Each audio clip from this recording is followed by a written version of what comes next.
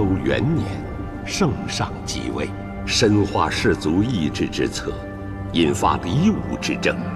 当时酷吏横行，右相遭酷吏揭发，因梦获罪。此事一出，朝野内外一片哗然，百姓自此谈梦色变，生怕祸及己身。为医女叶平安反其道而行之。说那个新衣，快别看他！什么新衣？就是个巫女。对不起，快走快走，离远点儿！哎呀，你来了！哎呀，铃铛！别看，这个铃铛会摄人心魄的。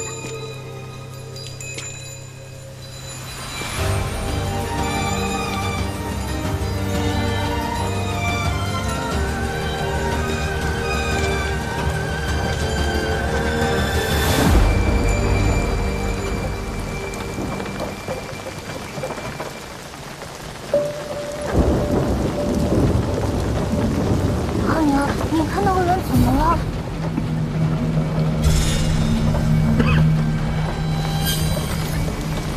护城堡部打人了！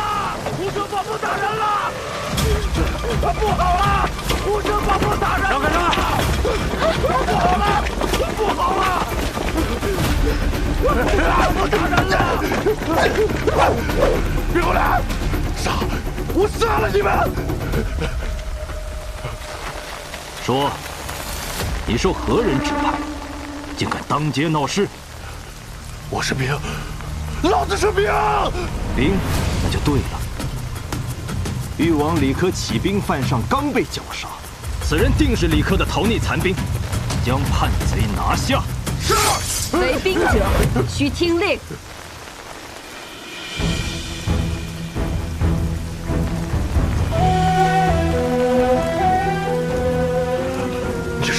无声，我乃大将军，你不认得了吗？将军，我不认识什么将军，我一直跟着吕帅呢。你的吕帅正在跟这些人作战，这些人你总该认识吧？华成辉我都认得，这帮硕大的狗杂种，杀了我们这么多兄弟。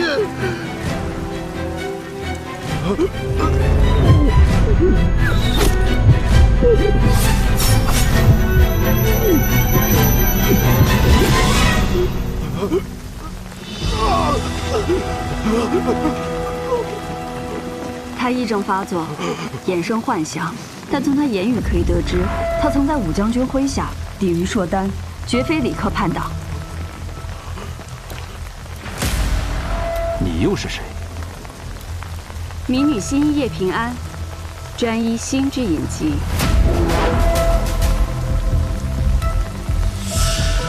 心仪。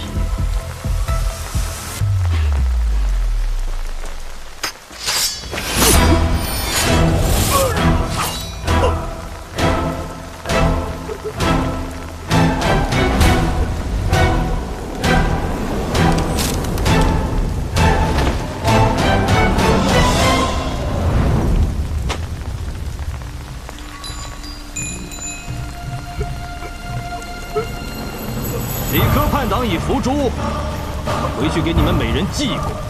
是。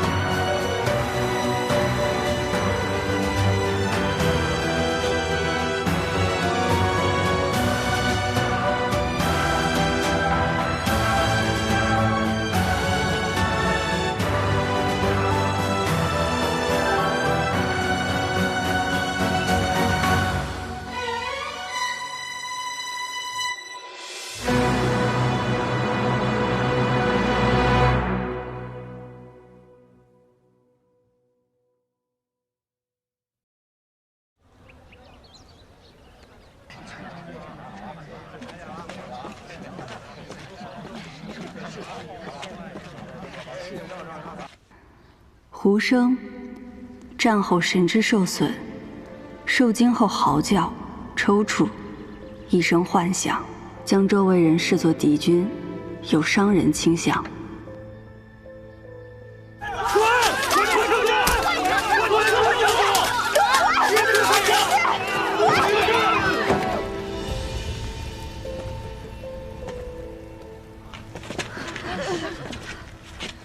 今日大街上盲沟人突然发狂，肯定是被你下了咒。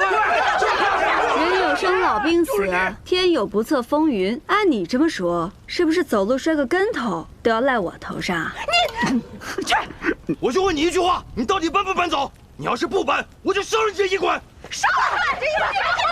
你不妨试试。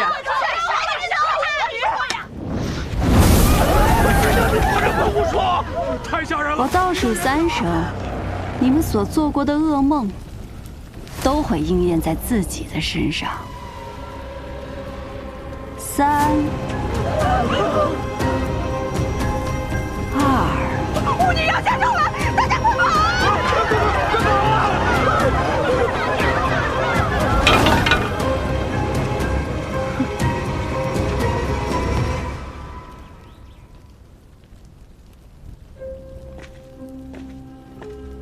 早就听说圣都有个巫女能窥梦医人，跟她闲聊几句，病就能治好。医者本就源于巫师，不过像他这种人，用巫术这种伎俩骗百姓的救命钱，那天就是被烧死了，那也是活该。龙门赛取逾越龙门之意。参赛的盲沟贱民都是些天生贱种，比起我来不惜命，只管以武取悦诸位贵人，不论死生。比试者各代表红白双方，胜者及其子女可摆脱贱疾，分得田地，重获新生。下面有请2位盲沟双生兄弟一决高下。比试开始！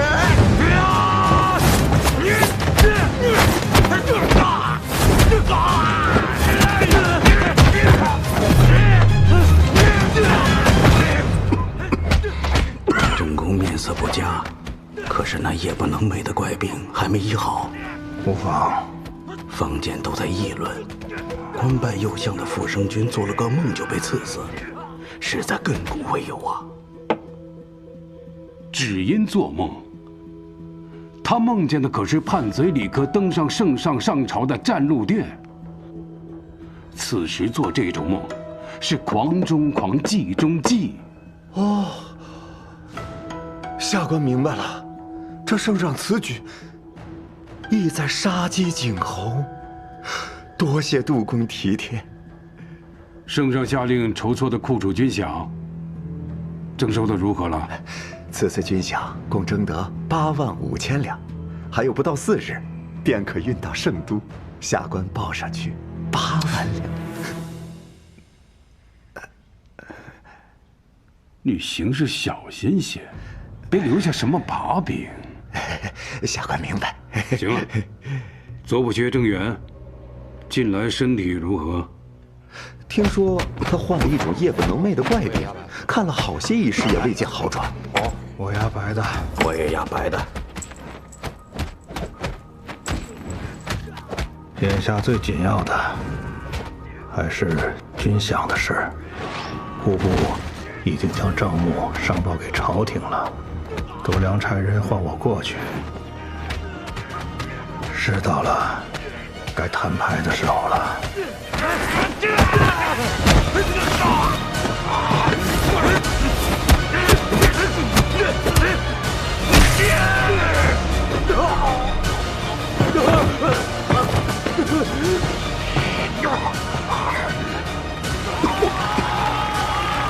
没有个盲狗贱民。还是双生兄弟打得有看头，没打死啊，可惜了。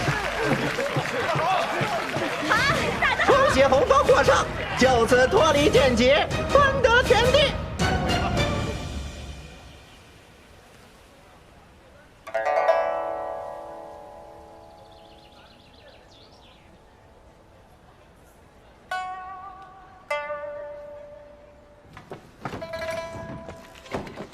叶新一，我是正补阙府上的侍女。叶新一，正补阙邀你到府上做客。今日不问诊，改日再来吧。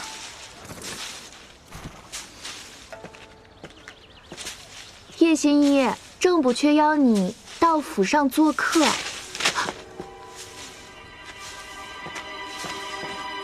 叶新一，正补阙邀你到他府上去。你怎么？哟，原来你这只鹦鹉除了说那几个字，还会说别的呀？都这个时辰了，还要去府上，这价钱嘛……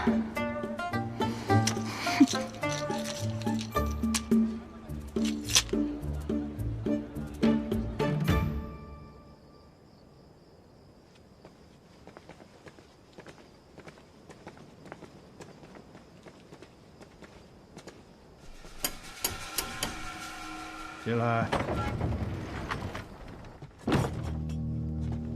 郎主，叶新一到了。你要的酒已经备好。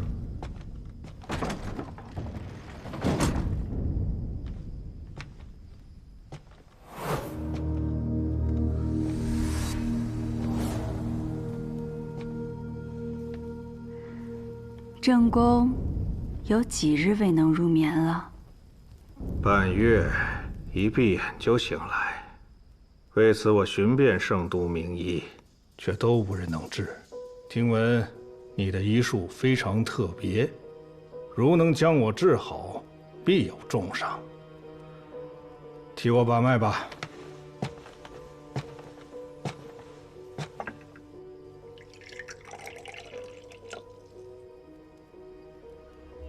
我医病，不观色，不问症，不切脉，只窥梦而已。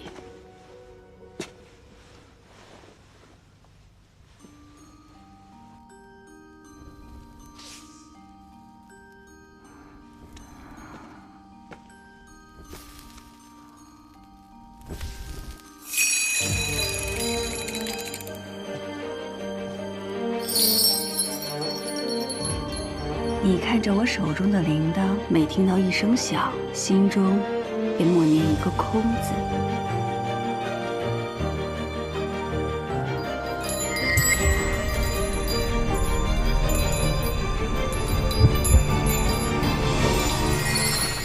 若没有我带你进京，你个小小的试验，怎么能坐到总捕阙的位置上？是不是手里有我什么把柄？督公饶命啊！啊！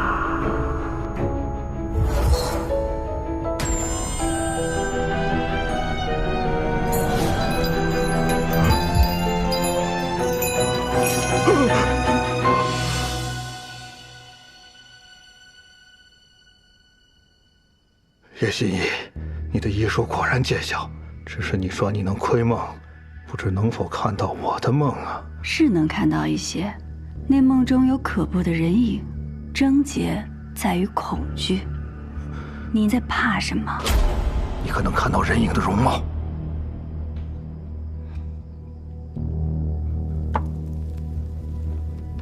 看不清楚，只知道是名女子。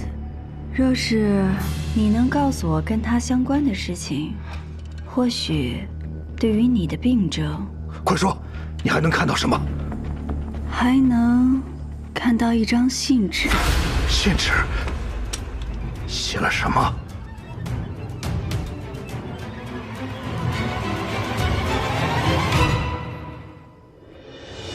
梦境杂乱无序，画面一闪而过，什么都看不清楚。正宫的病还需久医，现在天色已晚，马上就要宵禁了，偏安改日再来给正宫诊治。罢了，今夜之事，不要让其他人知晓。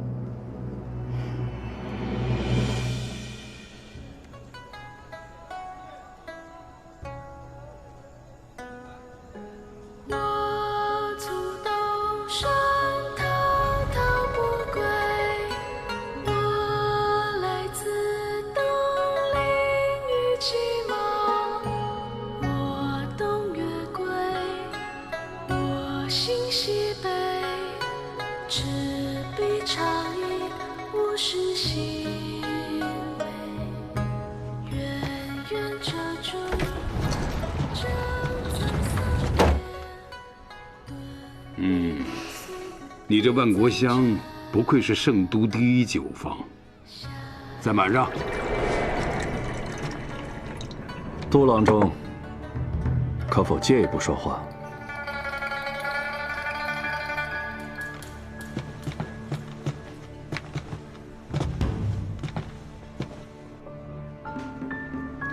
我想跟都郎中做笔交易。交易？都郎中祖上是高官，恩印入仕，做了个县尉，后经提携入了圣都，一路高升至户部郎中。他齐君山有幸拜你做了他的义父，可他赌坊的收入，却只愿分你2成，这岂不可惜？对我了解不少啊。我要是能拿到一台赌坊，我愿意给你4成，并且将收入的账目一并奉上。真是听君一席话，如听屁话。前户部郎中梁俊之出身寒门，妄想与琅琊王氏相争，现在骨灰埋在哪儿无人知道。他出身寒门，你连寒门都不是。芒沟的臭水熏昏了你的头，以为在战场上拿了几个人头就能在这不见刀光的争场上谈生意？你喝完这杯酒，马上从我的眼前消失。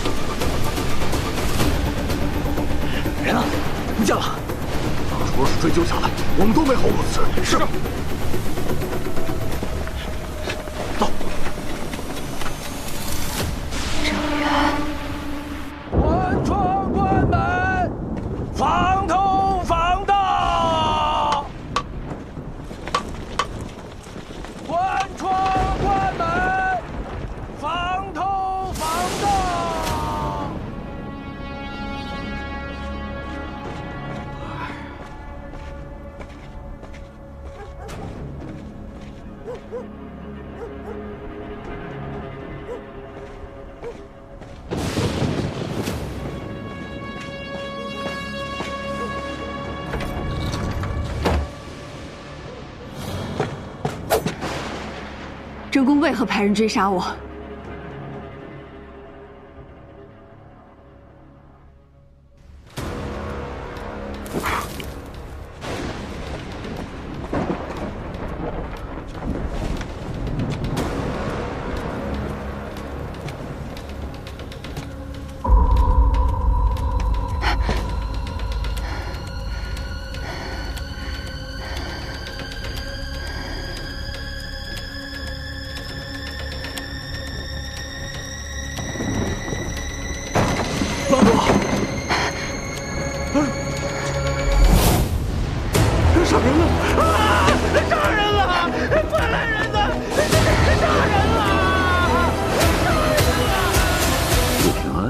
这名字有些耳熟，就是那个巫女。你对此案有何看法？但说无妨。昨夜郑补缺秘密请叶平安去府上看病，害症时管家听见报更后，去看郑公是否歇下，正撞见叶平安持刀行凶。案情简单，但我觉得有疑点。哦，什么疑点？一是匿名报案未免太及时，捉拿太过顺利了；二是叶平安手中短刀并无血迹，且与郑补缺的伤口并不吻合；三是叶平安无论出于什么样的动机行凶，为何要选择有人知道他去看病的日子？这不是增加自己的嫌疑吗？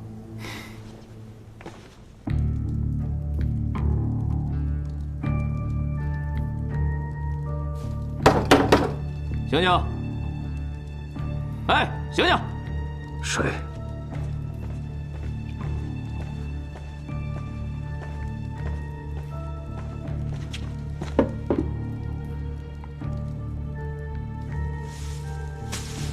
你们是来审问我的官爷？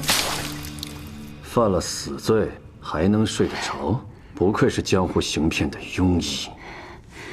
不是，啊，这是混账！我没有骗人，我是被人追杀才跑到郑不缺府上。我见到他时，他已经死了。这肯定是一个圈套，有人故意嫁祸给我，让我做替罪羊。有理有据。这么说，你是被人陷害？这里面定有阴谋。好，那你不如将昨夜经历的一字不差的全部写下来，如何？好。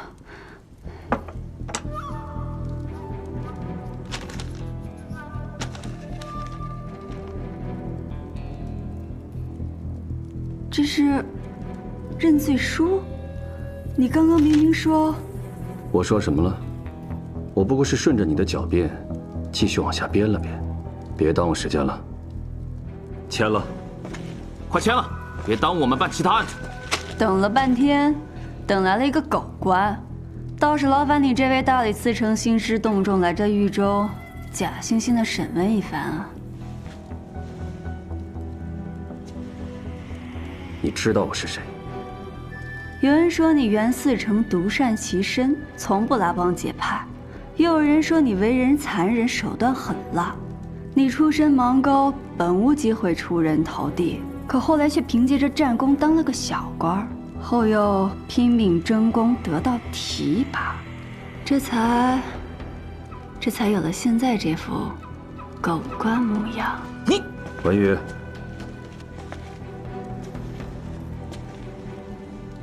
好啊，生的一副伶牙俐齿，不过也是鱼肉一条。这个认罪书你签与不签没有区别，有人会替你完成的。是吗？行，人是我杀的，知道我怎么杀他的吗？我盯着他的眼睛，施展我的巫术，让他自己摸了自己的脖子，就像现在我盯着你这样。巫术也好，骗术也罢，你觉得我会在乎吗？你在我眼里已经是个死人了。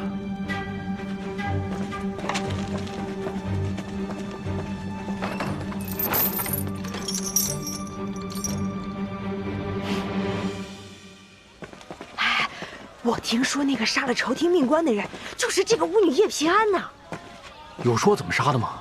说是他给人下了咒。哎，快点快点，大听到了吗？大听到了吗？可不是下咒这么简单，是梦。那个巫女啊，会引人入眠，窥人梦境。听说那个巫女可以钻进你的脑袋，一旦你做梦，她就会在你的梦里变成鬼。那郑不缺就是这么活生生被吓死的。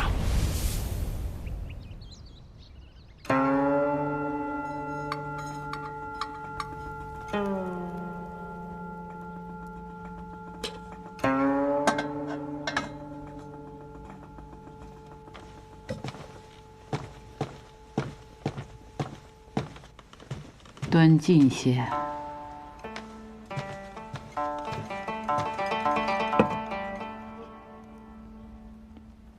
负贼之梦方毕，朕又听闻一梦。臣亦有耳闻，不知与陛下所说是否是同一件？你且说来听听。坊间传有一医女，能窥人梦境，替人医病。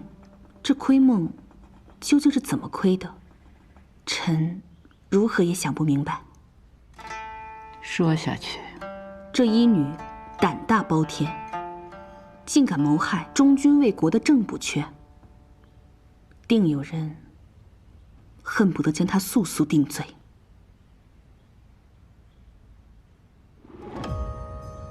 忠君，梁平王李琦生辰时，这个郑源也在宾客之列。他忠的是哪位君呢？你去打声招呼，让大理寺携那女犯到站路殿，朕要亲自审问。是。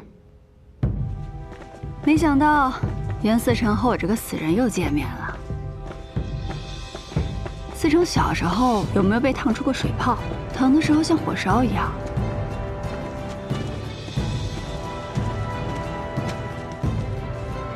参见陛下。听闻他能入梦杀人，可有此事？此女靠骗术行医，所谓入梦一说，不过是百姓受到了蒙骗，以讹传讹罢了。正宫一案，此女是用短刀行刺，现如今人证物证俱全，她抵赖不得。陛下，袁思成所言绝非事实。民女虽不能入梦，却能窥梦。民女看到梦中令郑补缺恐惧之人，此人才是凶手。若陛下给民女一个机会，民女可找到此凶手，并查出他杀害郑补缺的证据，以还民女一个清白。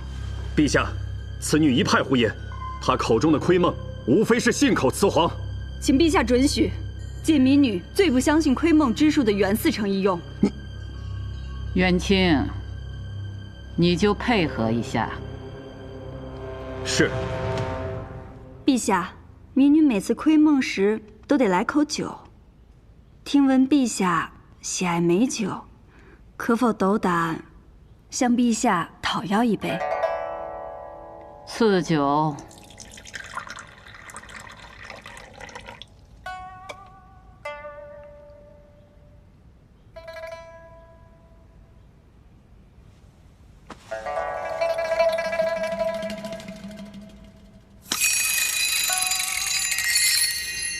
袁思成心智坚韧，但当我提到不要想到火，你脑海中是不是依然会有火焰浮现？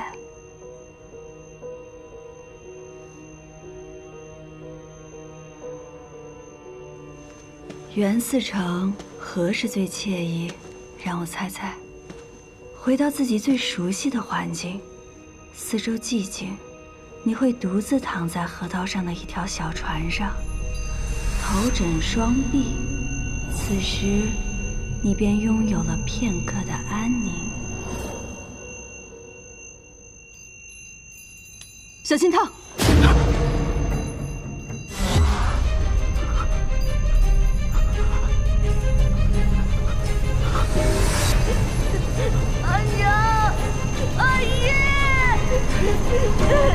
少神，阿爷，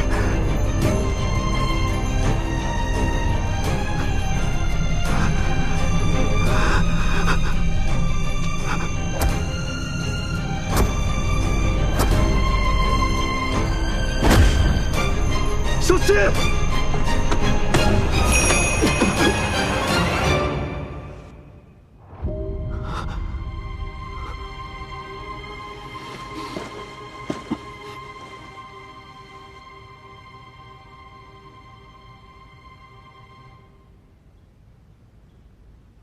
说说吧，刚才元清为何有那种举动？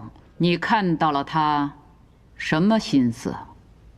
回陛下，是恨。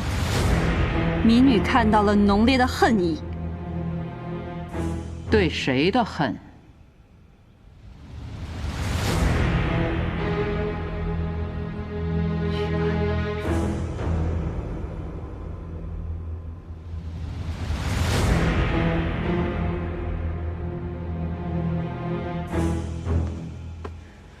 袁思成的恨来自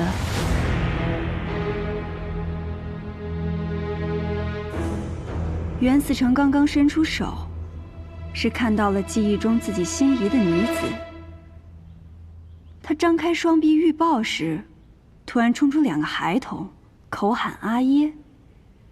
袁思成方知此女已嫁作他人妇，难怪袁思成如今如此冷酷无情。这么大岁数了，也还未娶妻，倒也在情理之中了。元清啊，他说的可是实情？回陛下，叶平安所言，确实是臣的难言之隐。看来，你确实有辨识人心的本事。若留你性命，让你替他人猜了朕的心思，朕岂不是养庸遗患？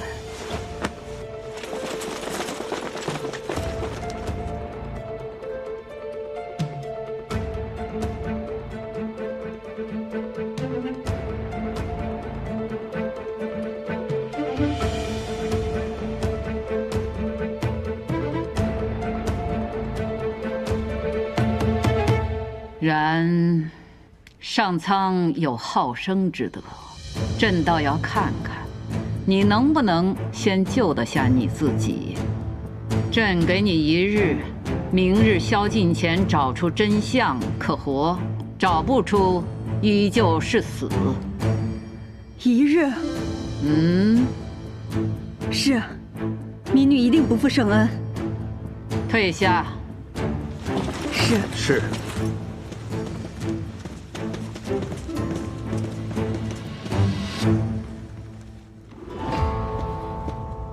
陛下，此女窥梦之术虽不似传闻中那般神乎其神，但也确实令人惊叹。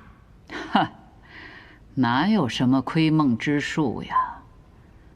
此女机敏且胆识过人，也许是可用之才，能不能活，就看她自己了。腿软，扶一下。你刚在店里编故事的时候，不还挺巧舌如簧的吗？什么冷酷无情，什么至今未婚。我不过是贪生怕死，想活命而已。袁思成心胸宽广，不会跟我计较这个吧？你如何得知我曾经被火灼伤过？你让我签认罪书时，我看到你手上的疤痕。你方才入殿之前就跟我提及手上水泡的事情，你就是那个时候开始用巫术蛊惑我的。我说了，你心智坚韧，寻常的法子没有办法引你入眠。你这巫术哪儿学的？若这也算巫术，那巫术便无处不在。你衣领上的绣纹穿着并不舒服，可你为何还要穿它？因为你认为它更能彰显身份。毕竟达官显贵们的衣服上都有绣纹，你要融入他们，自然要这样。这也是种巫术，不是吗？大理寺虽然已经勘察过案发之地，但我还是想亲自去一趟。1日很紧，不如我们马上。明日要死的是你，又不是我，我为什么要费心思？正渊府外可都是你大理寺的人，没你我压根进不去啊。若你不跟我一起，那我只好时刻跟着你，看看你去哪儿都见了哪些人。毕竟若我明日注定一死，我可是什么话都敢跟圣上说的。袁思成也不想被我拉下水吧？行了，再啰嗦，我就扔下你一个人去。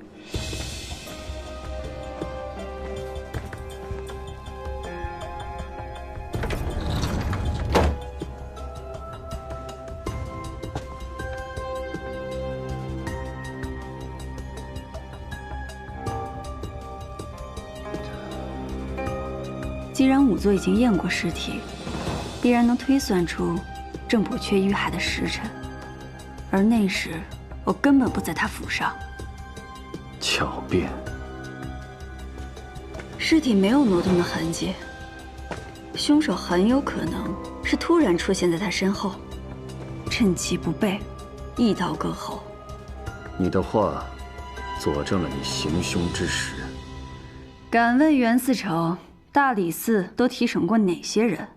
车夫、管家，这些人皆可证明当夜你从未离府。那他们的证词是什么？你在亥初宵禁入府，府中之人都听到更夫是在亥正报时，你恰巧用这半个时辰，在府中行凶作案。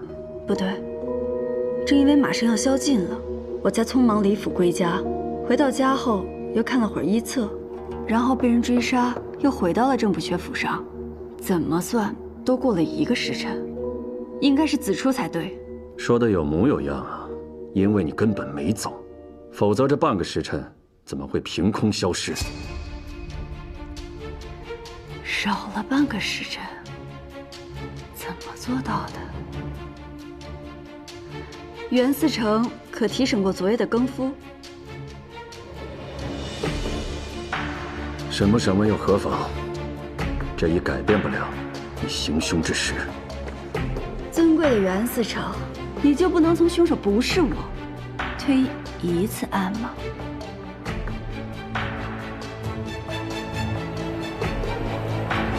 文宇，去查一下昨夜案发后的李府之人。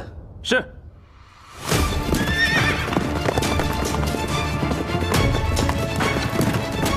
司城，撤！经查，昨夜离开郑元府的有2人，家仆萧全已死在郊外，侍女心儿不知所踪，只知她颈上有块梅花状胎记。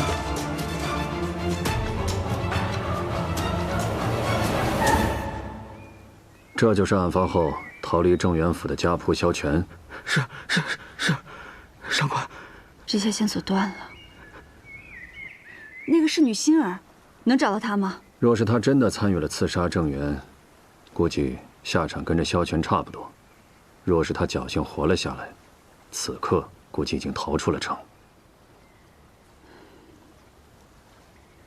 现在已是有证，离萧静只剩1个时辰了。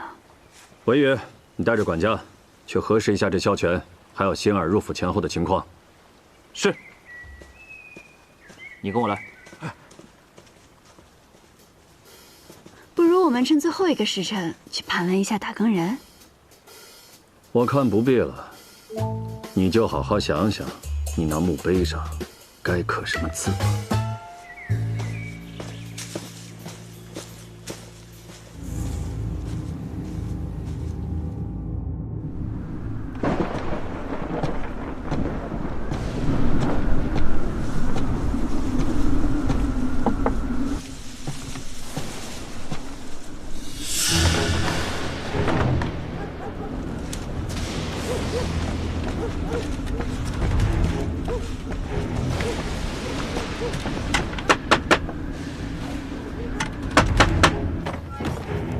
司城，曾轩求见。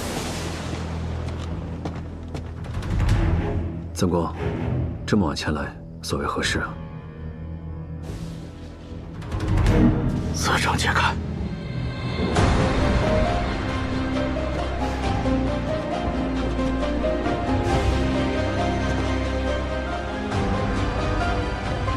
怎么样，丹心？有趣吗？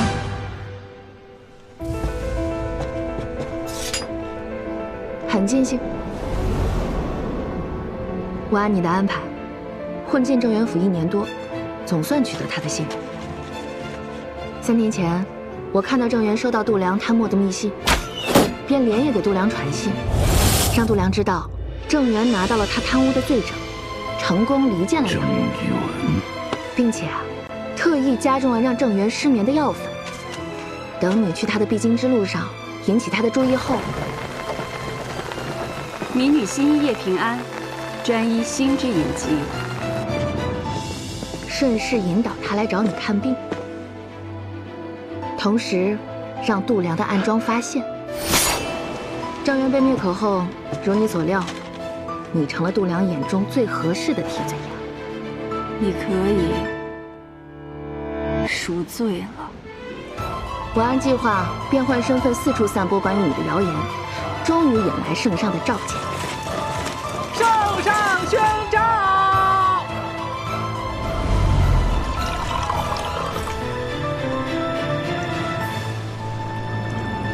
我这替罪羊办得还不错吧？我这假侍女演的也不赖啊。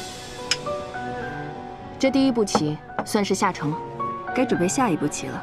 度量怎么也想不到，郑元还留了个后手，居然写了封举告贪污军饷的告密信，给了他的好友曾轩。由郑元的好友举告度量杀人灭口，才更具说服力。糟了，曾轩不见了！什么？无昨不缺郑元，举告户部郎中度量，贪墨军饷5000两。吾若身死，必是为度量所灭口。这是哪儿来的？郑公乃左不缺，有执剑之权，得知度量贪墨后，本想上告圣上，谁知道度量先一步找到了正宫试探。正宫察觉度量可能知晓了此事。曾轩，收好这封举告信。你怕度量会杀你？可你毕竟是朝廷命官，他胆子再大，你不了解他的狠辣。多年以前，我做过他的师爷。若我有事，你便将他交给你信任的人。为何现在才拿出来？我一个无权闲官，无法直接见到圣上，又听说抓了个女凶手，更不敢轻易拿出来。我知道你与度量并无利益牵扯，现在此案重新调查，我才敢露面。有人看见你来我这里吗？没有。方才我一出府，便察觉有人跟踪，急忙想法子甩掉了，才敢过来。曾公，跟您说句实话，我不仅与度量没有利益上的牵扯，且私怨颇深。此事，你是找对人了。今夜，你先行在我府上休息，明日一早，我便带你入宫面圣。好，好。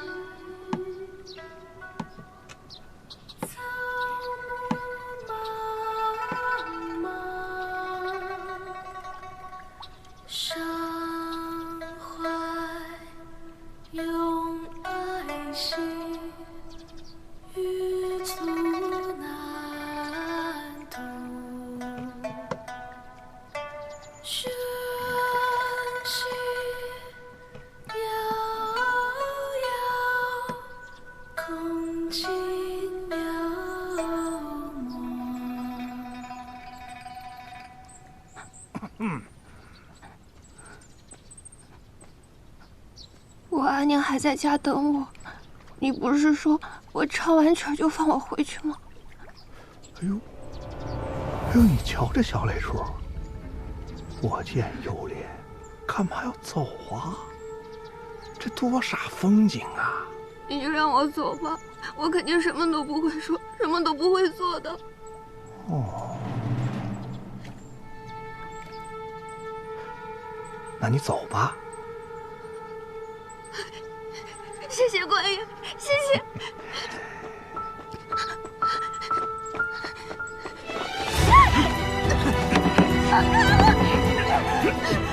师爷辛苦了，杜县尉说这个小丫头就给您慢慢享用。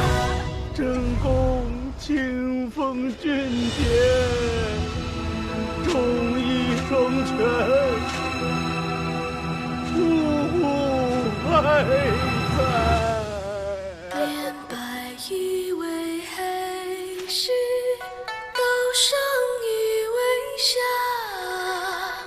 凤凰在怒兮，居无山屋。同绕于世兮，一概而相量。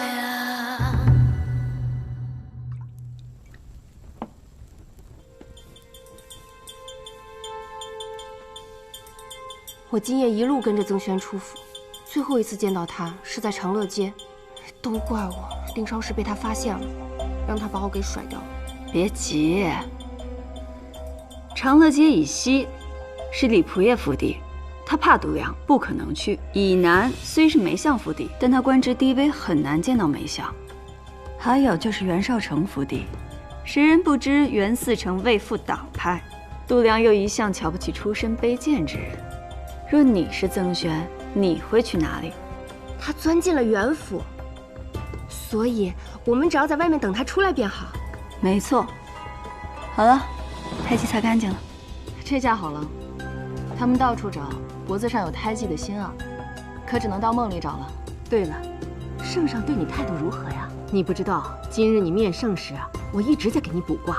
姑母，放心吧，在他们眼里，我嘛就是一个被冤枉了的倒霉蛋。谁能想到我才是做局之人？那你还得万分谨慎。如今郑元一死，闹得满城风雨，这城里的百姓对你啊，那是又憎又怕。这第一颗棋既然已经下了，就必须要下到终局。度量贪墨的那5000两军饷，上面有印记，他一定会找地方熔掉重铸。黑市那里有没有什么消息？你看，老鬼帮我们画了张地图，度量的熔银厂就在东郊10里山坳处。熔银厂是我们敲定度量罪证的关键，姑母你联系鬼叔，安排人手盯住。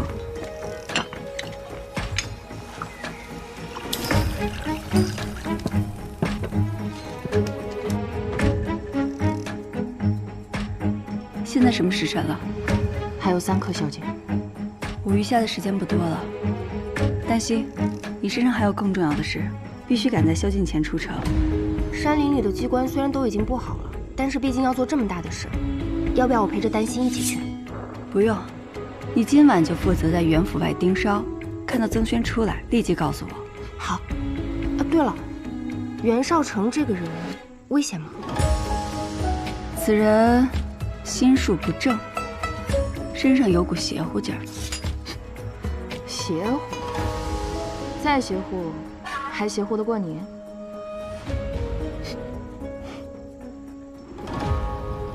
杜公，曾轩已死，这封信一烧，你便可安心了。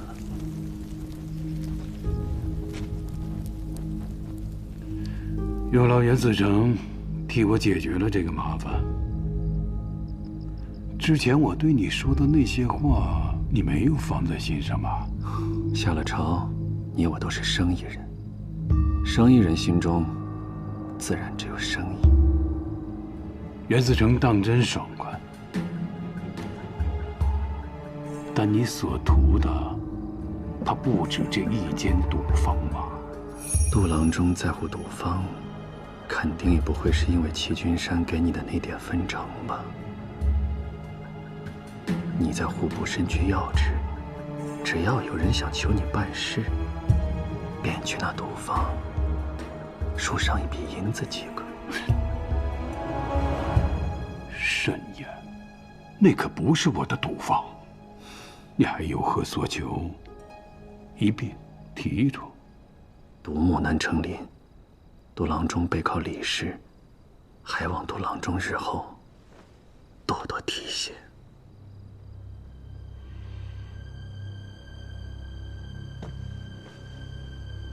赌坊给你了，我身边就缺你这样的义子。多谢杜郎中抬爱，不过义子的名分，我就不和齐君山争了吧。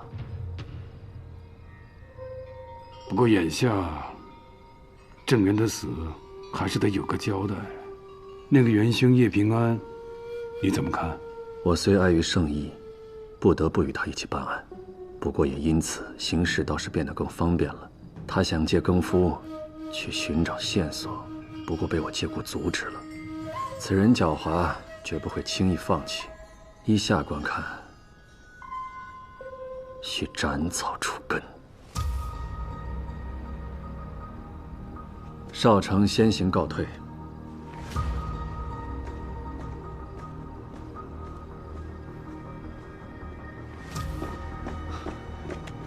郎主，说，我亲眼所见，袁绍成杀了曾轩。至于叶平安，他今晚进了屋，便没再出来。盯紧他，一丝喘息机会也别给他留。是。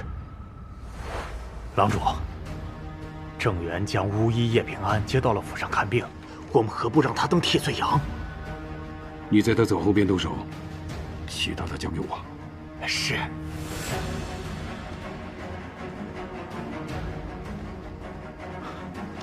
郎主，在叶平安离府后跟着他，确保他别遇上任何人。在子出时，再将他赶回郑府，然后秘密报告他行凶。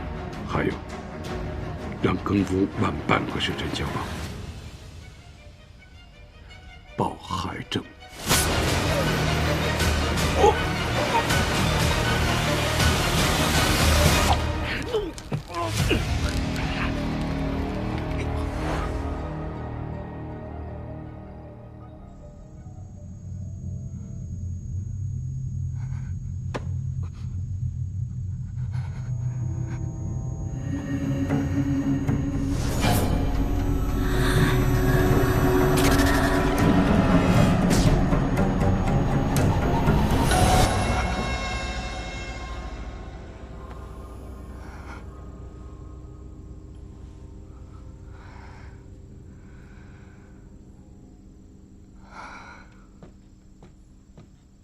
又做噩梦了吧？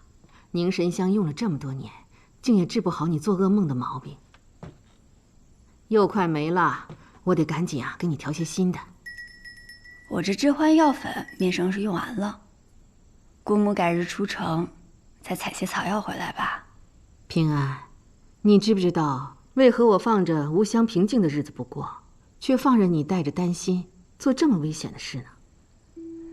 因为姑母了解我。错，不是了解，是因为那些日子虽然安稳，可我却未曾见你真心的笑过。所以我想，也许只有你真正解开心结，才能自在。计划刚开始，自然思虑的多些，往后都会好起来的。姑母这么担心我啊？跟你年轻的时候痴迷巫术，不愿意学医，还自处踪疾，这胆子可不比平安小。所以只有姑母才会支持我这大不韪之举。平安，记住了，圣上那关你必须得过，只有这样，你才能将大不韪变成大可为。遵命。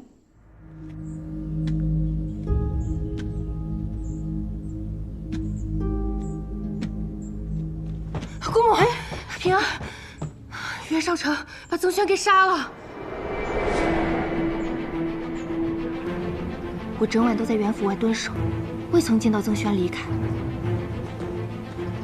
直到偷听到袁绍成跟人说曾轩的尸首处理了吗？大哥办事你还不放心吗？保管处理得干干净净。辛苦大哥。这才知道曾轩已经遇害。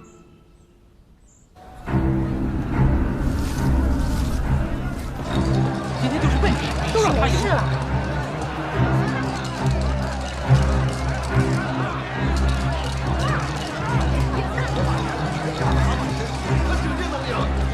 老大，刚收到独郎中密令，让咱们拖住叶平安。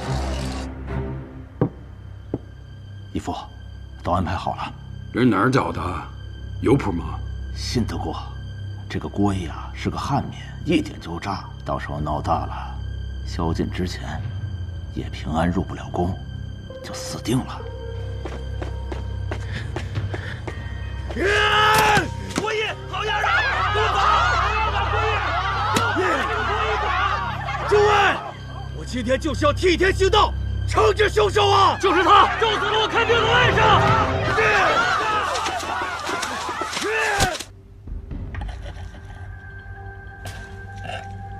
还有一件事，军饷马上运抵圣都了，你速派人去容银厂把剩余的银两尽快融好，转移回来。我办事，您放心。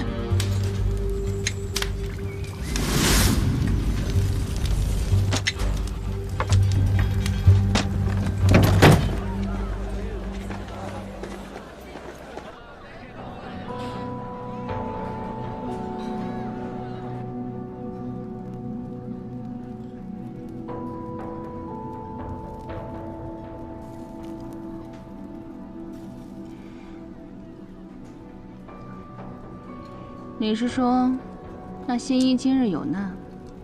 那羊掉进了狼群，还能有好吗？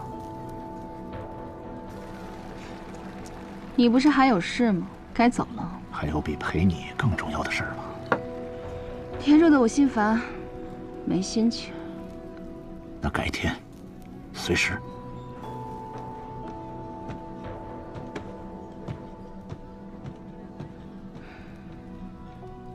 月儿，去找海尚书，告诉他，安心馆有骚乱伤人，梁官当管。是。海公，月儿，你怎么来了？安心馆有人聚众闹事。郎主，这事该公协管，你不好插手吧？民生事大。你去给公谢送口信，我先过去看看。别在这胡闹了！大家都静一静，大家都冷静冷静。有什么事情啊，尽管跟我讲，我替大家做主，好不好啊？好。这个巫女，她用巫术咒死了别人的外甥。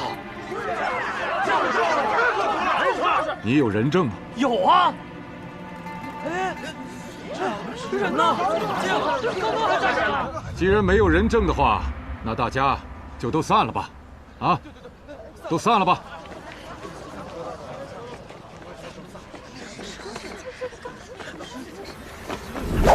别动！躲开！躲远点！不要看！叶平安是个祸害，骗大家的钱，害死人家孩子，这事儿不能就这么算了。我今天就要为民除害！你，郭毅，这个名字，叶心怡呀，我被那个郭毅咬了一口啊！他读点破书，考个破举子又咋的？他也就是个做脚夫的命。 我就骂了他一句啊，他突然就像只疯狗一样就咬人了。癫狂、易怒，有伤人倾向，他有狂躁之症，需先将他安抚下来。郭毅，如果我告诉你，我根本没有伤害那个人外甥，也根本没有见过那人，你信吗？你不能只听一面之词啊！什么一面之词？ 害死了外甥的大哥就在那边，大哥，大哥！这人呢？海公，封建守卫就位，你们要干什么？都给我老实点啊！告诉他们，千万不要轻举妄动。是。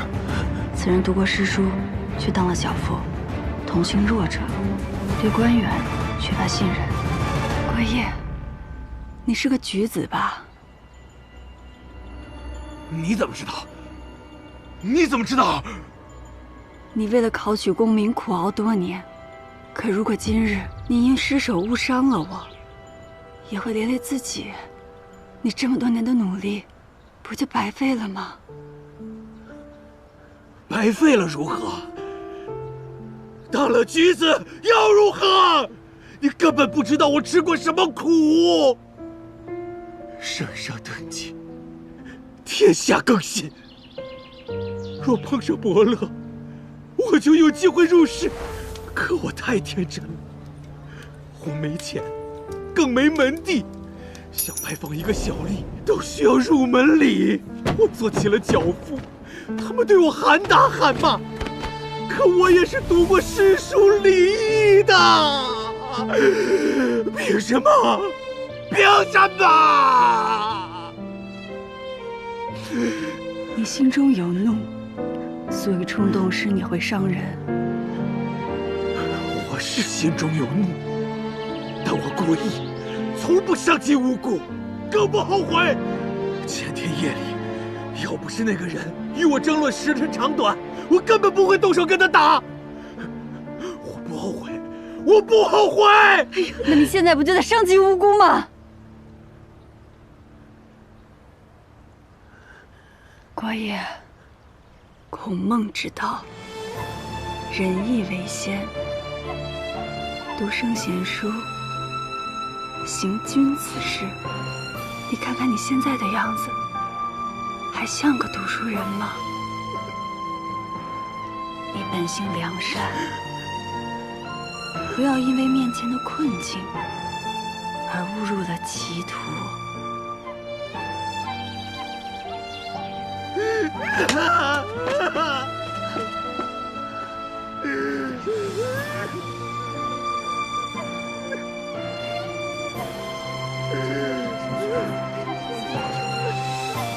没事了，没事了，都散了吧。啊，大家散了吧。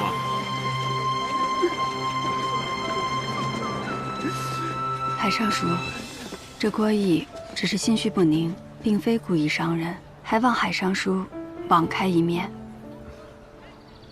叶平安，今天真让我见识到了你这疏导人心的本事。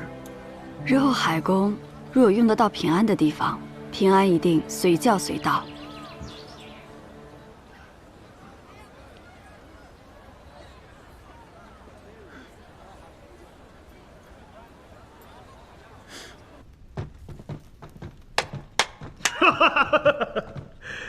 可以啊，这里比咱们府上还要气派。好，赵玉，在。去找人把墙上暗影的东西给我扒下来，换上手纹。是。司城，方才暗信馆有人带众闹事，但已被叶平安化解了。这肯定是度良那孙子出手了。我们既然上了度良的船，要不要帮他阻拦叶平安，卖个顺水人情？我看不必，他没有证据，待木谷生毕，他便难逃一死。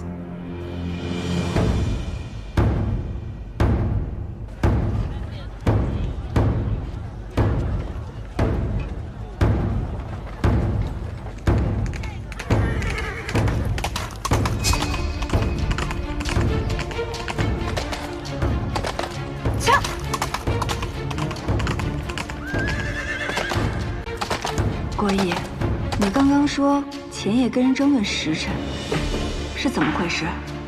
那晚怪得很，时辰过得特别慢。慢？从有证到害证，我每日都捡4缸豆子和2个时辰，从未出过差错。可前天夜里，我按和往常一样的快慢抛捡豆子，却捡了5缸才听到打更。我告诉门房更夫打错了更，在册本上写下做工2个半时辰。你若想弥补今日的过错，需尽快拿来册本。好。平安，册本接着。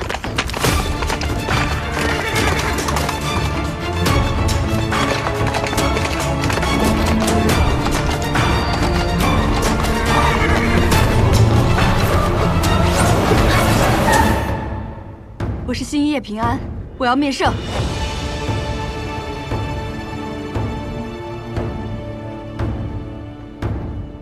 宵禁已到，1日已结，圣上不会再见你。来人，将此犯拖出去。鼓声未停，木国600声方节，鼓声未停，今日就未过。那又如何？你不过圣上金口预言，纵只剩须臾，今日亦未过。你阻我面圣，是要害圣上出尔反尔吗？你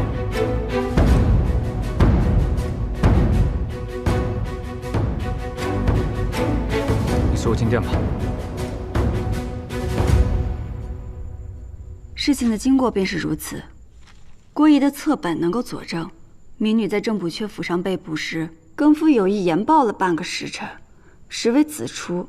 验尸也可证明，郑补阙死时是亥时，他被杀时，民女并不在场。还有此物是民女在郑补阙府上搜查时发现的。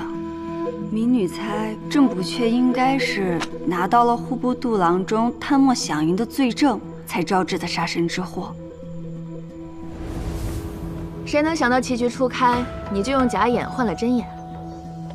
对手歧路难辨，为了自保，那就必须将度量的亲笔密函握在自己手里，将临摹的假密函替换给郑源。可若你拿出这份真的，被别人发现的话，放心吧，我会单独面圣，到时候没有人会知道我跟圣上到底说了什么。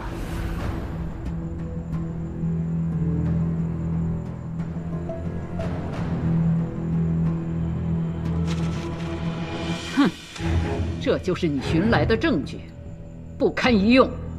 陛下息怒。你当朕是拥军还是昏君呢？仅凭一封言辞含糊的信，就意图污蔑一位大臣，朕昨日就该赐死你。民女自然当陛下是明君，仿制民女查与不查，陛下心若早已如明镜。民女一无所有，唯有心诚。心诚？你是赤子还是狼子啊？赤子为弓，锐而不拔；狼子为剑，锐而破竹。两仪相生，皆为陛下的子民。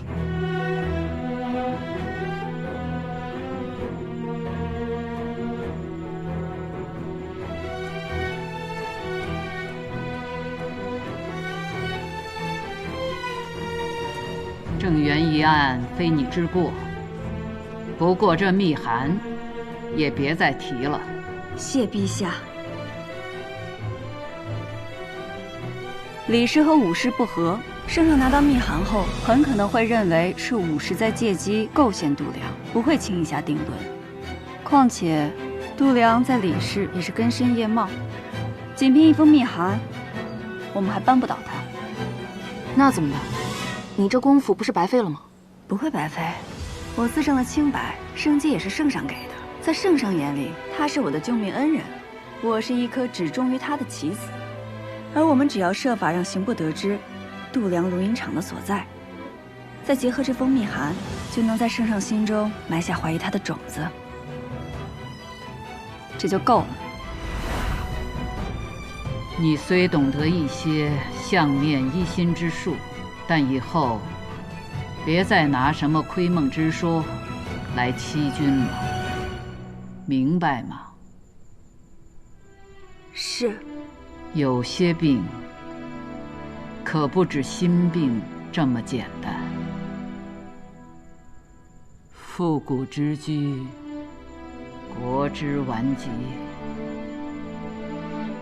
陛下，如有用得到平安的，平安愿为陛下分忧。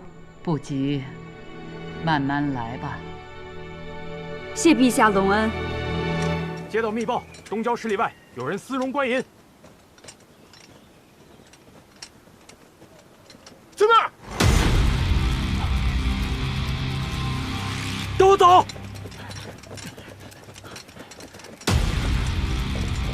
老大，有捕手！老大，有捕手！有捕手！什么？哎呦，官爷，你怎么来了？让开！你们这容银厂来历不明，我们要查封此处，带走。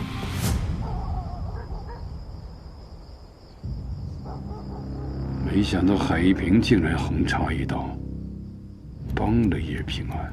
刑部查着容银厂着实蹊跷，所幸那批银子已经处理好，损失个容银厂也算不得大事。牢里那些人，义父放心，他们绝对不敢乱说。您觉得幕后之人是谁？此事怕是与梅党有关。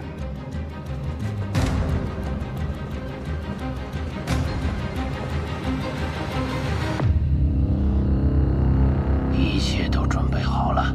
麻烦贵叔了，我们就守在这里，等于入网了。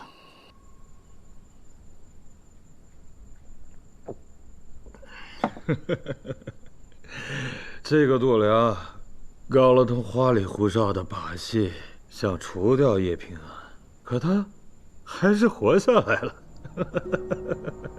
此前是我低估了他，他卷入郑源案，肯定不是巧合。你查过他吗？已经查过了，却并未查出他的来历。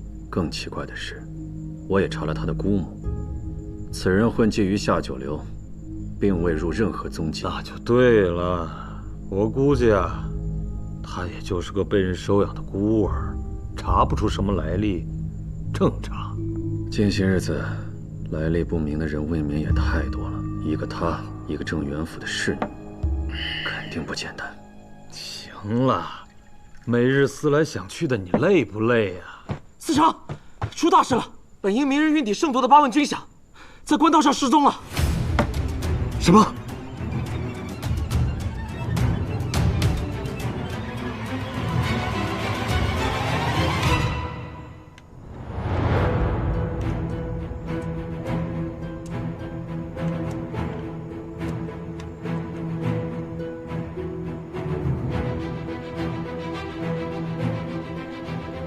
时辰到了。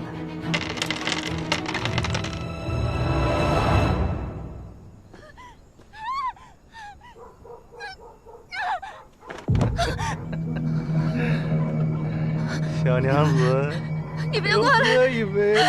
别动！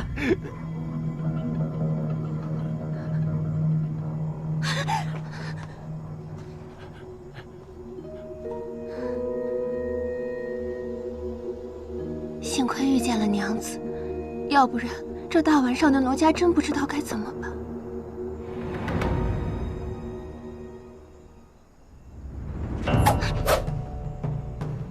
哼，果真是个伶俐人，这么快就识破了我。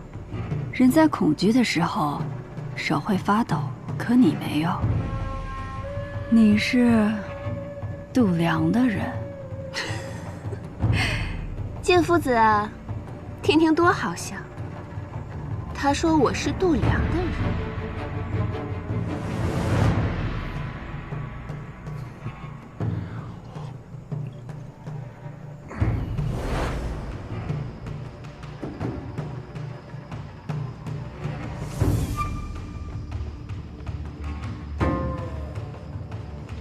郑源与我有旧怨，他被杀前几日，我派晋父子一直在他府外蹲守，伺机寻找复仇的机会。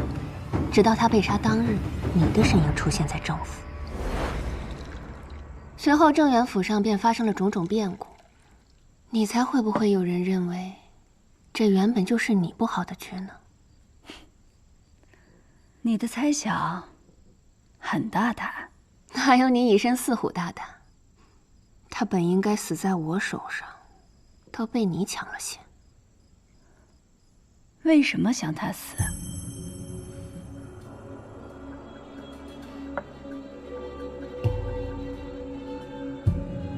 你为什么想他死？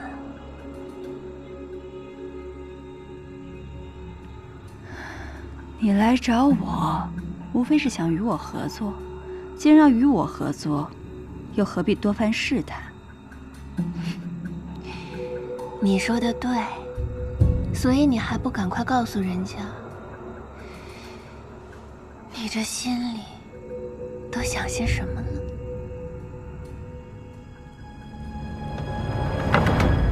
我不管你什么来历，找我合作却不听我的，那我根本不需要你。从哪儿来，回哪儿去吧。我在万国乡那些公子哥身上，可能打听到不少消息。通泉，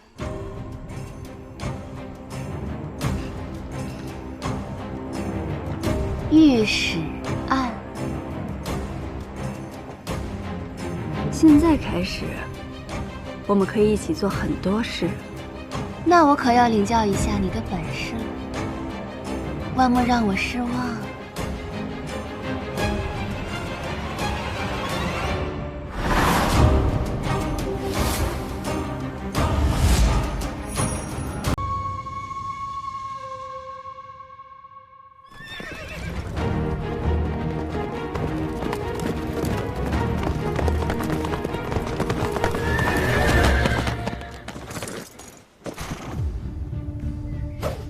袁司城来了，是不是好奇怎么我也在这儿？厉公近来颇得圣心，圣上重视军饷案，让厉公前来协同办案，不足为奇。谁有那么大能耐，连军饷都敢动？我看是家贼难防，有人监守自盗，不如先把押送军饷的人用刑招待一番。厉公刀尖对内的功夫，向来是一流的。我还有个功夫，就是鼻子灵。谁身上有问题，我一准能闻出来。那你来闻闻我。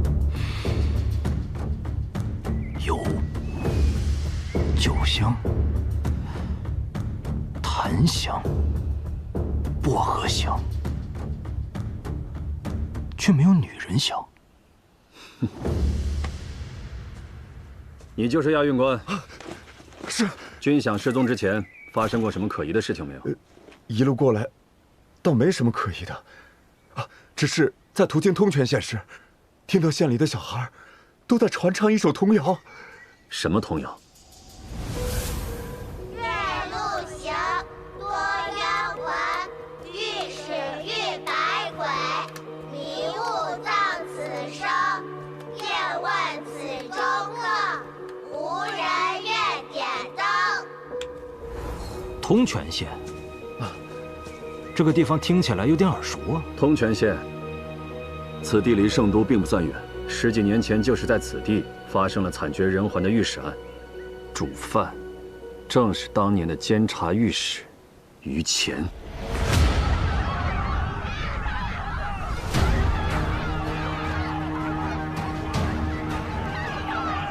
经查，前监察御史于乾贪赃枉法，纵火杀人，人证物证俱全，杀了他，罪大恶极。今判于乾及家眷共37口，斩刑。行刑。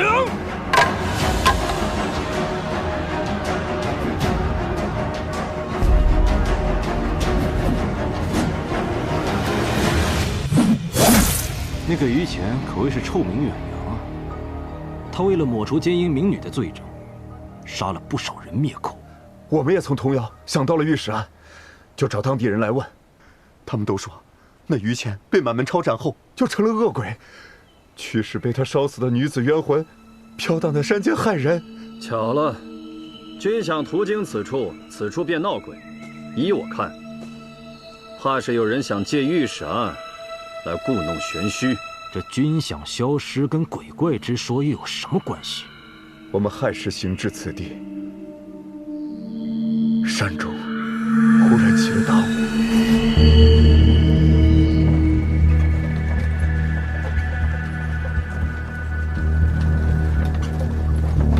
速度快点！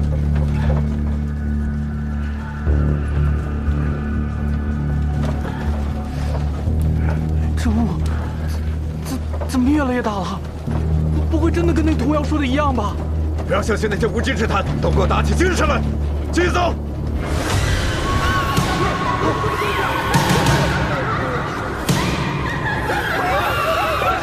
把火把举起来！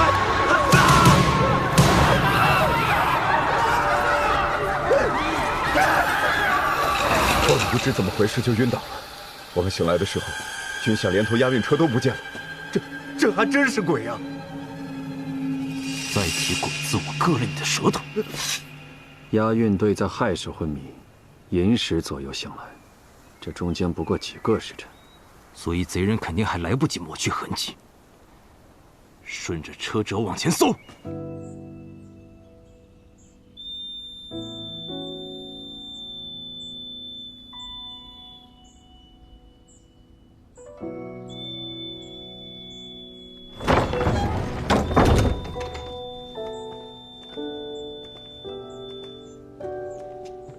平安，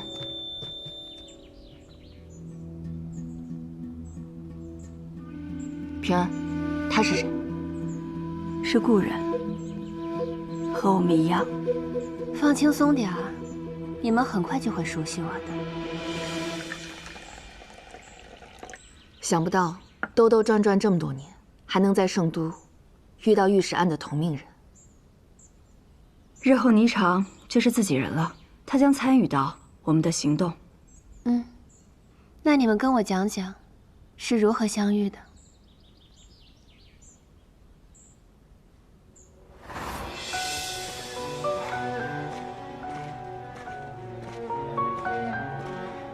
你不过是听人说在吴乡见过那蝴蝶吊坠，我们就巴巴的跑过来，万一他是湖州的呢？一丝希望都不能放过。那女孩若活着，我们兴许能从她身上找到证据。太白县女主唱，这大街小巷都传遍了，好些人都说了，太白星啊，跟那位太后太后。彩莲，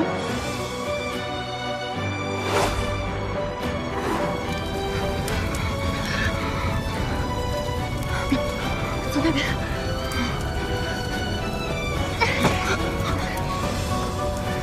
快走！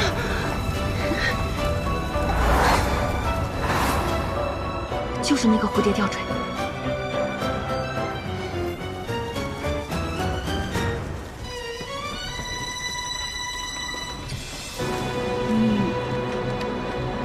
认的这块玉，你与我们可以算作故人，御史案的故人。我们相遇之后，决定要在圣都等待时机，直到圣上登基。圣上决心革除贪渎，我们觉得机会终于来了，只有借助更大的力量，才能让度量和郑渊这些恶人受到真正的惩处。至于后来发生的事情，你都猜到了，军饷失踪也是我们计划中的一环。度量本就贪污了部分军饷，正好引风吹火，让火烧到他身上。那你再讲讲，是如何将军饷从押运队里偷出来的？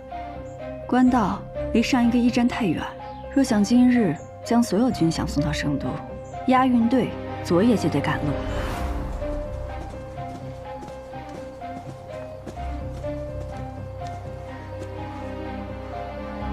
这几日山间必起大雾，遂天时。彩莲熟悉山中的风势，她将迷烟混进雾里，押运队很快被迷晕。我们的人藏在山中，不会被任何人发现。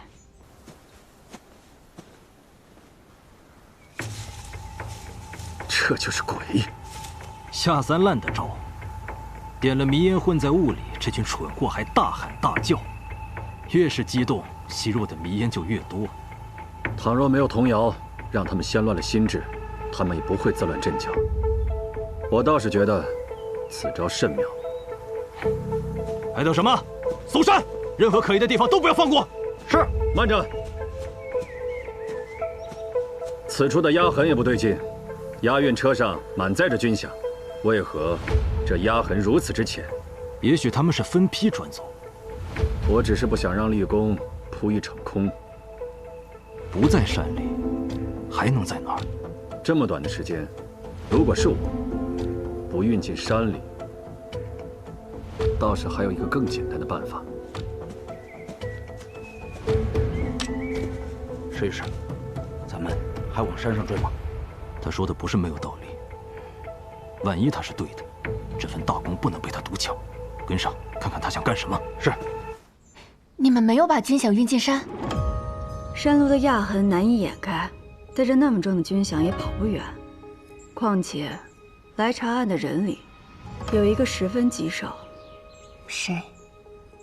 袁绍成。军饷失踪，大理寺一定会介入此案。芒沟，圣都最贫困的地方，许多没入贱籍的人没有了主家，又遭人轻视，就聚集在了这里。他们的子孙后代也都是贱民。袁绍成是他们当中唯一一个脱了贱籍以后，成功当上了官的。这个袁绍成可真不简单。哦，对了，我听齐君山的手下说，齐君山突然将义泰赌方分给了袁绍成。看来袁绍成攀附上度量之后，收获不小啊。齐君山手中的饼被袁绍成啃了一口，怕是不会甘心啊。你跟袁绍成交过手，你觉得他这个人到底怎么样？心够狠，城府够深，他的手腕非常人所能及。他才是我们在军饷案中最大的劲敌。所以我们听平安的，将军饷藏进了河道。那他会不会也想到了这一点？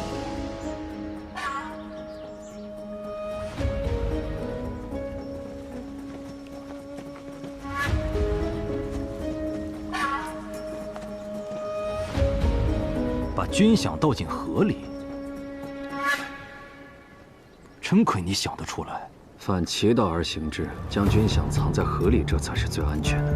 文宇，你把船夫召来，让所有人沿河仔细搜查。是。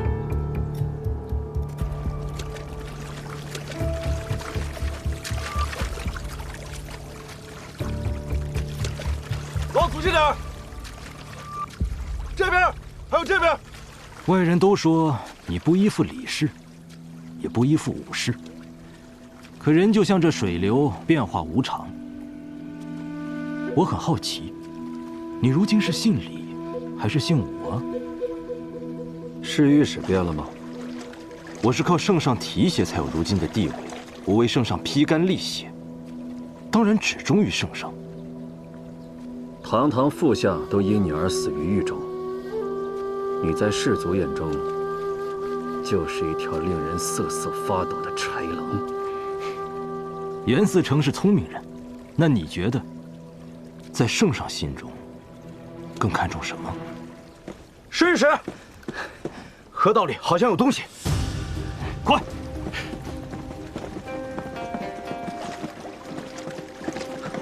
试一试，你看那。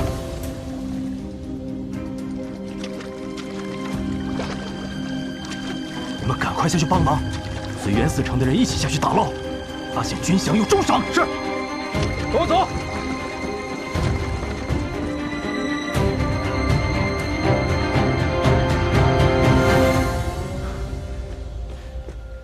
侍御史，没有发现军饷，河底反光的都是淤泥。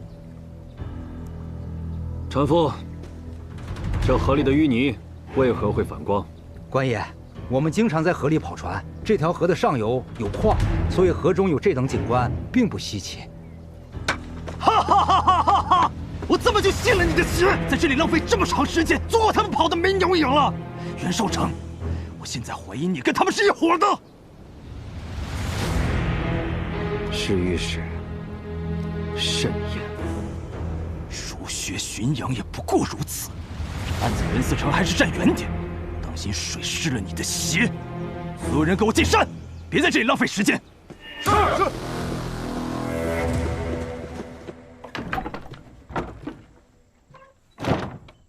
我去打探过了，现在负责军饷案的，除了袁绍成，还有酷吏厉俊。厉俊为了往上爬，可以出卖任何人，他可是条疯狗。之前你让我们在淤泥上撒云母的时候，我还在想，为什么要这么麻烦？原来你是故意要让袁绍成栽跟头，这样他就不会一直盯着那条河道了。还有，如今战事虽歇，但仍要抓紧时间，尽快完成计划，让朝廷收回军饷。如果真将军饷藏进山里，反而不好办了，所以只能另寻他法。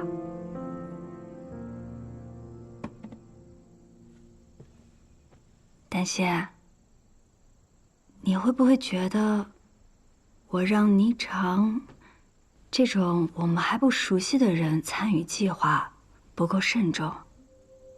一开始我确实这么想，不过我跟你不也是从不熟悉到亲如家人吗？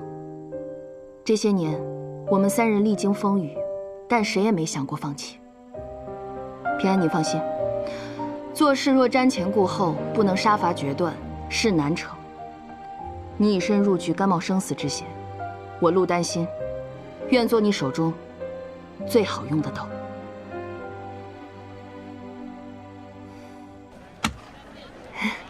这块肉也太大了，我要不了那么多，再切一半吧。好。我是想要你切一块大的，一块小的，我要小的那一块。好。哎，这块小是小了，但部位又没那块好啊。切这儿，这儿看着挺好，这块吧。哎呦，哎，你这什么态度啊？你还做不做生意啊？老板，这块肉我要了。他要了。包好了，送过去。好嘞。黑仔，看他啊！还是你这个瘟神好使啊，什么凡人精都能被你吓跑。东江那边怎么样了？今夜要起大雾，是把军饷转移出来的最佳时机。但是河道那边目前还是有人在守着。谁的人？袁绍成。厉军入山搜查了，但不知道为什么袁绍成却没去。行，我来想办法。拿着，走了。干什么？别碰我黑仔！采莲姑娘，给我来一斤肉。好啊，70文。涨那么多？这盐价都飞涨了，我这猪肉还不能涨？你买不买？不买别挡着我做生意。买。这块够吗？行。今天谁惹上你了？火气这么大？你别管。喏。谢了。采珠姑娘。什么猪？呸！哪天我非毒死你跟袁绍成！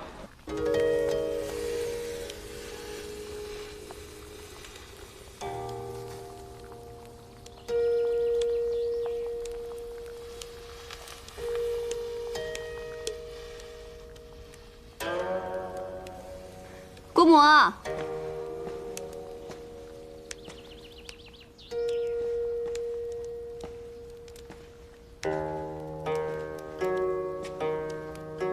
你是？真没想到，你这医馆的陈设还挺别致，就是和四周相邻的铺面有些格格不入。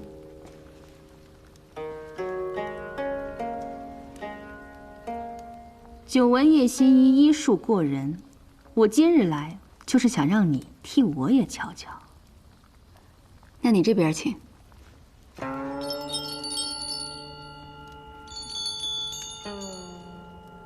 你有何症状？没有症状。没有症状，为何求医？你的名号如今在圣都之内无人不晓，我就是好奇，你究竟有什么非同寻常的手段？我懂了，这就给你备药。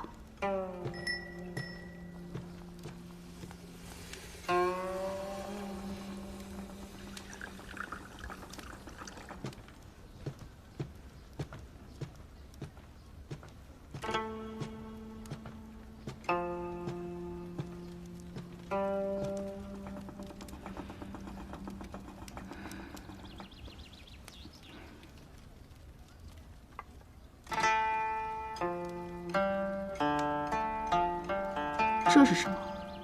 你喝了便知。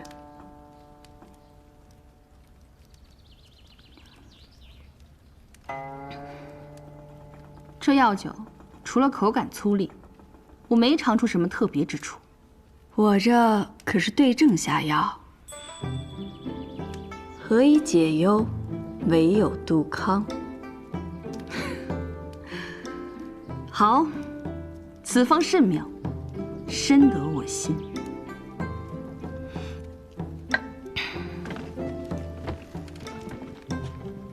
叶新一果然名不虚传，圣上口谕。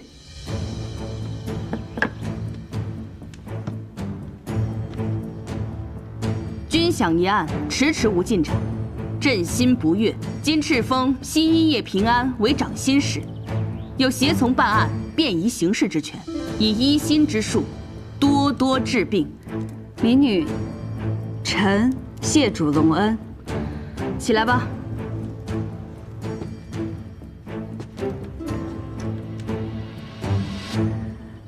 原来是圣上跟前起草诏敕的武舍人，刚才唐突了，还望见谅。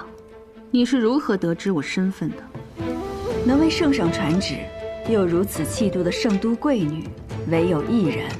只是我也没想到，刚才武舍人竟如此爽快地喝下我那杯粗酒。我没有喝不惯的酒，粗酒也好，佳酿也罢，有多少价值，在于为我斟酒的人。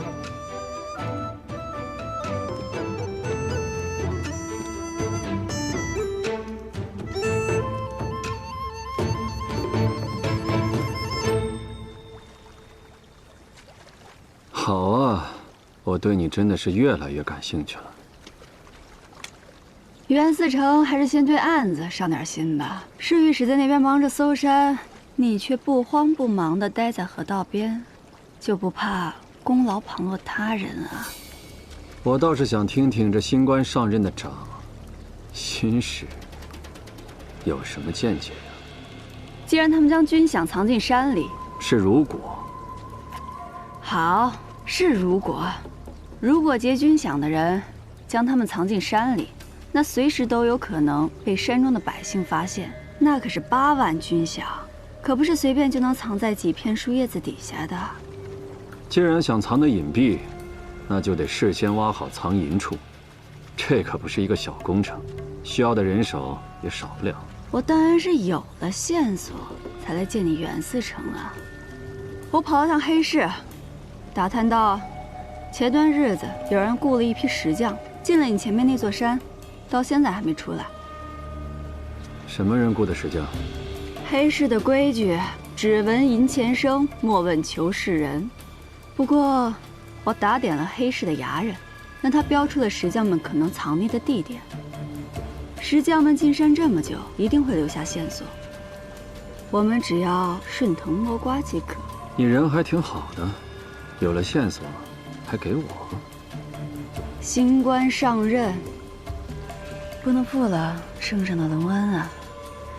只可惜我两手空空，只得倚仗袁思成你费心结案了。若是等到论功行赏那日，还请袁思成别忘了在功劳簿上也给我添上一笔。你这功夫没白费，谢谢。别客气。走。文宇，将这个交给厉俊。是。走。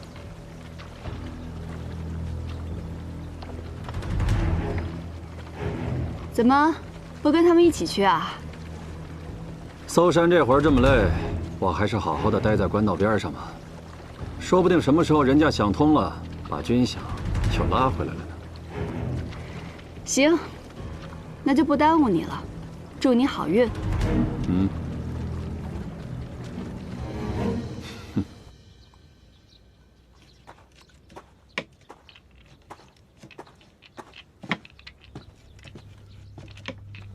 义父，掌心使是叶平安。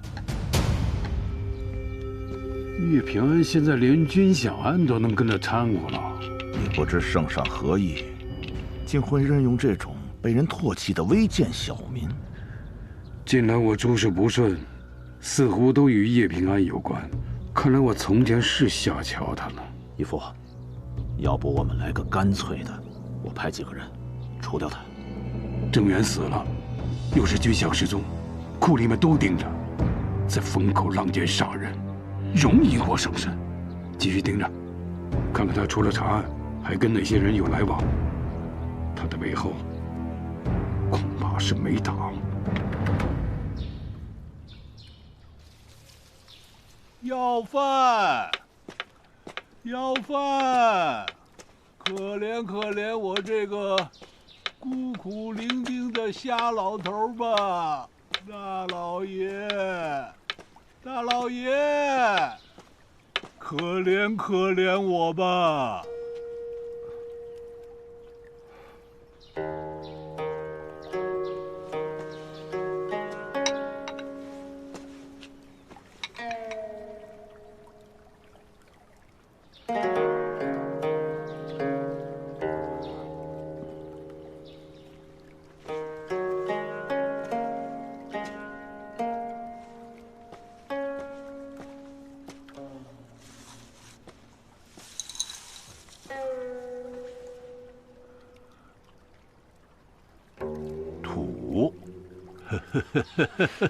土好啊，有土就能长庄稼，有庄稼吃，人就饿不死，饿不死就能干活，这就是我想要的。好，哎，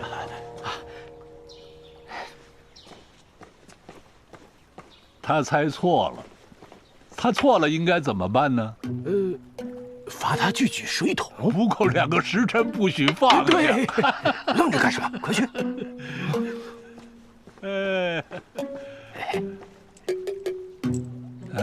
这是冯家的大公子，回头给他找一个能捞油水的闲差，这个赏你了。谢郎主，快点。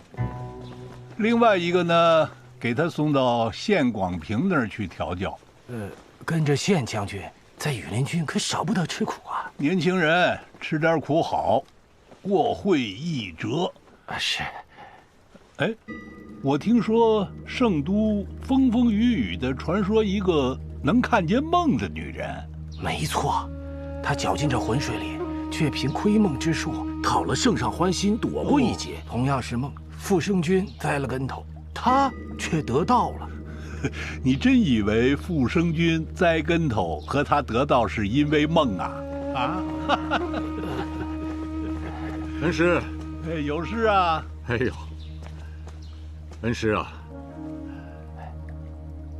这军饷一事，恩师怎么看？现在每双眼睛都盯着军饷。是。这件事呢？打先锋的是酷吏和大理寺，你等着看啊！事过之后，一定会有人升官，有人遭殃。这军饷关乎民生边防，就怕有人为了要功劳，贪功冒进呢。你不用着急，如今战事暂歇，这军饷丢失几日，说不定能发挥更大的作用。武也好，礼也罢，都是士族出身，有的时候休养生息不一定是坏事。那就放任不管吗？还请恩师赐教。你记住一句话：有的时候无为才是进。有些人着急，急就容易错。等着瞧吧。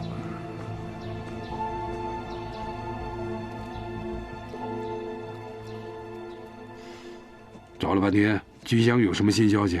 暂时还没有。义父，这袁绍成能信吗？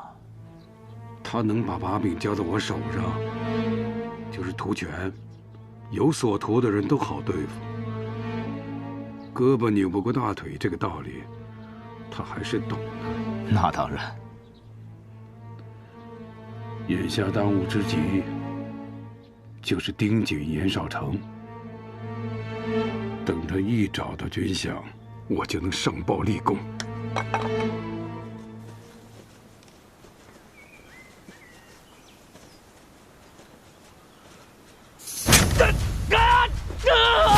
小心埋伏！机关越多，说明我们走对了。接着搜。是。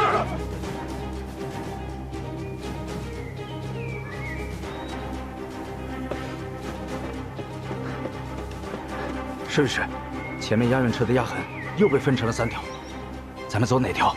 试试。袁四成送来的地图。别跟着压痕了，山里这几处地方挨个搜。是。袁绍成再不离开河道，时间就来不及了。我带人去河道，把袁绍成引开。你可别冲动。平安，你打算怎么做？他不是跟度量一条船吗？那就把这条船砸沉。度量为人贪婪，既贪功又贪财，而齐君山则是个急性子，争强好胜，对袁绍成早有不满。咱们从齐君山下手，让他发现袁绍成有私藏军饷的嫌疑，放狗去咬狗。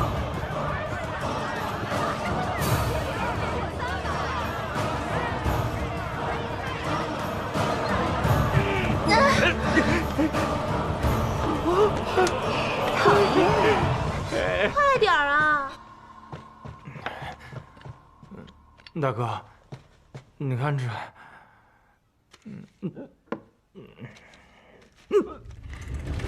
喝了不少啊！失踪军饷由袁氏觅得，私藏义态赌坊，有迹可查。谁给的？啊？这我也不知道啊！你要是再贪杯误事，我把你嘴缝上。知道。大哥，不过这袁绍成最近很受郎主青睐。谁敢觊觎我齐君山的东西，我一定送他入土。说到做到，我们最讲诚信了，对吧？对。叫上人，抓老手。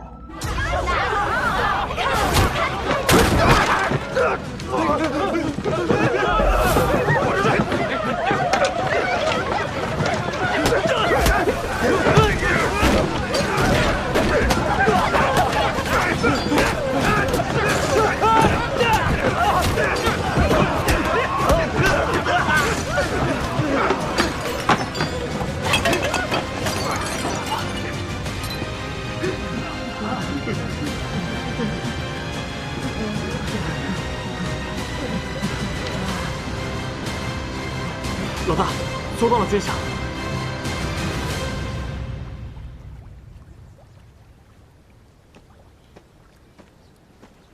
四成，我弄了些吃的，吃点吧。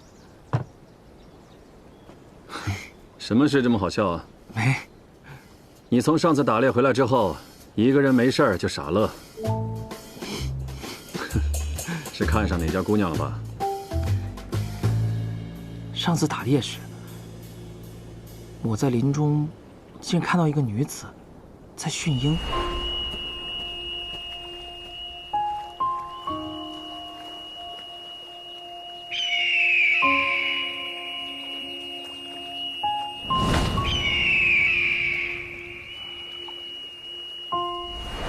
后来回到城里，我在猪肉摊又遇见她了，我就经常去她那儿买肉。怎么，你也想当条猪五花，让她给你提油？四成，你也会开玩笑了。这事我一直想跟你说，但是我怕我不同意。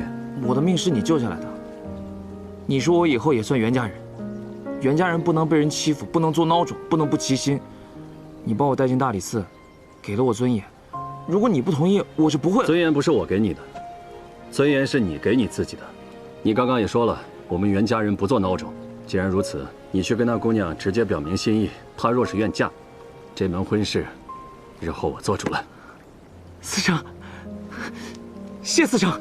好了，丽君那边查的怎么样了？四成，四成，司长，齐景山带人砸了我们的赌坊。什么？带上所有兄弟，立刻回去，通知古叔，芒沟也要提高警惕。是。撤！撤！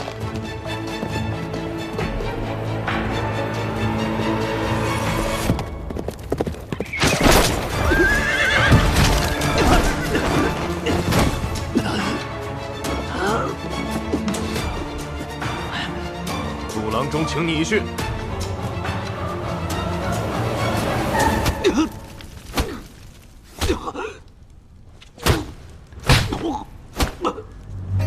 这种感觉难得体会一次吧。不想吃苦的话，就说出来。军饷在哪儿？军饷，军饷，你为什么要问我？我再问你一遍，军饷藏在哪儿？我不知道，我不知道你在说什么。不及时包扎的话，用不到1个时辰，你就会血尽而亡。你这样的人我太了解了，喝芒沟的水长大，吃别人剩下的残羹剩饭。就算这样，也得像老鼠一样拼命地活下来。但我生下来就是老虎，你这老鼠怎么跟虎斗？我一伸腿就能把你踩成一滩烂泥，你还没明白你惹的是什么人，我能让你生不如死。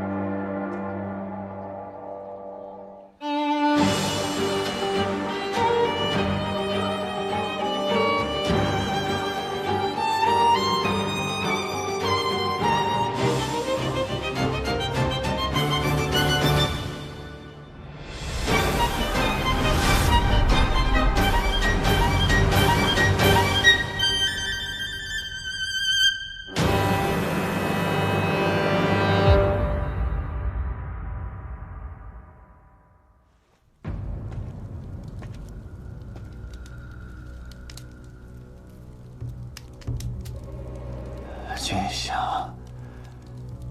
齐君山近日砸赌坊，为的就是这个。其他的在哪儿？说出来，少受点苦。杜公今日私下审我，是觉得能从我这儿捞功，还是觉得你口袋里那5千两不满足你的胃口？我若真有军饷，为什么要将其中一锭藏于赌坊，等着人来搜？有军印的军饷，本就无法在市面上使用，我为什么不扔掉它？那这军饷现在谁都找不到，怎么偏偏你手上有？你想说被人栽赃？人家为什么要栽赃你？杜公先别急，你仔细想想。他们栽赃于我，正说明他们怕我，因为他们知道，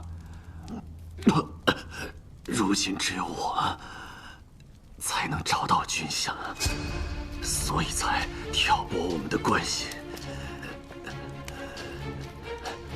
你有线索？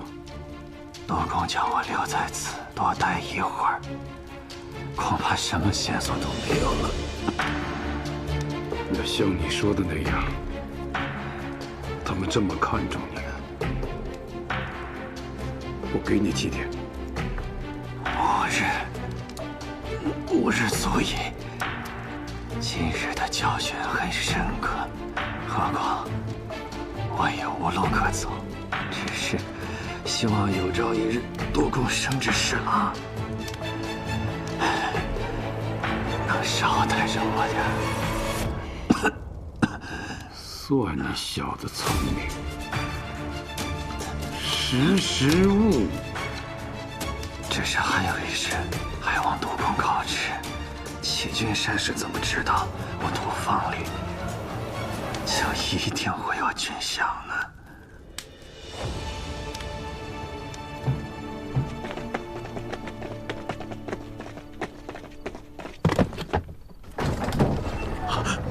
少成，司长，少成，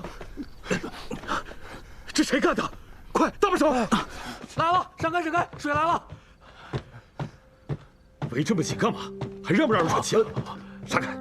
别瞎嚷嚷，死不了。少成，认真点儿。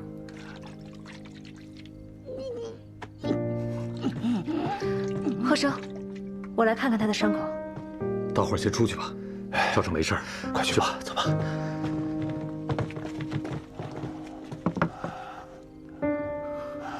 说吧，谁干的？度量。度量，他不是跟你合作吗？这老狗怎么还对你下手了？合作，互相利用罢了。终有一日，我会让他付出代价。还有齐俊山，他敢下手玩阴他，这口恶气绝对不能这么算了。这伤口虽然不大，但也颇深。你们若还是想要找人报仇，也要先掂量好自己的斤两。都什么时候了，还说这种风凉话？你弟弟不拿齐君山的赌方，不跟度量那种人牵扯不清，怎么会闹成这副样子？我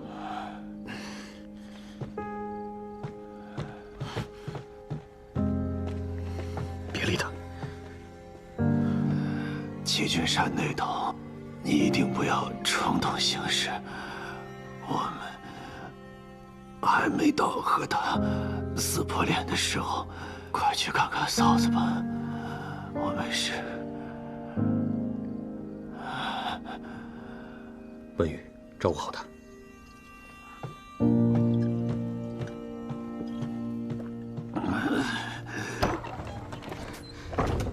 不好，我在袁府外看到袁绍成被放回去了。怎么会这么快啊？也许是他跟度量又达成了什么新的交易。鬼叔他们已经出城了吗？对，让鬼叔回来吧，今晚动不了了。那军饷怎么办？机会可以再找，现在最重要的是不能露出任何马脚。袁绍成这个人睚眦必报，我得想想该如何应对。大家最近都小心点。嗯。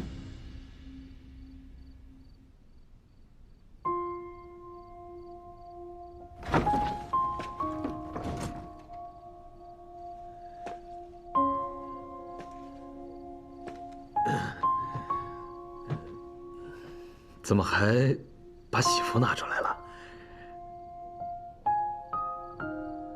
你们两个上战场那几年，我跟自己说，如果你活着回来，我就穿上喜服嫁给你；如果你死了，我就穿上丧服去接你的尸骨。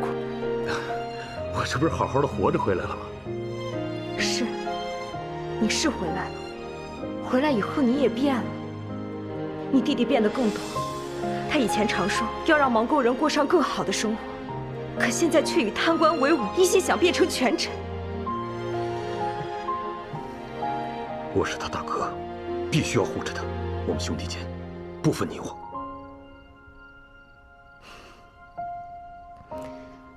行，你兄弟我不管。倘若有一天你像他那样回来，我不会为你掉一滴泪。白生，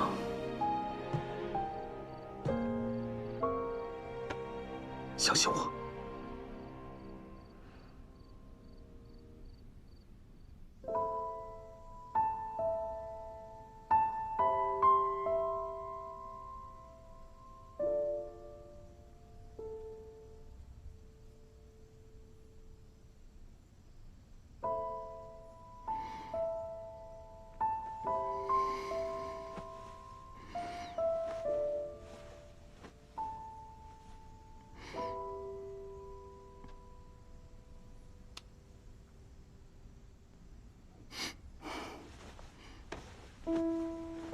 就知道你还没睡着。我以前睡不着的时候，阿娘就这样牵着我。让我安心。不一会儿我就睡着了。认识这么久，第一次听你提起家人。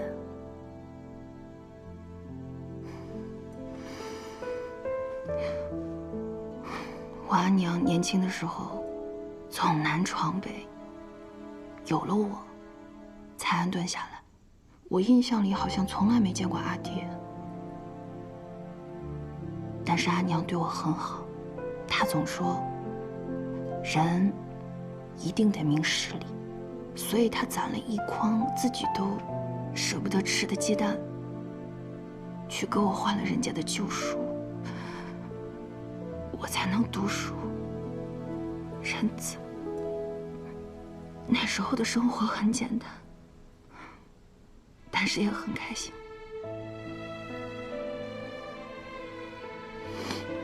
后来我阿娘就病了，我上山去给她采草药。我走的时候，阿娘还冲我笑了一下，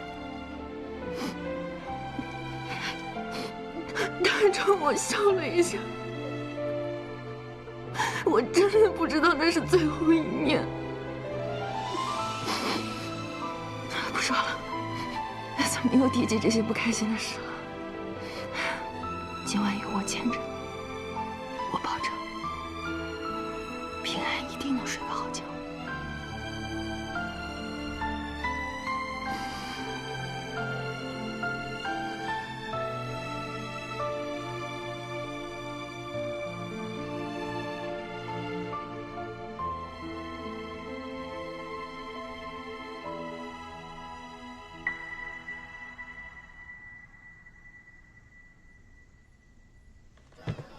我没事，你放心，我还能喝2杯。是，我信。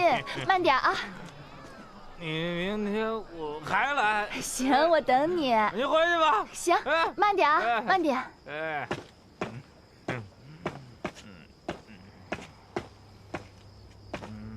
你叫阿荣？啊！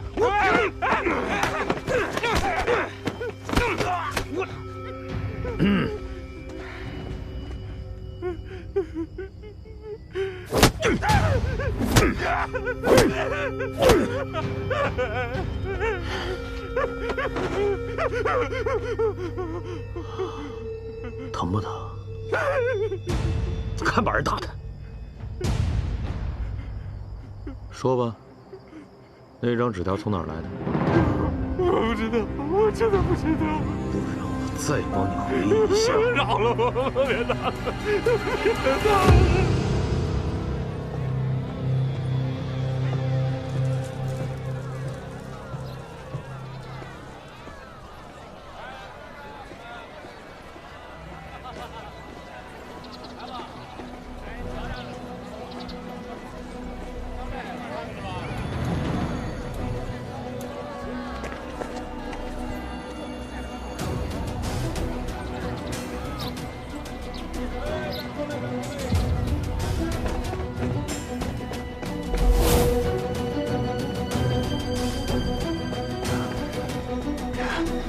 人呢？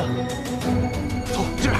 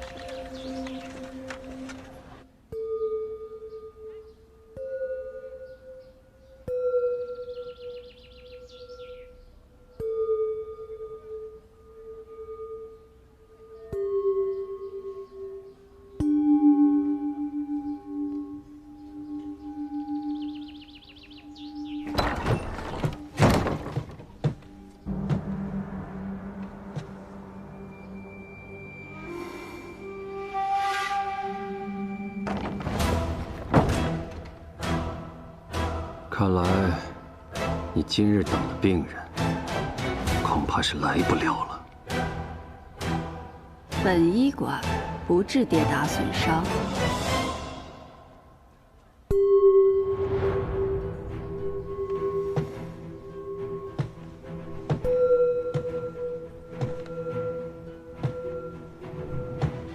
叶新一呀，叶新一，你可是给了我好大一个惊喜啊！万国乡有人知道军饷的下落，还巧了，那人恰好就是你要等的病人。原来袁思成是来我这儿治疑心病的。那我这病何药可医呀？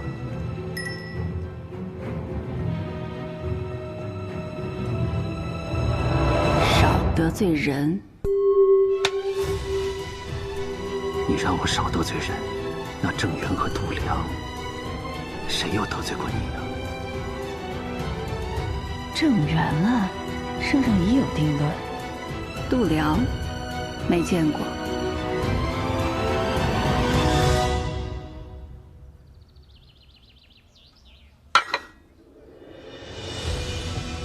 我还不曾问过叶新一。曾经在哪里生活？为何要来到这圣都呢？家在吴乡，后来四处游医，久闻圣都繁华，我又爱才，就来了。没去过通泉县？没有。好，那我换个问法。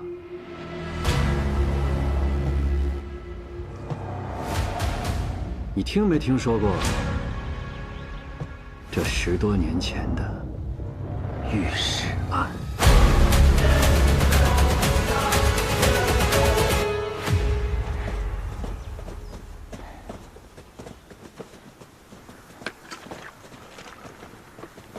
施御史，施御史，属下在前面发现一个山洞，有生火做饭的痕迹。这帮杂种，我一定让他们尝尝被凌迟的滋味。我走。是。御史案可是个大案，老百姓谁不知道啊？哼。那你对当年的监察御史于乾有什么看法？我能有什么看法？那于乾丧尽天良。他出身通泉县，虽在圣都做官，但经常回乡视察。直到有人告发他掳掠民女，还搜刮民财。为了掩盖罪证，他杀人放火，终究还是没逃过制裁，被满门抄斩，遗臭万年。袁思成怎么突然提起此案？我就是有一个大胆的猜想：当年通泉县卧虎藏龙，杜良和郑源此2人都是从通泉县被提拔起来的。如果他2人当年与于乾有勾结，却逃脱了罪责，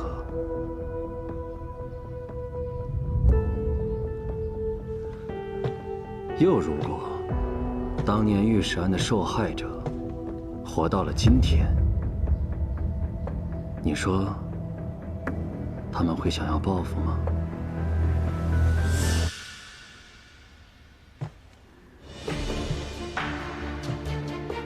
袁思成的猜想再大胆，也是口说无凭，不是吗？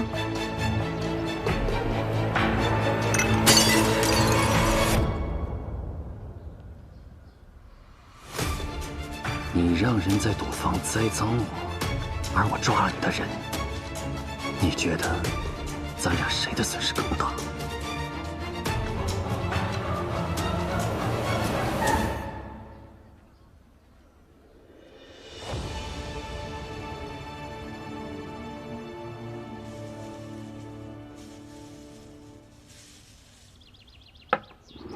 把军饷藏在官道旁的河里，再在河道另一处撒上这云母来混淆视听，吸引人的注意。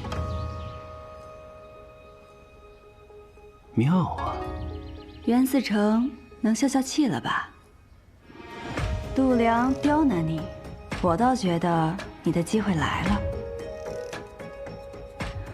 他从未信任你，即便你找到军饷，也难逃一死。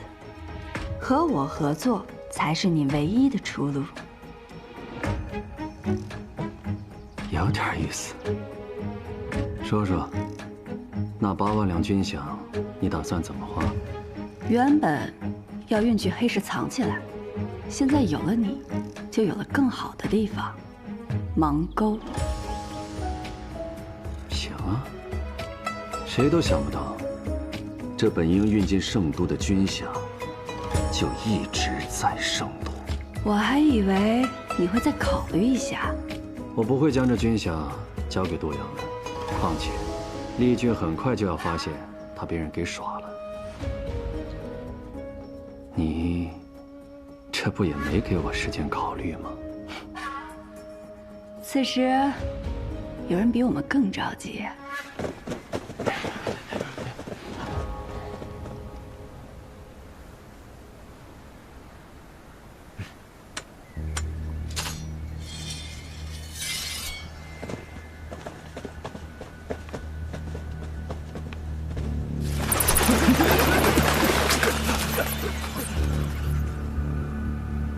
找些火把来。是。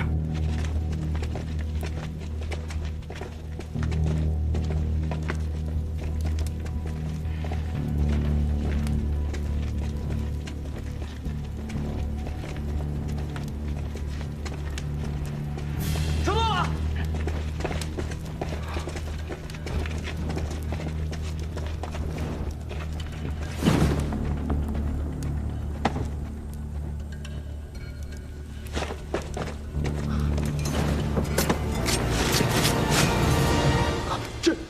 这都有沙石。调虎离山，不是调虎入山。什么压痕挖山，全都是假的。一路上留下扰乱视听的线索，把我当猴耍。试一试，那还能在哪儿呢？难道真的像袁绍成说的，军饷就藏在河？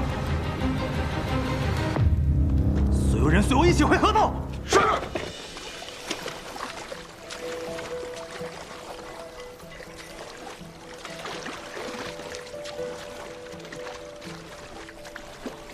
好，把船固定好，快！哎，小心轻放啊！哎，来给我，小心点啊！慢点啊，你都小心点，往里放啊！胡叔，这些东西一定要藏好了，多派2个人守着，弯道的入口一定要找东西给遮掩着。你放心吧，我都打好招呼了。少成，你要知道这件事有多么可怕，不只是对你。对所有人，危险越大，机会就越大。我也是为了咱们芒沟人。你阿爷是我最好的弟兄，我也把你当做我自己亲生儿子一样看待。从小到大，我敬你，重你。但这件事情，我铁了心了。你就听我一句劝嘛，过2日把他们都交上去，对你来说便是大功一件啊。其他的，赶快收手。哎，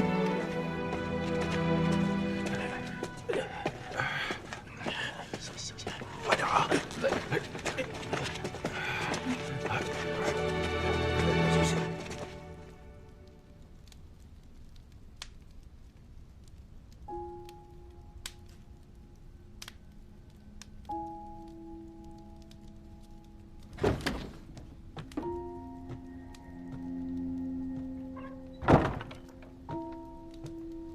少成啊，刚才话说重了，你已经做得够好了，没必要这样逼自己啊。我记得小时候，大概8、9岁吧，我太饿了，我只不过是吃了关爷掉在地上的肉末，那人就要将我送进监狱里。后来我才知道，贱民命贱如草，我阿爷当街给人磕头，一个接着一个，磕得头破血流了，那人才同意放过。再后来，他为了让我和大哥不再是千金，去参加龙门赛比武。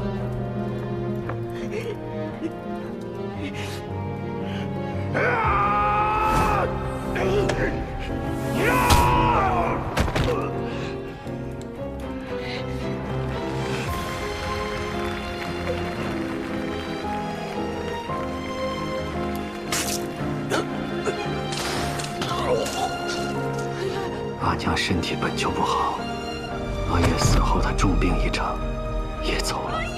安狗的百姓活着的时候，像烂泥一样被对待，死了没人再看一眼，把尸体堆里一扔，分不出谁是谁，就像垃圾一样被烧掉。空气里焚烧尸体的味道，到今天我都忘不了。这些年来，我学到了很多道理。不论我怎么爬，我在世俗的眼中，只能是任人践踏的老鼠。如果我不想让人用刀架在我的脖子上，就要先将他们踩进脚底的淤泥里。我一定要让他们知道，我们这些老鼠是如何让他们脚下的大地颤动的。顾州，我一定会让这里的人都过上好日子，家家户户皆可安寝，一生无虞。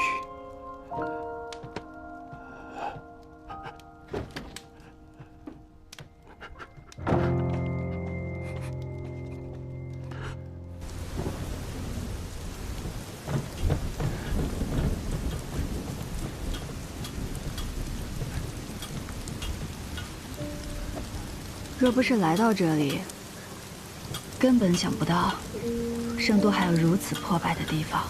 你现在看到那么多木屋，还都是四城找人盖的。我们小时候很多人连木屋都没得住，就只能挤在马厩里睡。青壮的把位置留给小孩和老人，有块遮身的布就不错了。难怪会有芒沟人去打龙门赛。你看过龙门赛？没有，听说过。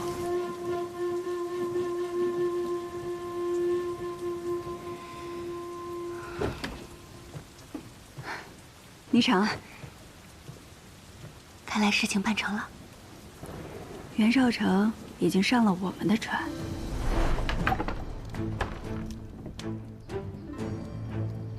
平安，我打探过了，昨夜万国乡周围多了很多大理寺安探。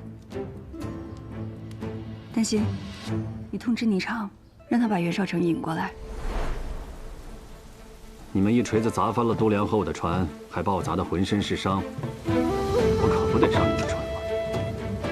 告诉你，我很记仇的。君子报仇，10年不晚。你一看就是个小人，5年之后再说吧。切，失踪久了容易惹人生疑。你们赶紧吃点东西，我待会儿差人将霓裳送回万国乡去。多谢袁思成，我自己送就好。行，自己看着办吧。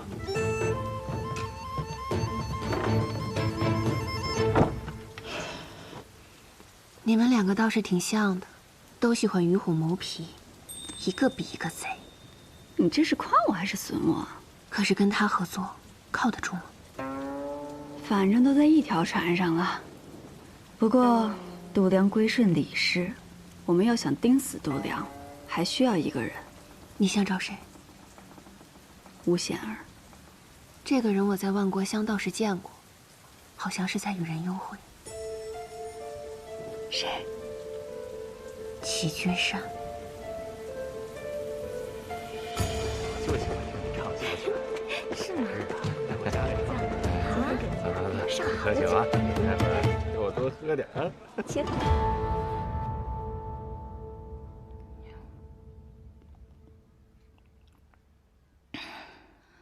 来人，添酒。告诉花娘，万国香的小菜该换了，同一道菜吃上3回就不新鲜了，要常换常新。幸好，这是武蛇人第2回见我，否则武蛇人就要觉得我不新鲜了。不对，你上战鹿殿练圣时我就见过你，今日正好是第3回，所以你要好好想想，怎样才能留住我的兴趣。兴趣？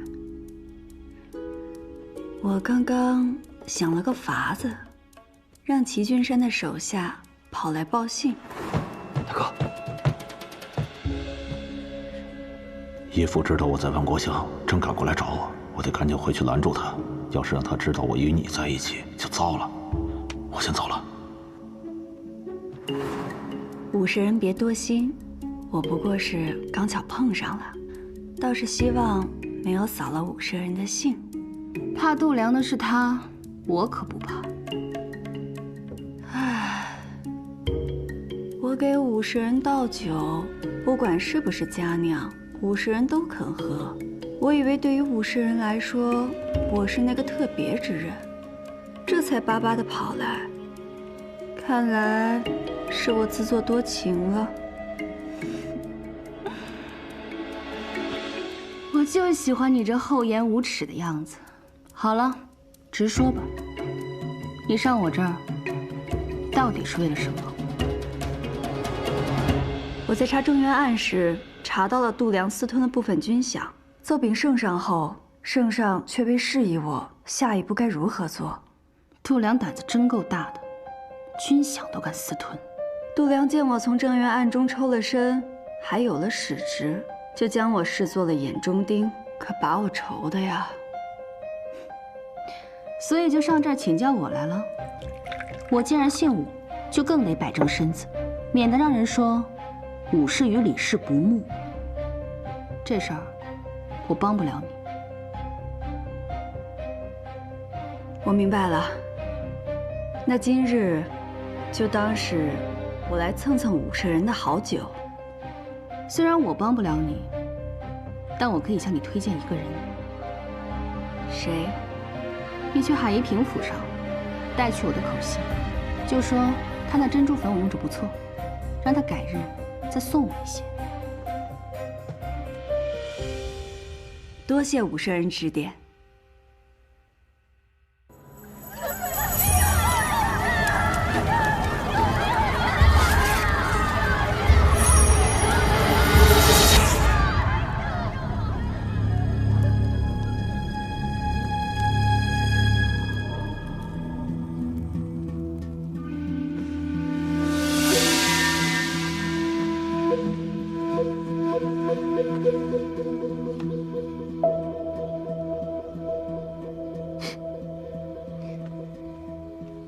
大懒猪，日上3竿了还不起啊？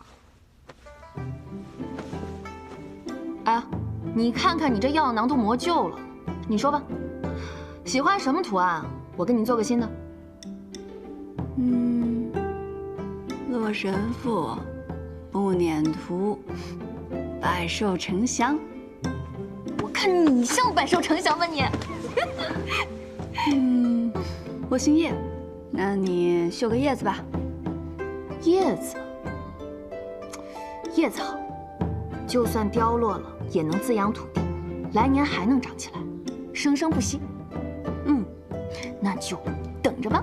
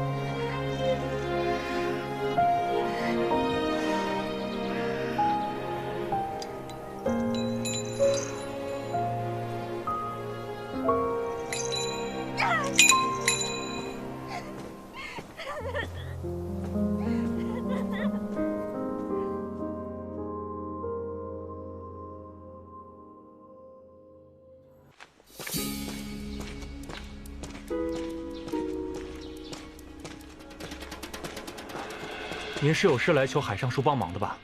今日毕府，您改日再来。武舍人让我来讨要些珍珠粉。好，我这就去禀报。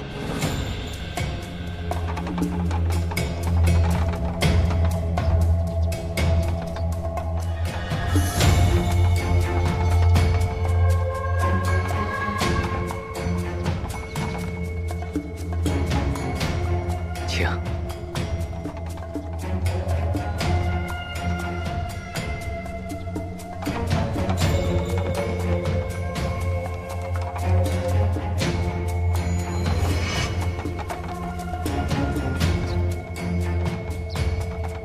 叶心怡，请。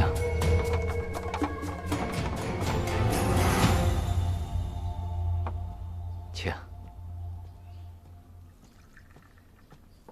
哦，海公，几日不见，如今该叫叶心使了。让海公见笑了，不过是个虚职。上次得海公相助，平安早就该来拜谢了。哎，为民做事只是为官的本分而已。刚刚平安经过，看到是与舍妹海嫣有关。嫣儿啊，自小就和普通的孩子有所不同。有何不同？她不愿意说话，不喜欢出府，更不愿意见到外人。但是她倒是有一些作画的天赋，而且能够过目不忘。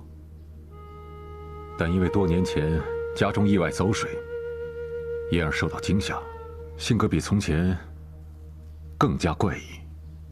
有术士听闻此事，跟家母说，嫣儿这是被妖物附身，所以家母坚持要术士每个月来府里驱妖。百善孝为先，我也只能答应啊。海公可否让我见见灵媒？海公放心，不管看到什么，平安都会守口如瓶。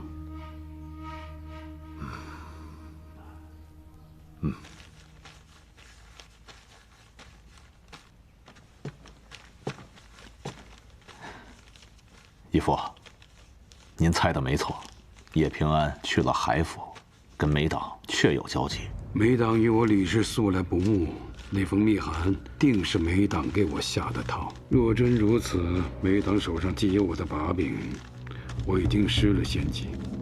对了，叶平安的姑母呢？我派人潜入了医馆，没有发现叶平安的姑母。他一个下九流，还能往哪儿躲啊？蛇打七寸。抓住了叶平安的姑母，我就捏住了他的命门，说不定我能趁机找到反制梅党的机会。唉，我这最后一笔可惜了。义父，这一笔啊，有如猛虎回头，堪比欧阳询在世啊！一个字，绝。那就按照欧阳询的字价卖吧。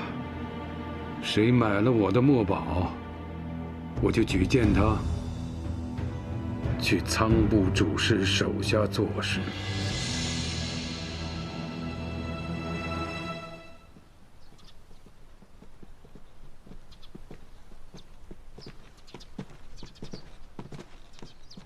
家母不许嫣儿作画，把笔墨都收走了。每次术士来，必定会把房门锁上，说是不让妖邪外逃。来，把门打开。可驱妖仪式还未结束。老夫人，打开。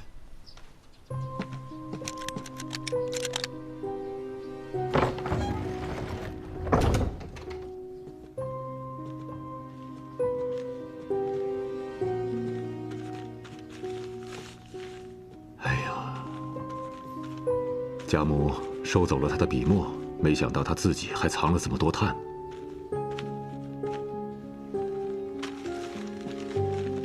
嫣儿。为兄带了个医师来看你。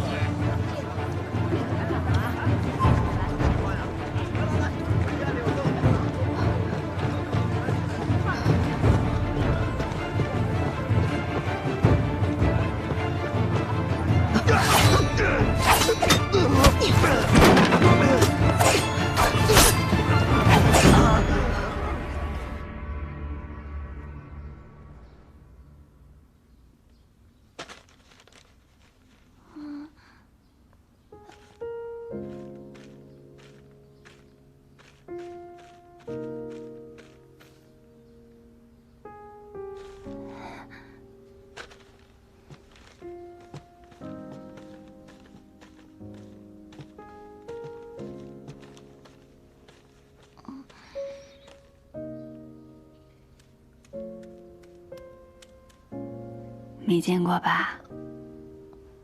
是不是比黑色好看多了？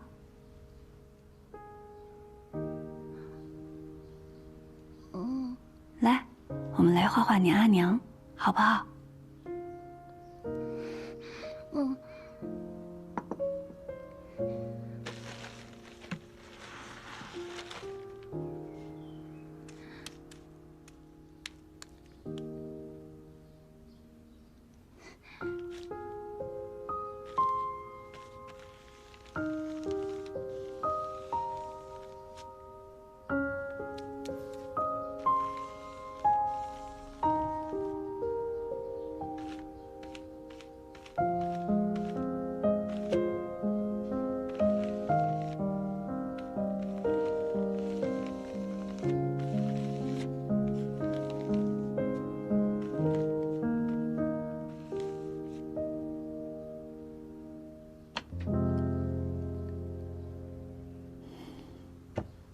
这些是你阿娘给你的。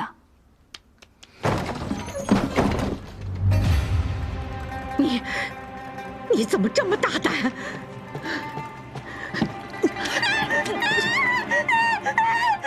老夫人过去，你怎么就不拦着点呢？取药仪式结束了，老夫人非要去看看，实在不敢拦呐。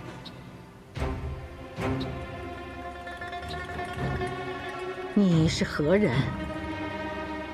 老夫人，我是叶平安，是那个下过狱的巫女。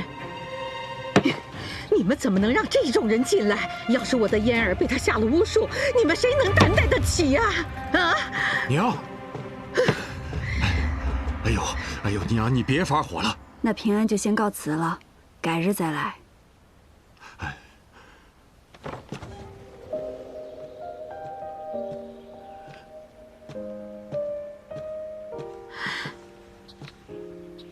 嫣儿，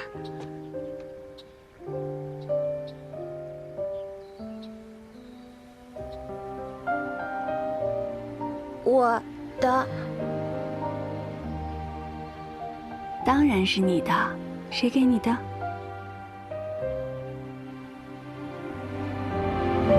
娘给的。嫣儿，我的好孩子，你终于开口了，嫣儿。你是用了什么办法？其实，对于海燕来说，她并不能明白我们话中的深意，所以平日里你与她说话越简单越好。而且，她喜欢作画，你可以顺着她的喜好，用画与她拉近距离。哦，原来是这样啊！老身方才呀，误解了叶心一。差点误了小女的大事啊！哎呀，赶紧的，去我房内把我那朱匣拿来。不用，老夫人，这是医者本分。而且我今日是有一事，请海公相助。叶心怡有什么尽管说，我海一平必当相助。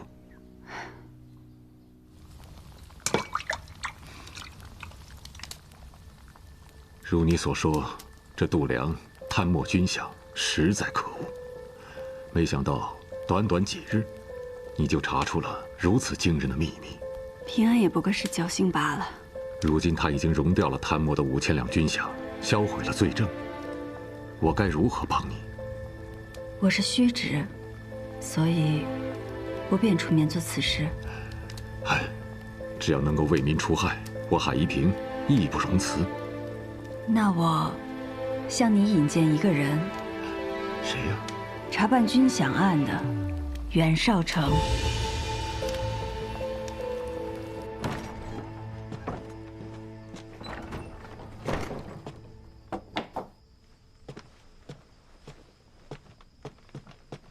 平安，姑母姑母在鬼市被抓了。谁动的手？度量。我去找鬼叔帮忙。度量绑走姑母，应当是为了要挟我，他会主动找上门的。掌仙使在吗？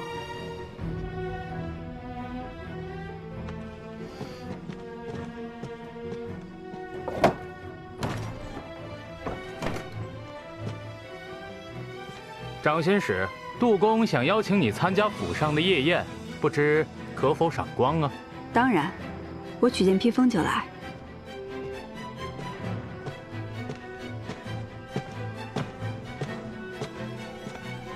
去找袁绍成。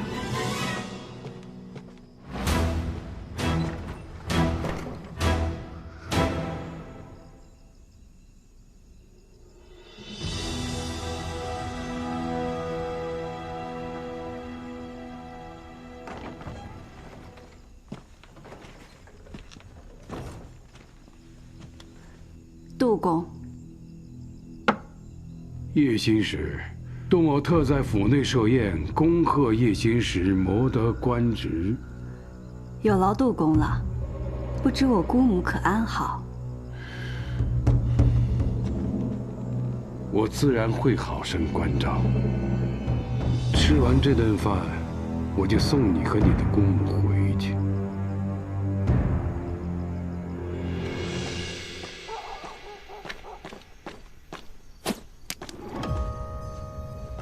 你们四成呢？他出门了。杜良派人绑了平安的姑母，平安已经去他府上了。我马上去转告四成。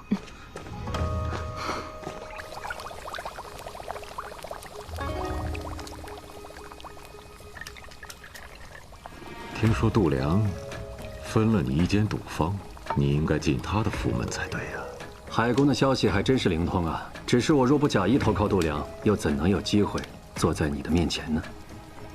良臣不识二主，你既能背叛杜良，我如何信得过你？可良臣也不该愚忠。杜良给了我赌坊，又砸了我赌坊，我知道，交情向来靠不住，靠得住的只有利益。利益？哼！这天下是圣上的，也是百姓的。你跟我说利，你可知这利从何处来？利从民处来，也该往民处去。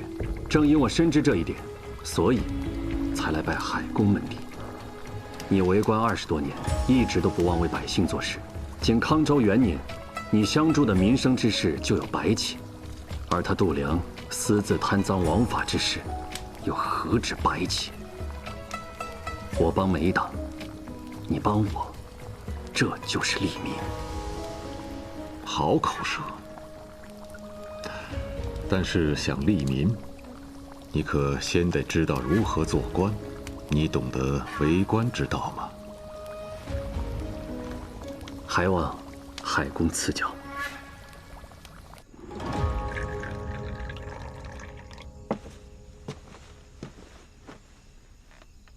杜公有话不妨直说。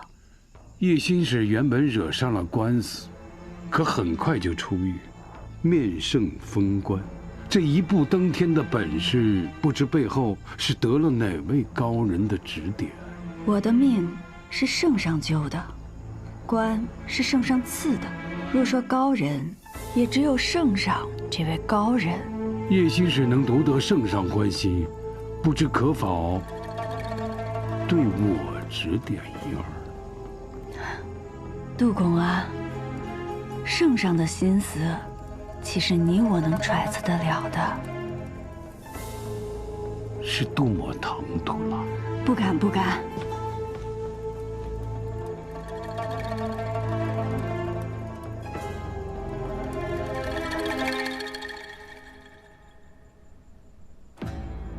我问你，在画上看见了什么？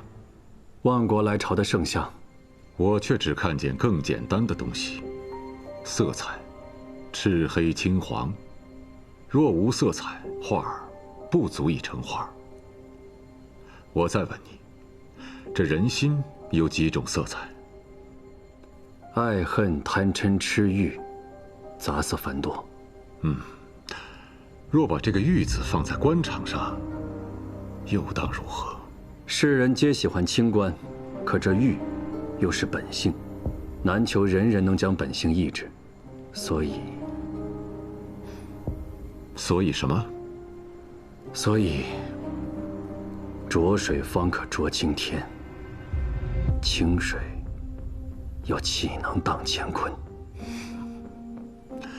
你果然是个可造之才，可每党从不缺人才。为什么非得需要你不可？因为我给海公准备了一份大礼。那我得看看这份大礼到底有多大。君享。司城，司城，度量的人把叶平安带到度量府去了。什么？我不便露面杜甫，你替我去趟海府，去见海公。是。圣上的心思我的确猜不透，但你的心思我还是很清楚的。你和你的姑母感情深厚，我可以留她多住几日，就是不知到时候是她自己走出去，还是被人抬出去了。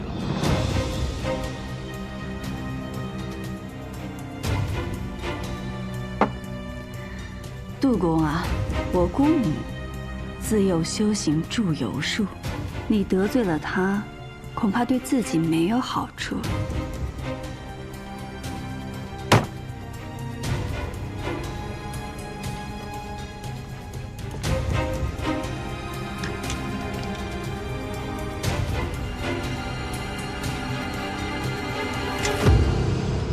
叶心使，郎主，郎主，海公前人来了。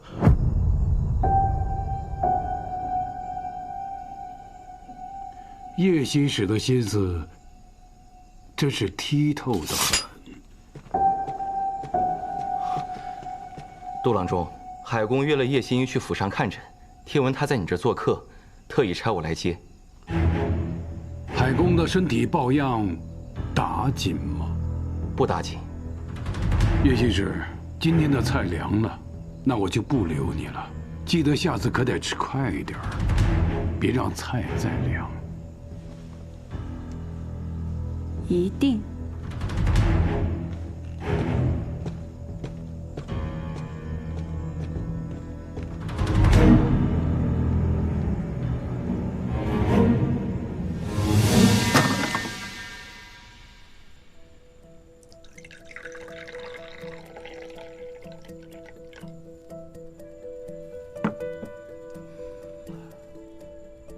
今夜让你受惊了。平安多谢海公相助。哎，只是我姑母还在度量手上。啊，你不用着急，他知道你我有交情，绝不敢轻易动你姑母。今夜宵禁已过，为了安全起见，还是暂时在我府上休息吧。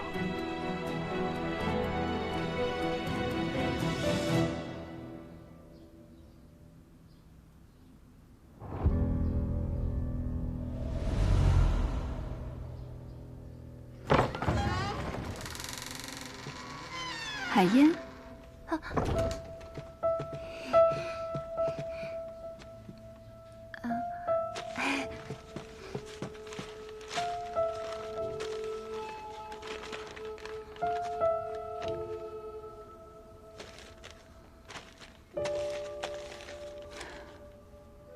你再练练，都可以进宫当画师了。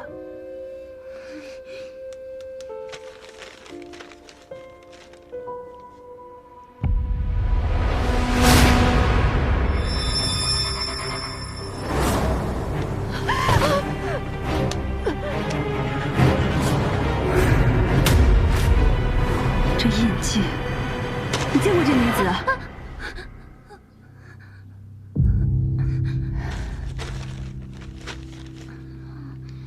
坐。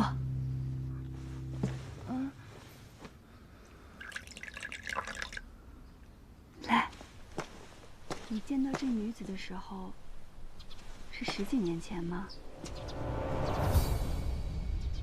是的话，你就点点头；不是，你就摇摇头。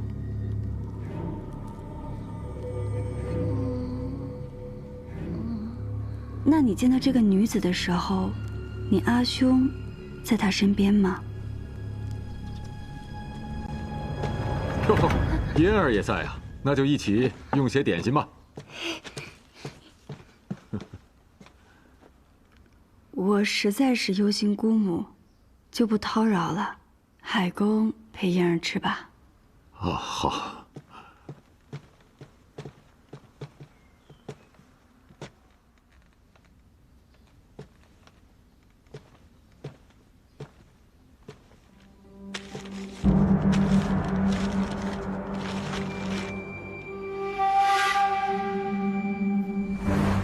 郑源、度量、叶平安对付他们，难道是因为御史案？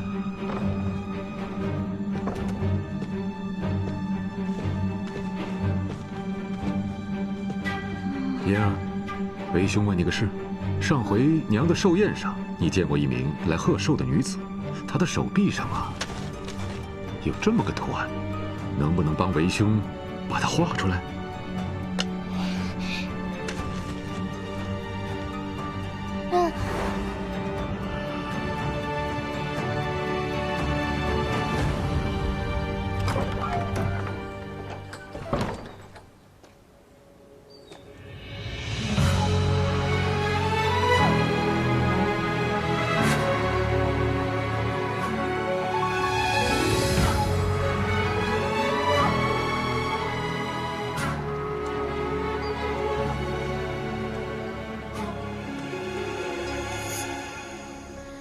苍茫暮色映眉间，愁云密布吹不散。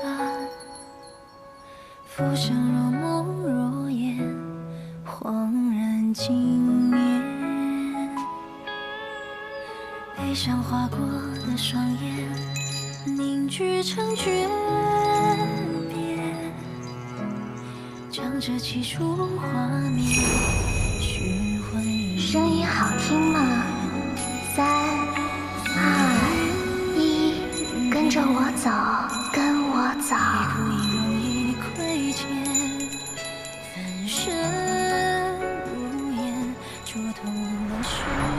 娘，就是他！我儿说，他前脚还跟顾青玩呢，后脚就什么都不记得了，醒过来就变成了这个模样。你家孩子再用这种让人犯迷糊的邪术传出去，会砸了你们顾氏的招牌。是，怪我们教子无方。这几个鸡蛋你拿着，我们一定好好管教他。这次我就不跟你们计较，再有下回我可没这么好说话。走。你慢走啊！你说，到底怎么回事？他抢我吃的，还朝我扔石子，我教训他有什么错？哎，他娘！你不要劝，顾青，我警告过你多少次了，不许用你从那些邪书里面学到的歪门邪道。哎，你说你真是的，咱青儿有这个天分怎么了？青儿，你说吧，为什么要学这些东西？阿姨，你跟其他医师都只知医治身体之疾，而我要做天下第一个医心之人。你看看，天下第一，狂妄！娘！哎呀，你是怎么当娘的？学医心之术有什么不好？他不明白，连你也糊涂啊！他就是太聪明，我怕他惹祸上身呢。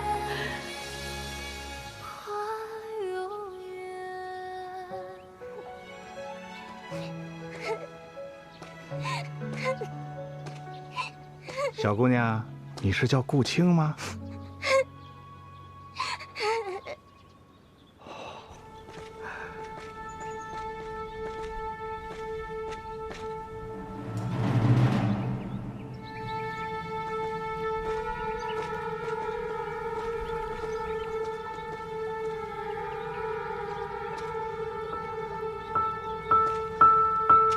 听说你有让人乖乖听话的本事，我们呢都不信。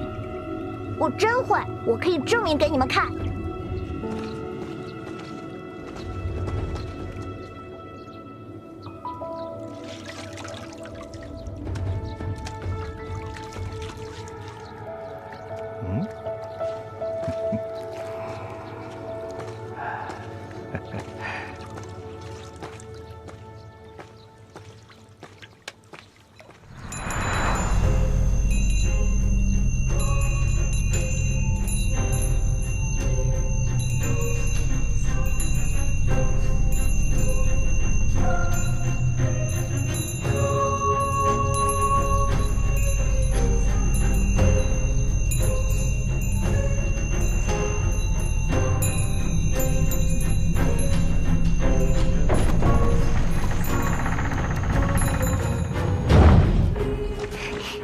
哎呀，你可真是个奇才呀！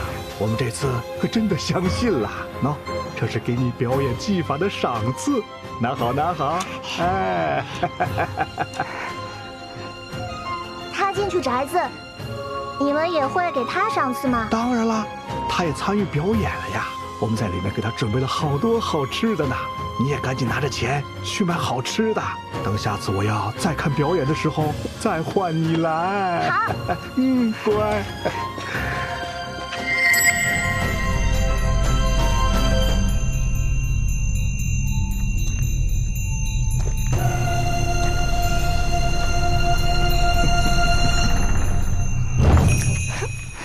啊。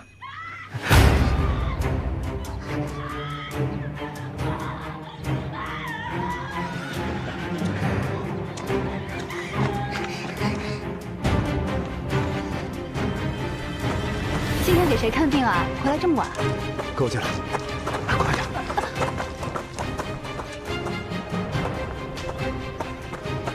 怎么了？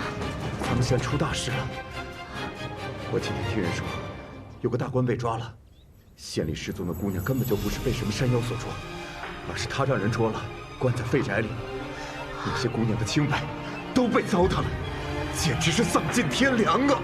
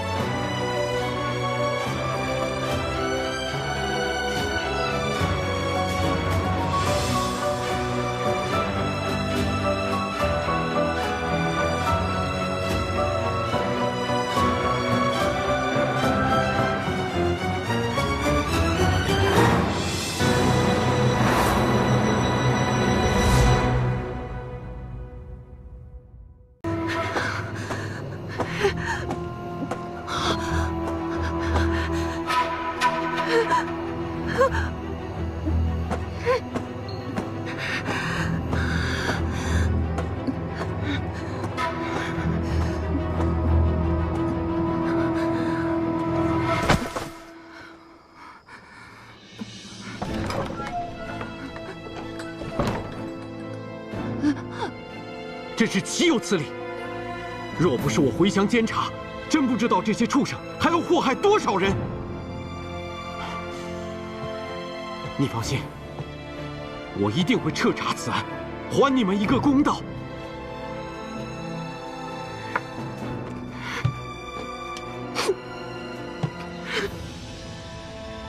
督公，京城那位的意思是，让你对于谦动手。于谦这个犟骨头不听劝告，不给大家活路，那我就先把这根骨头给打折。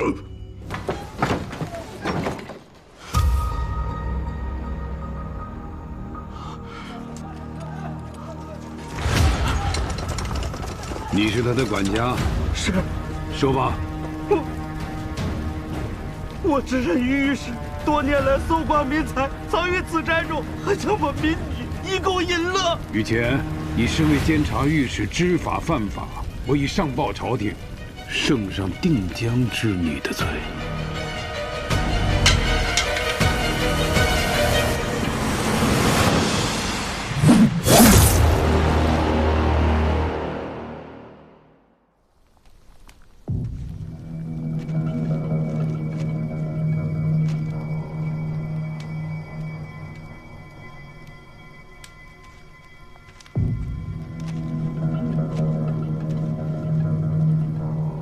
你瞧，这一点化为一撇，分毫之差，便是天上地下。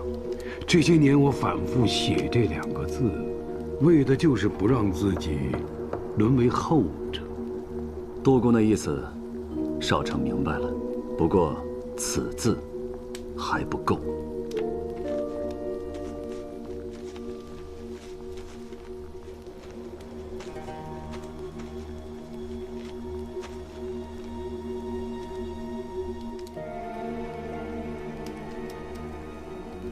这个字方可取。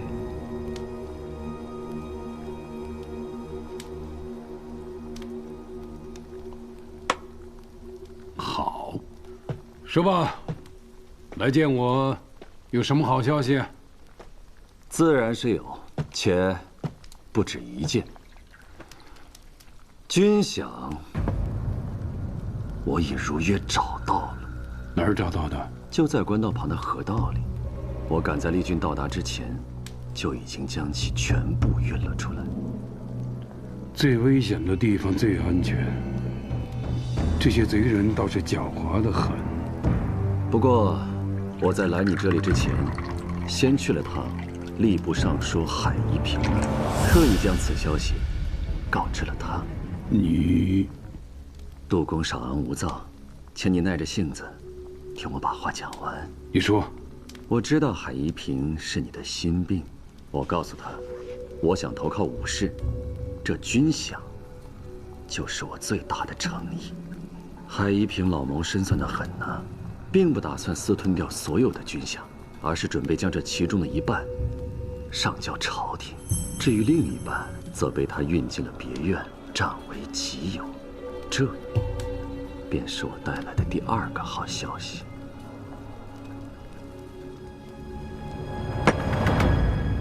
好你个袁绍成，此计甚妙，捉贼见赃。我不仅能助李氏除掉海夷平这个眼中钉，还能将军饷。不过，你当真就没动过投靠他的心思？杜公，如今虽然是圣上临朝，但是对于天下人来说，李氏才是正统。时移世易，这天下终有一日要归还于李氏的手中，而我又岂能做那目光短浅之人？那这剩下的军饷，你打算如何处置？这烫手的山芋，一半在海夷平手中，另一半则在我的手中。杜公大可放心，危险都由我来担着。我只求有朝一日，杜公得道之时，我能沾沾你的光罢了。那是自然，这份功劳怎么能少得了你呢？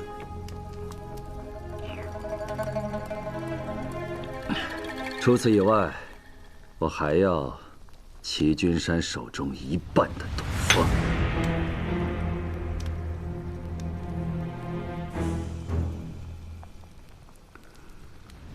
齐君山毕竟是我的义子，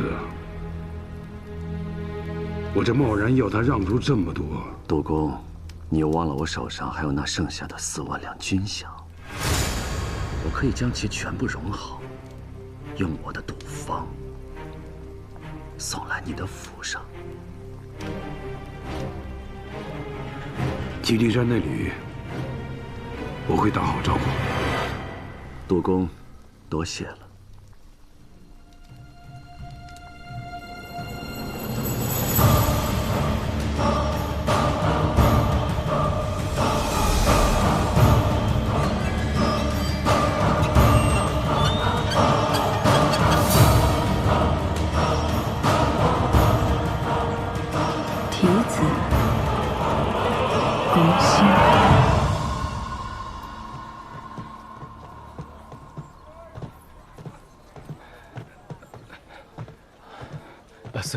司城，哎，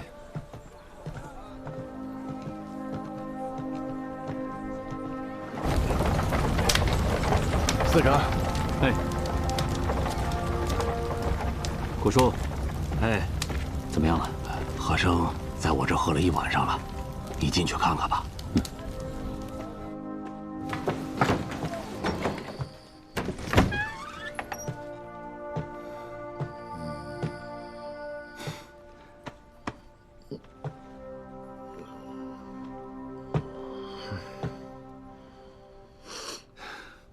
怎么想起一个人跑这儿待着了？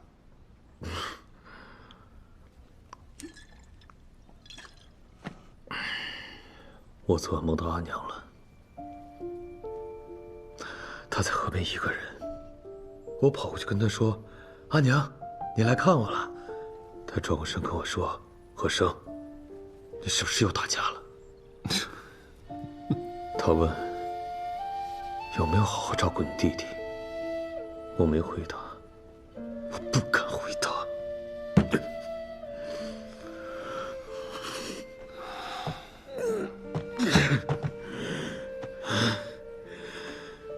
大哥，我好着呢。我们也都已经过上好日子了，从前那些糟糕的事，你别想了。最近好好休息休息。我要的不是休息。顾叔昨夜跟我聊了不少事，我才知道，你做的那些事，不像表面那样只是图权图利，你有你的抱负。可少成，我不想从古叔口中才能知道你的想法，我想你跟我交心，你明白吗？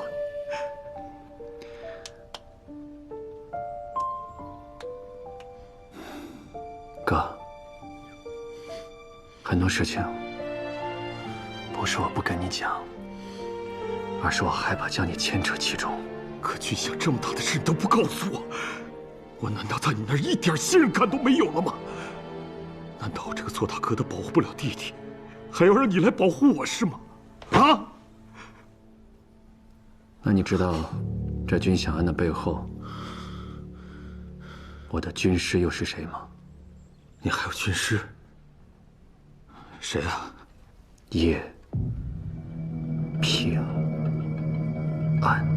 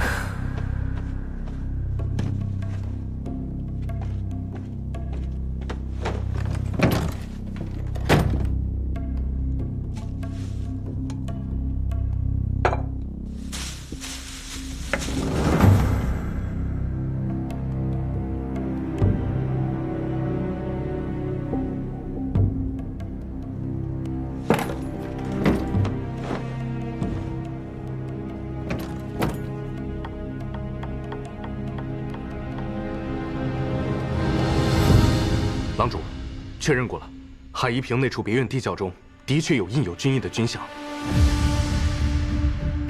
好了，你下去吧。是。我跟海夷平同朝多年，终究还是走到了这一步。军饷于是我暗报洛州长史，明日便可协同司法参军一起去收缴军饷。义父，我找人算过了，明天一杀戮。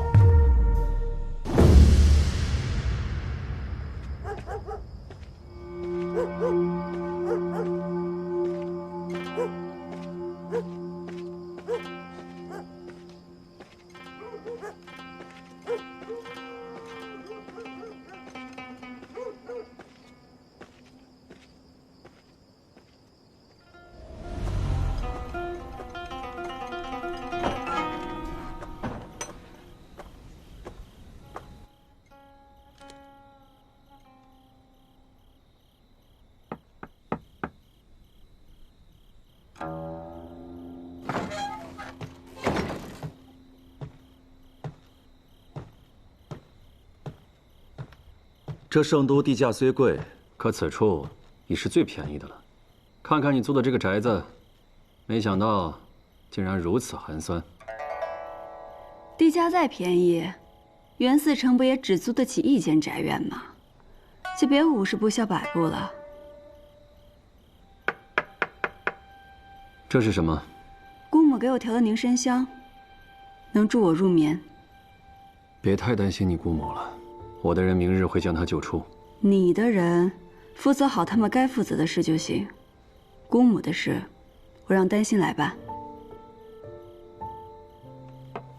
等事情都了了，你不想回吴乡吗？等事情了了，我就跟你分道扬镳了。问我在哪儿？怎么，舍不得我啊？少了一个像你这样亦敌亦友的人，难免有点不习惯。你心里藏着事儿，想告诉我什么？你不是能参透人心吗？那我不说，你应该也看得透。我又不是神仙，而且你比别人更难看透。我就当是你对我的褒赞了。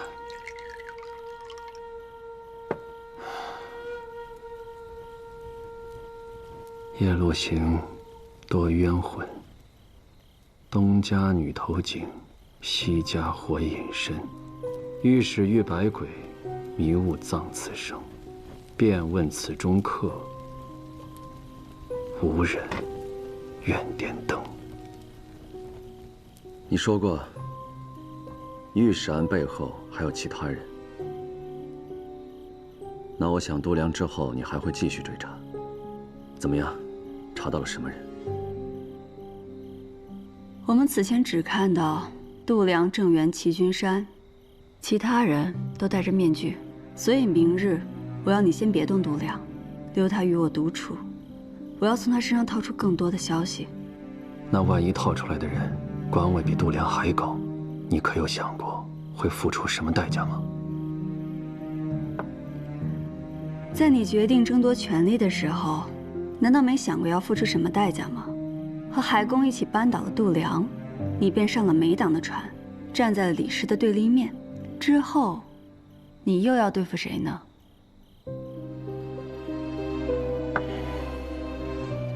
不管对付谁，我都不太想再对付你了。毕竟少了像你这样的疯子，生活会变得很无趣的。我劝你还是少盯着我。一个人盯着黑暗久了，自己也会陷入黑暗。我早已身在黑暗之中了。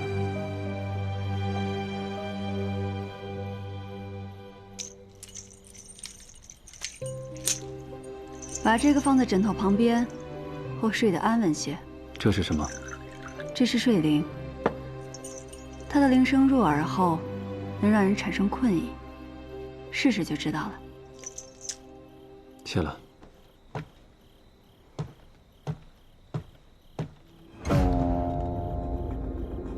别跟别人走得太近。包括你吗？包括我。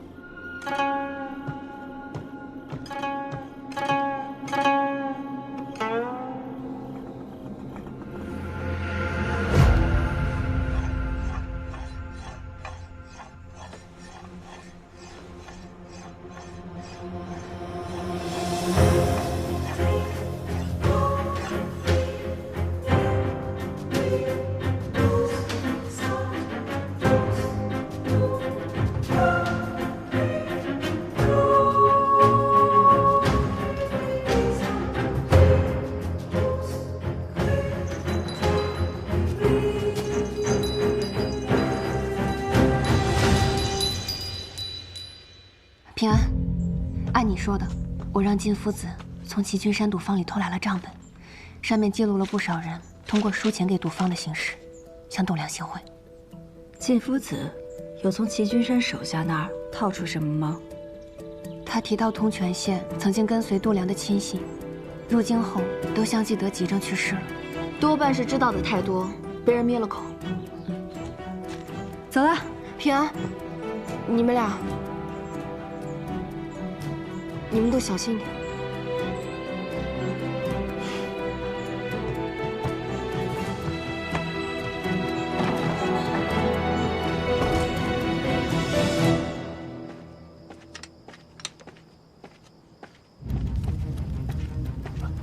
督国，有劳参军了。职责所在而已。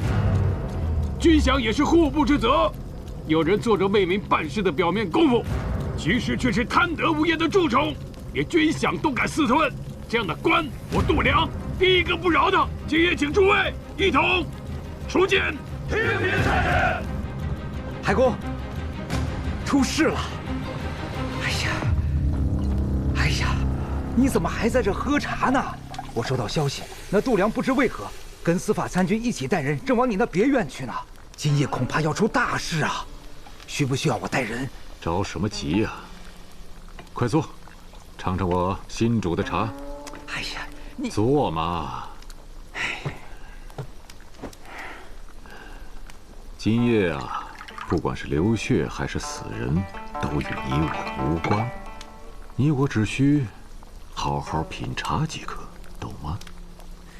别院那边当真不管了？当真。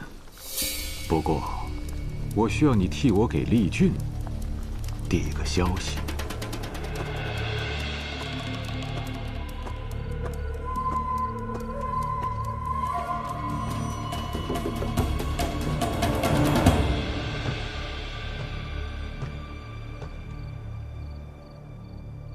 我们芒沟人生来就被打上贱民的烙印，吃着残羹剩饭，做着最低贱的活计。我曾试过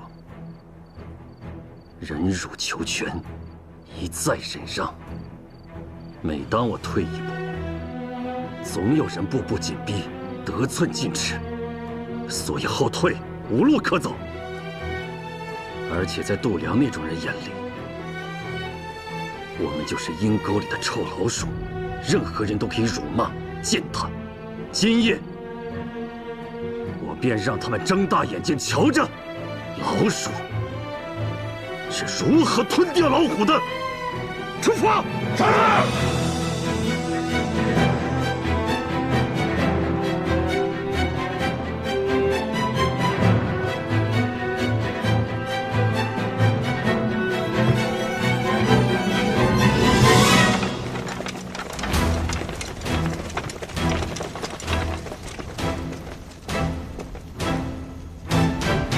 给我搜！是。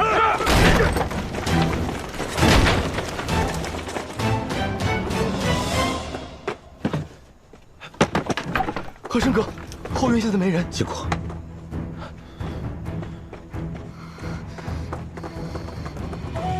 快走！走。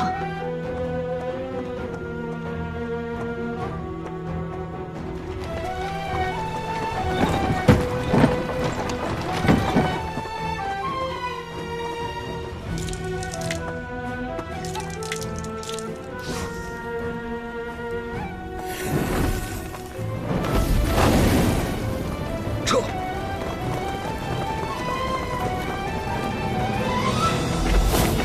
走水了，快去叫郎主！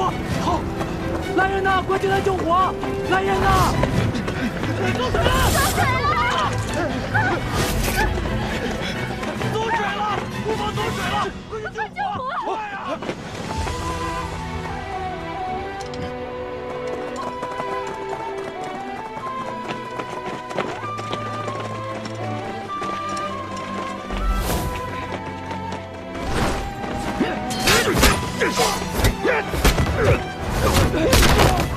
救火！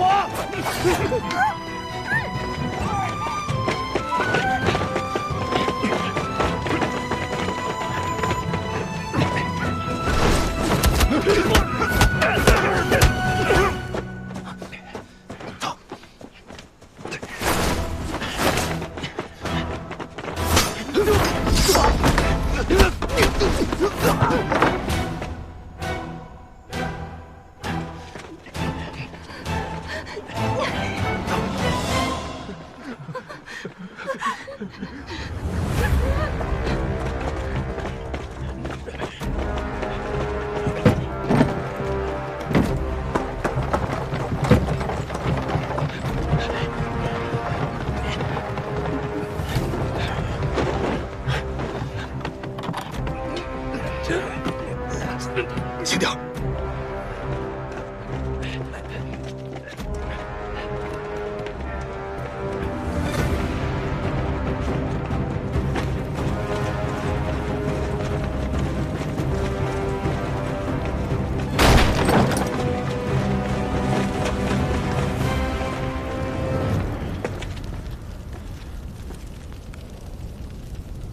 打开！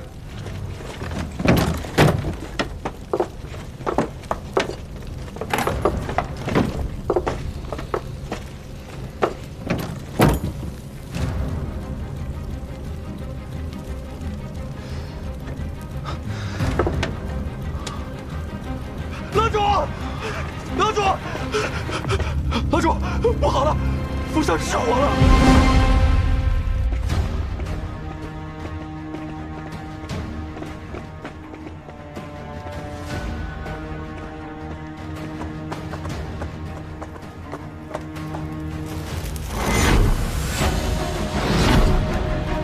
楼主。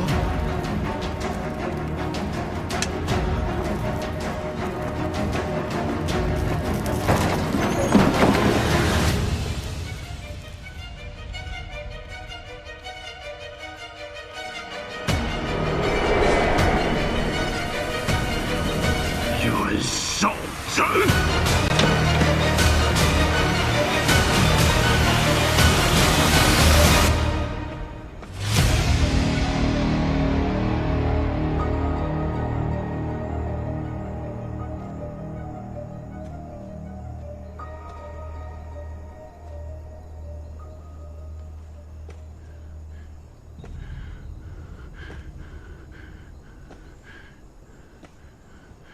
是。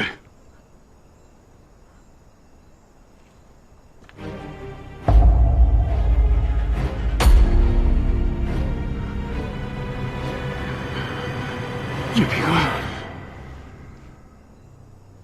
我明白了，星远的已经投靠了美党，你们勾结起来，用这笔军饷嫁祸于我，好手段！那平白消失的5000两军饷，不是已经进了你囊中了吗？ 怎么能说是嫁祸呢？好啊！正源那封密函，原来是你干的。度辽，这些年来你贪墨的钱财何止这些？这只是齐君山赌坊里其中的一本账本。你刚做了个小官，就这么不自量力，拿个假账本就敢来诬陷我？假账？ 此刻大理寺的人已经进了齐君山的赌坊，将他和他的手下擒获。他们会一间间查，一个个审。你有多少烂账，搜刮了多少民脂民膏，都能被翻出来。那都是底下人背着我干的，我毫不知情。杜公这些话还是留着跟大理寺卿好好说吧。对了，你的好义子齐君山为了保命。 答应做人证，他摇起你来，应该比别人更痛吧？任何人都可以出卖我，唯有齐君山不会。你们卖了我，他会死得更快。他知道。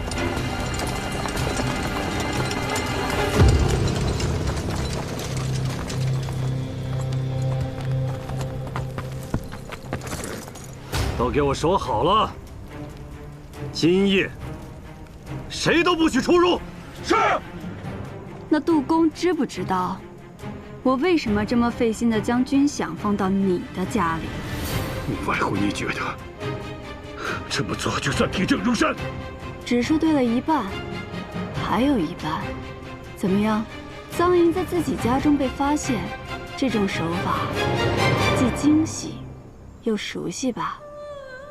我提醒你一句话。 以牙还牙，以血还血。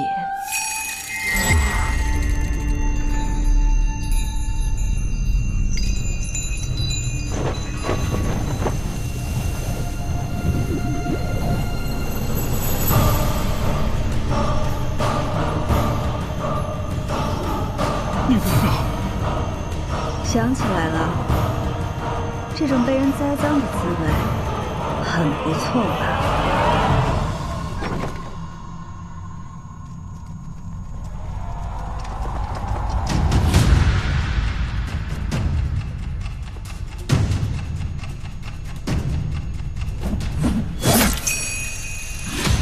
？10多年前你欠下的100余条人命，今日也该偿还了。你是谁？你到底是谁？听说你有让人乖乖听话的本事。听说你有让人乖乖听话的本事。你是那个顾姓女孩？不可能！她已经死了，她死了！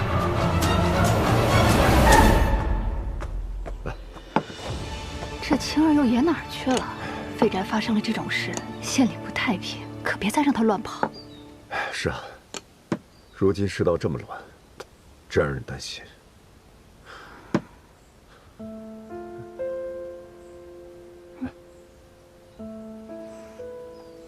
小姑娘，来，进来。来，饿了吧？来，现在的流民妻儿可真不少。是啊。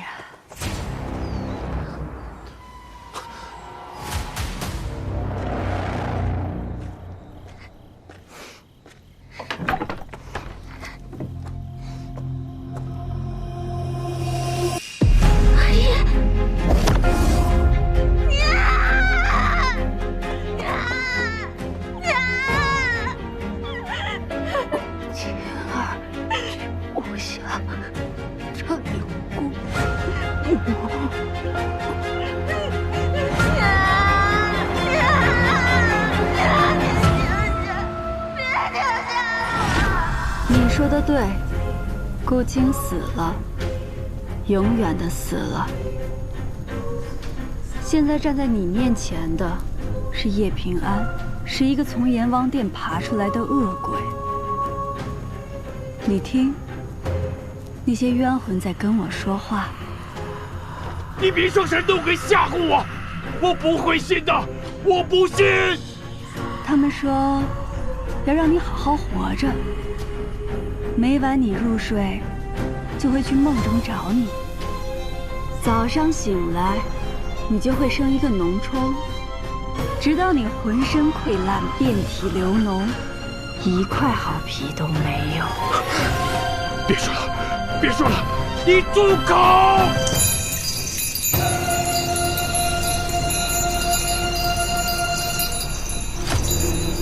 他们来了。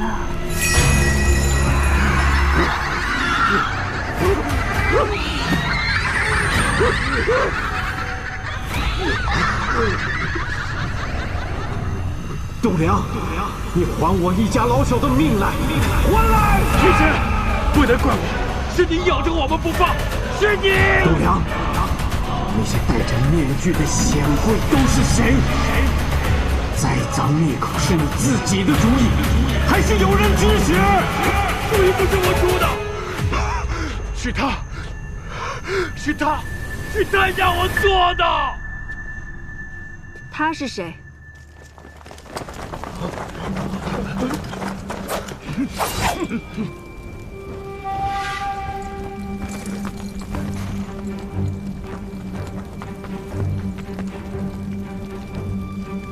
厉公来的可真是时候啊！放心，谁都看见了今夜这查获军饷的功劳，是你的，没人跟你抢。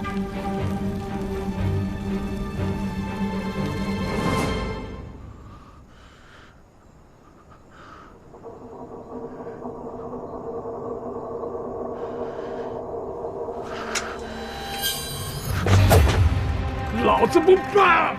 你们思贤是老子的刀下鬼，死了也叫你们魂飞魄散！杀了你！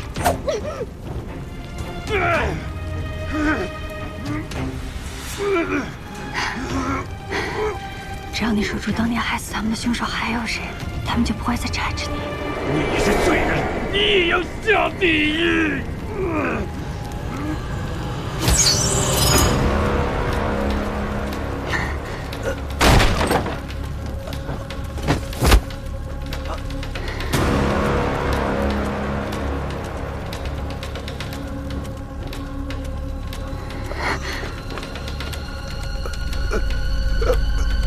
那童权贤幕后主使究竟是谁？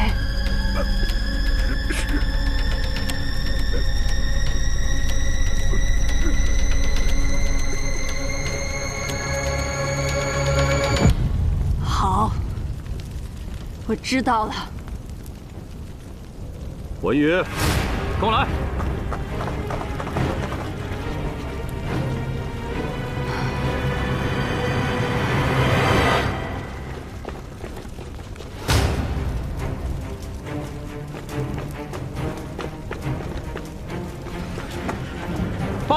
度量贪墨的8万军饷，皆在府中。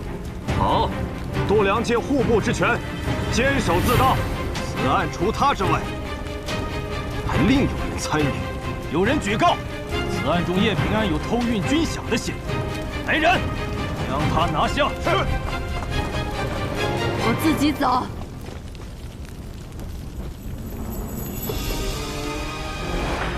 别跟别人走得太近。包括你吗？包括我。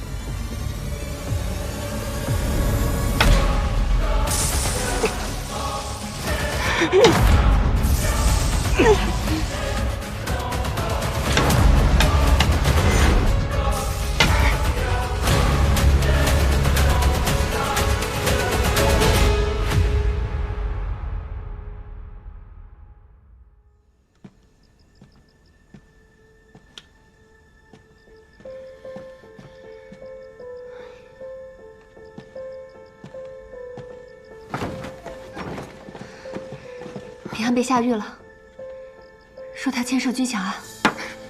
哪个王八羔子走漏的风声？我怀疑是袁绍成。之前平安设局，害他被度量拷打，看来是怀恨在心了。有这个可能，不过什么？如果是他，为什么现在还没有人来抓我们？不是他还能有谁啊？平安早就跟我们说过，他这个人狡猾又残暴，他做出这种过河拆桥的事一点都不稀奇。到现在还没来抓你俩，指不定还憋着什么坏水呢。是下的大理寺狱吗？不，是被厉俊带走了。完了，落到他手里那可真是生不如死。我现在就要去救平安。彩莲，不能自乱阵脚，先想办法。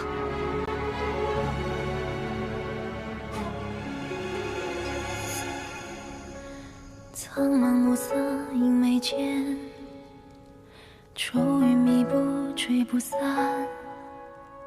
浮生若梦若魇，恍然惊眠。悲伤划过的双眼，凝聚成诀别，将这起初画面循环一遍。风云变，一哭一荣一亏欠，分身如烟，灼痛了誓言。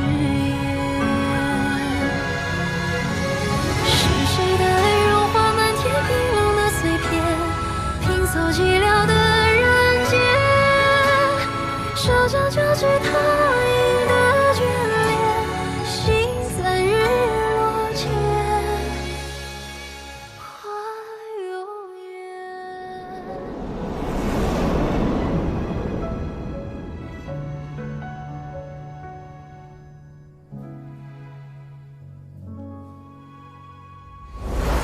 国府中的酒啊，尚算平平。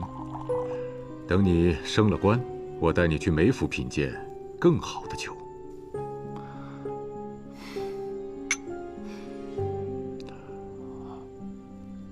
如今，我已在你的麾下，海公要是有什么话，不妨直言。我且问你，你和那个叶平安，到底是何关系？我与他相识不足半月，眼下只是奉旨一道办差，仅此而已。那就好。现在你正值升迁最关键的时刻，谁该帮，谁不该帮。你是个聪明人，我的话到这儿就足够了。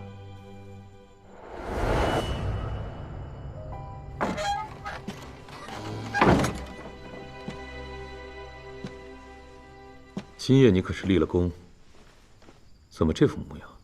没什么，我就是有些惋惜罢了。惋惜？哦，原来是因为那个叶平安啊。初次见到他的时候，我只觉得他是个骗子。后来呢？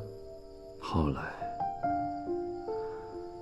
觉得遇上他这条毒蛇，还真是棋逢对手啊！能让你成为对手的人可不多啊。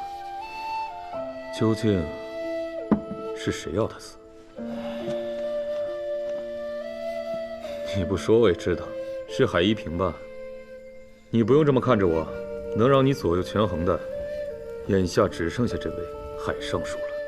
平时我只是懒得动脑子，你以为我真傻？哥，平日里我只是嘴上不说，可我心里知道，但凡人前有出头的机会，你都会主动的让给我，为的就是让我立更多的功，因为只有这样，咱们才能替芒狗人更快的脱离剑籍。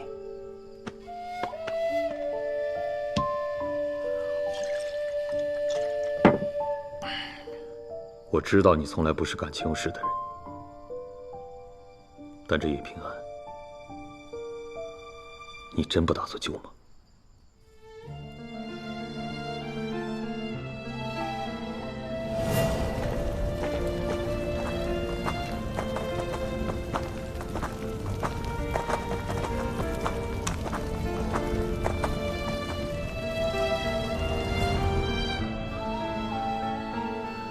既然还犹豫，不如让老天做个决定。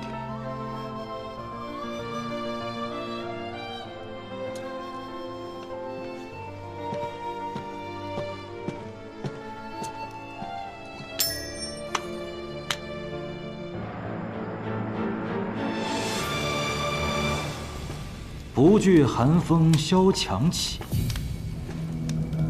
只待梅香扑鼻来。用刑是门技艺，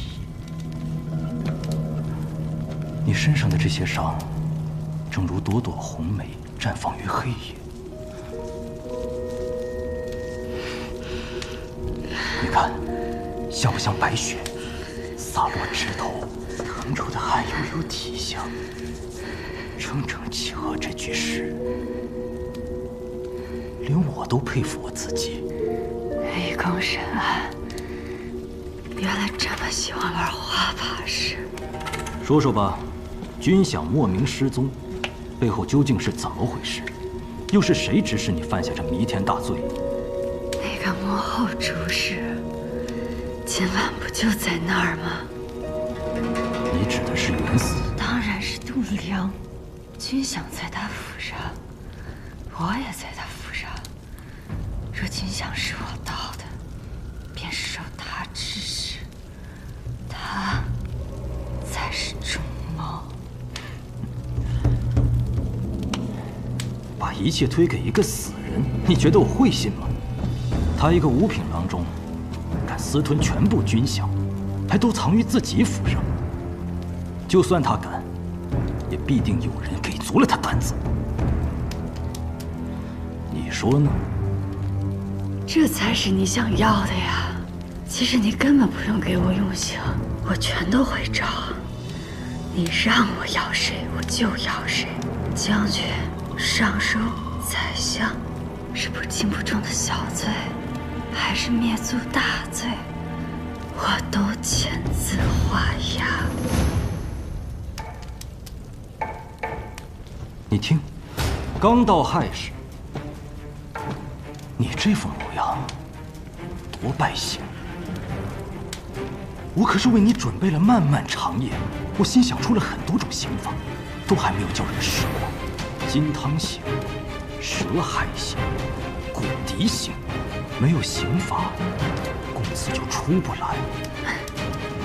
你看，世上有那么多案子，是哪种人事最让你兴致高昂？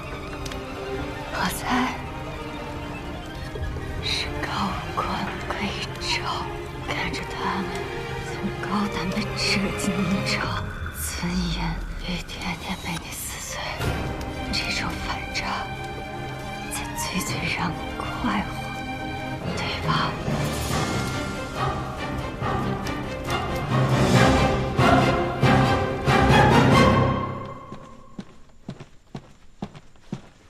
郎主，张尚书，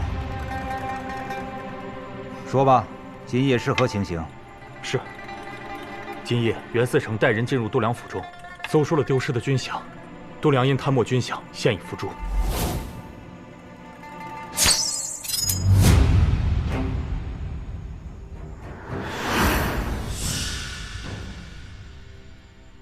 是意外磕死的。哎呀，张尚书，我看程慧也算是屈才了。你那刑部不是还缺人手吗？多谢郎主，小人没齿难忘。你妹妹还有你老母亲，我也会让人好生安置的。多谢郎主。起来吧。是。还有那个叶平安，也已被厉郡押入大牢，正在连夜审问了。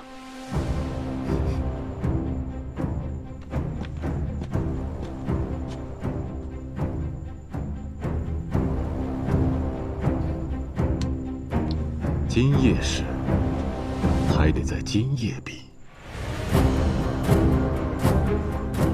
小人明白。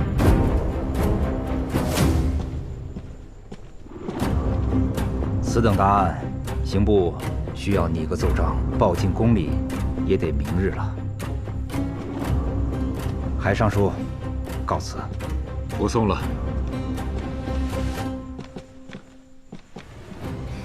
派人盯着程慧，看他到底能不能除掉叶平安。是。你为何怀疑叶平安是御史案的幸存者？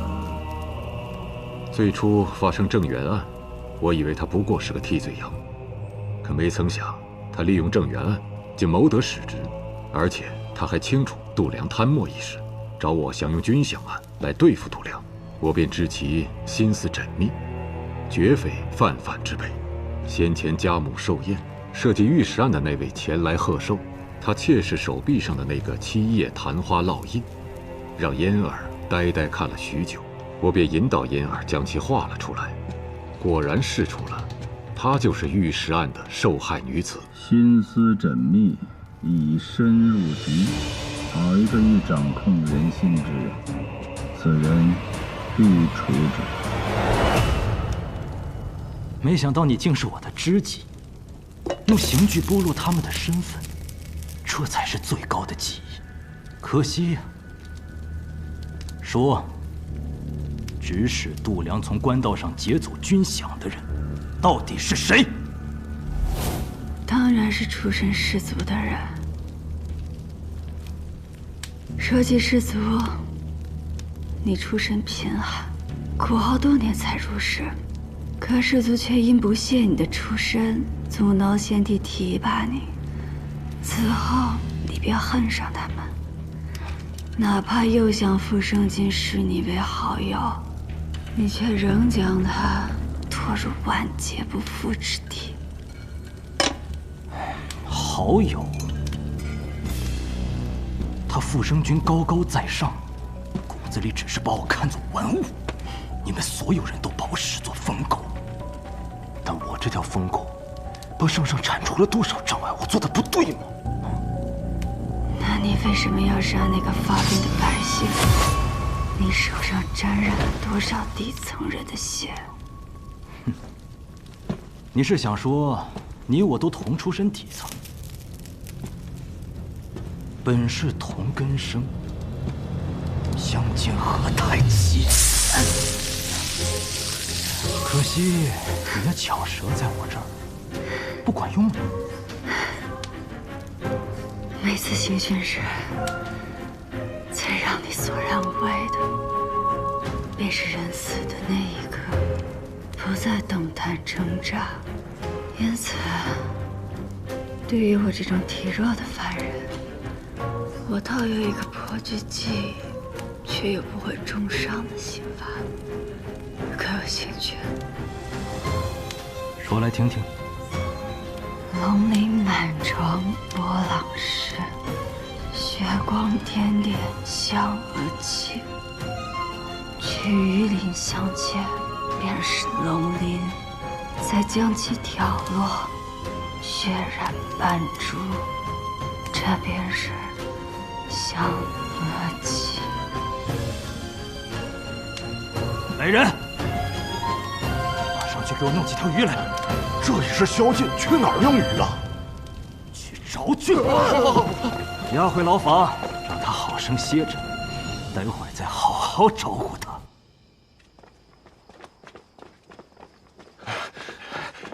这都什么时辰，咱去哪儿找鱼去？他折腾犯人就算，还折腾我们。哎呀，就是。鱼？平安是想告诉我们什么？鱼离不开水，是指有水的地方。平安能传递的消息极有限，所以应该是最具体的地点。那就是黑市。没错，能在宵禁之后买到鱼的，只有黑市。我明白平安的意思了，我们得赶紧过去。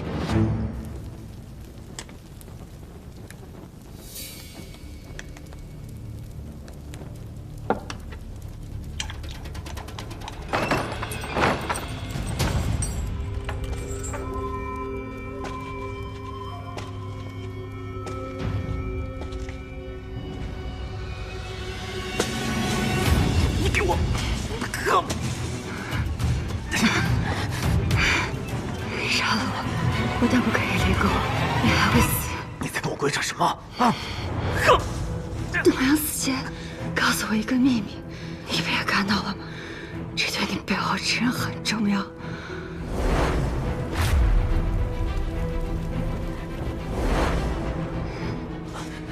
他跟你说了什么啊？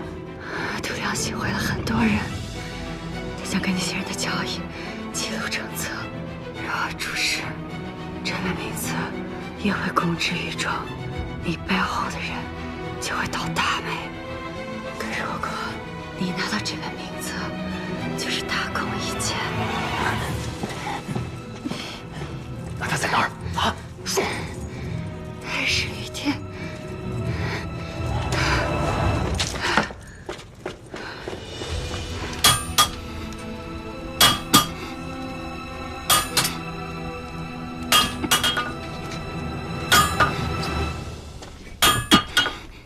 少成啊，你这是？我阿爷以前就是铁匠，什么破铜烂铁，在他的榔头下都能变废为宝。你想打个什么呀？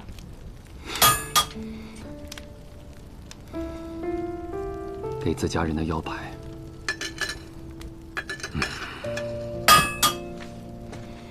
心里装着太多事，会把自己压垮。不是光靠对着铜铁敲敲打打就能够发泄得了的。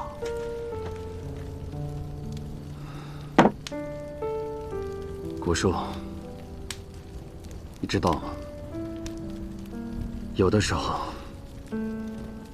我觉得自己的双手很脏。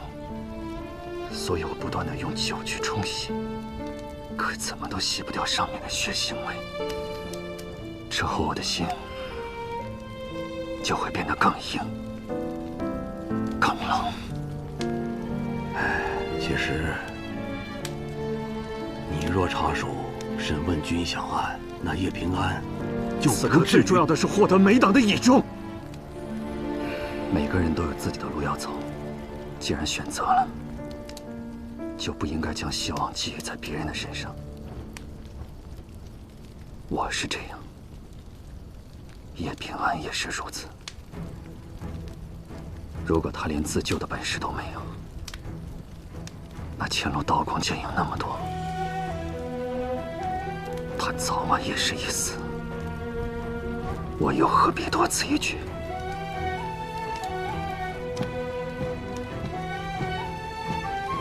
有人要杀你，为什么？因为度娘死前告诉我有本行贿的名册藏在黑市。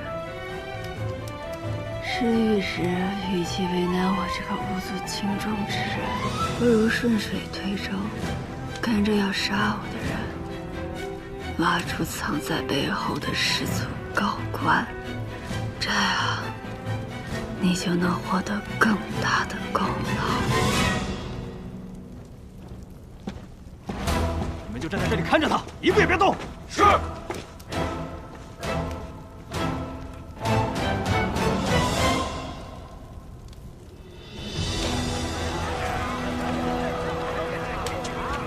来，看一看，都是稀罕玩意儿啊！随便看，来看看吧。哎，别走啊！哎，看看，都是好东西啊！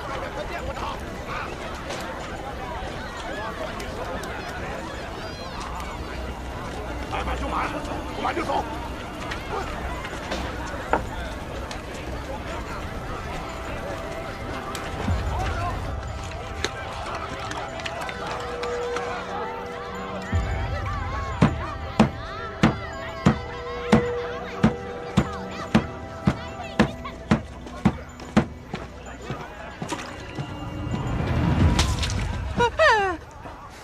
老板，来买鱼的吗？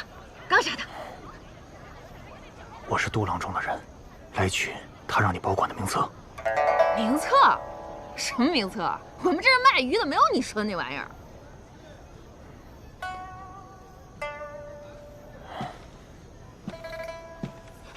哎，老板，我想起来了，好像是有个杜老板，在我们这儿存过一个，那叫什么铜轴。是你说的那玩意儿吗？啊，对，铜轴就是名册，给我。那得要寄存者的手牌才能拿，你有手牌吗？我有，稍等。你早说嘛！把铜轴给我。别手挠啊！快给我！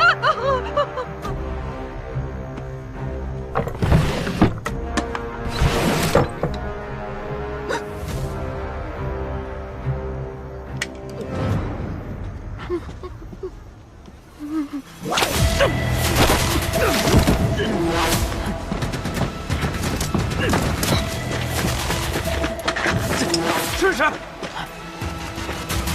追！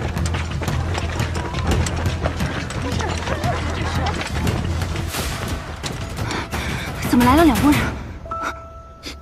配合的不错，一定是平安诓他们来找度娘的名册，以此来拖延时间。我给了他个空的铜轴，还好你反应的够快，不过铜轴应该很快就会露馅的。能拖一颗是一颗吧。丽君之所以在这儿，那就是平安想让他这条恶犬去咬该咬的人。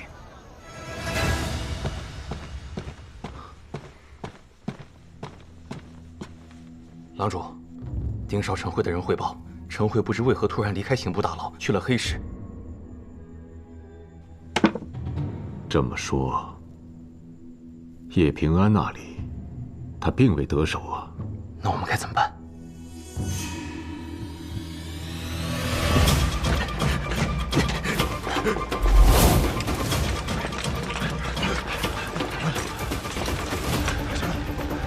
分头追！是。陈慧，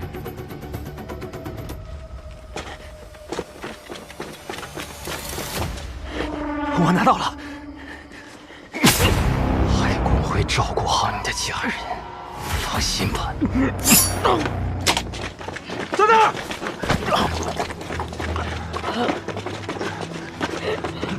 儿！说，杀你的是什么人？我阿娘能过上好日子了。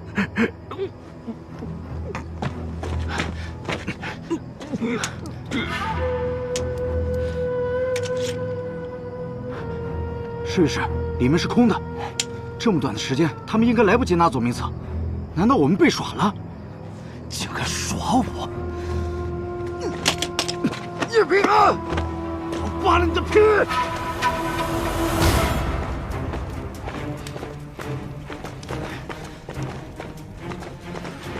试试。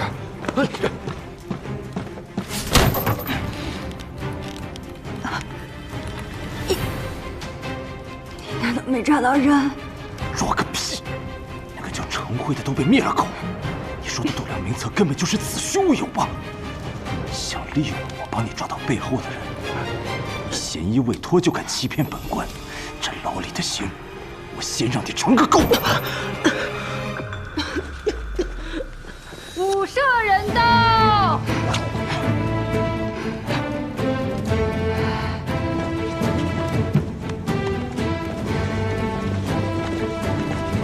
圣上口谕，大胆力拒，叶平安乃朕亲封特使，你岂敢胡乱抓人？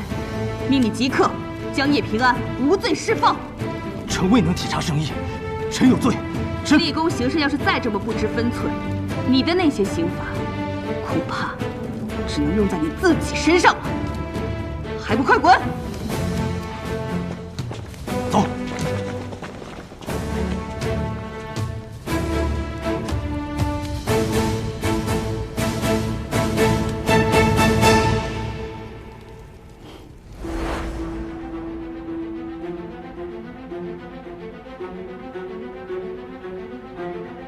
你这么急着见朕，可是军饷案有了什么进展？陛下与臣协查办案之权，是开了天恩。只是臣办完此案，恐怕就没有机会将此令牌亲手还给陛下了。这是何意？臣曾说过，愿做陛下祛疮补肉的重药。可陛下除了臣这副药，还要哭离那柄重剑。臣无高位，无党派，无大族，得罪的人只会越来越多。只要他们罗织些臣的罪名，那柄重剑一挥，臣这药罐子只怕就得粉身碎骨了。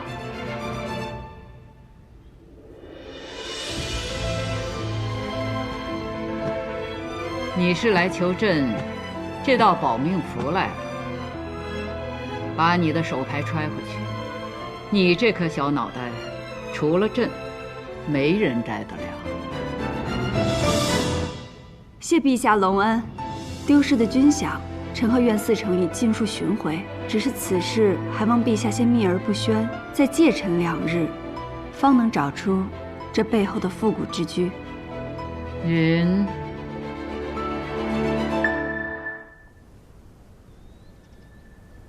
袁绍成忠君体国，恪尽职守，于军饷案中立首功。现由大理寺丞擢升大理寺少卿，钦此。臣叩谢圣恩。朕登基以来，先有誉王之乱，后有文臣之治，有些人便趁机浑水摸鱼，寅吃卯粮。像那傅生军，横霸良田千顷，逼出不少流民来，早就该好好的治一治了。可朕身边信得过的人不多呀。臣虽出身微末，却有志铲除贪官污吏，为陛下肝脑涂地。天下盐价日涨，其中必有蹊跷。显而提起，户部郎中杜良暗地里勾结了一个叫齐君山的商人，以赌方名义行贪墨之事。你从他身上查。是。他不过是一根藤草而已，要紧的是，他倚仗的大树。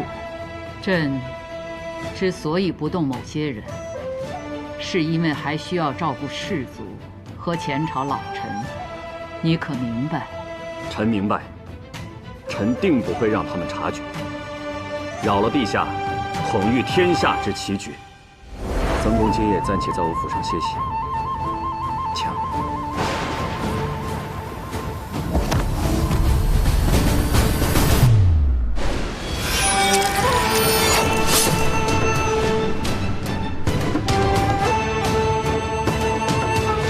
成了，要你监视，若想报名，我只能送医院。圣动。臣借假杀曾宣，获取度量信任后查明，度量多年来勾结齐君山，敛财共计约30万两，今于现银9万4千两，加上抄没的度量家财以及齐君山赌坊之账，已尽数收归国库。查办度量之事，你做得不错。皆是陛下雄韬伟略，运筹帷幄，臣不过是听令行事，不敢居功。严驾上长查得如何？臣尚未查到度量牵涉其中，不过，臣怀疑有人通过度量在户部盐税上做手脚，还望陛下允准臣彻查户部之账。准，但阵仗不要大，1、2个得力的人随行即可。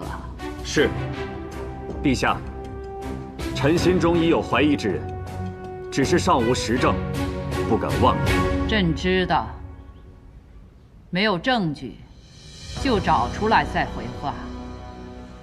是。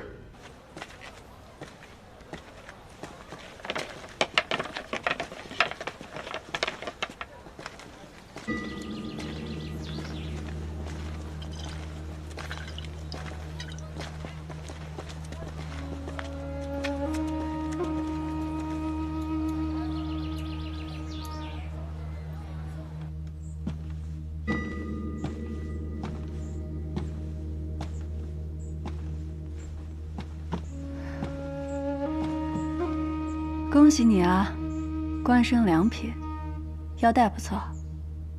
你就不怨我没有对你施以援手吗？为什么要怨你？你我又无朋友之意，各为其利罢了。何况你在升迁的重要当口，更不能与我这获罪之人有所牵扯了。我倒宁可你能骂上我2句，也好过在这里恭贺我。袁绍常，你其实心里根本不满足于现在这个位置，你志在拜相，对吗？我去过芒沟，也听说过龙门场内的惨况。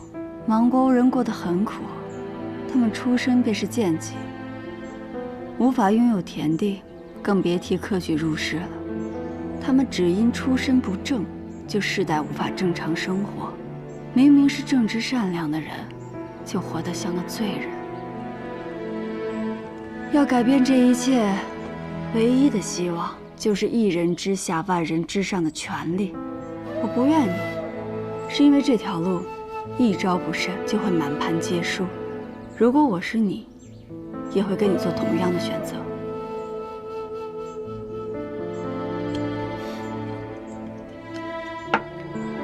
好啊，没想到知我心者，竟是一个与我相识不过数月之人。来，我敬你。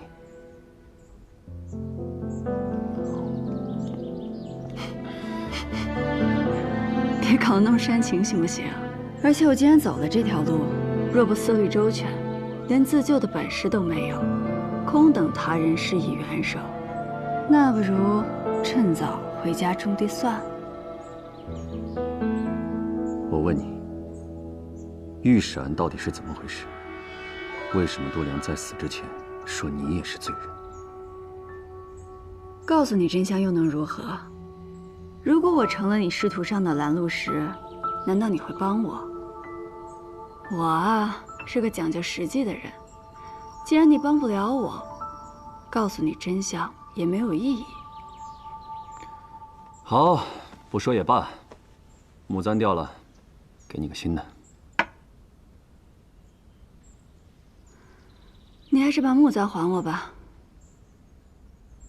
找不着了？那我也不要这个。为什么？木簪好啊，它即使摔落泥尘也不会破损，不像玉，脆弱易碎。我就喜欢戴木簪。还要不要？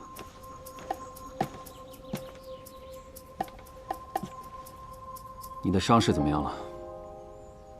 想知道啊？给你个机会，帮我换个药。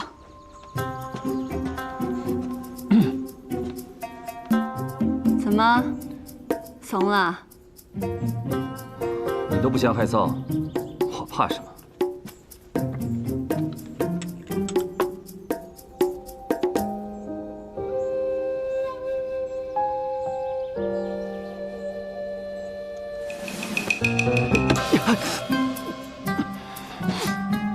真当我不记仇啊？一报还一报。毒蛇，刚才还知心人呢，这会儿就毒蛇了。毒蛇又怎样？你这豺狼也好不到哪儿去。哼，自己换吧。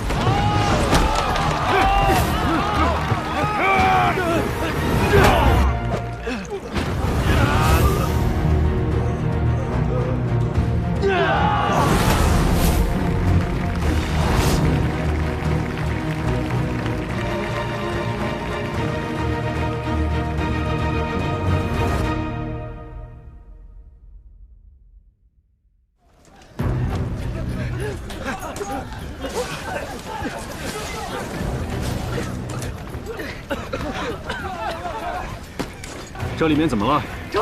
账房走水了，快救火！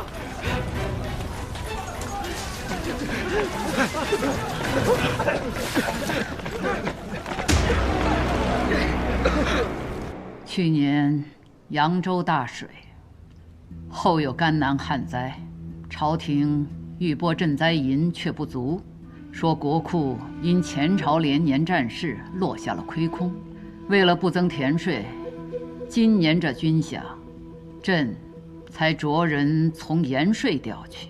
这下倒好，要查账了。堂堂户部、账房竟然着火了！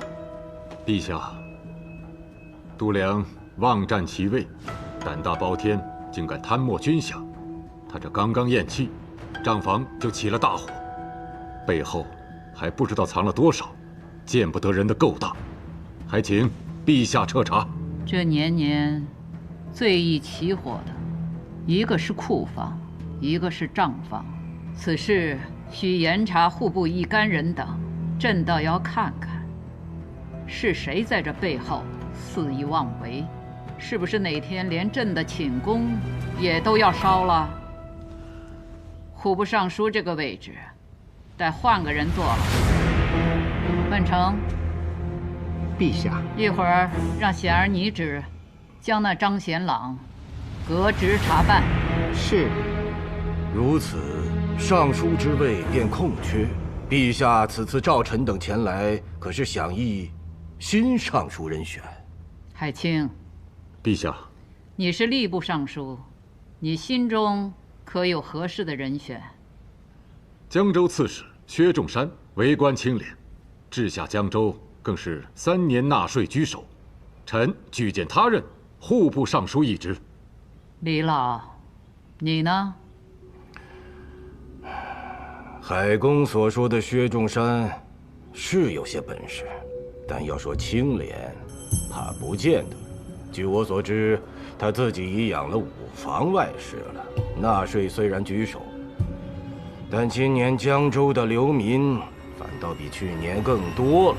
李老，要说流民，何处没有啊？薛中山的才干那是当之无愧。只论才干，不论德行，这怕不是海公的处世之道吧？户部尚书一职，事关天下钱粮，需德才兼备，朕绝不容忍再有度量这样的烂吏赃官兴风作浪。海清问何处没有流民，朕告诉你，幽州就没有。幽州刺史被那里的百姓称作是祭青天，此人乃骨梗之臣。朕召他进京，就由他领户部尚书一职吧。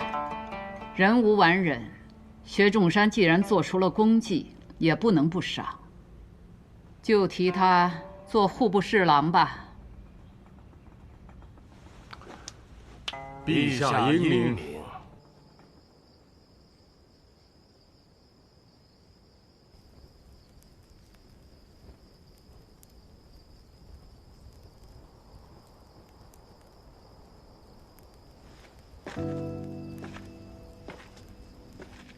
想出是谁指使陈辉暗杀度量，害你入狱了吗？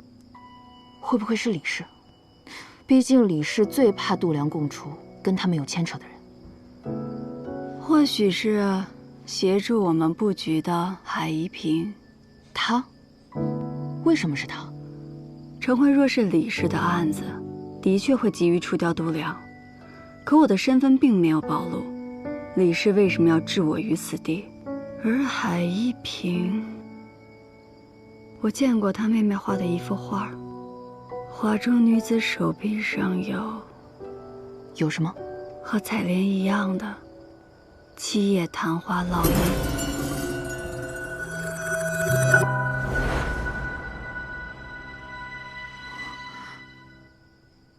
可海烟这些年都闭门不出，他不大可能见过当年的受害者。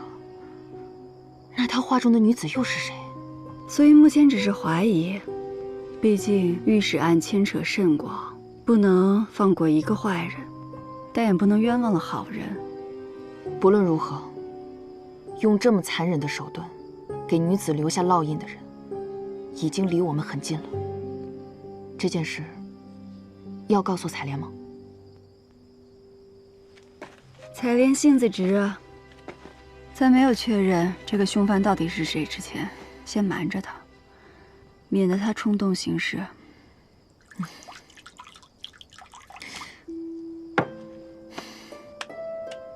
我之前就问过你手抖的毛病是怎么回事，你跟我说是没睡好，多休息休息就行了。我看呀，根本就没有好。我可听你说过，若是人有心急，时间久了身体也会出现病症。你不会也有心急了吧？怎么会？我可是心仪，你难道不相信我的话呀？你呀，总是喜欢剑走偏锋，有的时候我都觉得你是在折磨你自己。你会这么想，其实是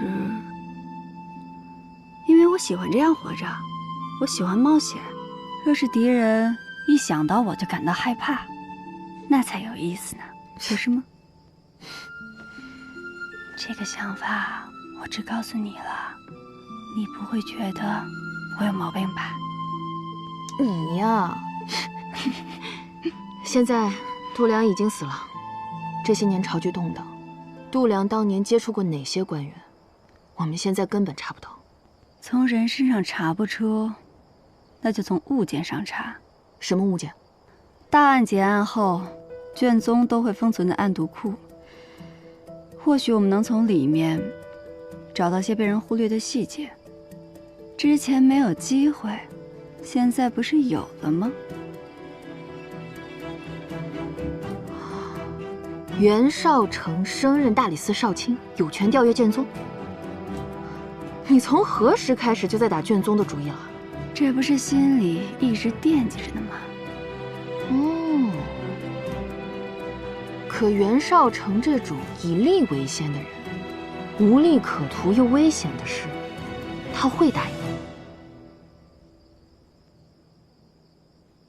吗？你们都知道我出身盲沟，人人都管我叫老鼠，但我从来不避讳这个，因为老鼠的生命顽强，杀不完，灭不尽。正因这样，我今日才得以站在这里。记得刚来大理寺的时候，你们中有许多人瞧不上我，甚至还跟我动过手，是吧，二虎？但如今，我们已经是站在一起的兄弟。我不管你们是否相信“公正”二字，但是我要你们记住，那些视人命为草芥的人，无论是我袁绍成，还是这大理寺，绝不会允许他们在这世上多留一天。是，所有人随我出发。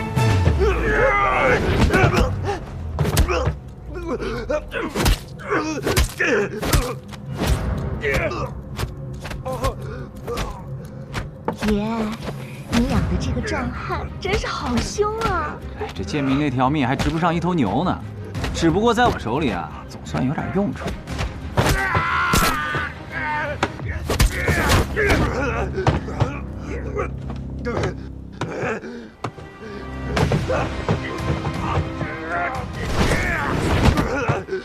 好，起来，起来！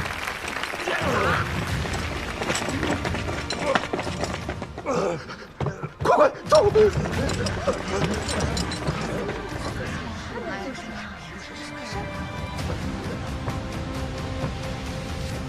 这龙门场应该没有大理寺要查的案子吧？你跑这耍什么威风来了？听清楚了，大理寺即日起要查封龙门场，无关人等速速离开。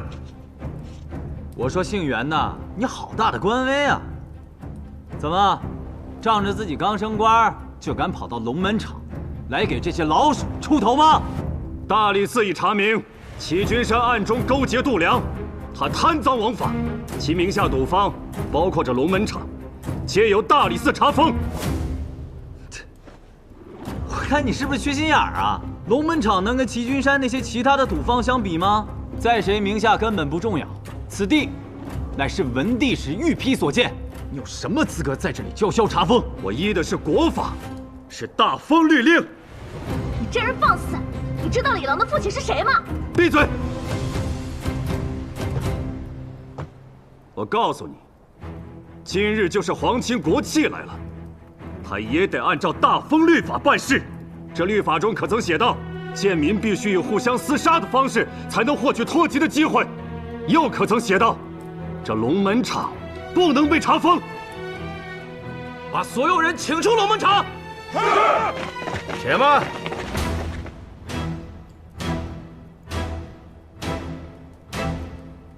袁绍卿说的对，律法上确无条文，但这龙门场乃是文帝所建，想要查封，按章程也得先请示当今圣上，否则贴上了封条，你可就要连累大理寺，担上大不敬之罪。更何况，哪怕请示了圣上，圣上允了，此地要封要拆，随他去便是，自有人另寻他处，建新的龙门场。崔侍郎所言甚是，我跟一个莽夫置什么气呢？正好我觉得此地偏远，明儿个我就重新选址，建一个更威风、更气派的场子。我们走。走走。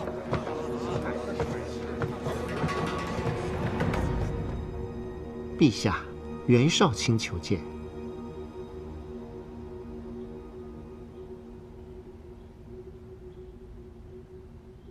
袁绍卿，你刚官升良品，朕就收到好几本参你的折子，说你目无礼法，屡次派人侵扰文帝御批所建的龙门场，可有此事？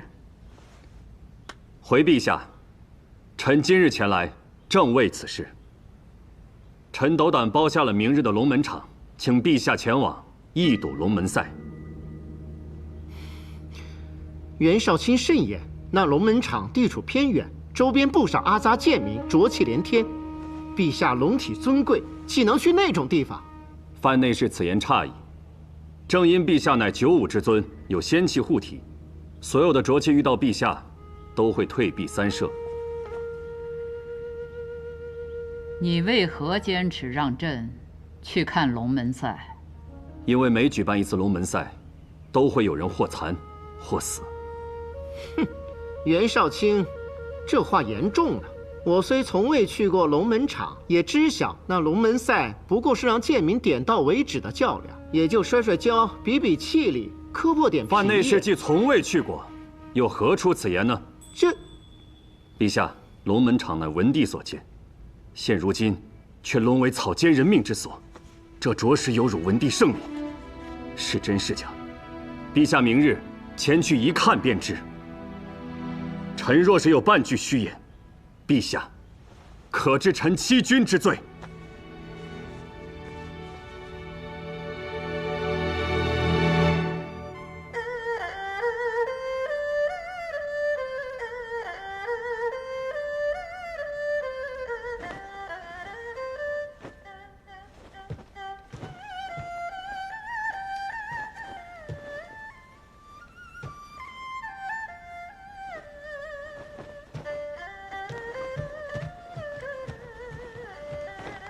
阿爷，那袁绍成不知道吃错什么药了，整日就是揪着龙门场不放，耍官威，耍给谁看呢？你叔祖传来消息，圣上明日要亲临龙门场。什么？好他个袁绍成啊！这是暗地里要跟所有世家对着干。昭儿，做人要慎言，这跟世家有何关系？我让你给穷人发放粮食，积德为善，你倒好，丢下周鹏，老往龙门场跑。顶着大太阳在周棚坐一天，儿子坐不住。你这心性一点都不像我，浮躁。今日你给我安分点，不要再像上次一样给我闹出人命来。过2日随我参加酬明宴。报，郎主，有人捎了封信给你。下去。阿爷，您就别惦记什么周鹏、什么酬明宴的，穷人的命又不值钱。那官员转授的事儿，你什么时候能让儿子沾手一二啊？我让你打理布行的事，你打理明白了吗？你要记住，路要一步一步的走，才能走得更长远。我知道了，阿爷，放心吧，我肯定会青出于蓝的。不好了，郎主，郎主，小主子从台阶上跃下去，不小心磕伤了爪子。这混犊子！你弄伤他爪子，我打断你的狗腿！来人！周儿，先抱他去看伤。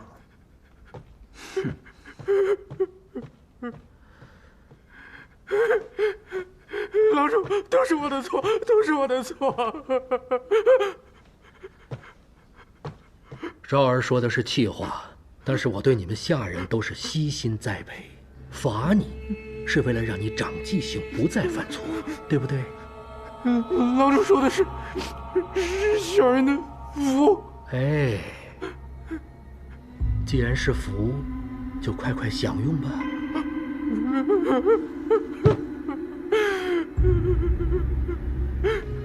继续啦。我有福，我有福，我有福，我有福，我有福，我有福。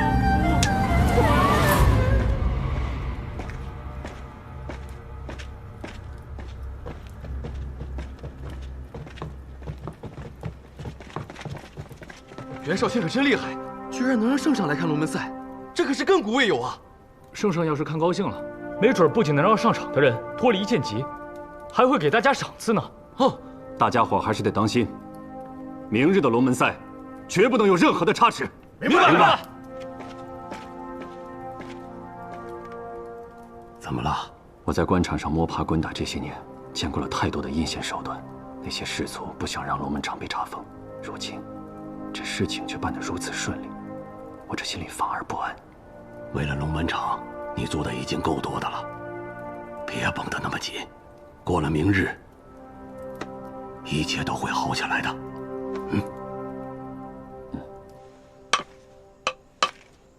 子时3更，平安无事。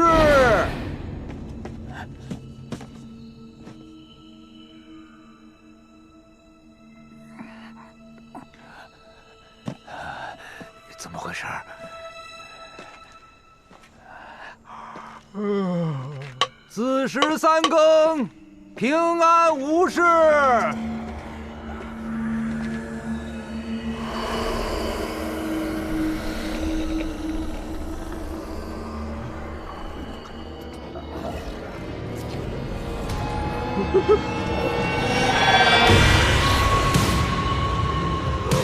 我的妈呀！鬼呀！鬼呀！有鬼！救命啊！鬼呀！什么人？鬼！我是更夫。站住！别动！有鬼！有鬼！真的有鬼啊！过来！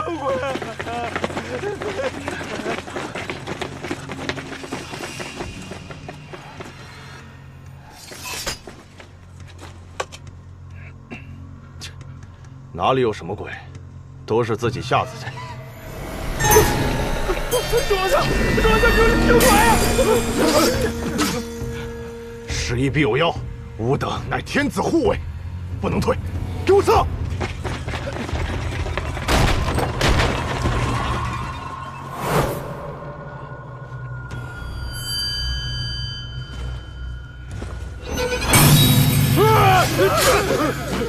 怕什么？装神弄鬼！来呀！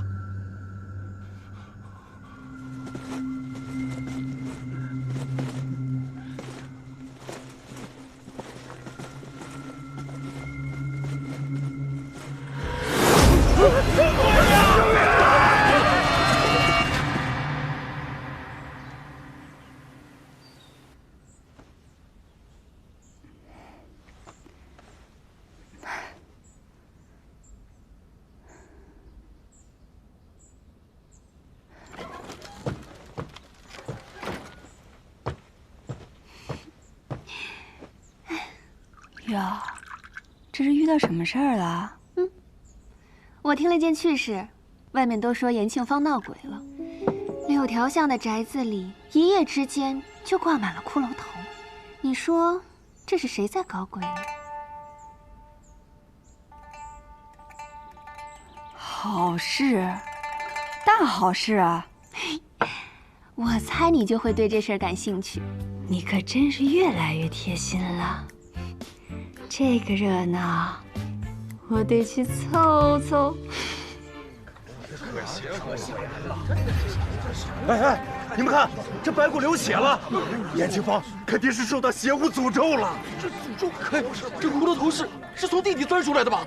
晚上出门是要被厉鬼缠身的，真吓人呐！有点钱，赶紧搬走，这地方真是太邪门了。大理寺办案，闲杂人等退避，如有违者，视为嫌犯帮凶，统统带走。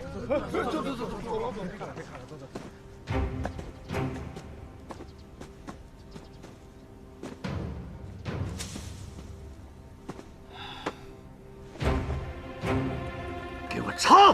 我倒是要看看，谁敢在这延庆坊装神弄鬼，祸乱人心，我绝不轻饶。是。查到了有什么用啊？你来凑什么热闹？我可不是来凑热闹的，我是来跟袁绍卿做笔生意。哼，向来都是我去找别人聊生意，还从未有人敢主动找上我来聊生意的。近日原本袁绍卿要请圣上来看龙门赛，所以延庆坊就闹了鬼。这鬼一闹，圣上自然就不会来了。谁不想圣上来啊？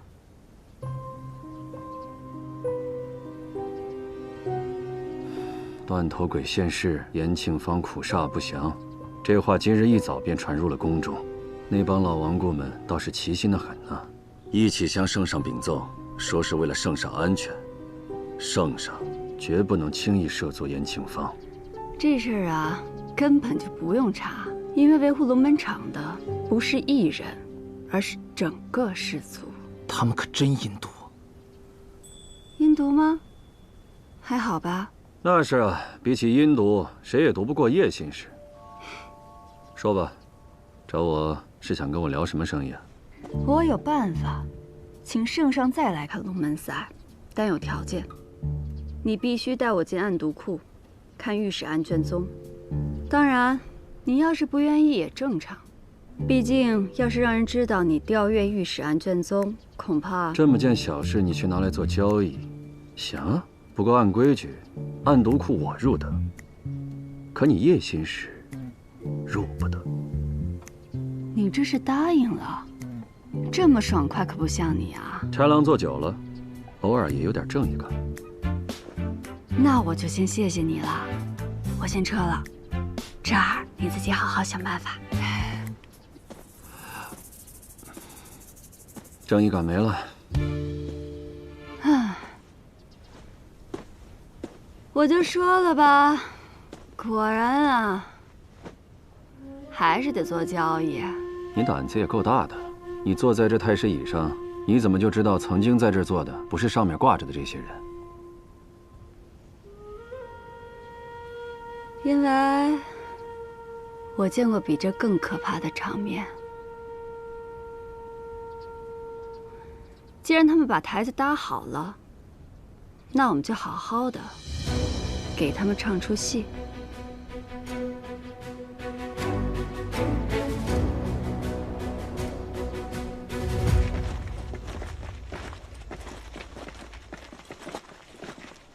中郎将，我觉得今天晚上又有点怪怪的。怕什么？走。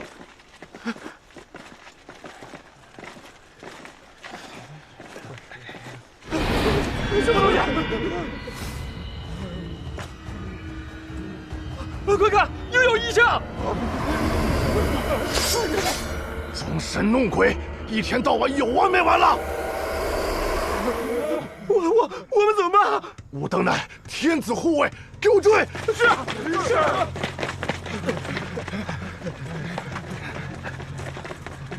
中郎将，怎么又是这儿啊？咱们非进不可吗？要不然就当没看见算了。废什么话！所有人听令，包围此宅。你们俩在外面守着，其余人给我进去。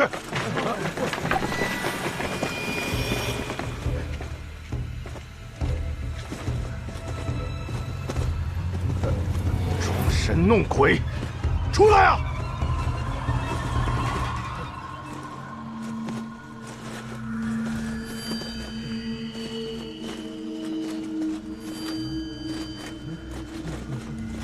慢着！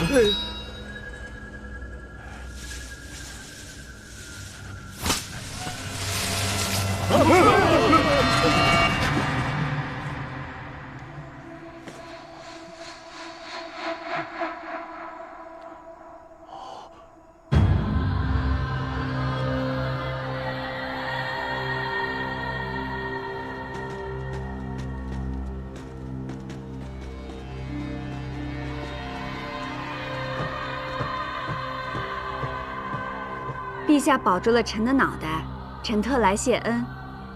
君享安，你办得不错，身体可好些了？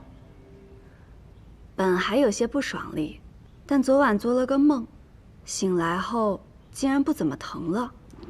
什么梦啊？说说看。臣梦到一只通体雪白的鹦鹉，飞到了臣所在的延庆坊，然后变成了一个脑袋光光的小金人儿。朕倒是养过一只能背佛经的白鹦鹉，你这梦做得巧啊！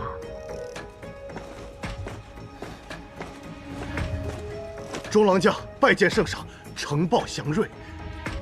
昨日呈报不祥，今日又呈报祥瑞，怎么回事？臣该死，臣也不知该如何解释。金吾卫追着一个小金人到了延庆坊那处闹鬼的宅子，竟挖出了此祥瑞。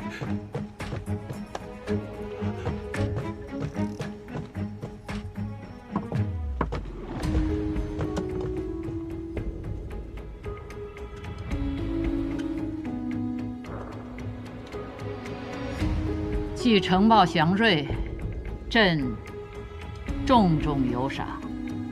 退下吧。谢主隆恩。你呀你，这龙门场，看来朕非去不可了。去，即刻寻一套常服来。记住，若泄露出去，朕拿你试问。是。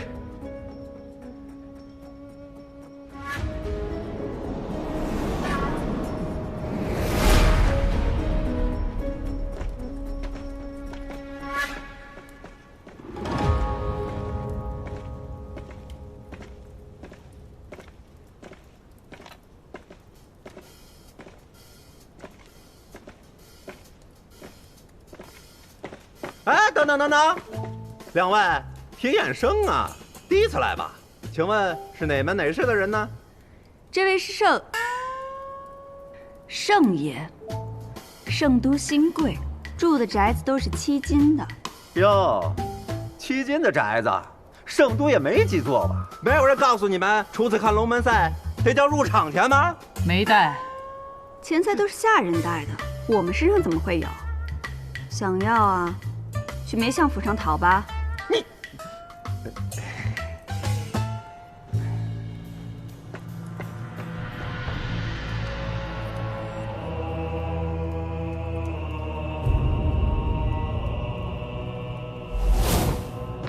欢迎诸位贵客来龙门场观赛。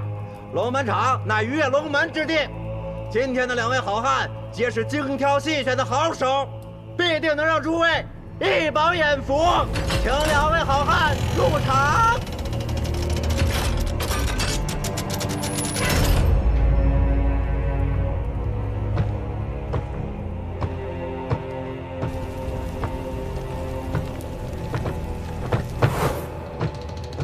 今天这2个盲沟贱民，家中皆有儿女，诸位猜猜，他们谁能赢啊？既然你们已经签了生死文书，老规矩，进阶自愿，生死自负，胜者及其子女可脱离贱籍，得分田地。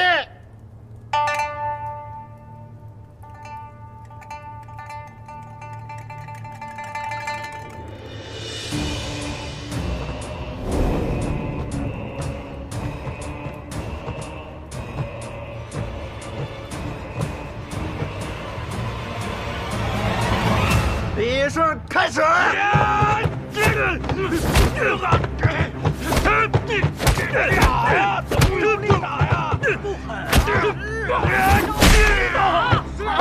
真没事。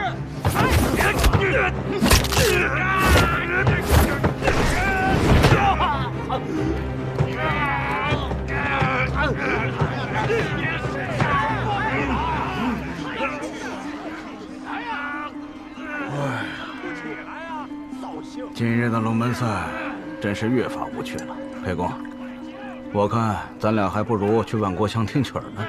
嘘，在此处你我就不要直呼其名了。嗨，莫吧！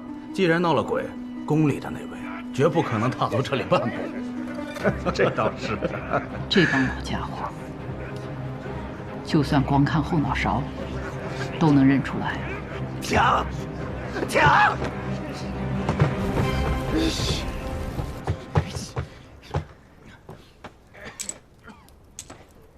诸位，此物乃铁拳环，和往日的赤手空拳相斗不同，这2个贱民带上了它，就能拳拳见血，招招致命啊！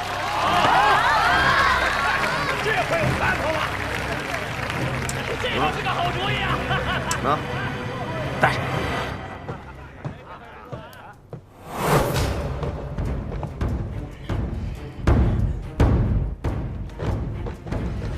2位请下注。请下注。我压红的，我也压红的。 2位请下注。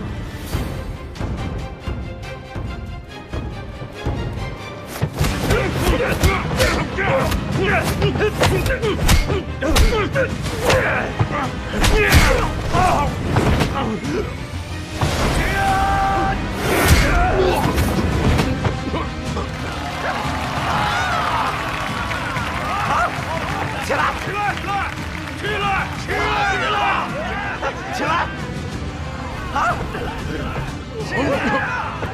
起来！起来！起来！起来呀！起来呀！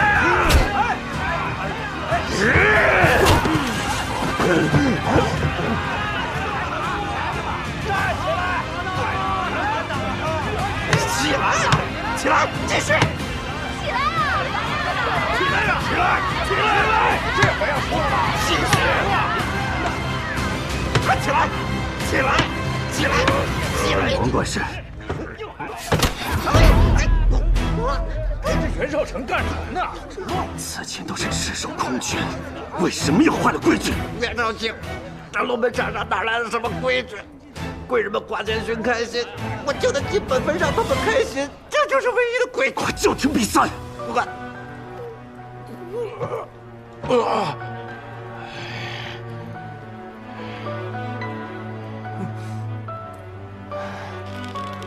快打呀！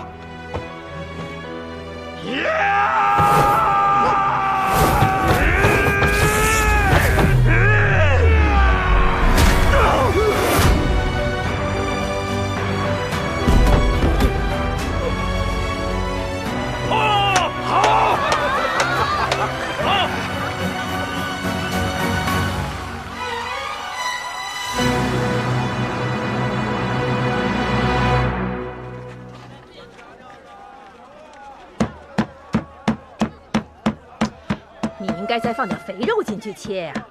这肉馅儿啊，最好是精中有肥，瘦多就干，肥多就腻，2两瘦1两肥，那才是肉馅中的极品。还有啊，早跟你说了，你这肉摊儿不能只卖肉，还得卖菜，要荤素搭配。你这不卖菜，我还得走整整167步才能走到菜摊儿。对。你去跟姑娘直接表明心意，她若是愿嫁，这门婚事日后我做主了。那好，慢走，下次再来。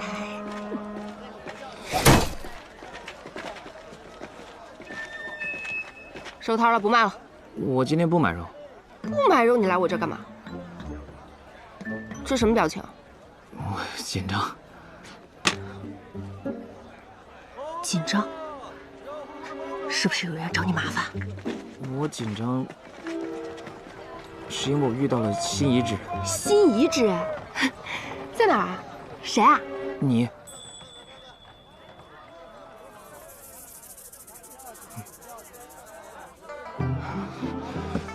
我想了很久，不知道该怎么说。我怕你觉得我唐突。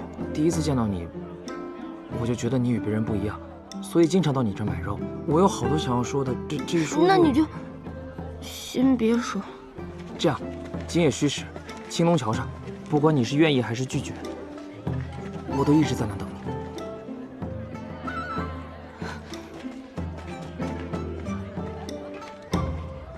白纸之事，以图系之烟焚。你堂堂上书，竟然不能除掉叶平安？你要留着他坏了我的大局吗？您请息怒，叶平安已经是阎王簿上被勾了名字的人，他进鬼门关之前还可一用。何意？圣上本就有提拔寒门之意。李牧原和我争夺户部尚书的人选，就是宁肯让圣上为了制衡而提拔寒门，也不愿意让我们的人得到尚书之位。季青天的名号可谓如雷贯耳。天龙年间，他曾任大理寺丞，断案如神。1年之内判决涉17000人的积案无一冤诉，有他在，我们想用薛仲山把持盐税的这步棋，就算是废了。您所言甚是。不过换个层面考虑，这圣都官盐商销的路子，到底在谁手里握着？我们只要能断了李氏这条财路，以后他们就没有办法和我们斗了。所以此前我故意让叶平安看到7叶昙花图，也是有这番考量。他既然是把好用的刀，就莫要浪费了。用人需看准啊！度量当年也是你提拔进京的，可是转身就投靠了李氏。您大可放心，您只要坐山观虎斗，待到收网之际，还怕找不到让叶平安毙命的机会吗？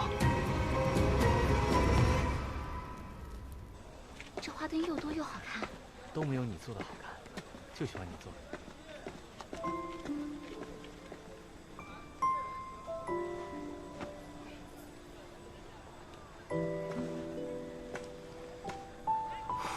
卖花灯喽！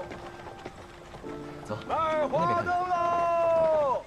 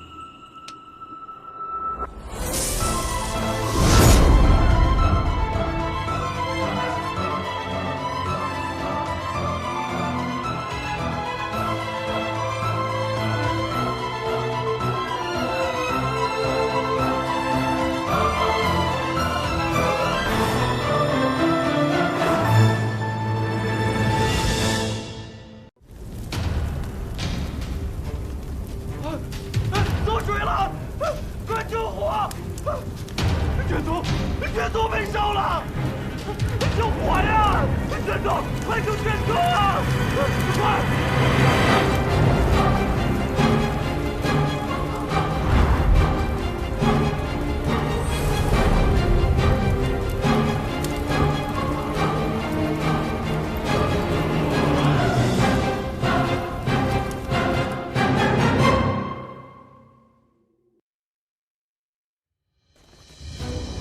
左威卫大将军武安康，多年镇守边陲，受赐玉戎狄来犯，为我国土劳苦功高。圣喜2年，硕丹犯境，武将军又率军以一破百，大败硕丹于漠北，获金元之战大捷。今贺武将军回朝，赐青龙黄金简。金明光铠，再赐康平王府银1000两，绢500匹，所率诸军每人绢5匹，钱10千。钦此。臣叩谢圣恩。武将军，今日议政若有良策，但说无妨。是。诸卿有事奏否？臣有本奏。说。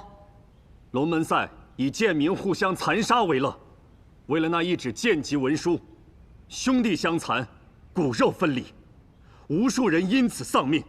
臣恳请陛下下旨查封龙门场，革此弊制。真是危言耸听！龙门场让不少贱民得以脱离贱籍，逾越龙门，这明明就是福泽恩重的大善事，却遭你如此诽谤。臣记得袁绍卿正是因为龙门赛才成了良民。怎么，你自己吃了蟠桃就要把树砍了，不让别人吃了？龙门赛乃文帝首肯，袁绍卿却污此良策，岂非在说文帝不仁？袁绍卿此言，其心可诛。此言不妥。龙门赛本意的确是给贱民翻身的机会，但仅让贱民以相扑之术比试，不得伤筋动骨。后来某些人暗将龙门场变成草菅人命的赌博之地。袁绍卿所奏是实情，你们却屡屡攀扯文帝，此心难道不可诛吗？李氏哪有毫发无损的道理？别有用心之人一番夸大其词，便欲毁此良策，岂不可笑？梅阁老，你怎么看？这一朝有一朝的天子，也有一朝之治。此制既未入典律，改与不改的，全凭陛下做主。卢青和张青以往议事总是分歧甚大，今日倒难得一致。逾越龙门，朕觉得你们说得很好，还有谁认同的？臣附议。来人，抬上来。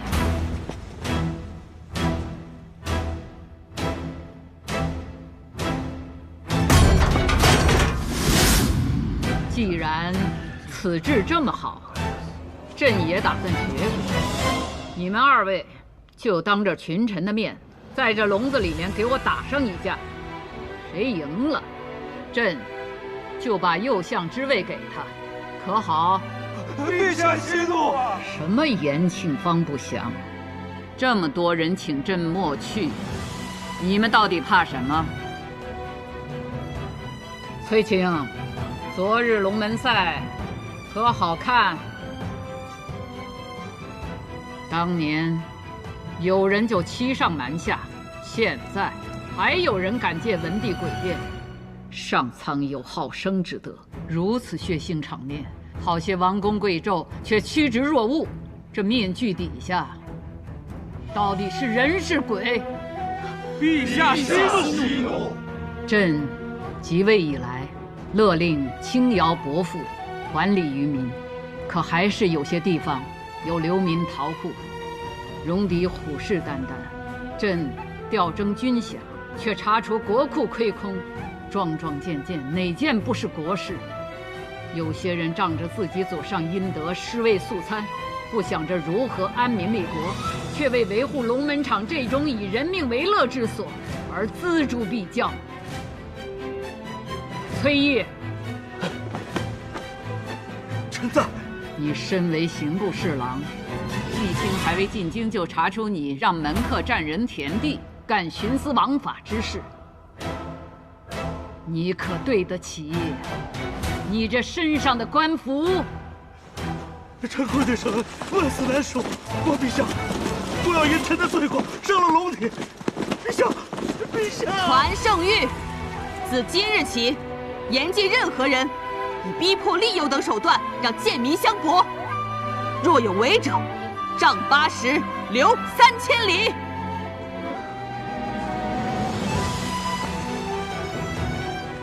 陛下，很多人是因祖上犯错而入贱籍，本身并无过失。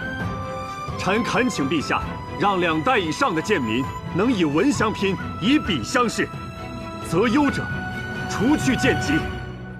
万万不可！文士科举乃是给良民为国效力的机会，岂可套用在贱民身上？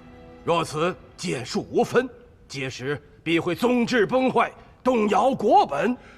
李老说的有道理，袁绍卿爱民之心是好，但是如此改制，恐怕过犹不及。梅阁老、李老言之有理，此事不必在意了。元清，起身吧。是。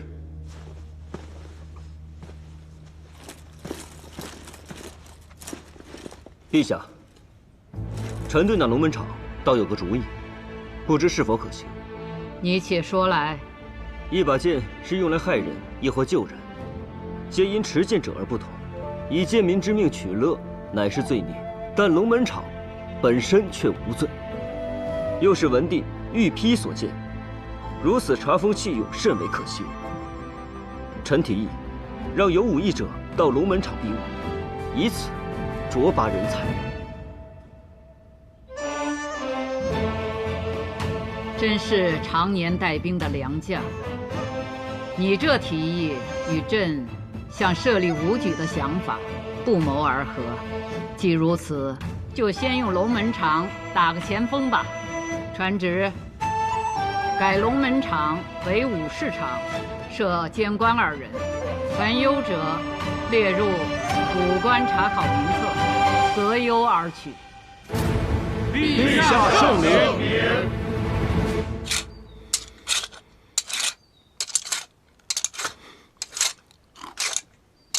圣上去了龙门场，你帮了袁绍成大忙，他可得好好谢谢你。啊！怎么了？受伤了？我看看。没有，磨得太用力，扭着手腕了。那你这大惊小怪的，要把人吓死啊！就扭了一下手腕，叫这么大声，你也太怕疼了吧你！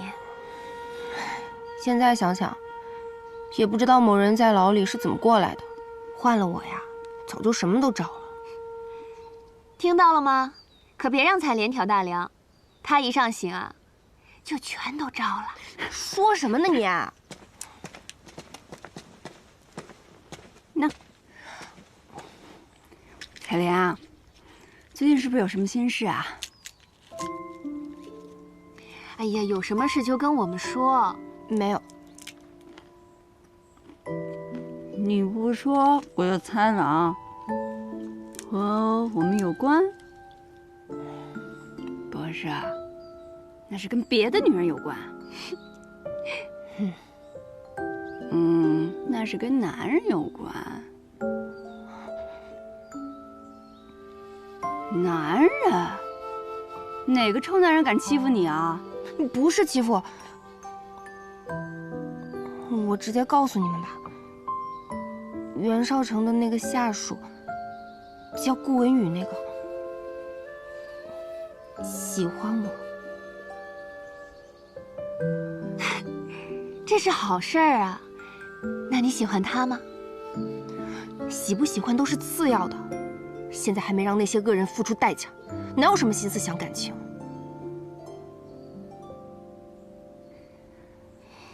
顾文宇一直跟着袁绍成，看得出来做事认真周到，是个踏实的人。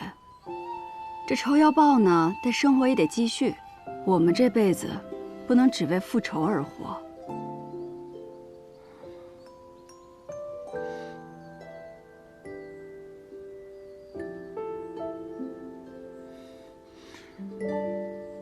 可我若是跟他在一起了，难道能不向他坦白我的过去？他知道了我的遭遇后，心里会没有疙瘩？他心里有了疙瘩，最后受伤的不还是我吗？采莲，比起那些不幸的过去，更让我难过的是我从废宅逃出来之后。哎，你们说说吧，是不是这么个理？怎么不绑别人呢？就绑了这些女的，肯定是他们衣着不检点，才会被人盯上的。我听好多人在说呀，那于钱是给了他们钱的，他们贪财就自己留下做了家妓。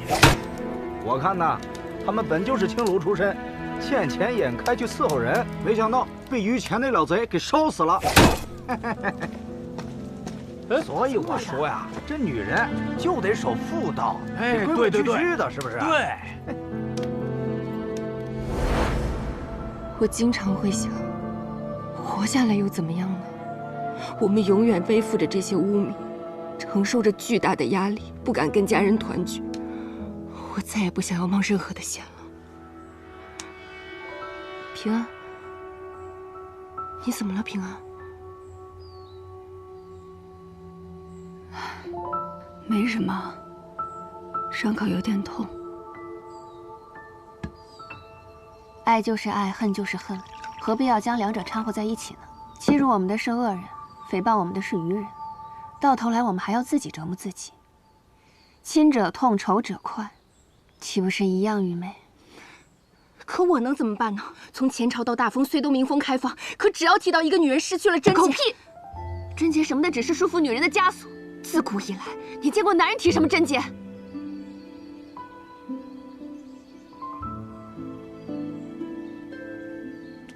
你可有给顾文宇答复？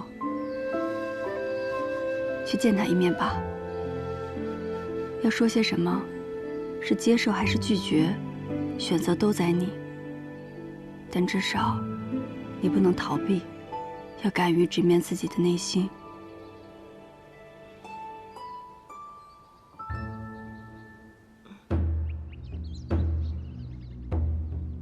近日，朔丹来函，可汗长女已到了婚龄，朕允准可召选大封王子与朔丹公主和亲，以缔结双方姻亲之谊。陛下，自古以来，只有公主和亲，还从未有以王子和亲的先例。若我朝以堂堂男儿和亲，必会留为笑柄，望陛下三思。望陛下三思。哼，笑柄！昔年文成公主远赴外邦，以一己之身保两地和平多年，此等功绩，你们谁能相比？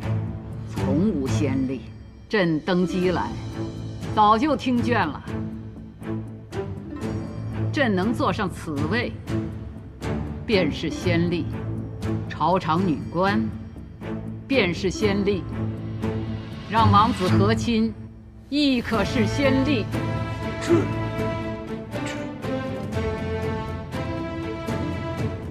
安康，你怎么看？回陛下，臣以为，不论是公主还是王子，以一己换百姓安、士兵回，都不输于将帅之誉，皆乃我大封之荣耀。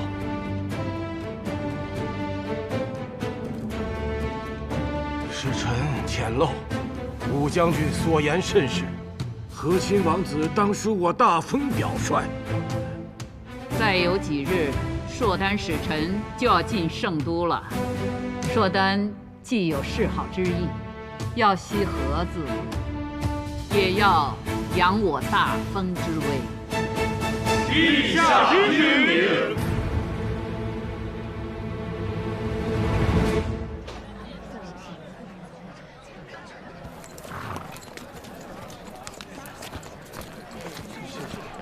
前面周棚上的李字，看着来头不小啊。是不想，那可是琅琊郡王李宗顼，李大善人开的粥棚，他一向乐善好施，去年扬州水患也是他捐的钱最多。不过依我看啊，他做这些无非是为了替李氏收买人心。无论他是何用意，只要能做利民之举，便是好事。今日朝堂之上，那个袁绍纯，我记得他曾经只是个小官，怎么忽然就官至少卿了？凭他的出身，能做到今日这个位置上，自然少不了趋炎附势、攀附权贵啊。像他这样的，在圣都可不少。如此看来，这最黑暗的地方，并非是战场，反而是这繁华之地啊。兄长好不容易能回京享享福，怎么心情如此沉重？我此番回来，不是为了享福，而是来讨债的。哦，讨谁的债？5年前的汴州仓司使，现如今的户部度支司主事徐清。他呀，那我就知道你要讨的是什么债了。今日在大殿上，怎么没有见到父亲？哦，父亲近来染了暑热，一直在病中，这2日才好了许多。知道你今日入京，他一早就命人洒扫府中上下，就等着你回去呢。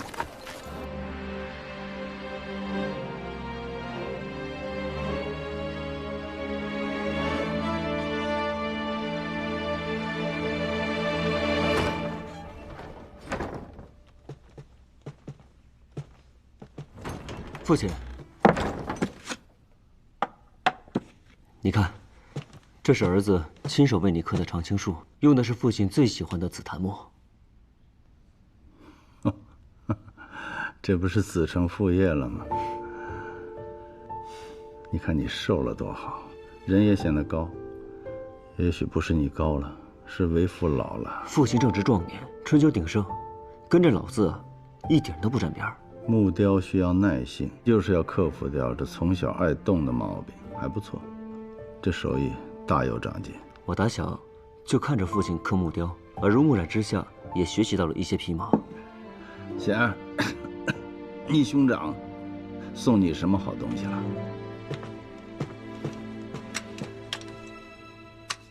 此乃张押九所铸万川剑，以后便是女儿的佩剑了。不愧是兄长，投其所好。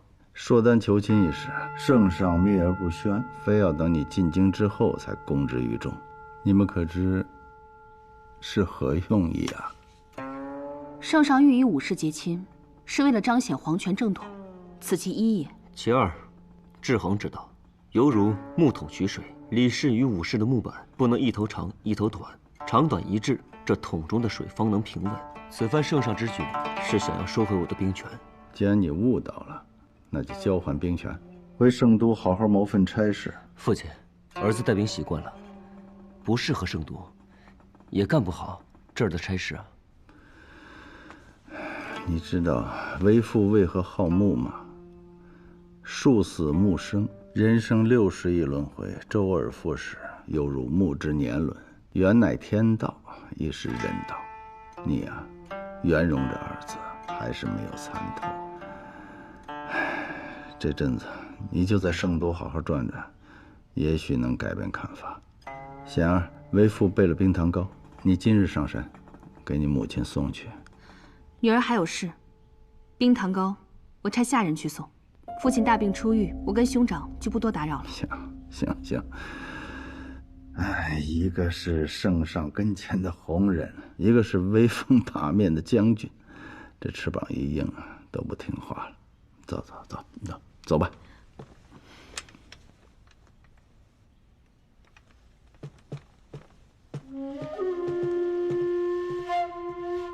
兄长这一回来，府里就收了10几张请帖。不过我猜兄长一家也不会去，不如夜里我为兄长接风，顺便为你引荐一位有趣之人。能被你称作有趣之人的可不多见，不知这个人何趣之有啊？他呀，被人称作巫医，前段时间出了一桩悬案。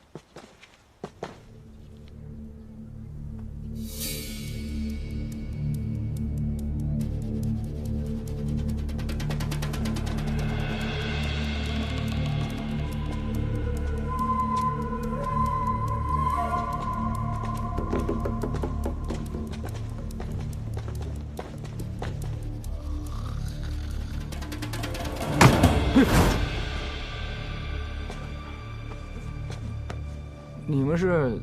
这位是大理寺少卿，要看卷宗。你们要看哪年的卷宗？昭丰2年，御史案。不好意思，我这卷宗的确太多了，没个1、2月的找不出来。卷宗都是按年月存放，怎么会找那么久？你这8成是心里有鬼吧？文宇，带走。别！少卿，实话跟你说了吧，我前几年上任之初，确实核对过历年卷宗，看过记录。御史案之后，这卷宗啊，就被当时升任的吏部侍郎海宜平海公给调走了，最后卷宗也没还回来。这其中缘由，我也不敢问呢。少问少想是智慧嘛。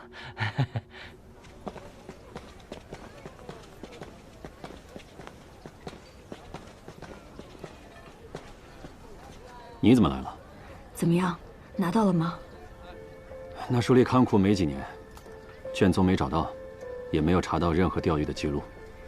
此人谨慎狡猾，会对卷宗下手，并不让人意外，反而更让我确认，卷宗记录的内容必有蹊跷。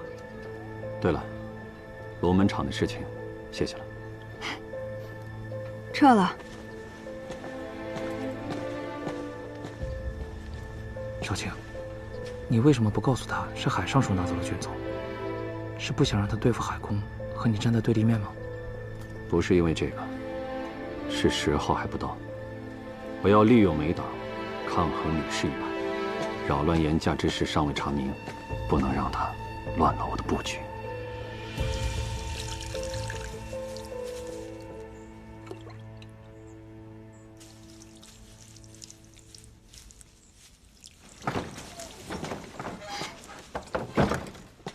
霓裳打探到了吗？他呀，灌了吏部书令室那老头不少酒，才问出当年看管案牍库的书吏因渎职被罢免了。谁下的令？海宜平。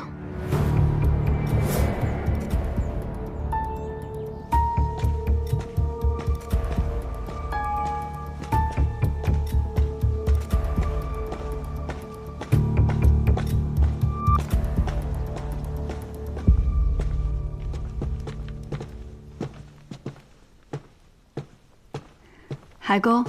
哦，叶信使来了。叶信使的身体可好些了？老海公惦记，已经恢复的差不多了。在屋里闷久了，出来走走，也想看看海燕的情况。没想到你刚任使职，就有人在背后陷害你。此人是何目的？难道是记恨你对付度量？想来是跟度量有交情的人所为。好在这样一来，此人若再对我下手，也必然会引起圣上的注意。我今日诊治还需与海燕独处，时间会稍长。海公若信得过我，叶信使，把海燕交给你，我10000个放心。有什么需要，尽管吩咐。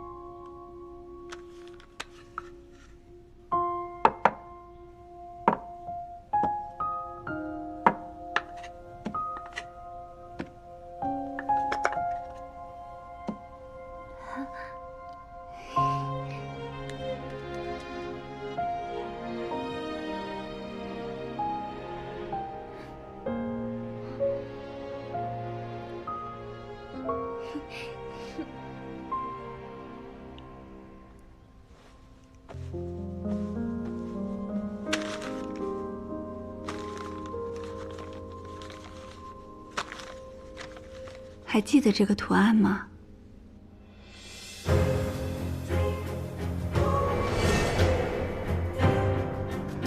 上次你画在那名女子的手臂上，她是你阿兄带回来的吗？不，是阿兄。那，你认识那名女子吗？知道她叫什么吗？不认识，只认识阿兄、娘，还有安。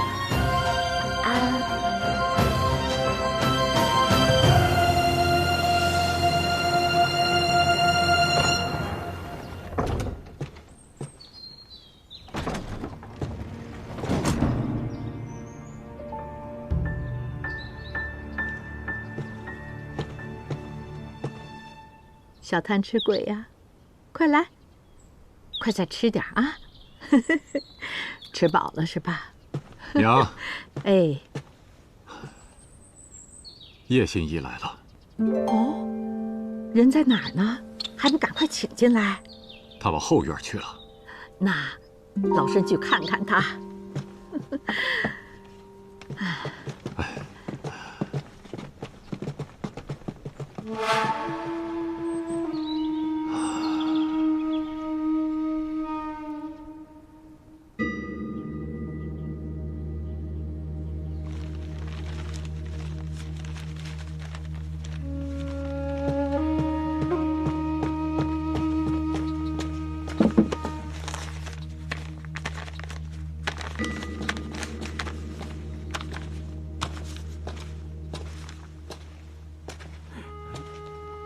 你是郎主的客人吧？老伯，这里是藏书阁吗？是啊，趁着天气好，拿出来晒晒，防虫蛀嘛。这藏书阁看起来比前院的房屋要新啊。你当真眼尖呐！这里原本不是藏书阁，而是一间客房，可多年前却被一场大火给烧没了，这是重新修建的。大火？这里怎么会起火啊？不好说呀。没什么不好说的。老夫人，这么多年过去了，我儿还珍藏着于前赠给他的这些书册，别人都避讳谈及旧事，但老身没什么可避讳的。客房着火是与10几年前的御史案有关。这个案子，平安也曾听闻过，只是没想到海公竟然与于前相识。当年我儿于前、孙熙正是同窗好友，亦同科及第。没想到10几年前，于前因御史案被满门抄斩，我儿不信于前会做出伤天害理之事。自他离世后，就郁郁寡欢。后来有个人找上门来，自称是罹难女子的家眷。这个人叫什么？记不清了。他声称此案有冤情，找我儿帮忙，要看御史案卷宗。我儿以为有机会能为死去的好友洗脱冤屈，急忙调了御史案卷宗出来，就在这间客房给他看。岂料啊！那日海公邀我和几位友人上门，想一同探讨这御史案的疑点。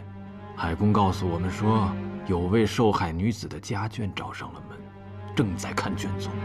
海公正想为我们引荐那人，可谁知那人竟然意外打翻了烛火，焚毁了卷宗，就连海公那间客房啊，也随之付之一炬了。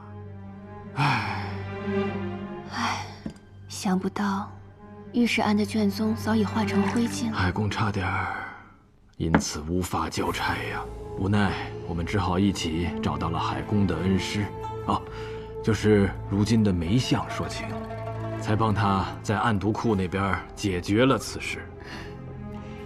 真是没想到，于前当年还有你们几位仗义同僚。不过你说的我有些好奇了，与你一同上门的都有哪几位旧友？我也真是敬佩你们，在那个时候还愿意相信于前的清白。他们是……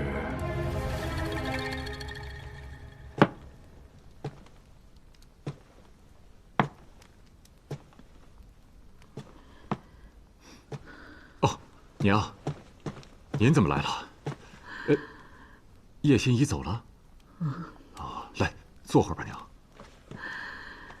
娘，您这是怎么了？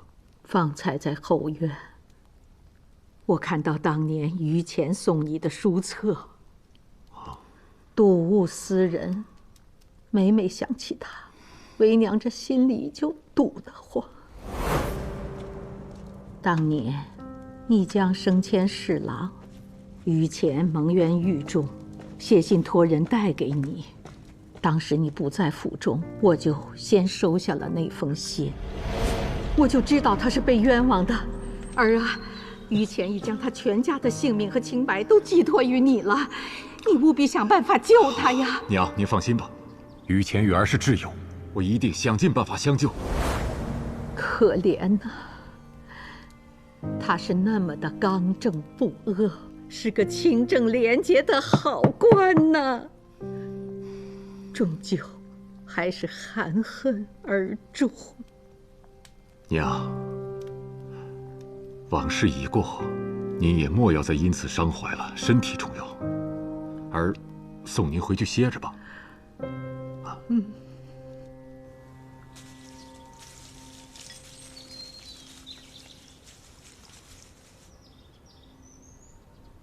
花娘那边吩咐好了吗？一切都已准备妥当，郎主放心吧。好的。可以撒网了。是。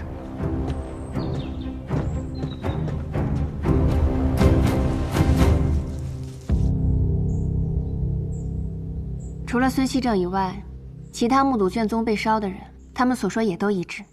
海夷平确实是于谦多年的挚友，甚至在御史案之后，还为于谦说过好话。我看，那个纵火的人根本不是什么受害者家眷，找了这么多年。最后连卷宗的线索咬断了。丹心，我知道，你一直想为愚公洗清冤屈，我们已经努力这么久了，现在更要沉得住气。我不是不明白，我只是为愚公惋惜。他本已官至侍郎，可就因为为民请命得罪了高官，才从侍郎又被贬至了八品。如此刚正不阿之人，最后还是栽在了小人手上。若当官的都想于谦，这世间得少多少冤案啊！要让愚公这样的人能安心做事，就得需要我这种不择手段之人，先为他扫清障碍。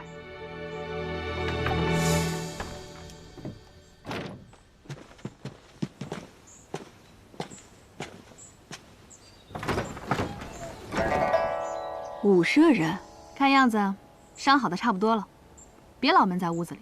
来，把这个换上。这是何意？左威卫大将军回京，民同乐，宵禁延迟2个时辰。人生有3狂：狂吃、狂喝、狂乐。此时不乐，更待何时？有这等好事，当然恭敬不如从命。那美人还不换衫？难道要我帮您？谁人如我4级风？卷云自来去，扶摇9万里，天地只掌间。畅快，真畅快。武舍人，哎，别这么叫，煞风景。以后都叫我显儿。显儿，你现在的样子跟我想象的判若两人。说来也怪，你这医心之术无论在哪儿都应传作奇闻，怎么除了圣都，其他地方都没有听说过？我常去一些闭塞之地游医，没有听说过也不奇怪。是吗？我倒觉得越是闭塞之地，越容易将奇才视为异类。我还是第一次听说有人这样评价我。我从你身上闻到了秘密的味道，愿意告诉我吗？现在还不是时候，也许有一天我会告诉你的。好，到时我一定带最好的酒来听。不过人啊，仍需向前看，不要回头啊。你听着风，多自由。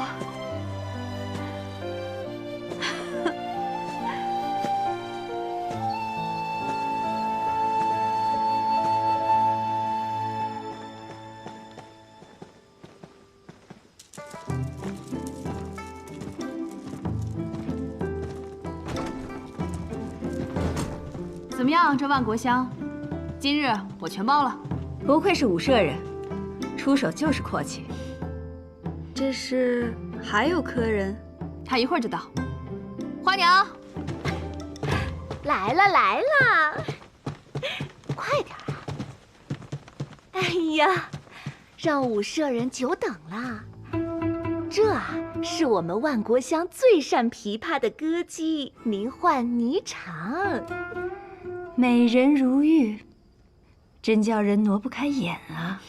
两位贵客，今日想听首什么曲儿啊？平安，你是客人，你来选吧。客随主便。我看两位贵客气宇不凡，那今日就来一曲《木兰辞》吧。好，这首我喜欢。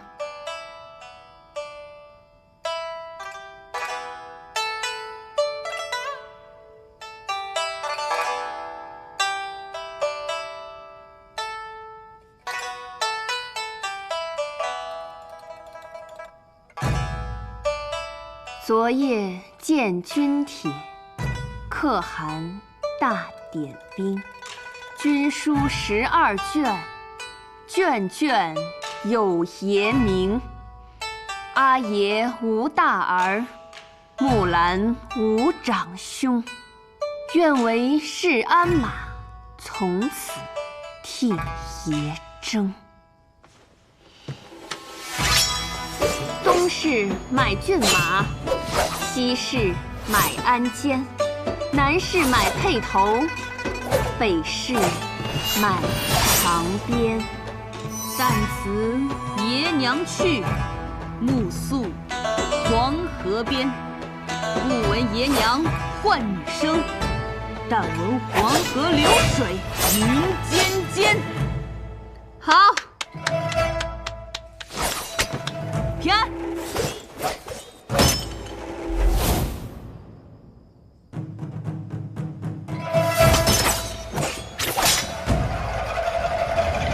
万里不容机，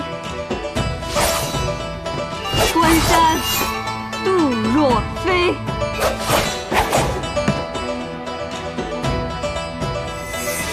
朔气传金阔，寒光照铁衣。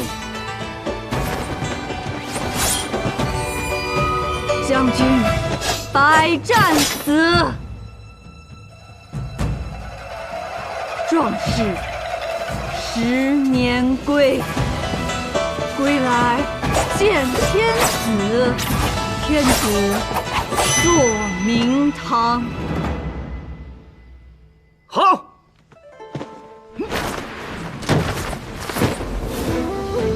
好。好一个巾帼不让须眉！叶姑娘舞剑看似恣意随性，但横剑刺出时却锋芒毕现。你知道我？老李2进2出的一心之才，我戍边归来，显儿就与我讲了不少你的故事。原来是武大将军，平安幸会。你让我查的，去年从圣都调去扬州修河堤的工匠，我已经盘问过。河堤坍塌背后的确有蹊跷，跟那个大善人李宗旭有关。河堤坍塌导致盐田被淹，盐价节节攀升，最终获利的只有他李宗旭。少卿，你这阵子就没歇过，盐价日涨之时还得慢慢查。今夜武将军回京，宵禁严实，不如好好放松一下。我看某人是急着去夜会佳人吧。对了，武将军回朝，谁给他接风洗尘啊？好些贵人都递了名帖给他，可将军都没去。但我听说有人看见他进了万国乡。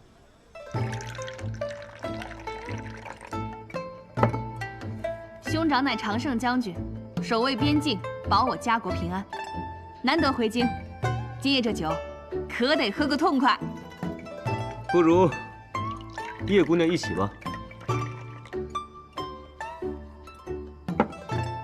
来。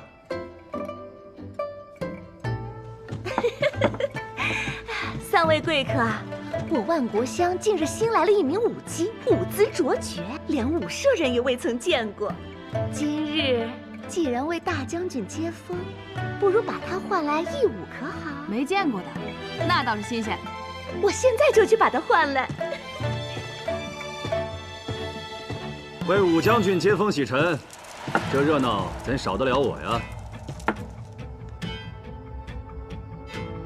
袁绍兴这5年在圣都养尊处优，这面色看上去可比当年在军营好上不少啊。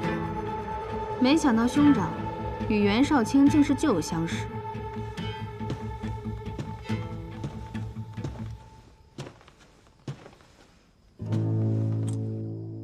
这万国乡的佳酿，可是你在边塞根本尝不到的。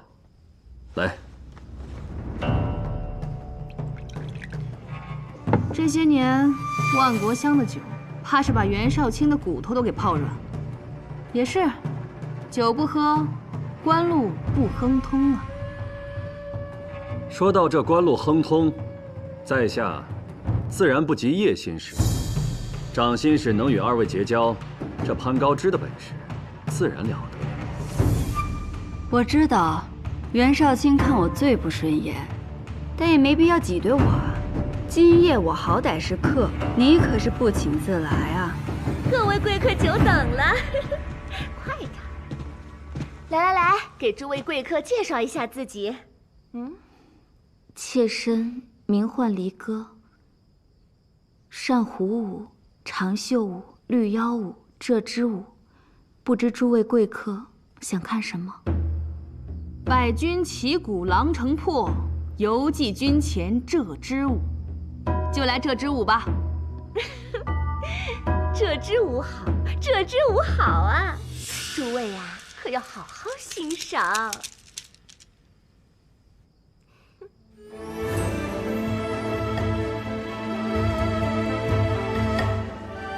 武将军难得回朝，少城为你接风洗尘。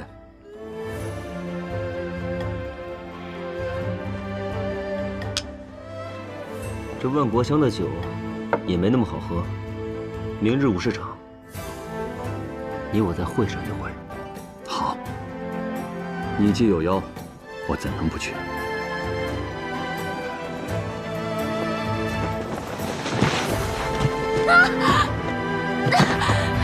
哎呦，这怎么回事啊？我看看。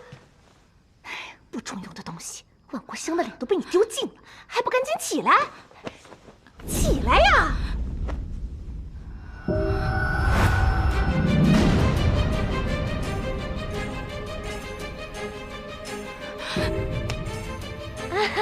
还不赶紧起来给各位赔礼！快点儿！还不快给各位贵客赔不是？是我不好，我向诸位赔罪。你先送他回去吧。我的错。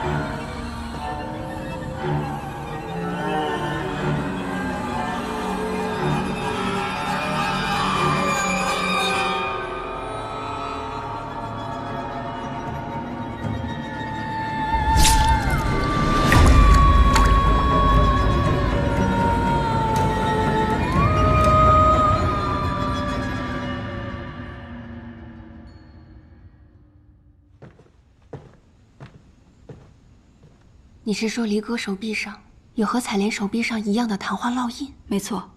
你对离哥了解多少？了解的不多，他刚来，平时也不爱说话。但是我听花娘提过一嘴，他是被家人卖到万国乡的。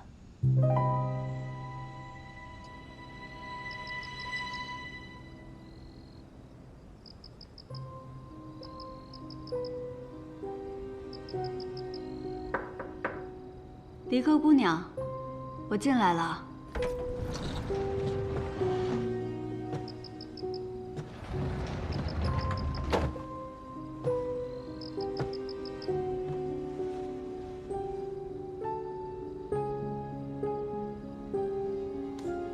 离哥姑娘，刚刚有没有受伤？无碍。我的同伴已经离开了。离哥姑娘，可否陪我聊聊天？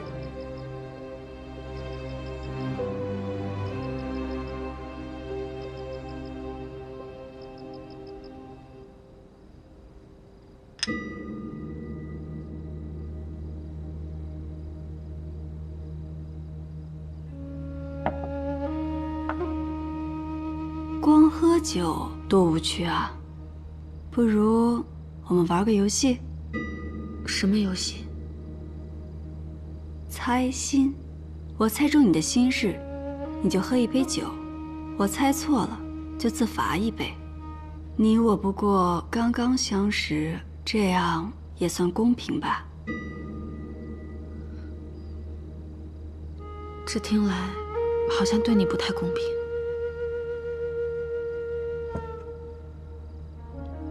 第一杯酒，你跟我说话时虽面带笑意，可心中却极为痛苦。你的手还常常发抖。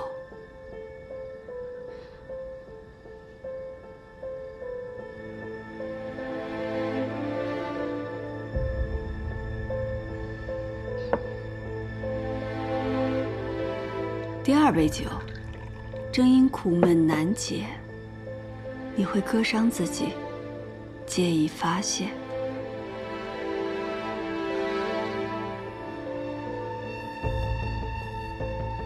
第三杯，你究竟是什么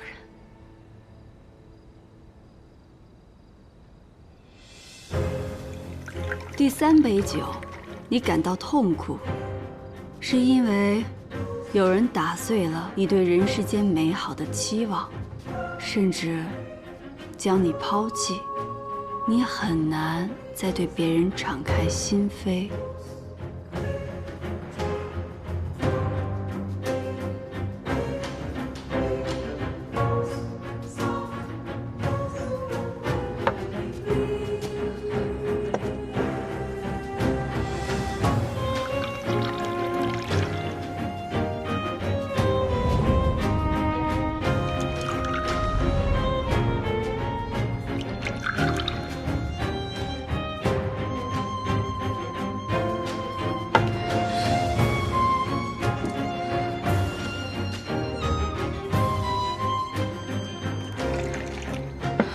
人言可畏，更甚于灾避，所以我从不与他人交心。可没想到，与你不过初相识，便被你看穿了心思。你刚才不是问我是谁吗？我叫叶平安。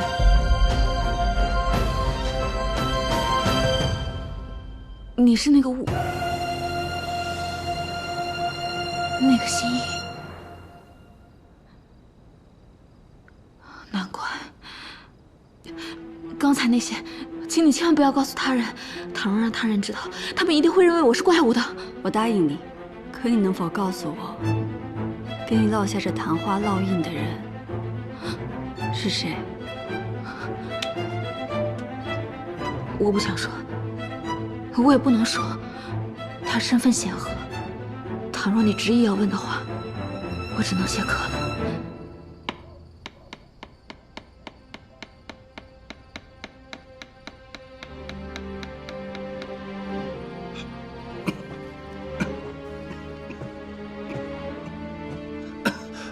亲在雕刻什么？千秋阁，千秋万岁之意。若圣上喜欢，待佳节便献给圣上；若不喜欢，为父只能自己留着了。精雕细琢，在这紫檀木上雕好千秋阁，恐怕得花上1年的功夫。到时圣上见了父亲这份心意，必定龙颜大悦。贤儿，明日你总该有时间上山去看看你母亲了吧？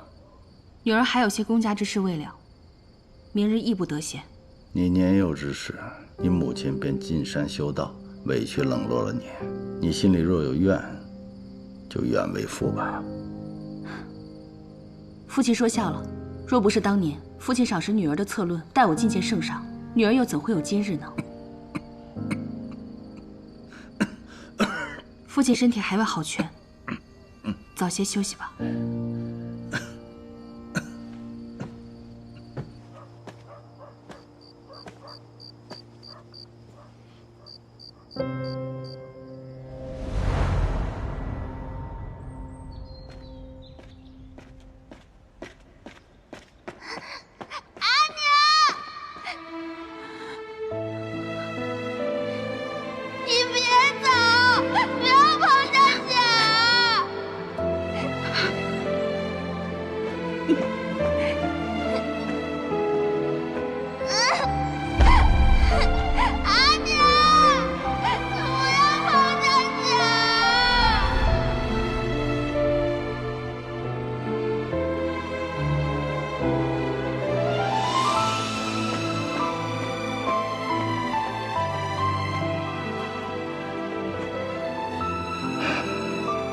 从此以后，不许再提娘娘。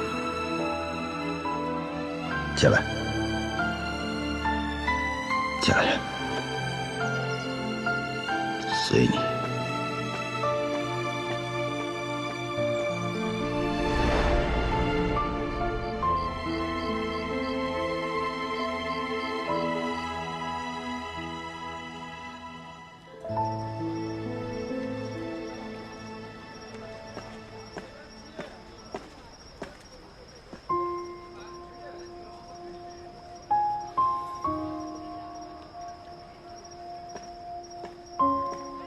顾文宇，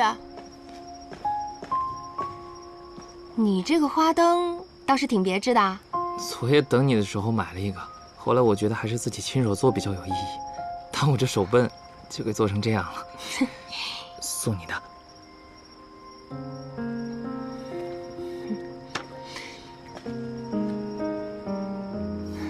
你看，这月影美吗？很美啊。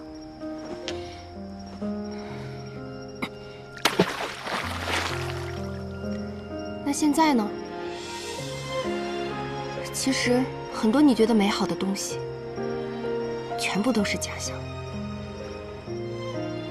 我也一样，我知道，如果我一直犹豫不决不给你一个答案，你跟我都不会高兴的。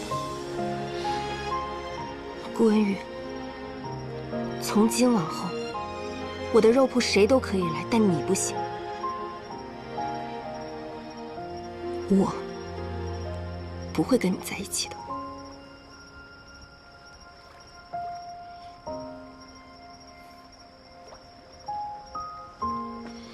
你的顾虑是和御史案有关吗？你怎么知道的？你还知道什么？是不是袁绍成？你先让我把话说完，好吗？我从出生起便是贱民。12岁那年，我被人从盲沟买走，就被关进了一座宅子，过着暗无天日的生活。只要犯错，就是一顿毒打。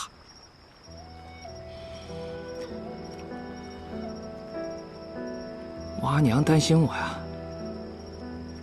她就跑过来看我。她只是想看我一眼，就被买我的那个狗贼给打死了。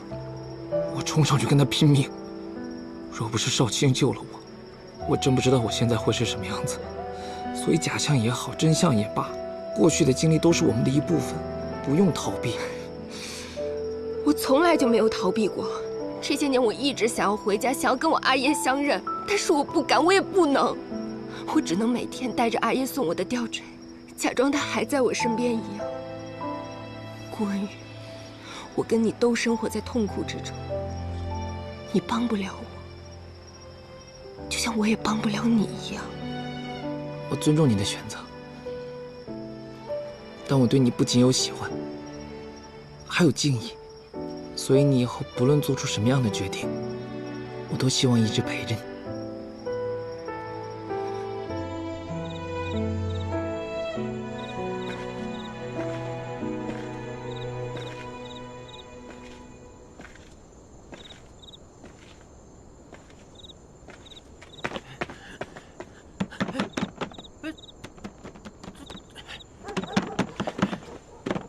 没人。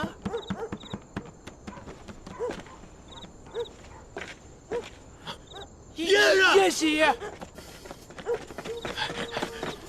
哎呀，是你们呀？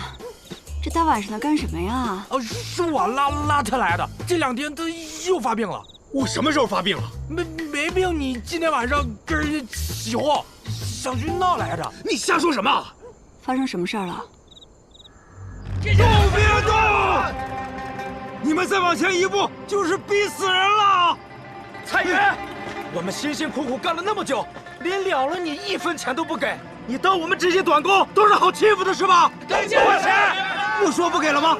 我说不给了吗？你们总得多宽限我几日嘛！1天拖2天，2天拖3天。少军，把他拖下来！你们都别过来啊！别过来啊！我，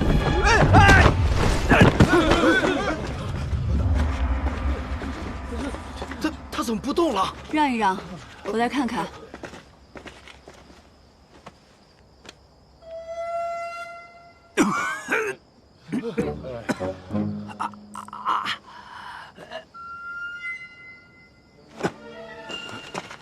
说吧，为什么欠大家的工钱不发？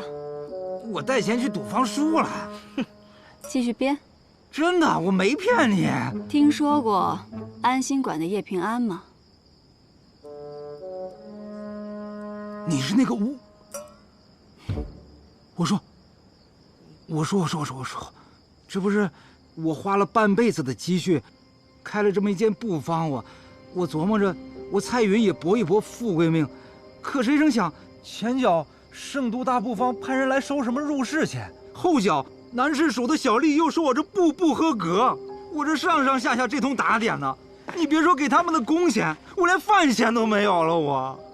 这明明是好布啊，他们诚心挤兑你。哎呦，你是明眼人呐！我说我找朋友打听打听，这一打听才知道，甭管是南市署还是什么智库，都跟那个大布坊有勾结，他们简直是只手遮天，就是不准我们这些小布坊开张。我都不是第一个被逼上绝路的了，我。那大布坊该不会就是九河吧？九河，那可是圣都最大的布坊。你还怕他们去九河布坊闹事，会把他们自己也搭进去？你还挺讲义气啊！哎呦，行了，九河布坊背后的人是谁？还不是圣都第一富商，也是皇室宗亲，琅琊郡王李宗旭。李大山人，那不可能啊！那李大山人明日还要举办酬民宴呢。对呀，我听说啊，这个宴席是专门给咱们穷人准备的，去了吃喝管饱。有这事，有这事，没少帮我。行，那明天还得劳烦你再吃点苦。什么苦？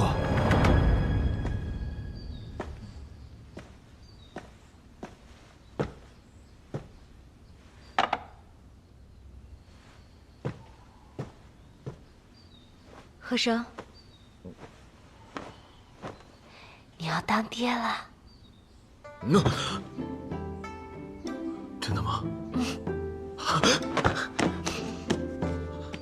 我们袁家要有孩子了，我袁和生要当爹了，我袁和生要当爹了。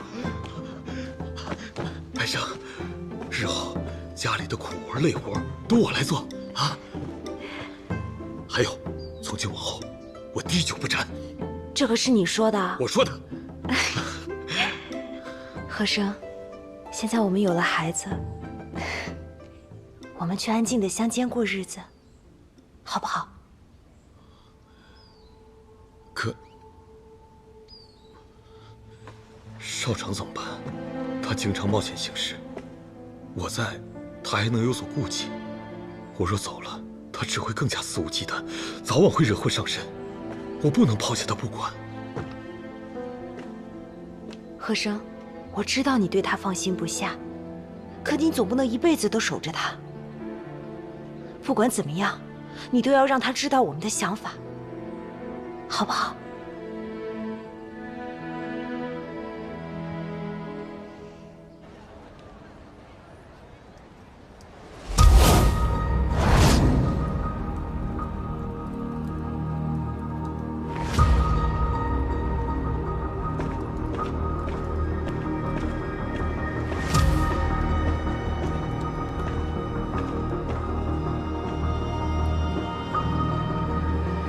今日你约我至此，所谓何事？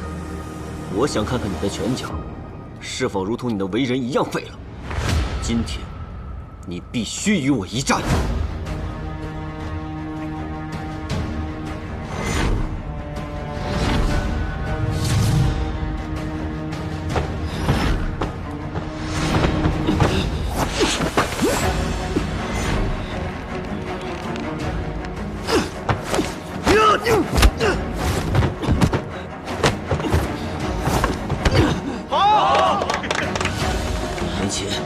突破敌方包围，带回了情报，立了大功。现如今，却变成了趋炎附势的小人，为什么？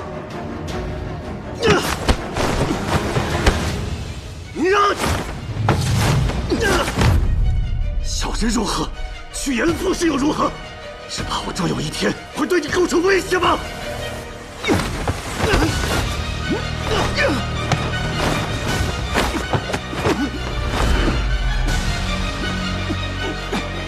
真是贪图权贵，却为何不惜得罪贵胄，替蒙高人请命？你为外管闲事，行了吗，大将军？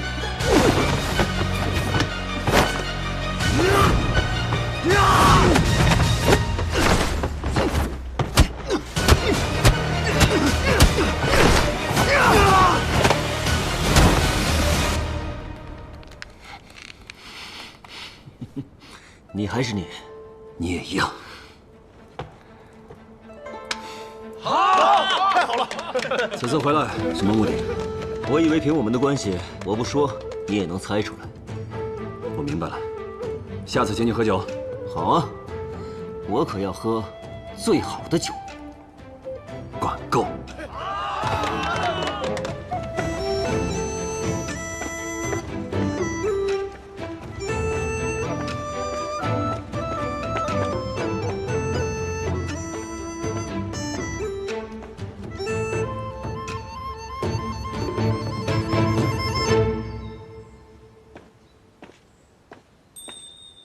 姑母，哎，你确定你看清离哥的那个烙印和采莲还有阮琴的都一样7页谈花文不会有错，离哥一定知道那个人的更多消息，只是他现在心中有郁结，不愿与我深谈，得慢慢来。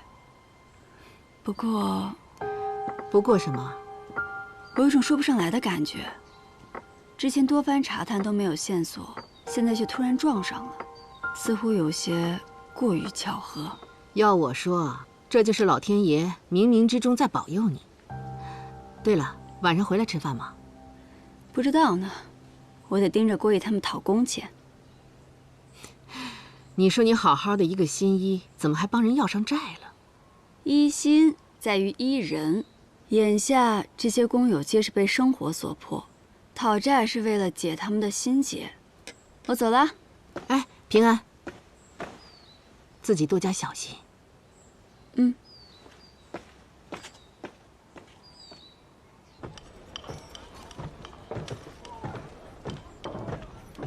少周叔，快走，别理他。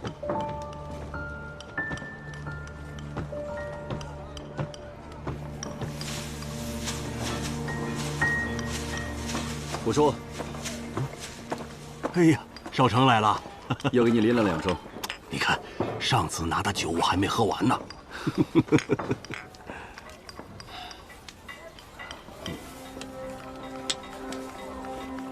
这块给你，我总共打了3块。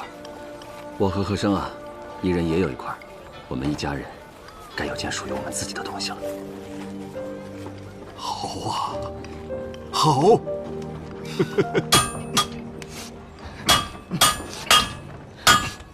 哭什么哭？一天到晚就知道哭。你有本事，那你给我找条出路。生来就跟你说谁没本事？你再给我说一句，你回来。就是你没本事！你说谁没本事？就是你！哎，干什么？干什么？没啥要紧的，你给我进去！什么没什么要紧的？你不好意思说，那我来说。袁少卿，你为什么要取消龙门赛？这半年来，孩子他也每天都在为龙门赛做准备。只要他赢了，他跟孩子都能脱离剑籍。我说句难听的，你能飞黄腾达，靠的不就是龙门赛吗？你过上了好日子，却堵死了我们所有人的路。你到底安的是什么心呢？你这说的都是什么话呀？你在说这些话之前，可曾问过自己的良心？大家伙都知道，以前邙沟是个什么样子。若没有少城的庇护，谁都可以进来抓人打人。咱邙沟人哪有尊严？古叔是，他是飞黄腾达了，也大可以拍拍屁股走人呐。可是他没有走，在他的心里，始终把咱们邙沟当做自己的家呀。国叔，袁少卿，在我们心里面，你永远是我们最尊敬的人。你为邙沟做的一切，所有的人都看在眼里，记在心里。你的大恩大德，我们永生难忘。我铁匠打了半辈子铁，没什么能耐，我就想我在龙门场上拼出个样来，为我的孩子挣出条活路。我让他能读书，能经商，能考科举，像你一样成为大人物。可现在呢，龙门赛没了，我们邙沟人的希望没了。是啊，我们的剑旗这辈子也脱不了了。对啊，我孩子将来怎么办呢？我们没希望了。好了好了。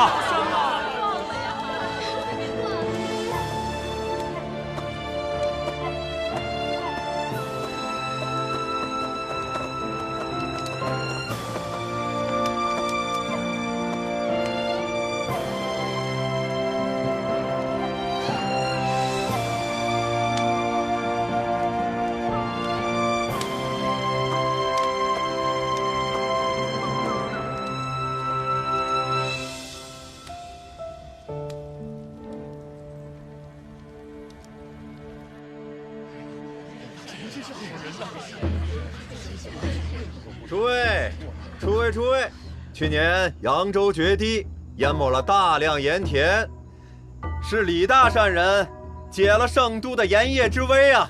多年来，李善人虽贵为郡王，却岁岁不失周粮，每年还为朝廷纳了不少的盐税啊！真乃我万民福星啊！善人呐，从商者不应以聚财富家为壮志，应以经世济民为己任，这都是我应该做的。大家快快享用吧。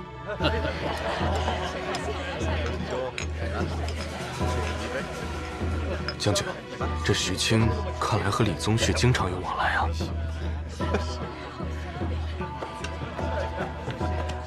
李大善人呐，去年冬天是您施舍了粮食，才让我们一家老小熬了过来呀。老朽在这给您磕头了。哎呦呦，快请起，快请起！哎，快起来！常言道，达则兼济天下。我李宗旭最看不得他人受冻挨饿，以后但凡我能做到的，一定尽我绵薄之力啊！大善人啊，这是大善人呐，大善人呐！活不了了，没法活了，要逼死人了！哎呀，李大善人，你就给我一条活路吧！你们是何人呐？我们是短工，给这个姓蔡的盖完布方，他却不付工钱，非说是您底下的九合布方断了他的活路。我们都知道您是位心善之人，所以前来请您主持公道。对，李大善人主持公道。对，给我们主持公道。我已经给了九合布方入市钱了，可他们还是不让我的小布方开张啊！我去找九合布方讨个说法，他们对我是拳打脚踢呀！我今天这身校服是给我自己穿的，你要是也护着他们，我就死在你面前得啊！想不到今夜还有闹场子的，将军，那我们还要不要盘问徐青有关泾原之战的事？算了，今夜先别打草惊蛇，你先回去，等布书到了，我再和徐青好好聊聊。是。我说你这个老人家，九合布方是我管着的，根本就不可能有这种事情发生。你少在这胡说八道。我胡说八道？哎，谁要是说瞎话，天打雷劈呀！我这伤能是假的吗？大家伙瞧一瞧，大家伙瞧一瞧，我这脸上这伤能是假的吗？有假吗？阿爷，胡说！这九合布方的掌柜的，他用脚踩着我的脸打我呀！哎，你要是不信，你把那掌柜的叫来当面对质。这九合都打人了，还有什么事情他们做不出来啊？是不是？是不是？大家静一静。西行霸市，看来是真的吗？我李宗旭经商一向以和为贵，绝不允许欺行霸市的行径出现。如果九合布方底下真有人乱了规矩，我一定重重惩治。欠了你们多少工钱？每人170文钱，我们12人，共2贯又40文钱。这是契约。好，你们的工钱我付了，另外再多加10贯，算是补偿。哎呀，不愧是李大善人呐！大善人呐！大善人，好人呐！好人呐！这是李大善人呐！好人呐！无论九合布方欺行霸市，与他这位李善人有无直接关系。像他这样广施善行的人，最在意的就是名声。所以明日，你们1要趁人多之机，2要捧他之名，3要素惨之实。这件事情能尽快得到解决，且皆大欢喜。李大善人，我替咱们这些短工谢谢您了。对，能遇到李大善人这样的大好人，可真是咱们的荣幸啊！荣幸。既然又成了件好事，大家一起举杯，恭贺五谷丰登，国泰民安。干！谢谢大善人，谢谢大师。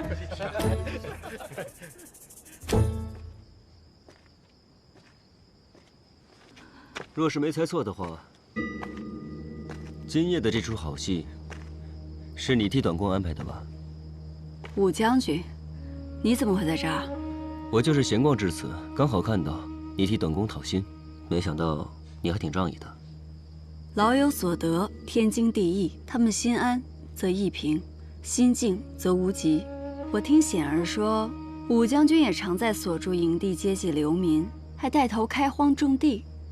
你这可是仁义之举啊！不过是杯水车薪罢了。士族中的某些人不仅坐拥田地之利，还倒逼农户贱卖良田，因此流民不绝啊。听起来，武将军有些灰心。那你呢？就算一时帮短工讨了公道，可欺压平民之事屡见不鲜。难道你从未灰心吗？我只是觉得，碰到了，能帮一个，是一个。此番回到圣都，能结识你这样的朋友，也算是不虚此行了。择日不如撞日，你我不如去找显儿，一起喝一杯如何？好。在那儿呢！就是他，就是他，就是他。你们要干什么？他是我们短工的恩人。恩人，幸亏有叶新一，我们才能讨回工钱。兄弟们，谢谢叶新一！谢谢叶新一！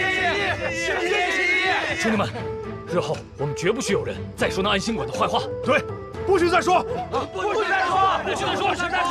瞧你们粗手粗脚的样子，别把我的恩人吓着了。抱歉，抱歉，抱歉，抱歉。好了，还堵着干什么？哦，哎，散了，兄弟们，散了吧，散了吧。这大半夜的，多谢叶新一为我解困。没什么。啊，叶新一，彩云还有一事相求。何事？我家里有个病人，想请你给看看。哦，放心，诊费我绝不拖欠。只是此人这里不太正常，不敢带出来，能否烦劳叶新一跑一趟？你去吧，你我改日再聚。啊，这边。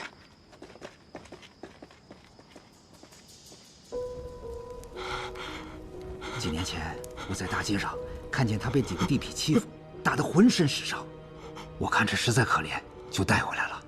为什么这么热的天，还给他披巾啊？哦，那披巾是他自己的，他走到哪儿都抱着，不肯松开。带回来就这样吗？带回来的时候就这样。知道他叫什么吗？不知道，大伙儿都管他叫疯老汉。别打我！别打我！坏人！蔡老板，你先退后一步。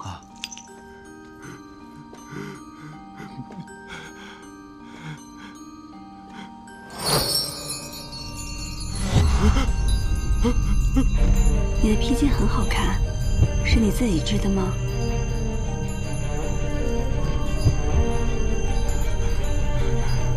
披巾。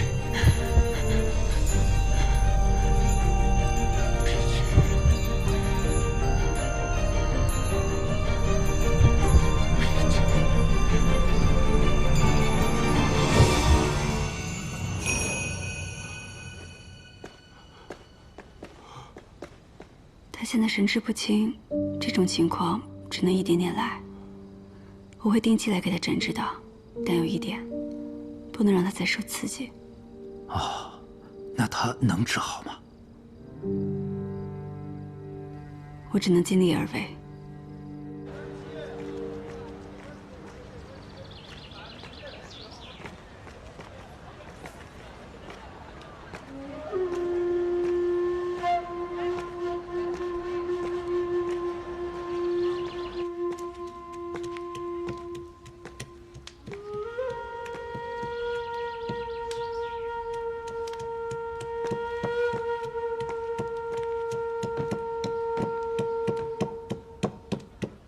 叶新一，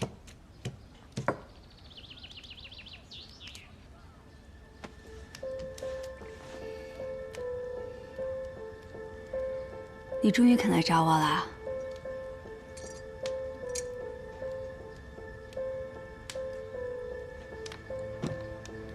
跟我讲讲吧，你是怎么去到的万国乡？我家是农户。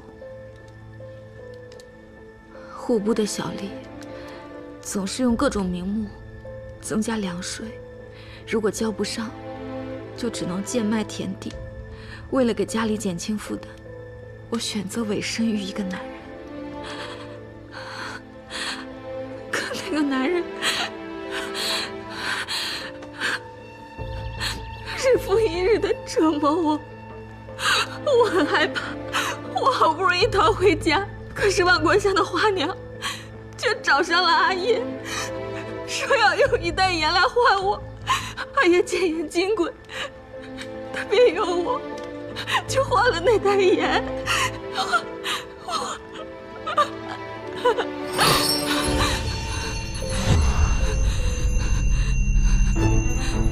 闭上眼睛。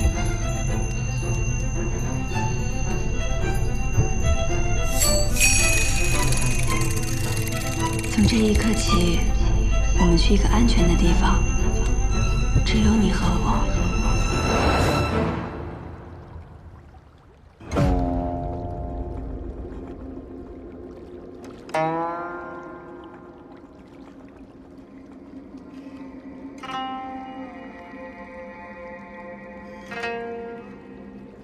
我能感受到你的痛苦，这里很安全，你想说什么都可以。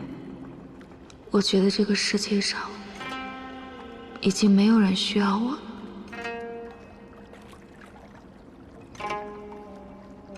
我很累，我真的觉得活得很累。我总是为他人着想，从没有伤害过任何人，可为什么到最后受伤害的都是我？你不想别人受到伤害，可你却一直在伤害自己。李哥，你要先照顾好自己，才有余力去帮助别人。你看这世间像不像一个百戏园？欢喜悲伤，每个人的体验都不同。每当你产生我被家人抛弃，活着没有意思这样的念头时，不如换一个想法试试。我终于离开伤心之地，我凭才艺供养自己。日积月累，你会有怎样的人生，都在这一思一念间。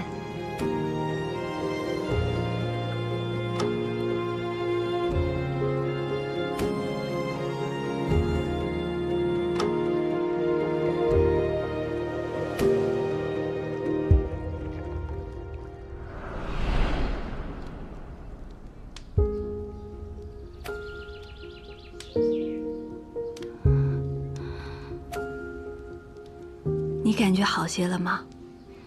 感觉好多了，好像心里面有一块大石头放下了。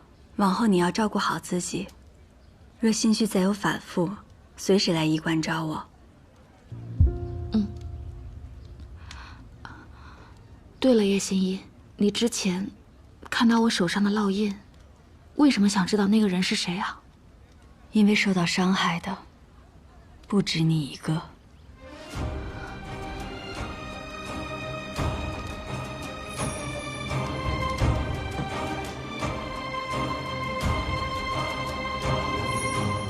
好，我告诉你，我知道的一切。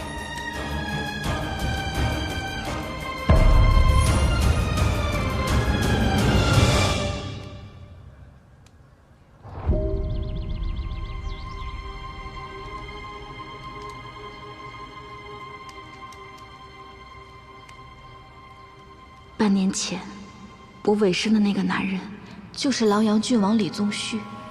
被他染指的女子，都会被烙上昙花印记。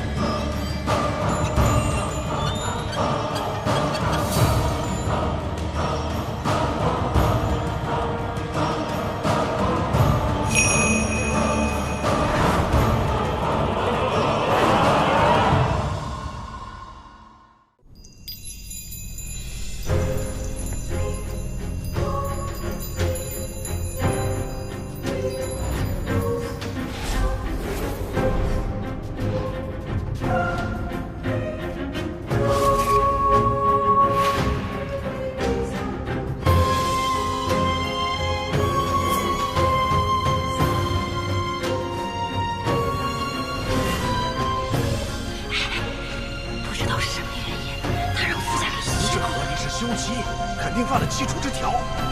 真丢脸！那他可不是什么好东西。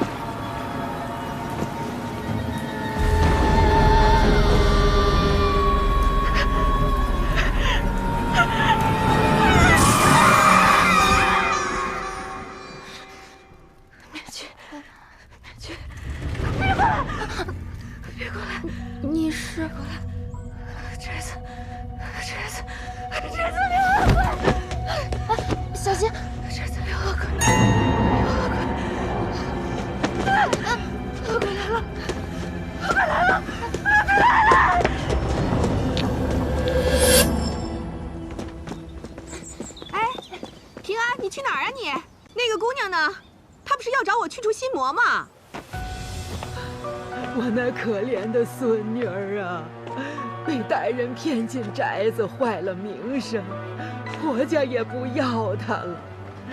我看她精神头越来越差，怕她寻死觅活，就带她找巫医瞧瞧。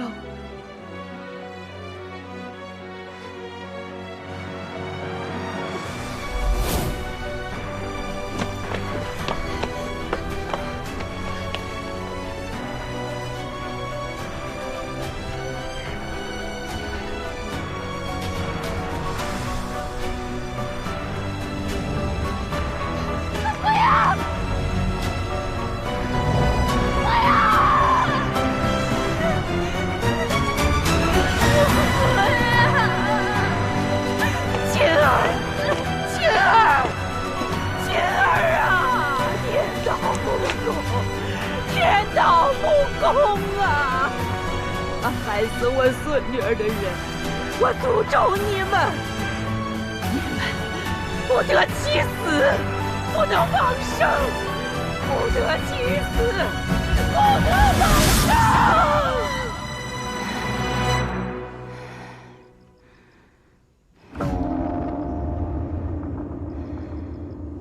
不得其死，不得往生。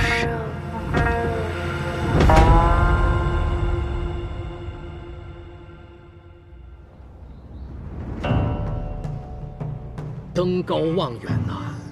哎，你看，从这儿就能看见邙沟。我来给你讲讲我的计划啊。我准备将河道凿宽3尺，将行船改进，东侧建一批原料作坊，西侧圈地驯兽，贱民我可以买下一半。我不记得了，我答应过将这片地卖给你。你说你一心为邙沟人操劳，不惜得罪世家都要禁止龙门赛，但为什么邙沟人不但不感激你，反倒还颇有怨气？龙门场至少给了邙沟人一个选择的机会，让他们看到了逾越龙门的希望。现在希望没了，不过我可以给他们新的希望，比如说送他们去番邦学做生意。你想想，到时候会有多少人争先恐后？琅琊郡王没有官职，也没有实权，可朝中很多人都得敬你3分，就因为你是李氏宗亲。可我还是要提醒你，这几年来你们李氏宗亲的日子不好过。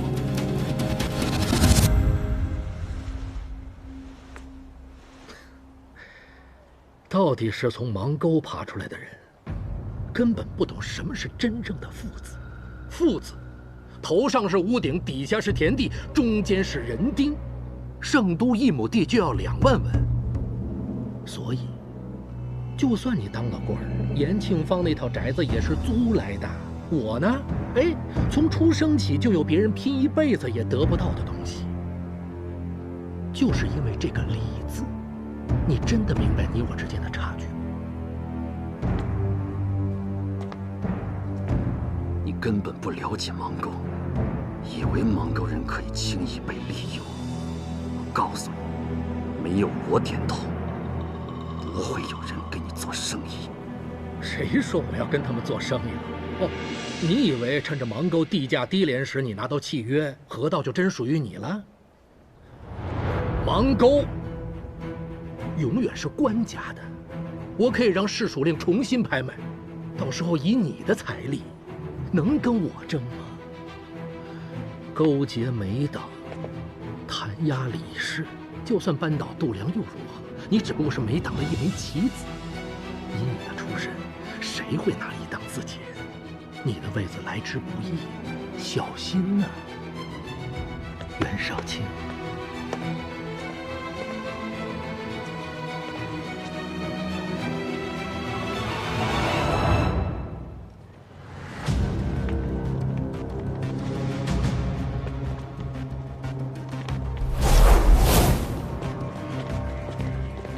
秦军，这片归你，狼阳郡王府那片归我。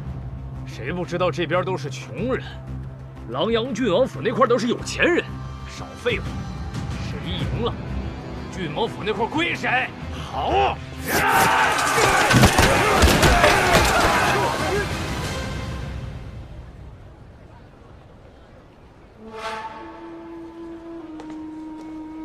你在这儿待着干嘛？臭烘烘！走走走，跟我去后门。哎，好。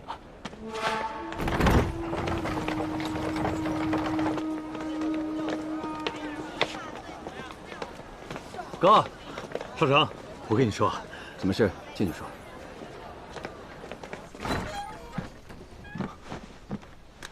袁少卿，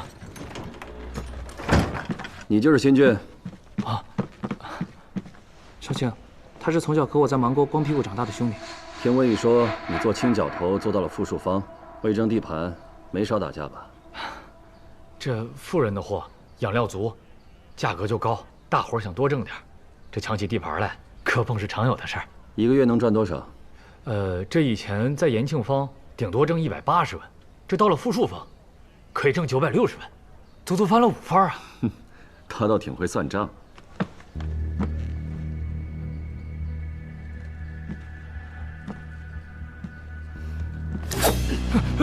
打架有什么用？见过血吗？以后跟我们干，经常见血。大哥，人家刚来，你别吓唬他。开个玩笑，紧张什么呀？你这兄弟脑子还挺灵，但是这胆子嘛，还得再练练。这是要你的意思了。放心吧，以后我们大家都是一家人。谢谢，谢谢，谢谢。袁少卿，你一直是我最敬佩的人。为什么？你能从芒沟杀出来，靠着自己一步步立战功、升官职，现如今身居高位，这谁不敬佩啊？文宇，带他去账房，给他安排个差事。好，走。谢谢，谢谢。这新郡虽然是文宇的朋友，但是你还是要让古叔查查他的底细。明白。对了，你方才找我什么事啊？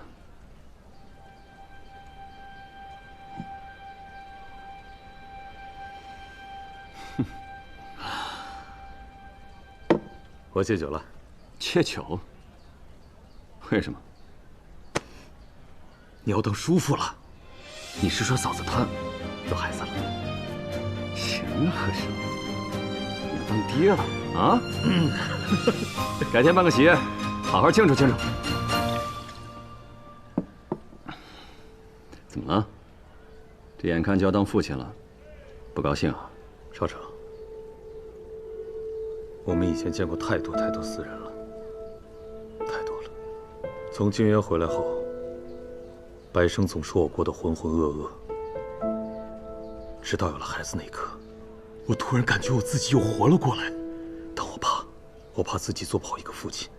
记得小时候我在芒沟桥头挑沙子，偶遇了一泼皮，挡了他的路，他一脚就给我踹到了河道里。等回来的时候，你看着我浑身脏兮兮的样子，二话不说，当一脚夺门而去。可你回来的时候，你浑身也是脏兮兮的，我以为你也让他给打了。可你猜后来怎么着？哼，那泼皮他娘的就没敢正眼瞧过我一眼。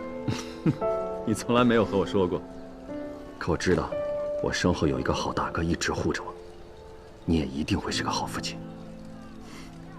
对了，还有件事，李宗旭找过我了，他知道我投靠了梅党，所以他威胁我要买下芒沟的河道，这是一种试探，但是这也是一种警告，他随时能对我动手，让芒沟失去庇护。他要将芒沟人的命攥在手里。该死的！我们得罪李氏了，迟早的事吧。士族们一直阻止我改建为良，如果不把李宗旭，还有他身后的那帮老顽固们弹压下去，贱民们就永远翻不了身。来点猪肉吧，不了，下次来啊。吃的真漂亮，新鲜的猪肉，来点吧。怎么办？很喜欢，大哥一直披着它。来点吧，是新鲜的，特别新鲜。我的脸啊！来点吗？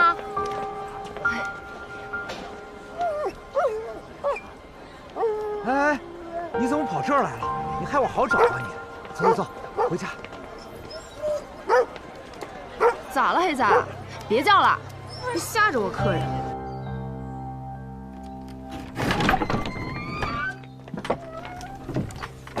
回来啦。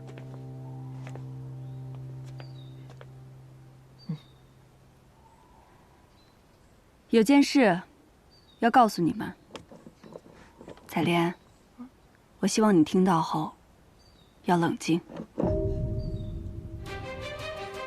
好，你说。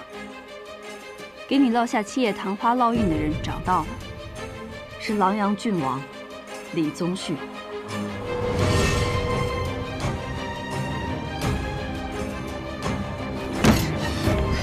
采莲，霓裳，平安，是李宗旭，怎么会牵涉到他？他可是李氏宗亲，那这水不能再淌下去了，太深了。是很深，所以现在我让你们自己选，要成亲的去成亲，要过日子的去过日子。我只有一个选择，不管那个畜生是什么身份，他都必须付出代价。我早说过，御史案一日不发案，污名一日未洗雪。就算是绝路，我也要走到底。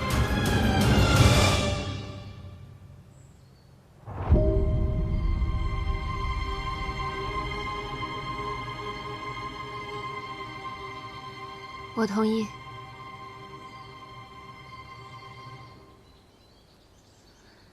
那现在，我和丹心说一下我们查到的情况。他表面救济穷人，经营的盐铺、布坊为不少人提供了工作，实则背地里勾结市属令垄断经营，用各种名义让那些小商贩交钱，就像是入市钱，把他们逼得走投无路。下有手，李大善人，放过我吧！你们干什么？他笃信神佛，有常年上山祈福、给祭坛纳香火的习惯，每半个月便要去一次万安山，还会请僧人来讲经。还有，离哥告诉我一件重要的事：李宗旭不能行人事。他都这样，为什么还要祸害人？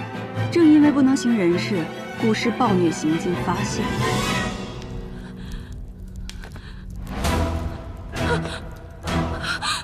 不要！有了这个，你就永远属于我，到死为止。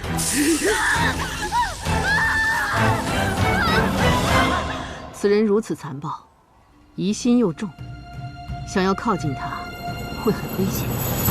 正因如此啊，他的破绽才大。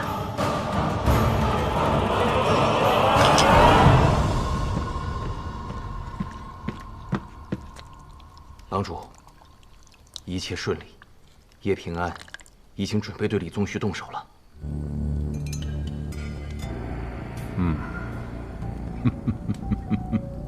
好啊，那就看他这条泥鳅和那条鲤鱼怎么在网里头互相撕咬吧。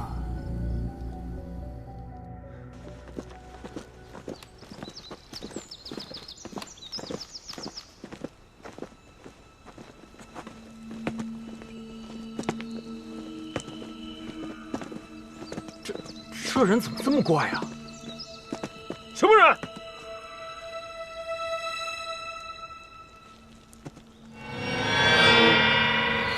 你这人，问你话呢，怎么不回答？算了，不要理他，继续上山。是。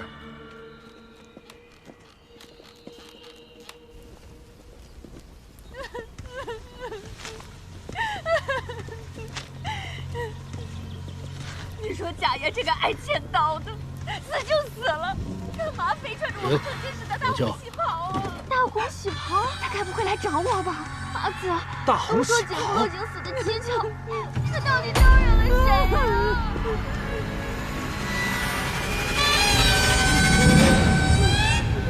他活该！要不是他行伤时作孽太多，怎么会被一只几条腿的怪物缠上？刚才我们在山下，是不是撞鬼了？撞什么鬼啊？我看是有人故意派他们来扰我心绪，抓他们下来，问问是谁派他们来的。哎，是。人不见了，上去看看。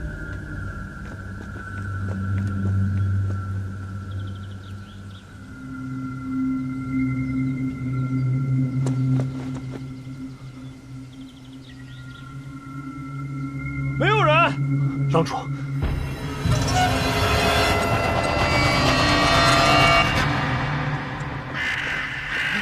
奇怪了，这里还是第一次起这么大的雾，怎么回事啊？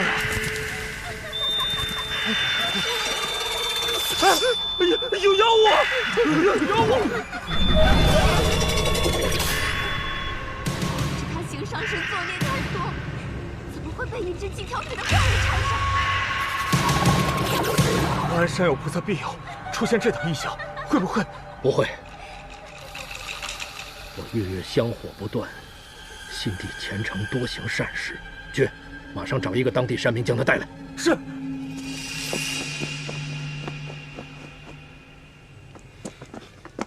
快走！郎主，你可是此地山民？小的正是，小的正是。我们遇到了一对姐妹，其中一个说她的夫君是商人，掉进井里淹死了，叫什么贾岩？你可听说过此事？贾岩，确实有这么个商人投井死了。不过在他投井之前，已经把自己的夫人和小姨都杀死了。你怎么可能见过他的夫人和小姨啊？你在撒谎！小的不敢啊，郡王，小的不敢。你下山之后可以问一下附近的人，看看是不是有这么回事。也就是说，我们碰到的那对姐妹也是。好了，快去祭坛。是，起轿。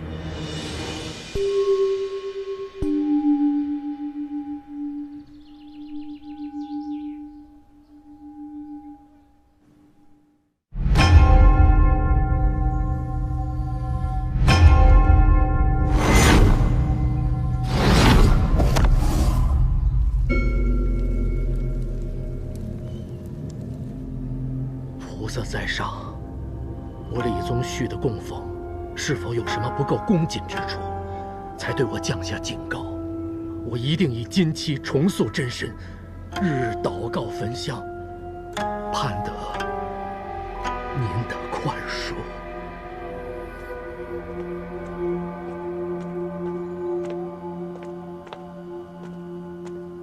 施主，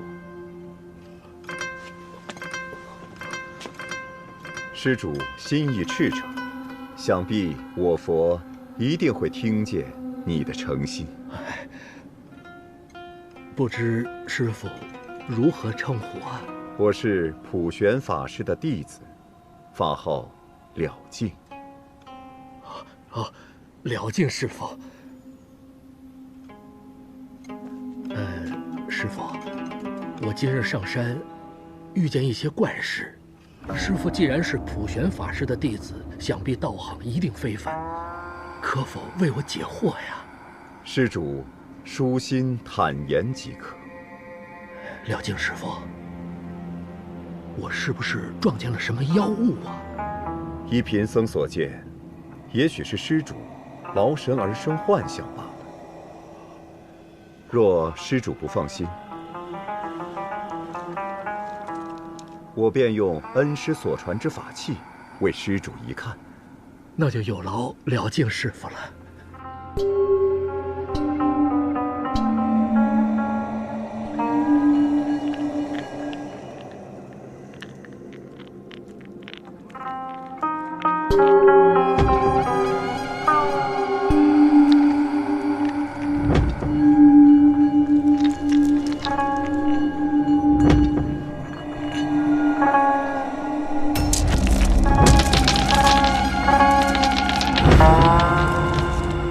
师傅，这是……阿弥陀佛，那妖物就在附近。真有妖？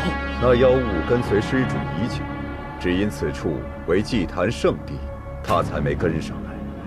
若不速速化解，近日恐有血光之灾。啊！了敬师傅，那这血光之灾如何化解呀？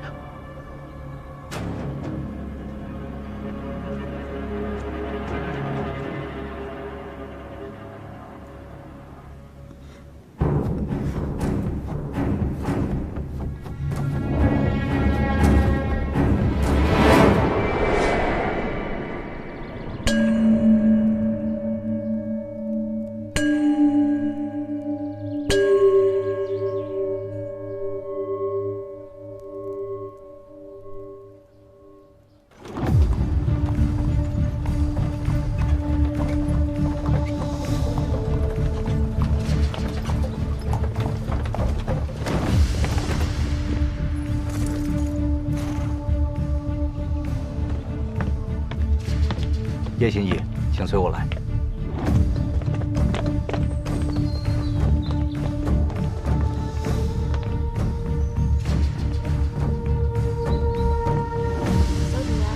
多吃点吧。小主人怕是饿了。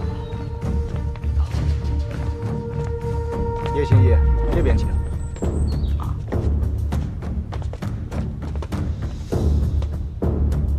郎主。叶心怡到了，让他进来，把门关上。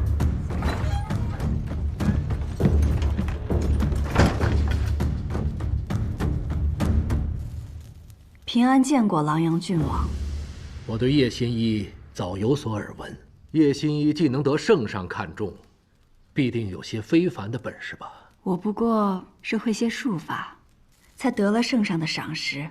那叶心怡可否在我身上看到一些不同之处啊午时日头正盛，阳气足，妖邪难以近身。但我观郡王眼眶乌青，印堂发黑，似乎与此妖物纠缠颇深，以致心神难安。那不知叶心怡能否替我驱除妖邪呀？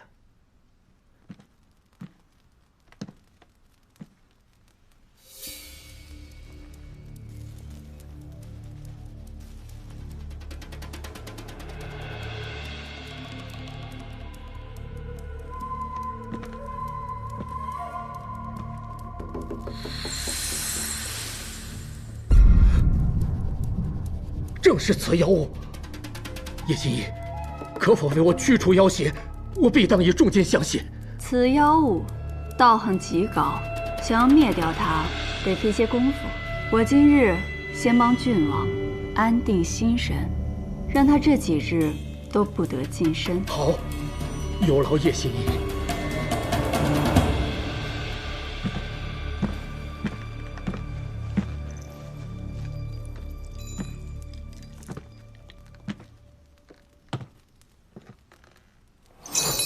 郡王看这铃铛，放空心绪。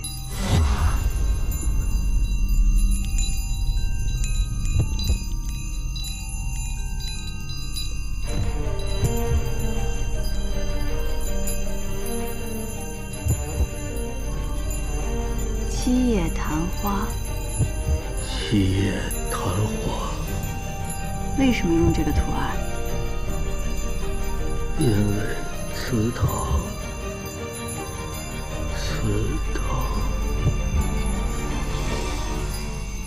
叶平安一直在这里。叶平安一直在这里。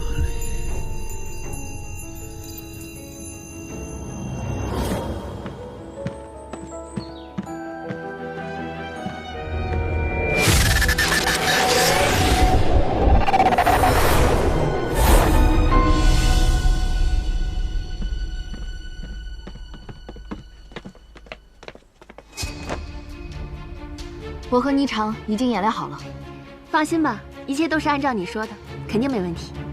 可李宗旭性格多疑，从不轻信他人，甚至会认为是有人要害他。方才在山下，我们是不是撞鬼了？撞什么鬼？我看是有人故意派他们来，让我心虚。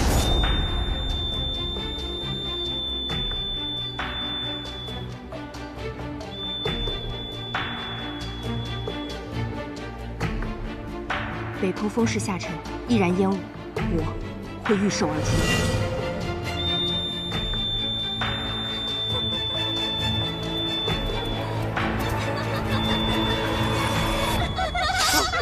妖啊！妖！你要相信鬼神之说，若他目睹自己无法解释之事，一定会乱，乱则求神。在他投井之前，已经把自己的夫人和小姨都杀死了。你怎么可能见过他的夫人和小姨啊？快去祭坛。这珠子我打了个活扣，到时候你解开，自然会散掉。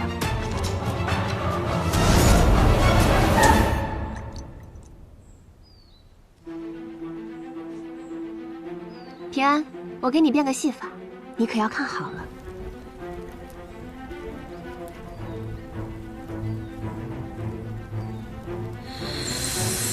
总之呢，我们要反复诱导他，正是此妖，从没病到有病，从没妖到有妖，直到他彻底相信妖物存在的那刻，我就能成功引他入局。可是你编的假言杀妻投井的故事，若是李宗旭下山后去查证，那万一我们……谁说是我编的了？我可是特意向顾文宇打听了圣都附近的疑案，这才选了这个案子。若李宗旭真的找人去查，只会发现确有其事。虽然这个样子能够骗过他，但是万一他入眠以后中途醒来该怎么办？那我就暴露了呀！我们所有的努力都会功亏一篑，所以我要赶在他醒来之前，找到烙印和玉石案的线索。因为祠堂。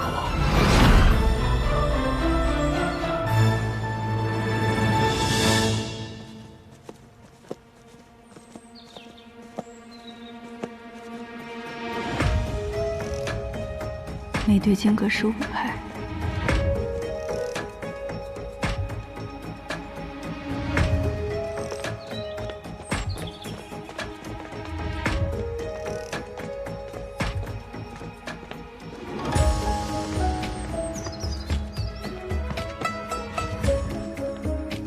5、10、15。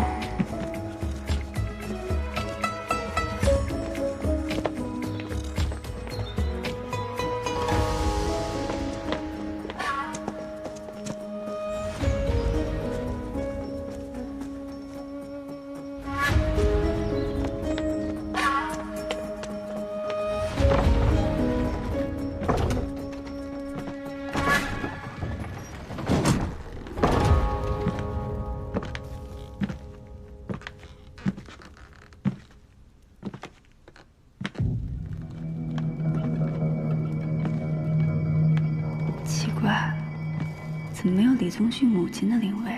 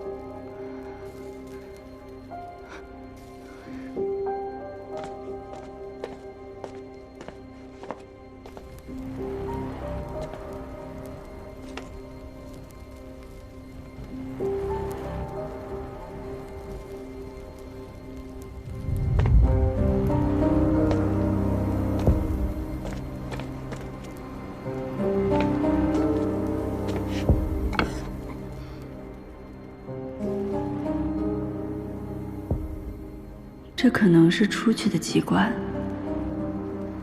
坎是凶门，不利行运。李宗旭不会用它。李宗旭五行属金，钱属金，是开门。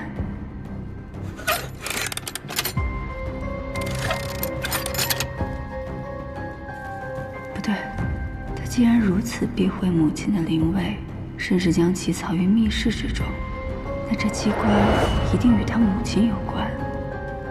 血女图，母亲。难道他母亲也遭受过什么伤害？疾病形伤，那是伤门，就应该是朕。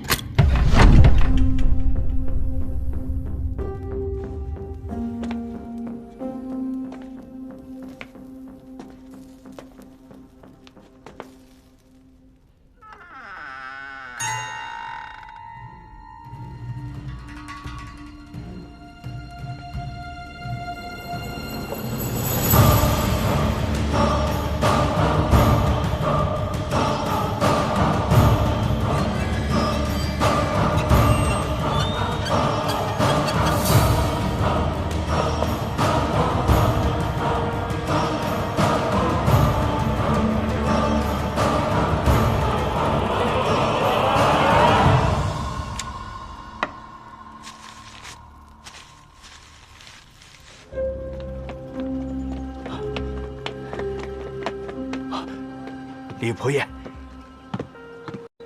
你家郎主在做什么？没什么要紧的事，请仆爷先在偏房稍歇，我立刻叫郎主过来。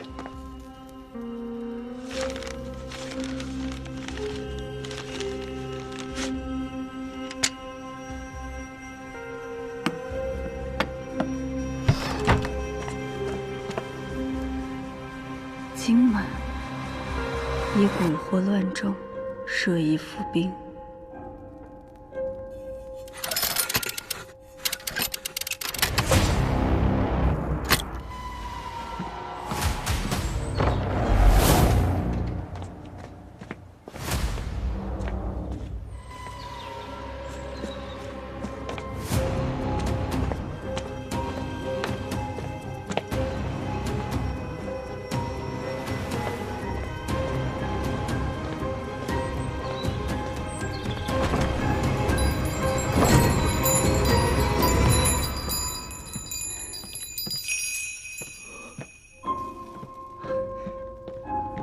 郎主，有贵客到。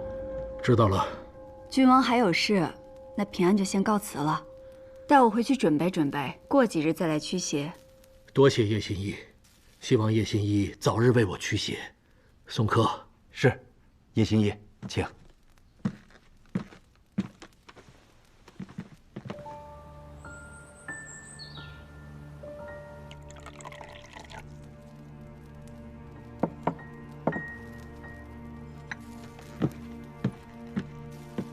叔父，寿丹使臣3日后入京，圣上已勾选了和亲的人选，前兆也在其中。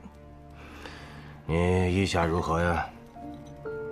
叔父，驸马之位看似风光无量，实为案板之肉，这份殊荣还是让给武士吧。那你得掌握好分寸啊，那是自然。叔父。侄儿还是想请叔父帮一个小忙。说吧。使臣入京必会设宴相迎，侄儿想请叔父向圣上奏请，夜宴由我来办。为了什么？袁绍成。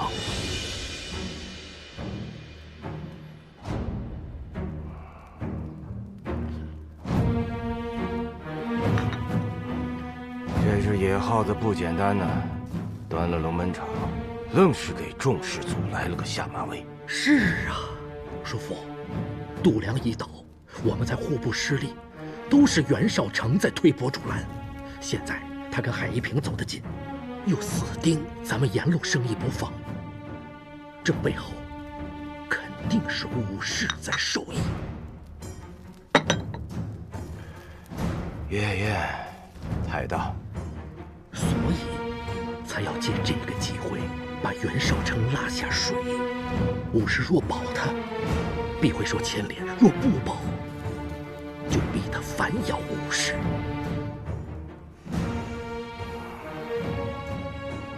好，忙我可以帮，但是你要做什么，怎么做，我一概不知。嘿嘿，恭送叔父。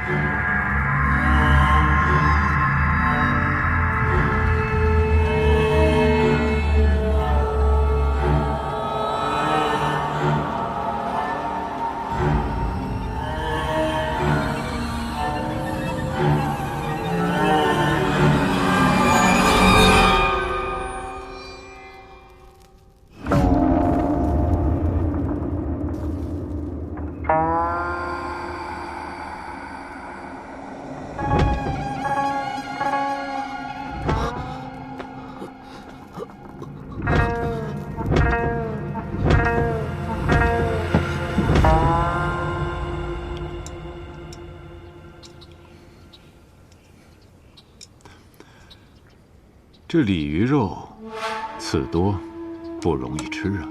是啊，吃起来麻烦了些，不过其味道鲜美啊。海公若是想吃，我方可替海公剔刺，如何？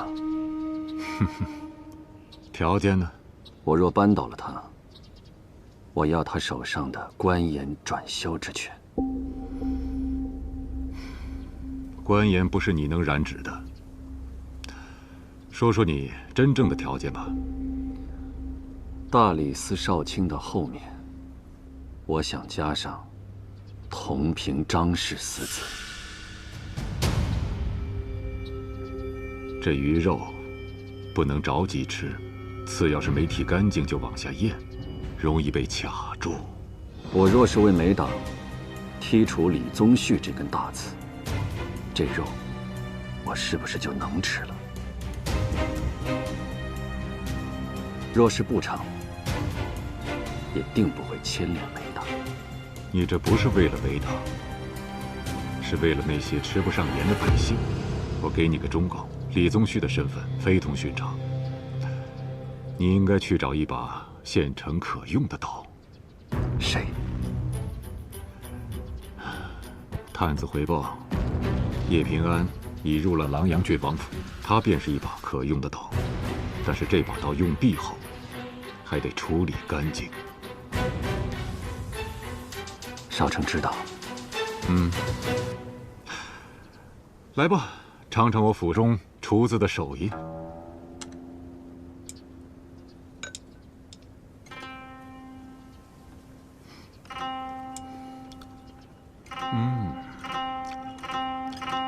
这鲤鱼啊，就是香。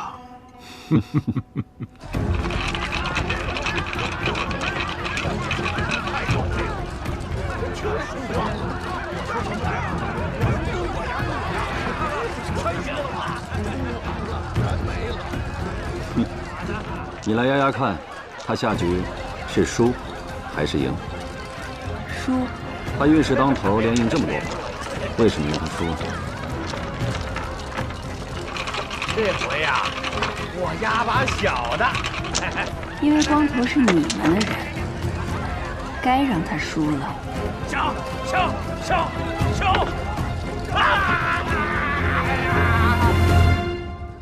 行啊，你挺厉害呀，现在都能到琅琊郡王府上看病了，缺银子？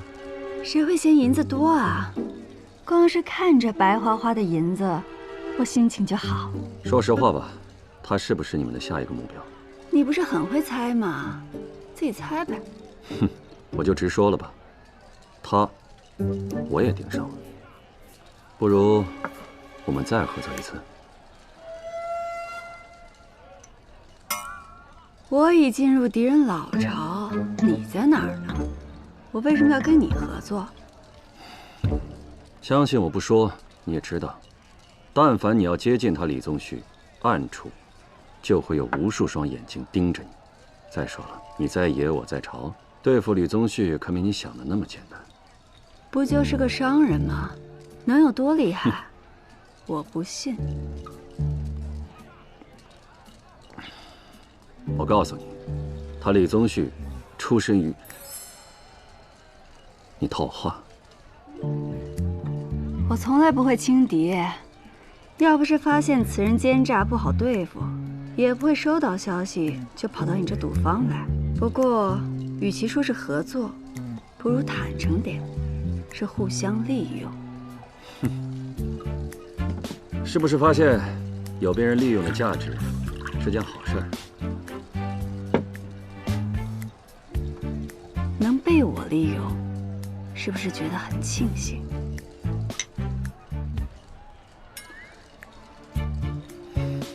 你方才赌赢了，走吧，去取你的赌资。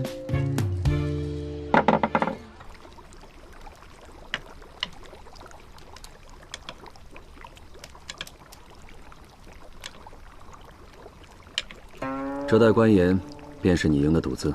成色比延庆坊的好，这值不少银子呢。那袋呢？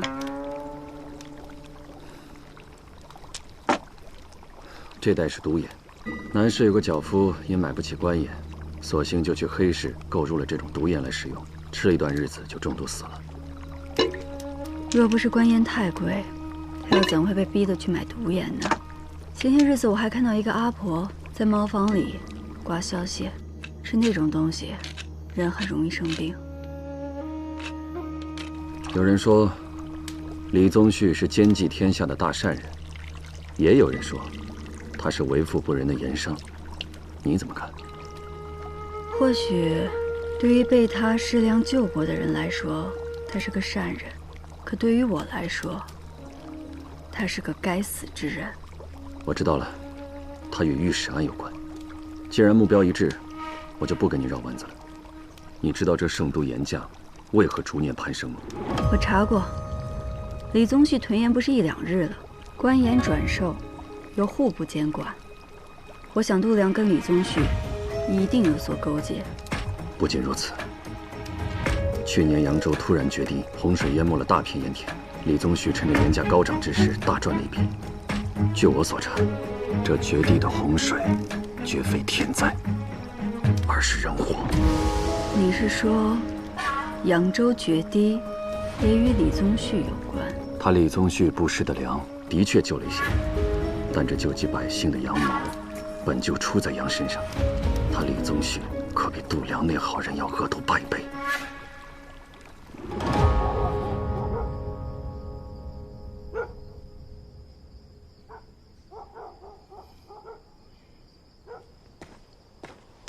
哎，好看。宋采莲呢？还我。小心点儿。你怎么在这儿？少城又在见谁啊？叶心意。哦。少卿之前让你查新郡底细，他没什么问题吧？能有什么问题啊？少城只是谨慎罢了，放心吧。我在想，少卿和叶心意之间是什么感情啊？你说是友情吧，的确有，但又不止。说不止吧，他们之间的相处呢，又跟我和采莲截然不同。所以你说他们之间到底算什么感情啊？你真想知道吗？哎，他们之间的情谊就像这样。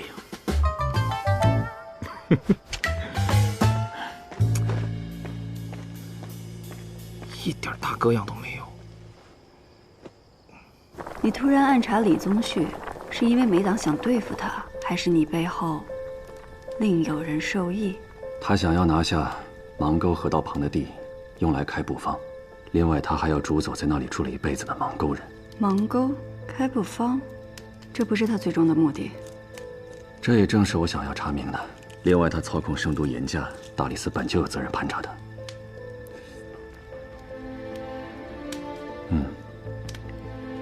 这苦味变淡了，颜色也逐渐开始变白了。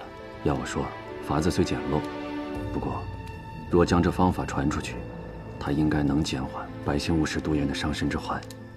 如今这大风，大鬼当道，小鬼难缠。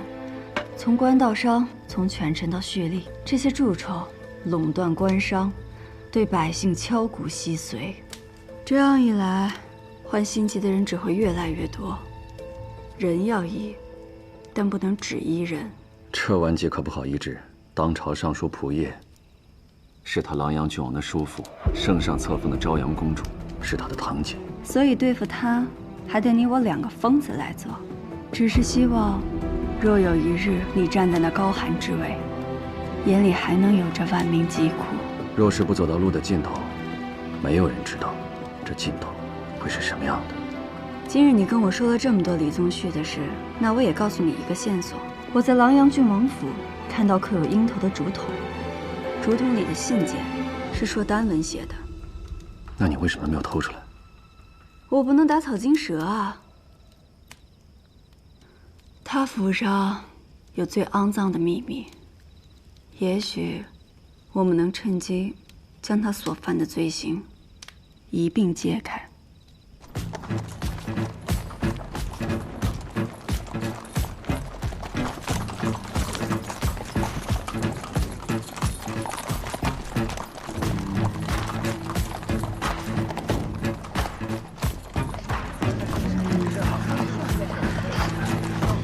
千万别再打仗了。是啊，好不容易才过上这太平日子。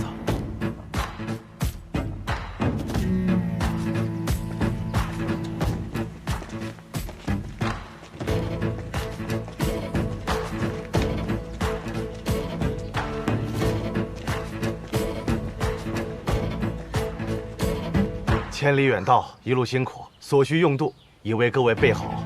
今日请在此歇息，明日辰时入宫觐见。有劳了。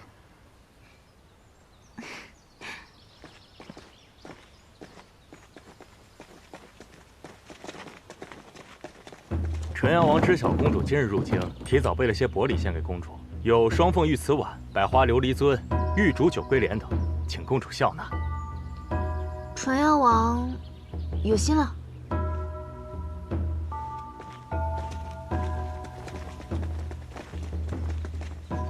啊，听闻这纯阳王武良臣是个美男子，公主，公主。我在朔丹从未见过如此美的石榴花。听闻大风有献石榴寄情的说法。郝吉，武将军住哪儿？我想这朵石榴花送给他。公主，你着什么急呀？不如焚香沐浴，早些休息，明晨上殿就能见到心上人了。嗯，也是。那我明天再送给他。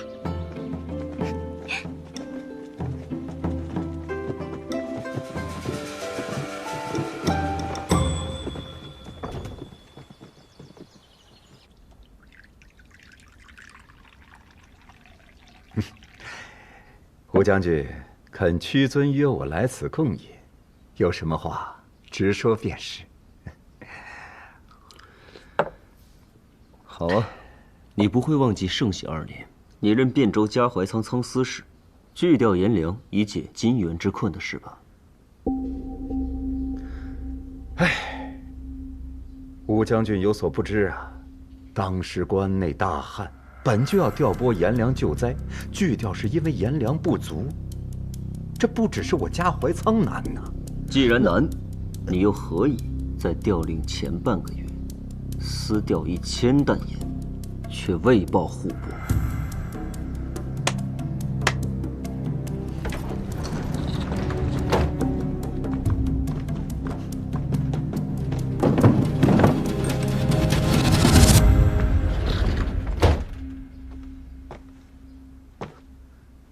吴将军，你无权调阅各仓部书，私调部书是重罪。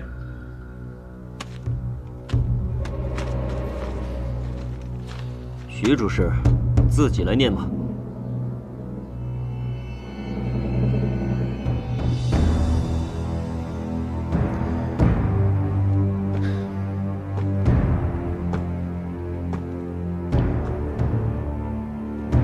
这可是武将军非要听的。圣禧2年腊月初3，着调盐350担，赐威王李显，以奖其平叛之功，不入户。腊月26，着调盐500担，交李宗旭转卖，所得银两入国库，不报户部。另有150担。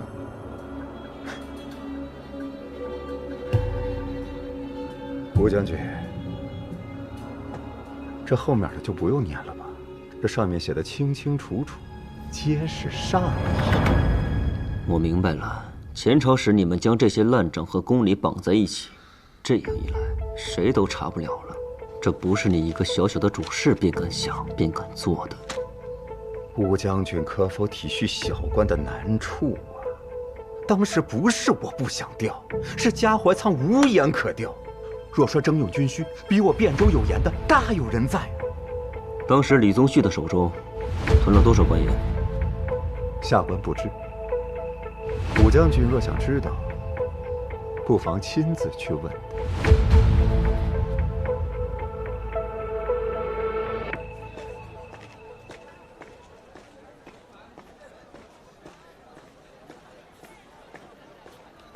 郎主已经在等叶信仪了，请。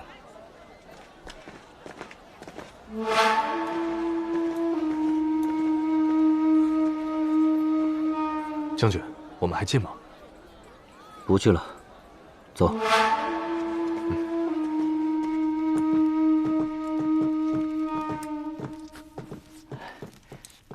郎主，叶信仪到了。哦，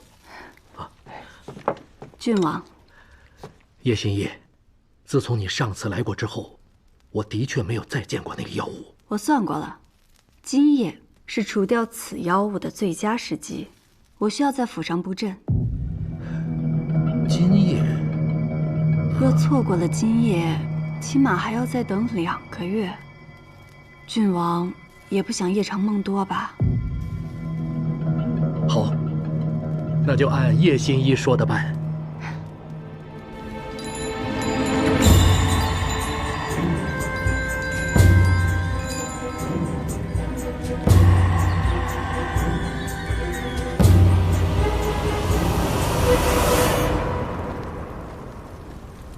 李管家，待会儿我会在这里布阵，天亮之前不许任何人靠近这里，否则阵法便会失效。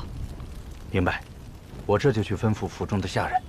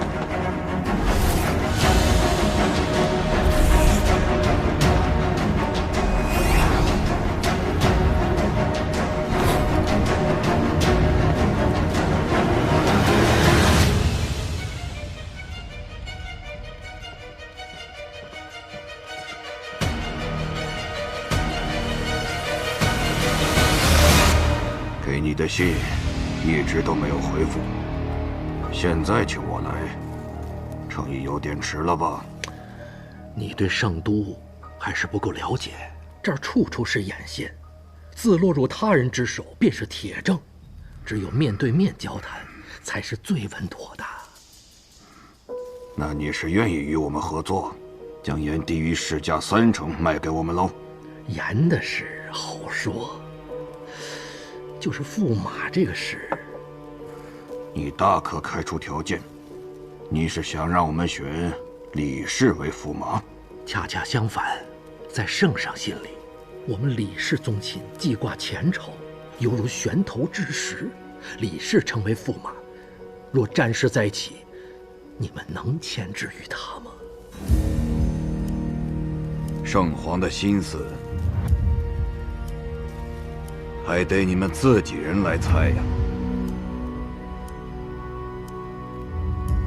我有一个好人选，武安康。若武安康成为驸马，你们不仅能带走一员大将，将来让他做人质，圣上还是要掂量掂量的。这件事你大可不必担心，我们的公主本就喜欢那位武将军。好啊，我与硕丹的朋友甚为投契啊。既然我们是朋友，我还是要提醒你一句：圣都危机四伏，万万不可大意。危机？我们是奔着和亲来，难道还有人敢在我们头上动土不成？现如今有很多官员都是凭着当年的战功得到的官职，那可是眼睁睁地看着自己手足兄弟死在战场上，心存私怨呢，未必想化干戈为玉帛。你还是多留个心吧。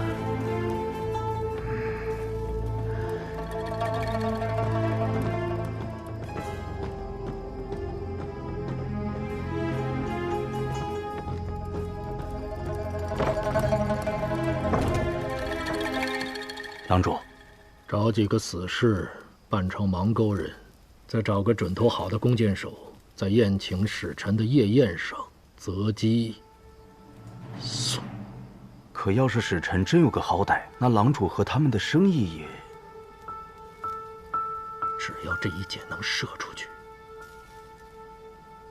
就能给芒沟人扣上一个刺杀使臣的大罪。能扯上芒沟，那必定是袁绍成指使的。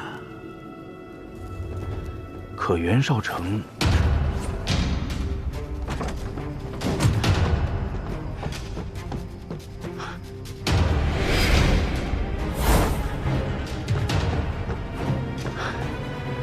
堂主，并无异常。走，去看一下叶新一。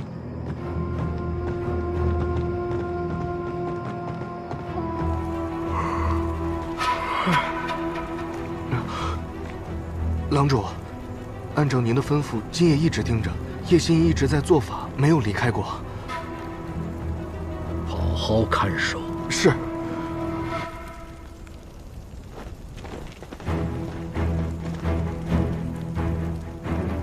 我从红鹿客馆打探到，硕丹使臣好奇，今夜要去狼阳郡王府。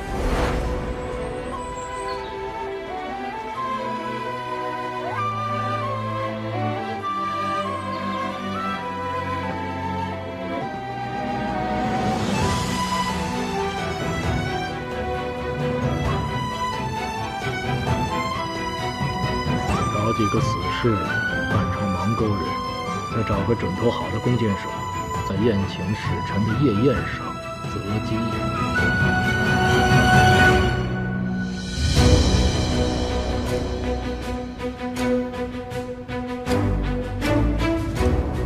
硕丹使臣阿普纳好吉向圣皇献至宝无尘珠，另备良马2000，牛羊5000，望迎大风驸马共结姻亲，求百年和平，再无战事。硕丹既有意结秦晋之好，我朝亦以盛礼相待。局着鸿胪寺有司3日后筹办迎使夜宴，结千秋之和。陛下，狼阳郡王李宗旭自请筹措此宴。他既为宗亲，其子钱照亦在驸马人选之列，能有此心，也不失为好事。狼阳郡王欲为夜宴亲力亲为，必不会让朕失望。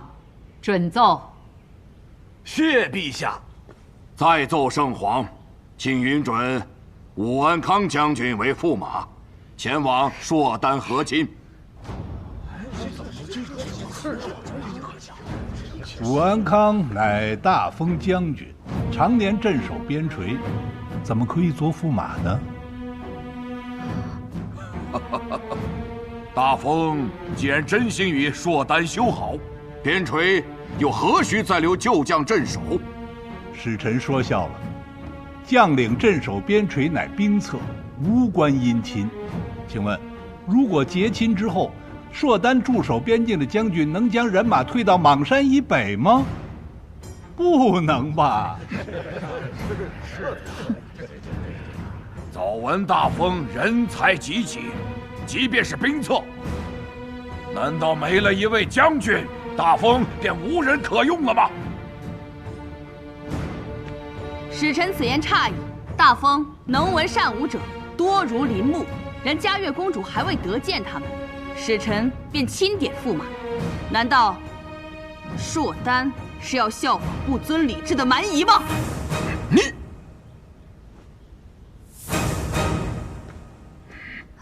圣皇，其实这是我的心愿，我求了阿塔许久，他才准我跟来，就是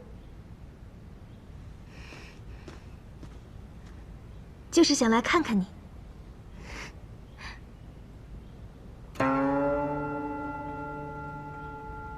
嘉悦公主真乃性情中人，不知你是何时与武将军相识的？14岁那年，我瞒着阿塔在草原上驯马，摔进了坑洞，怕得要命。直到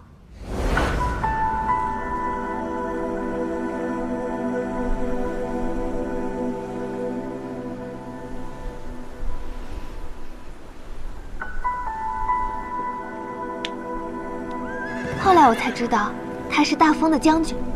我看到武将军在马上威风凛凛，就连天山之巅的雪，也没有他耀眼。圣皇，我不想要别人，就想要他。既有如此缘分，嘉悦又重情义，朕岂能不成人之美？可礼制不可废。大封宗室好男儿众多。我记得纯阳王武良臣德才兼备，形貌俊美，嘉悦不妨一见，夜宴上就让各宗亲拟选驸马一并出席吧。康平王，你说呢？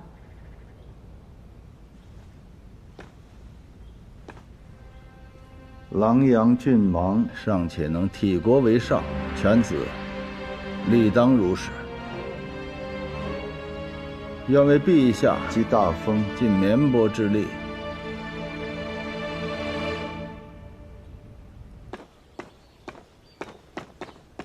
哎，少城，那个在圣都当官的硕丹人叫散骑常侍什么来着？散骑常侍史比纳。啊，对，按你说的，我因史比纳的赌疯输了一大笔钱，再替他还上，这给他感动的，跟我称兄道弟的。趁机我让他引荐你跟郝吉见面，他已经办成了。不过，这个郝吉我查了一下，他也上过战场。你跟他打交道，放心吧，他只是想要低价买盐，我就是要用他想要的，与他一起对付李宗旭。你知道我说的不是这个。你从战场回来，从来不跟硕大人打交道，我担心的是……好了，这事已过去多年，你就别担心了。哎。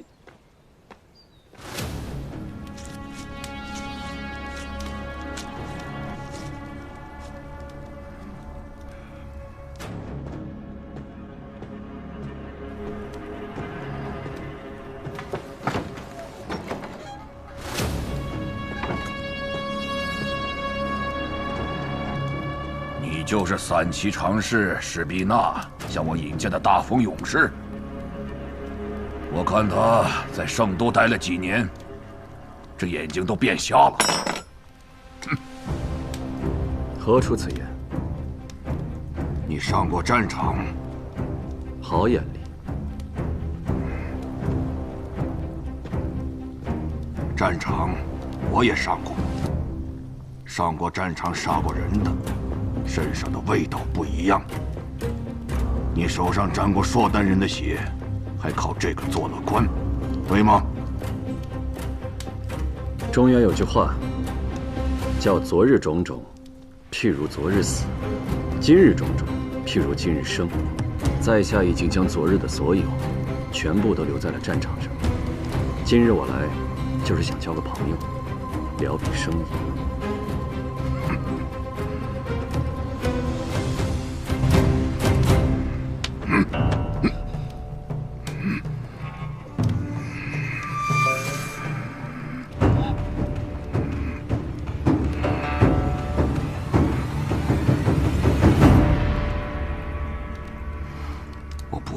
做生意，我有我此行的使命，不想在你们的地方惹下任何事。我知道你，我话就直说了，我不喜欢你这样的人，离开这间屋子，离开！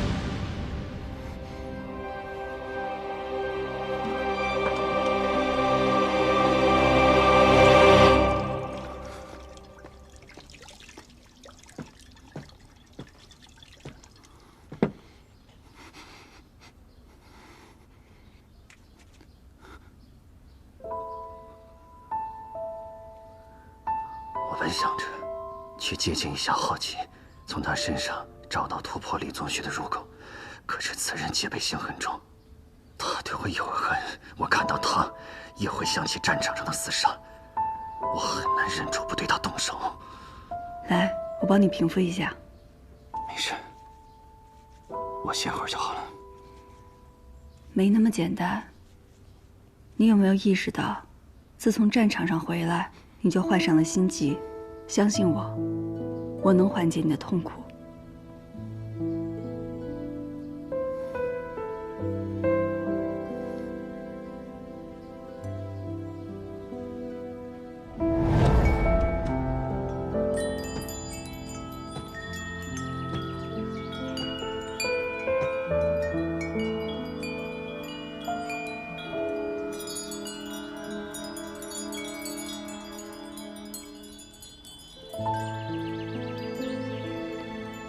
你在琅琊郡王府都打探到了什么？2件事。让我来猜猜。李氏想让安康去做驸马，这样一来，武氏就少了一员大将，对吗？安康叫的倒是亲热，可那日在万国乡，他对你的态度并不友好。5年前，金元之战，我们曾一同作战杀敌，太久没见，他以为我变了而已。另一件事呢？李宗旭想在夜夜上刺杀使臣，嫁祸给你。好啊，利用破坏2族和睦的罪名，将我除掉，这样既能拿走芒沟的地契，又能再造武士。哎呀，你的麻烦那么大，我还愿意跟你合作，你真该感到庆幸。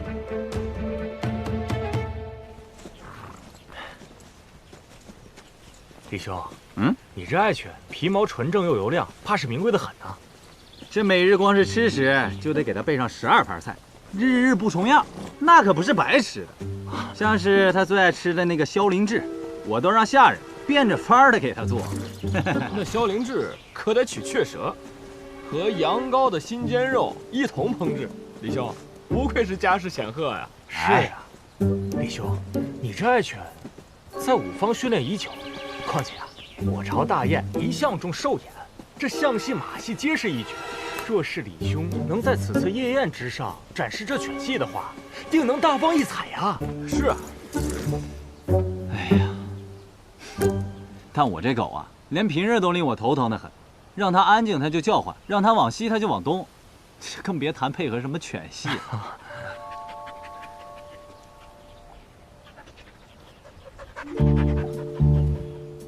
哎，这林子里怎么有狗啊？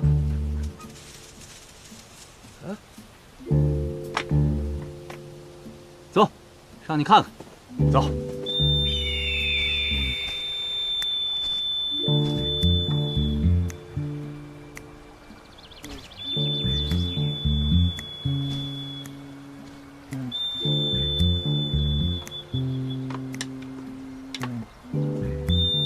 走。哎，你是什么人啊？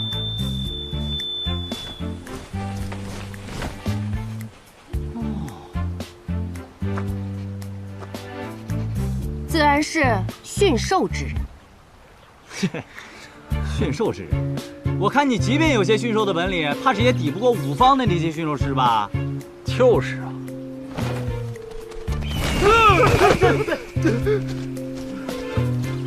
你竟然敢！你们说的那五方，不过就是训些鹰犬走狗，而我，从小住在山林里，跟野兽同吃同住，就连蛇见了我，都会乖乖听话。这训些鹰犬走狗，这听着怎么像骂人呢？阿瑞，不如就先回吧。啊，咱们下次再聚。啊，李兄告辞。哎，告辞去吧。你可知我是谁啊？我哪知道你是谁啊？讲话别半句半句往外蹦。我父亲乃是琅琊郡王，圣都的第一副赏，你可别把我看成什么寻常的纨绔子弟啊！我跟他们才不一样。你们有钱人说话都这么绕吗？就不能一口气说完呀？啊，嗨，行，那我就有话直说了。我呢，一直想着尽早帮着家父打理生意，可又不知该如何讨他老人家的欢心。正为此事伤脑筋呢。讨人欢心不容易吗？投其所好呀，送些什么名器、墨宝之类的。送画，有市无价的名画，收到的人脸上有面儿，自然就高兴了。哎，你算是说到正题上了。这马上就要迎史夜宴了，这你知道吧？我当然知道。我看你有一些驯兽的本事，我决定了，给你一个发财的好机会。我呢，也是你选的驸马之一，你得助我用兽眼给使臣献上一幅名家所画的千秋盛世图。嘿嘿，你就这么上赶着当这个驸马呀？哎，其实驸马那个位置，我自然是瞧不上的啊。我只是想让我父亲能在众人面前挣足了面子，如此一来，必能得到他的认可。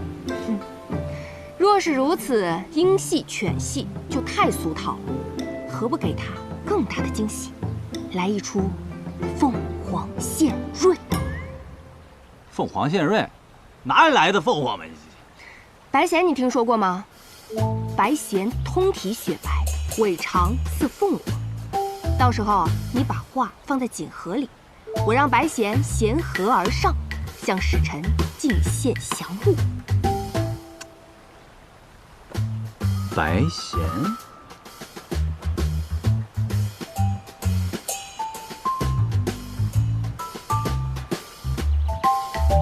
甚好啊，甚好。只不过，即便是我现在去给你找白弦来，怕是也来不及训他吧？这你不用担心，我从小就养了一只白弦。既然是惊喜，那就不能让旁人提前知晓。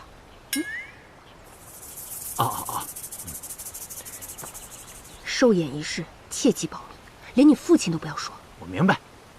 哎，那个今日所见之事，敢透露出去一个字，我割了你们舌头。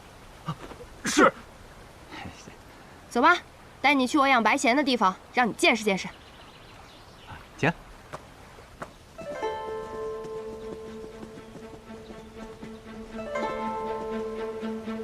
弄到白弦，花了你不少心思吧？我再花心思，也训不了他，不是吗？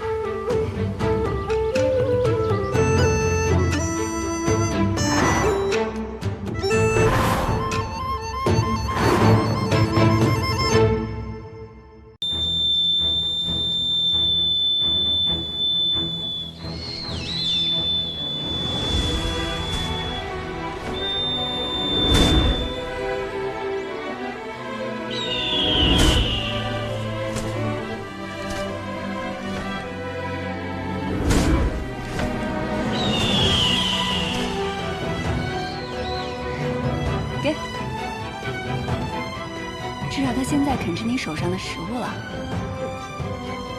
其实他并没有熬鹰奶，只是我们时间太少了。但是你放心，我一刻也不休息，一定能让他学会特定的指令。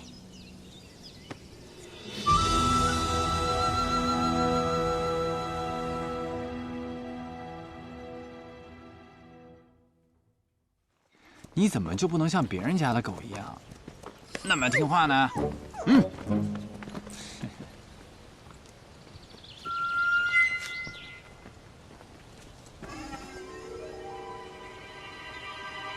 再给你一个机会啊，可好好表现。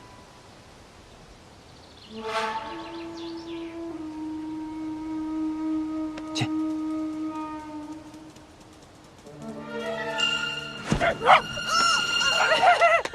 哎，看着了吗？好狗啊，好狗！孩子，孩子，孩子！哎呀，好狗！娘看看，你这人怎么动手伤人呢？我要去官府告你！哎呦，告我！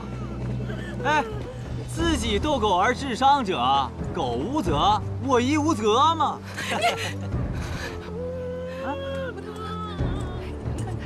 去，这些钱甚至够买你儿子的命了啊！哎呀，好狗！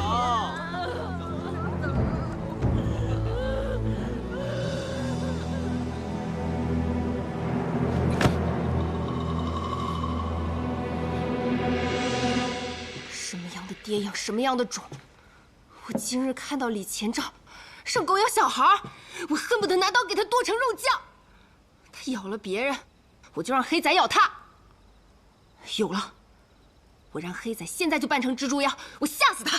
啊，不行，你别冲动啊，不准擅自行动。你要是被发现了，那我也绝对不会连累你们。霓裳呢不够信任我，你呢不够稳重，还是担心好啊？怎么说怎么做，从不出差错。怎么还当着人面连捧带踩的？也不知道是谁说过我最贴心呢。就是，你可不能偏心啊！行了，你们3个都跟小孩似的，幼稚。你呀，要是真想吓唬他，大可在吃食里加点迷魂草，就能令他产生可怖幻想，没必要自己去。知道了，我也就是说说气话。反正明日李宗旭都得死。谁说他明日会死啊？什么意思啊？我们花了这么多心思，明日这么好的时机，难道不取他性命吗？他的命要取，但李宗旭涉及御史案，他的身上会有更多我们不知道的信息。没错，所以等明日按计划揭露他之后，就能趁他被羁押的时候，盘问出御史案的详情。羁押之后，若有人要保他呢，那他不就又……我们为什么要冒这个险？我觉得彩莲说的对，我们何必弯弯绕绕？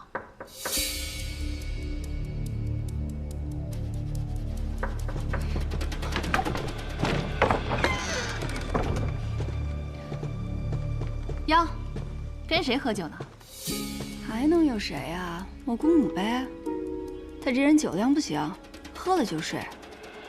怎么来我这儿啊？明日便是迎史夜宴，我阿兄正在武士场选拔表演秦王破阵乐的将士呢。那你这是邀我去凑热闹？错，这次不是我邀你，是我阿兄。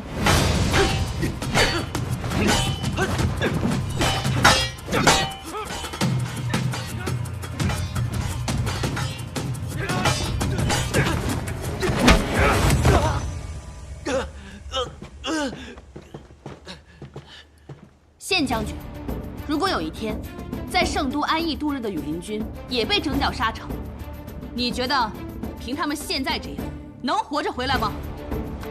末将惭愧，我必整顿所有羽林军，绝不懈怠。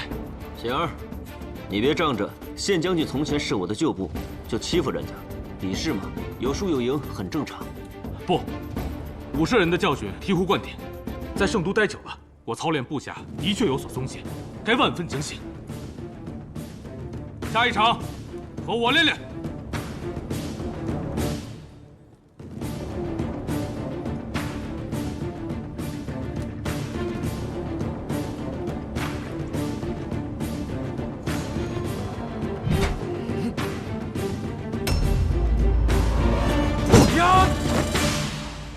可以在夜宴上演绎秦王破阵乐是好事，此曲气吞山河，震慑四海，可以向天下人展示大风的鼎盛雄威，让其不敢来犯。硕丹想让你做驸马的事，已经传开了。你想好如何应对了吗？此事却在我的意料之外，不过还好，还未尘埃落定吗？你若是没回来，现在该是多么逍遥自在。即便圣上未将我召回，我也一样要回来。这是为何？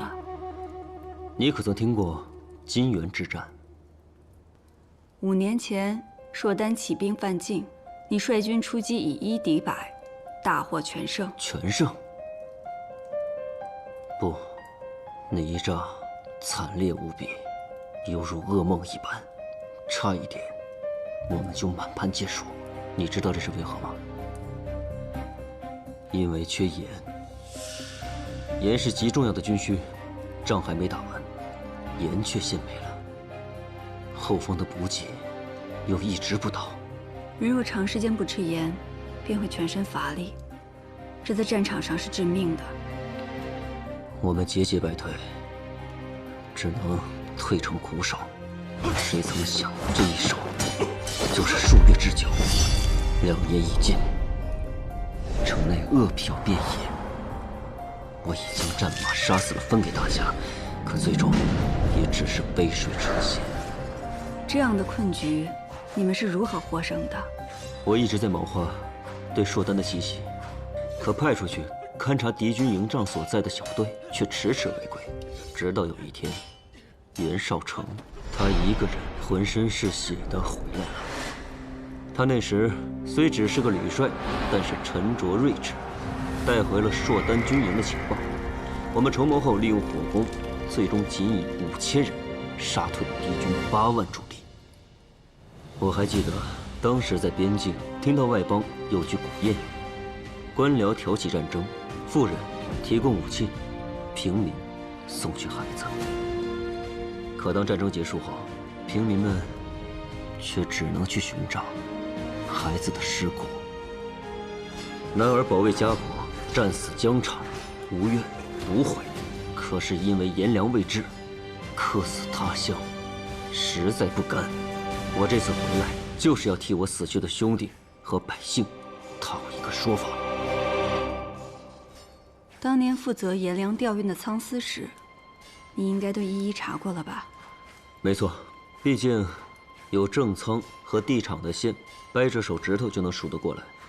华阴、龙门、渭南、通泉。通泉。我之前协办军饷案的时候，也听说过这个地方。那年正逢大旱，仓司使以旱情为由，一直拖延对边境颜良的调运。现如今的户部徐清，便是当年的仓司使之一。还有什么？还有徐清与李氏的关系颇深。李宗旭虽专卖圣都官盐，但手却伸得很长。原来是他。我听闻郑元找你看过病，然后就死了。你最近又给李宗旭看病去了？你今日邀我来，原来是有所图啊。放心，我不会贸然介入，免得打草惊蛇。好，只要你不追问我的事，那么你想知道的，我可以帮你。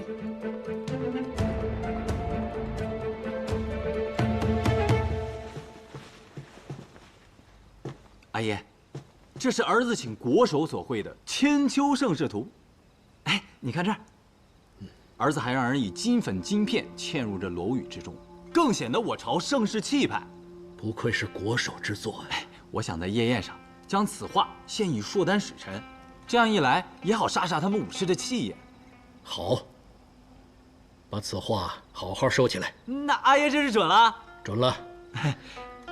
这样，明日焰火升空之时，你来献礼，也让他们好好看看我们万国来朝的江山盛景。好。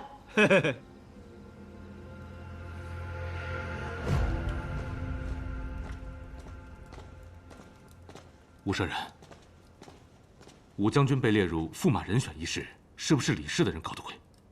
我若有能帮得上吴将军的地方，赴汤蹈火，在所不惜。县将军的知恩图报之心，我很欣赏。不过当下你不必为任何事分心，好好操练羽林军便是。对了，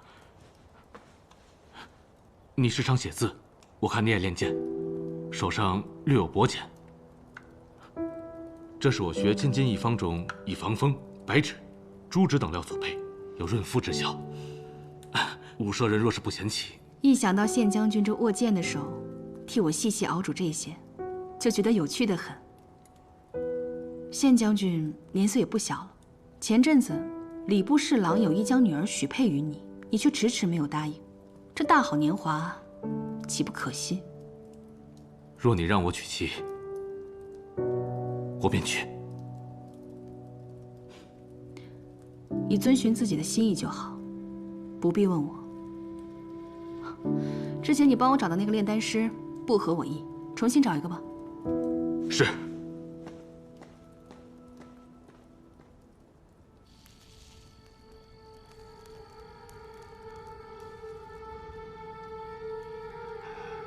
夜宴之计，兹事体大，若成了固然好，若败了，我也绝不会牵连你的。叶平安能找到这么重要的情报，还是有用处的。只是夜宴一了，他便失去了价值。我要你趁着夜宴之乱，杀了他。下官以为，这叶平安日后还会有别的用处。我不是在跟你商量。是，我会见机行事的。没别的事了，你先退下吧。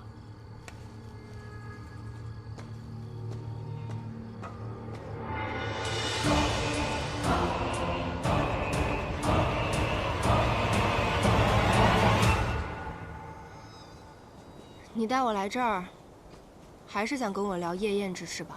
你真的觉得在夜宴之上动手是好时机吗？你说的道理我都明白，但是我心里过不去这个坎儿。是他害得我这么多年来都不敢回家，因为我的事，阿叶遭人非议，被迫从一个教书先生变成了屠户。我怕被人认出来，让阿叶继续蒙羞，所以这些年来，我宁愿当个死人。平安，你说这个仇我能不亲自报吗？彩莲，我明白你的痛苦。李宗旭的命，我们一定会要。可如果你在夜宴上动手，也会让自己置身于险境。为了这样的出手，值得吗？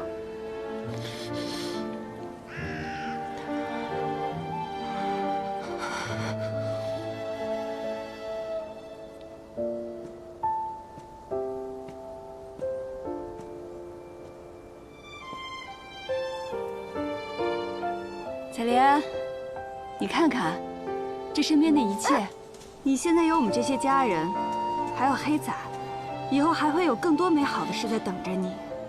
相信我，我们一起，一定会让李宗旭得到应有的惩罚。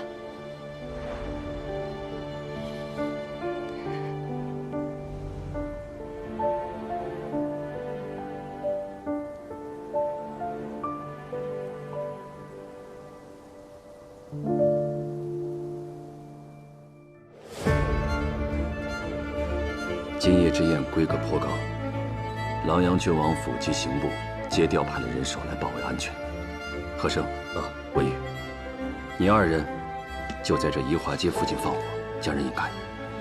好。要是动静闹太大了，圣上那边怎么交代？圣上已经去了瓦安山听秋玄大师讲经去了，不必担心。这条暗巷及周边2条巷道，大家一定要注意，这里有李宗旭部署的暗卫。安慰的事情，交给我和晋父子吧。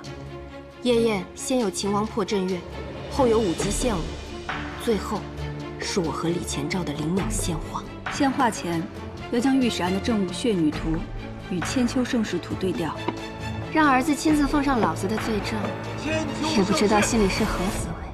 到时候，我会同彩莲一起揭露李宗旭的罪状。李宗旭出发去夜宴后，我会入府取正午，在灵鸟献化前送回来。既然这样，文宇，今夜你别去宜华街了，去琅琊郡王府外接应丹心吧。明白。这便是琅琊郡王府特制的金玉剑。既然他想栽赃你，那我们就以彼为道，还施彼身，给他来个人赃俱获。好，我来安排。届时我会在场内巡视，以应不时之需。大家行动务必小心。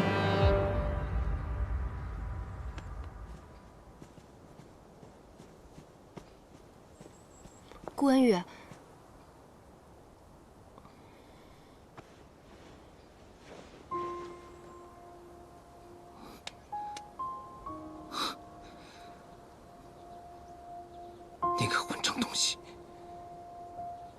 我知道你要说什么。我敢把伤疤露给你看，是因为我已经想清楚了。顾文宇，我要和你在一起。你说了这话可不能收回去啊，也不能变来变去。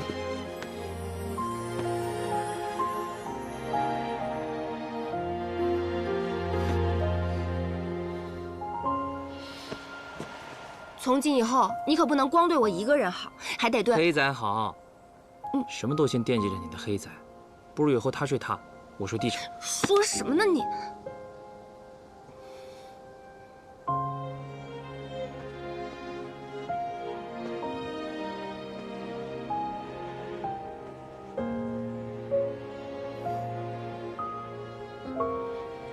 不喜欢？不是，我从小跟着阿耶一起放牧、学驯兽，习惯了跟动物相处。他们自由来去，聚散有时。我从未想过跟一个男人长相守。突然之间，有点恍惚了。你可以把我当一只小动物，慢慢就习惯了。彩莲，等恶人落马，我就陪你回通泉县，将伯父接来圣都。这样你以后也不用想家了。一言为定。天色不早了，我先去准备了。顾文宇，这个我很喜欢。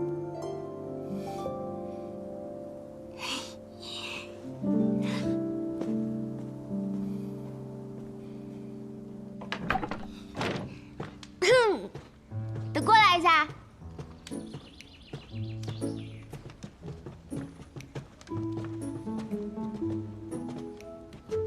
我有件事要跟你们说。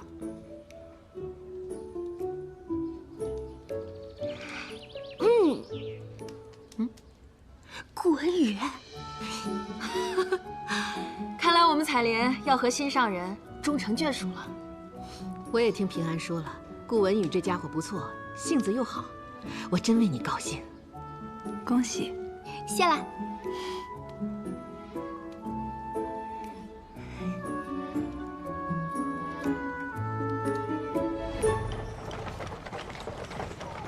啊，清俊，你怎么从赌坊过来了？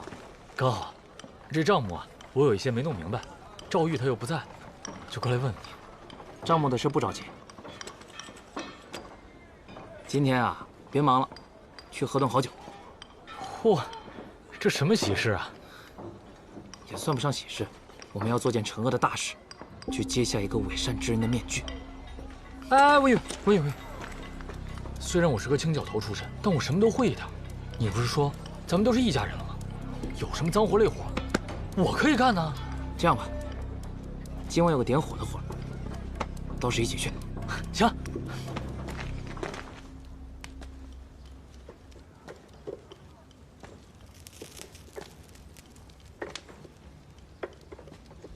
少成啊，你一直想走上高位，要真是到了那一天，你打算过什么样的日子啊？不知道，我也没想过，我只是不希望芒沟人再过现在这样的日子了。1个月前，我看到了。哎，你站住！今天看，你这是干什么呀？我就烧了他。孩子捡了书，他爱看就让他看嘛，你烧他干啥呀？这些书最大的用处，不就是拿来烧火吗？他看这些会把心气看高了。他还小，不懂得他将来既不能科考，也不能为商，只有给人做奴仆的份儿。与其这样，不如锻炼念想。你别烧我！你放开！古叔，我听说有种草，生命力极强，它在哪儿都能生存，因为它能去，也能直，而去，往往有时候比直更难。我愿意做那屈身而行者，只希望有一天，备受欺压的芒沟人都能够停止脊梁做人。真希望这一天能够早点到来。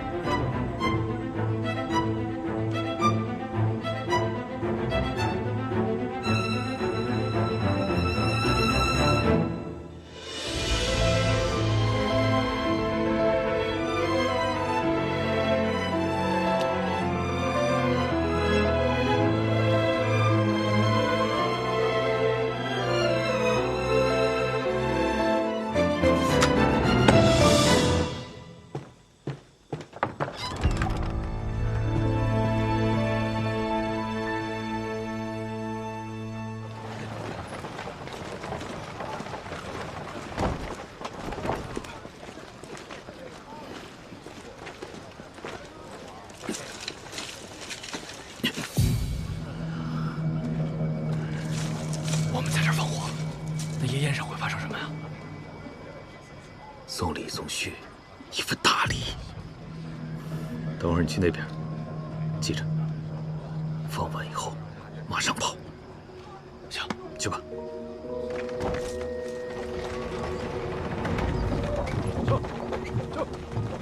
哎，你今天来早了吧？今儿不是与民同乐吗？我也想着早点收了，带孩子凑凑热闹去。你可别把人给熏着了。去，跟我从后面进去。哎，好嘞，好嘞。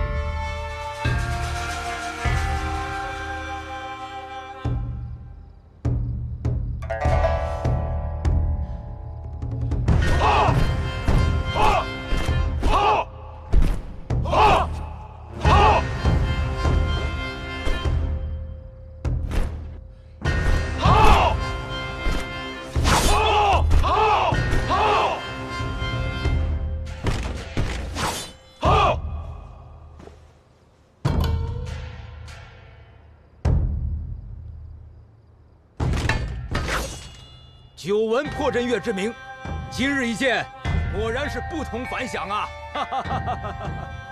琅琊郡王今日设宴，是为接大风与硕丹两族之好，以5月迎客，是不欢迎我等吗？贵使此言差矣啊！大风与硕丹联姻本是强强之交，以此午宴客，扬我大风之威，方见重视与诚心呐。扬大风之威，好极那我硕丹，这破阵乐气势磅礴，我很喜欢，不必多说了。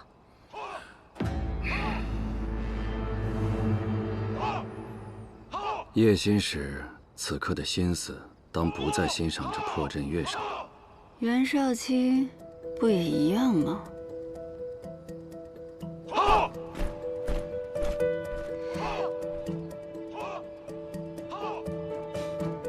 兄长，从入座开始，这武良臣的眼睛就没离开过那位公主。只可惜，公主眼里只有兄长你一人。那又如何？能得硕丹公主的青睐，兄长难道不动心吗？边关未定，何以为家？若有朝一日，我真的要踏入那硕丹的王庭，也该是以大风将军的身份才是。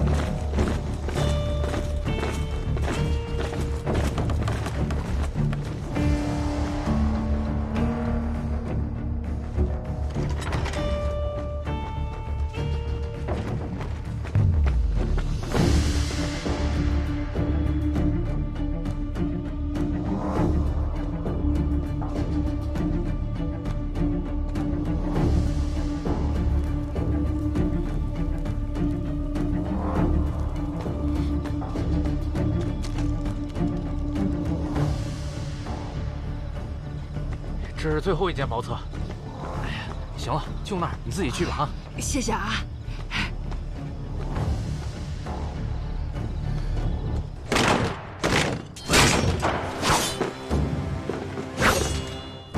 好，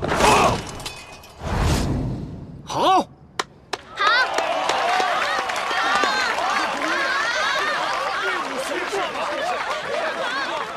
哎呀，此武能得嘉月公主赏识，实属荣幸啊！啊，只是这将士之武少了一位真正的将军，终究还是缺了些士气啊。哎，方才我看武将军对这破阵乐也颇为欣赏，早知如此，应该让武将军领阵，那气势定然更为恢宏。阿爷，武将军乃是左卫卫大将军，怎可献武于人呢？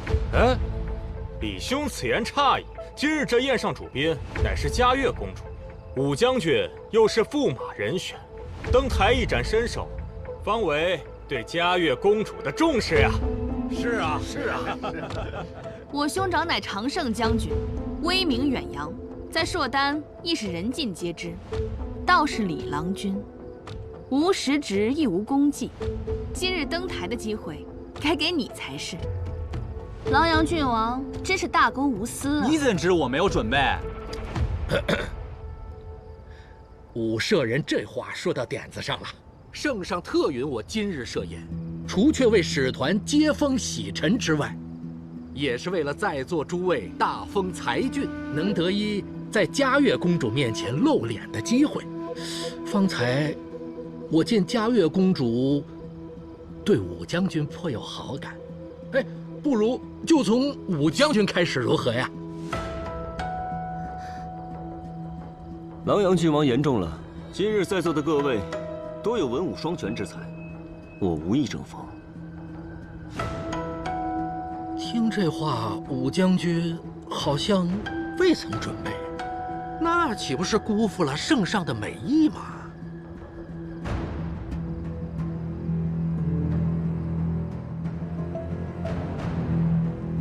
看来这李宗熙故意使坏，让王康下不来台呀。放心吧，武家不会没有准备的。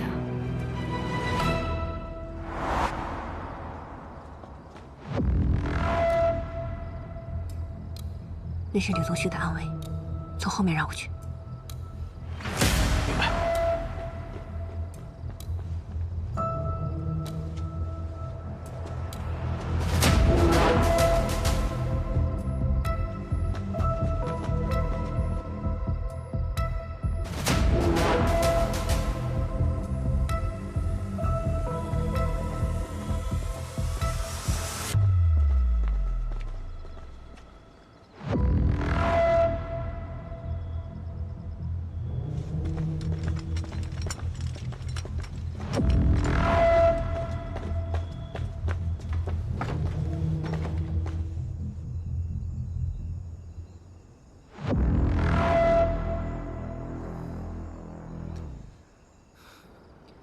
我兄长常年征战在外，这才刚回京，无暇顾及这些繁文缛节。不过今日，我倒是自作主张备了一份礼，要献给嘉月公主。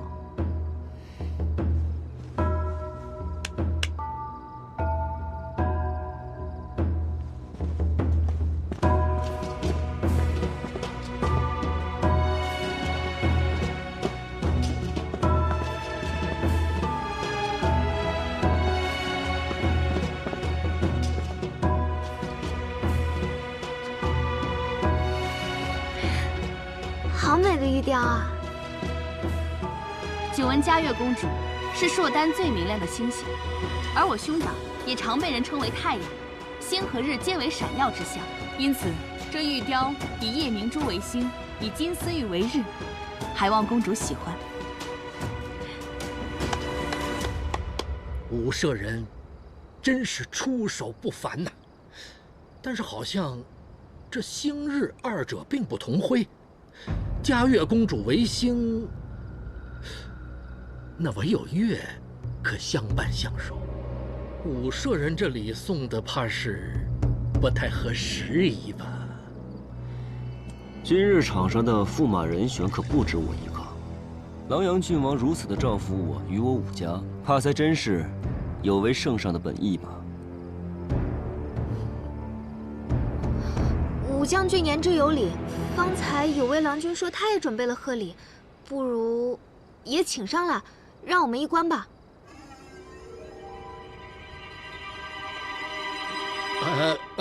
公主，除却这破阵乐，本王还准备了其他舞蹈，要不然咱们先观舞，等会儿再献礼啊！来，奏乐。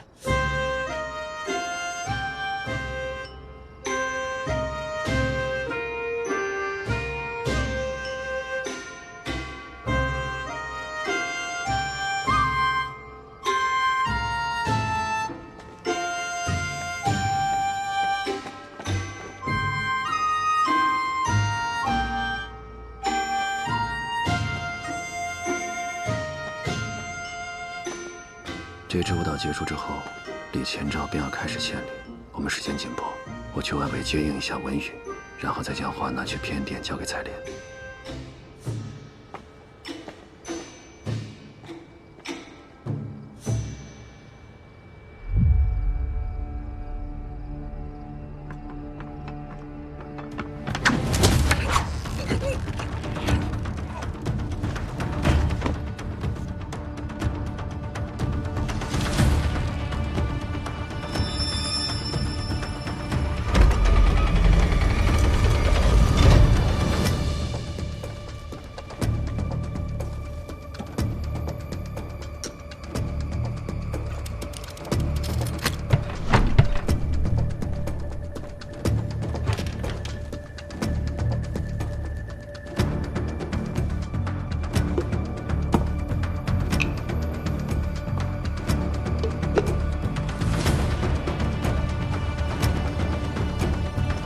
站住！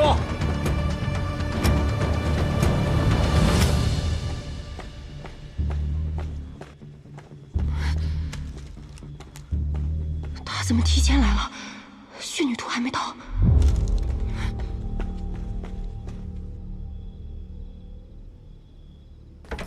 哎，你现在立刻就去准备，宴舞结束之后我就要……在这儿。你还在这儿干什么呀？哨子不知道放哪儿了。你说什么？你别着急，我今天没出过门，肯定在这里，绝对不会耽误你献礼。你给我听好了，舞蹈结束之后，你那小畜生要是没带着我的花一起飞进来，我就把你跟他全都扔进山里。威狼。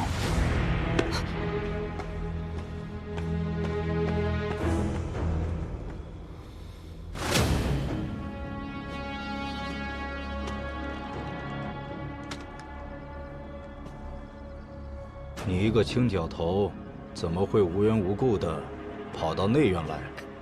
之前的青角头病了，小的替他的班，头一回来贵府，想找个打水的地方，这才一时迷了路。鬼鬼祟祟，我看你倒像个贼。您这可冤枉小的了，小的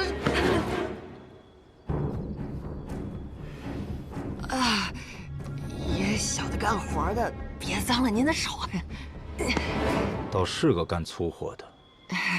去吧，打水的地方往那边走。哦，谢谢爷，谢谢爷。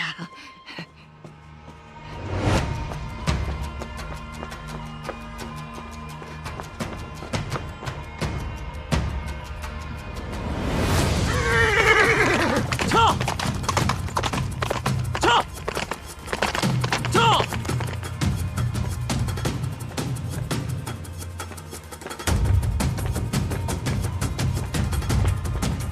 袁绍成，你不好好在夜宴场上巡视，跑这儿来干什么？李郎君怎么知道我不是跟着你出来的？你骤然离席，行事鬼祟，莫非是要行什么不轨之事？你少在这儿给我扣帽子！今夜之宴乃是我阿爷一手操办的，我自然是随心所欲。倒是你，阴沟里的老鼠也配揣测我的行事，好搞不当道，让开！我不过是随口聊了一句，你就如此激动，根本不配我再浪费口舌。哎，你臭老鼠，以后再跟你算账。小姐。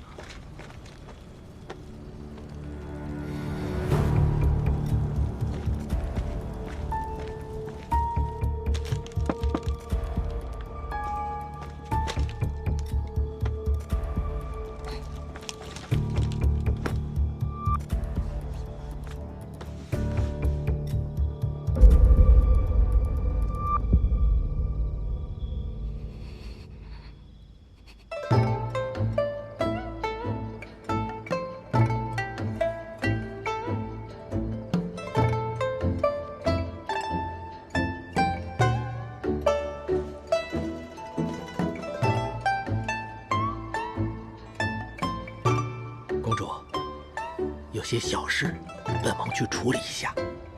公主跟使臣继续观舞，我去便回。狼阳郡王，快去吧。哎。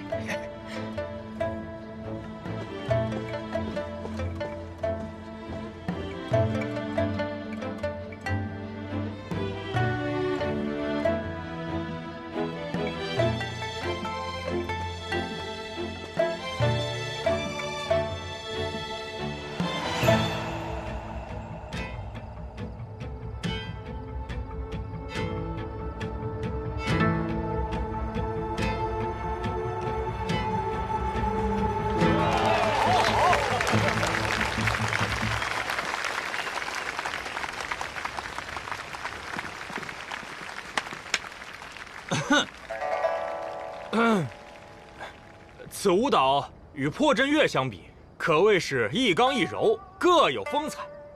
不过，我心中还是惦念李兄方才所说的贺礼究竟是何等精妙之物，不知嘉悦公主可否让我等见识见识，一饱眼福啊！是啊，公主，今日盛宴，可见狼阳郡王出手不凡，想来李郎君所献之物，定也十分珍惜。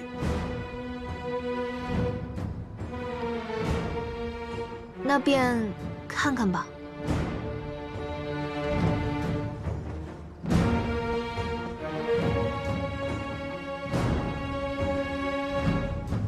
自圣上统御海内以来，励精图治，才有了这四海臣服、各部使者来朝之盛况。今日大风与硕丹和平相处，亦是众望所归。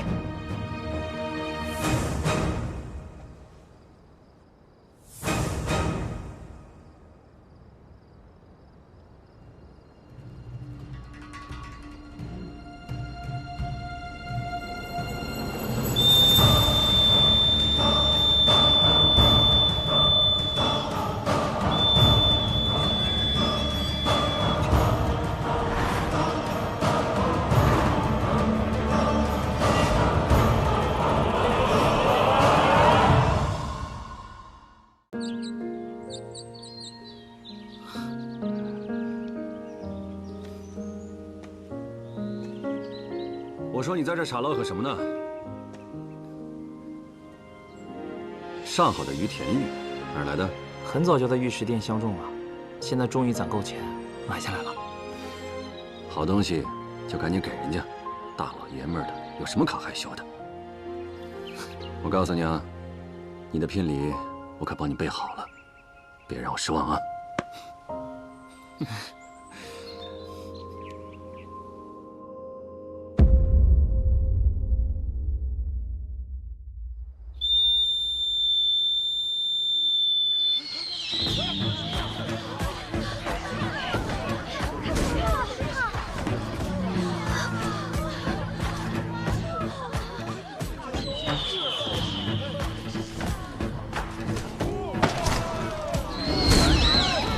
神鸟，这是神鸟啊！神鸟，灵鸟献瑞，便是我向嘉悦公主献的第一份礼。既然是第一份，那便还有第二份啦。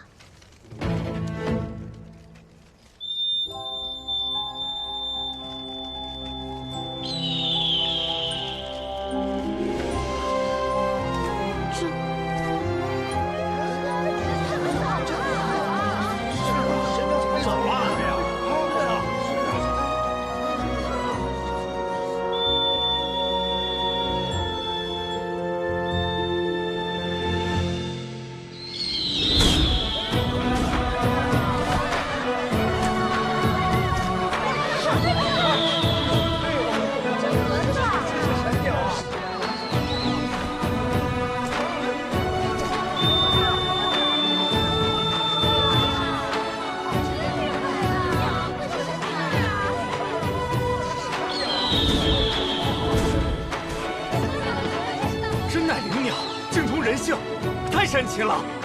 没想到李郎君还有驯兽之才，这份礼果然不同凡响啊！南阳郡王，你可真是教子有方，令人羡慕啊！这便是我准备的第2份礼物。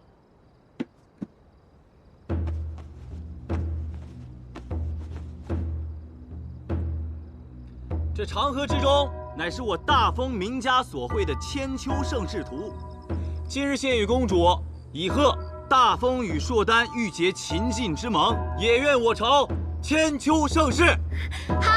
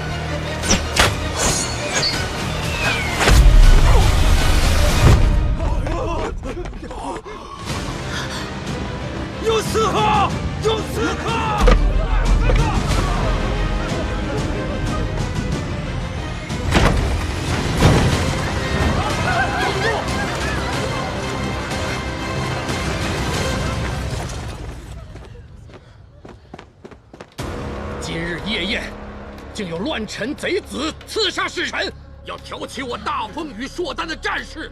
来人，抓拿刺客，宁可错杀，不可错放。是。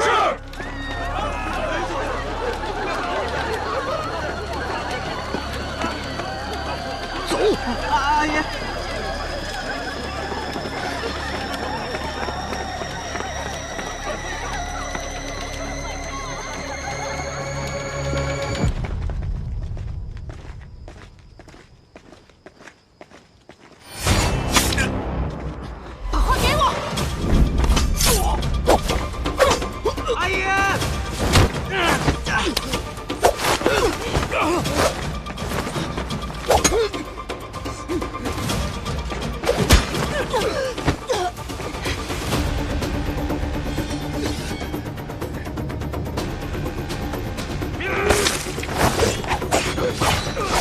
阿约，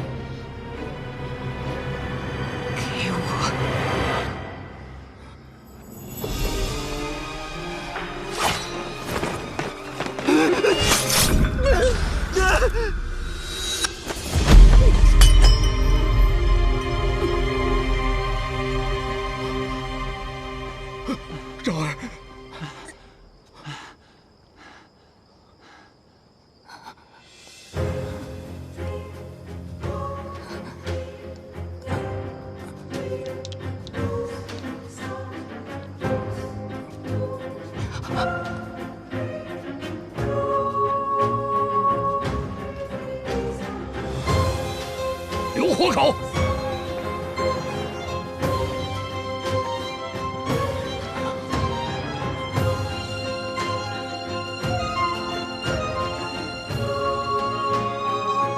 平安，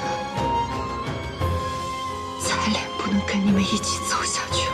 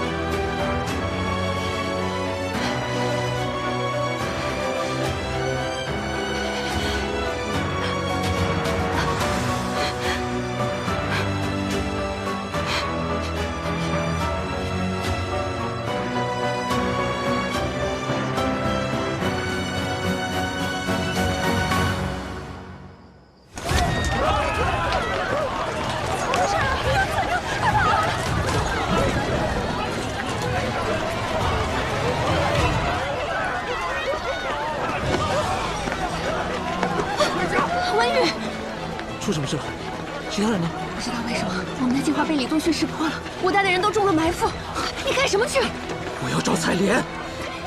听我说，现在这种时候，我们必须得迅速离开，要不然其他人都会有危险的。走，走！封锁街道，注意排查，疑似乱党者，即刻捉拿。是。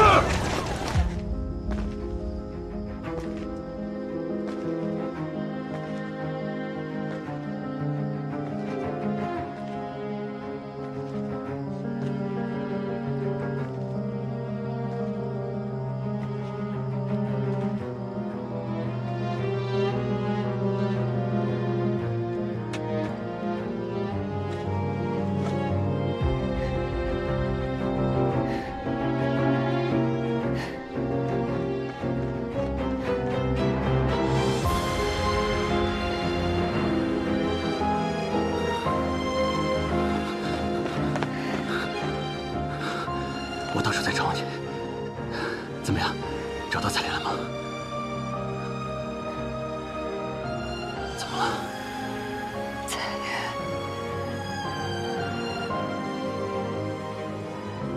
死了。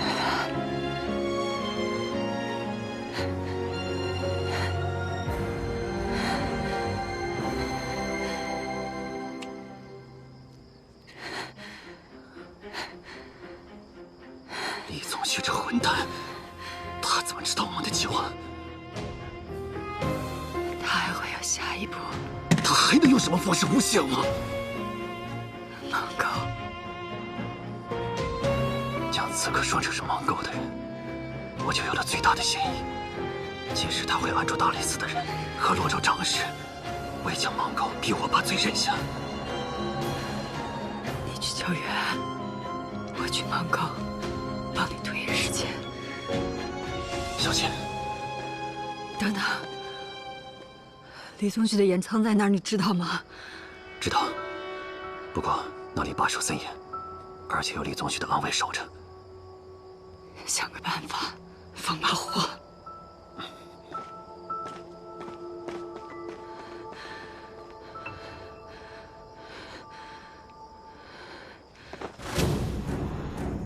郎主会赏给你们家人纹银100两，让他们后半辈子衣食无忧，安心去吧。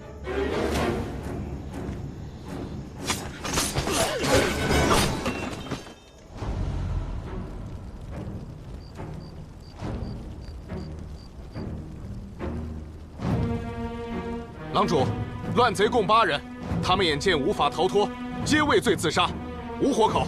无活口。这些人是什么身份？这个他们身上皆未找到能证明身份的物件，恐怕还需要再核查。核查？还需核查什么？这些都是盲沟人。李长史，今日乃是圣上特允我设宴，为使团接风洗尘，区盲沟贱民。若背后无人主导，怎敢犯下如此的大罪？盲沟是谁的老巢？盲沟人又是如何混进夜宴的？大理寺没有嫌疑吗？郡王，这是射伤使臣的刺客用的弩。蜀文，用蜀文的人不多吧？大理寺少卿袁绍成今夜有谋害使臣的嫌疑，你带一队人去大理寺，其他人静候问询，不得外出。是。等等，李长史，盲沟一定还有嫌犯窝藏，必须要找出人证，供出主谋。那无凿之地是该清洗了。所有人听令，包围盲沟，一只老鼠都不能放出去。是。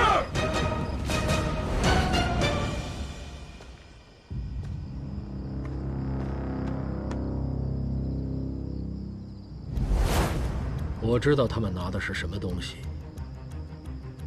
你做得很好。你现在也能拥有自己的田宅了。谢谢郡王，谢谢郡王。那往后小的，是不是就可以跟着你了？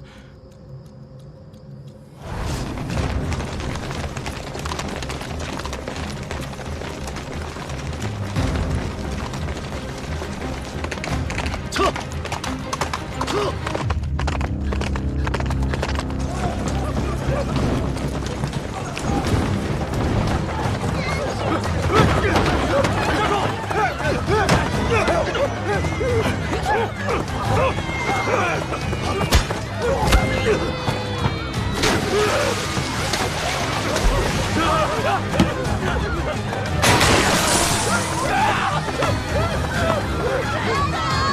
放下我的孩子！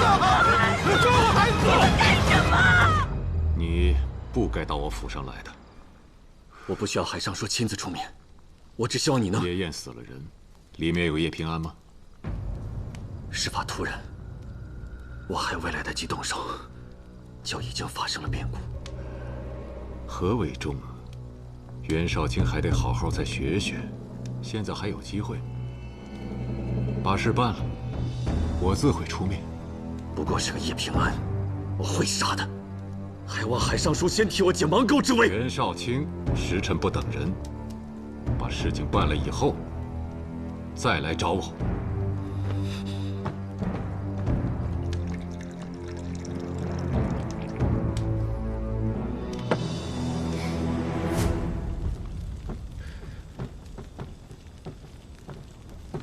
呵，这盲沟真是臭气熏天呢！你们凭什么闯入盲沟？凭什么胡乱伤人？就在今夜，夜宴之上有盲沟人行刺硕丹使臣，看见了吧？这就是证据。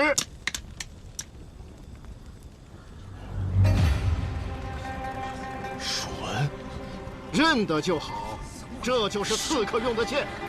行刺之人究竟听命于谁？现在人在哪里？只要有人敢出来举告，保你们盲沟人性命无虞。放屁！你们这是蓄意栽赃！我们盲沟人一向安守本分，怎么可能做出这种行刺的事情？若无人指证，所有盲沟人都算同谋。到时候，哎，李长史，别老打打杀杀的。举告者有功，有功就要赏。这个就是给守功者的赏银。嗯。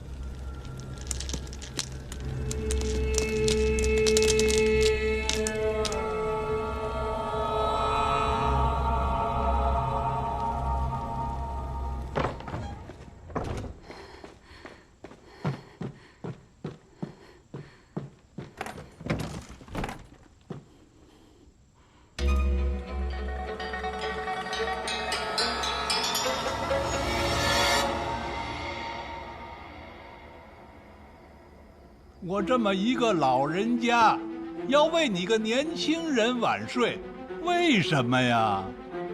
他李宗旭要的不止区一个袁绍成。棋盘不好，你就重组一局；棋子不好，可以换子重来。你让我就一盘你下输了的棋。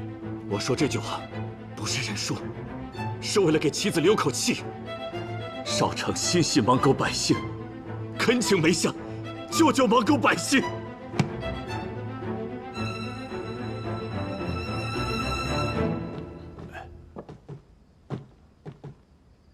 那你能给我什么呀？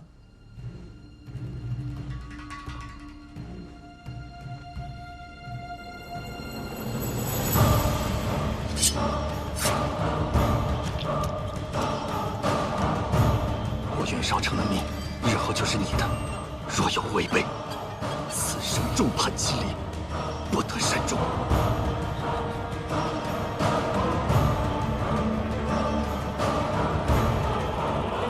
先回芒沟吧，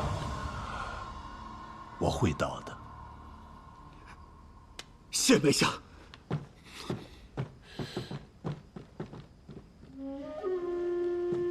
郎主，是否需要备车呀？不急，这是一个可造之材，就是锐气太盛，心思摇摆，还得再定定性啊。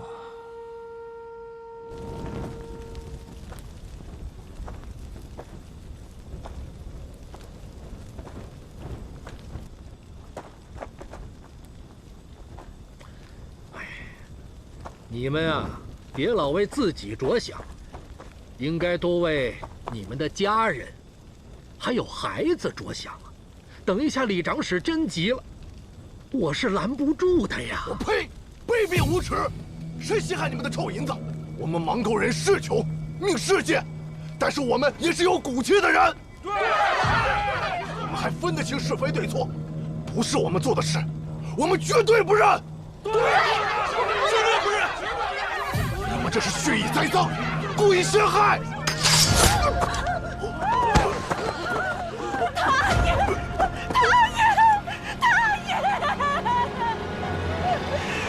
你们这群爱千刀的，你们丧尽天良！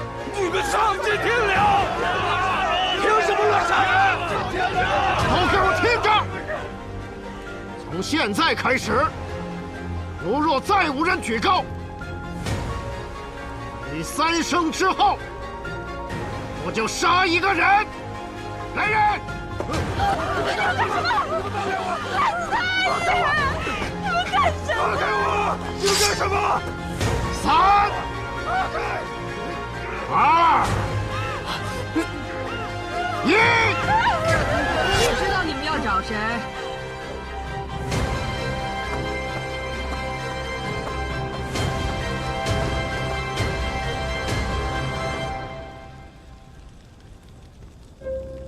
为何不敢以真面目示人？唯恐报复，图个自保。我看见他吩咐了一个大理寺的人，去了朔方街的盐仓放火。这跟夜宴有何相干？我看你是在故意编造谎言。来人！在。郎主，郎主不好了！郎主，盐仓有人纵火。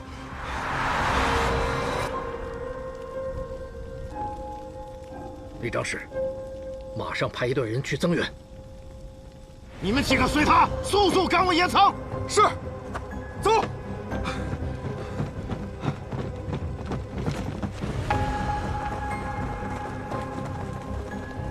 看来你当真是知道一些事情。你跟他是什么关系啊？他是我的仇人，他去搬救兵了。救兵？哦，海夷平。一个吏部尚书能做什么？继续行刑。哎，且慢。海夷平好管闲事，今夜这里的人要死多了，他会借题发挥，对我不利。既然袁绍成要来，不妨等一等吧。啊？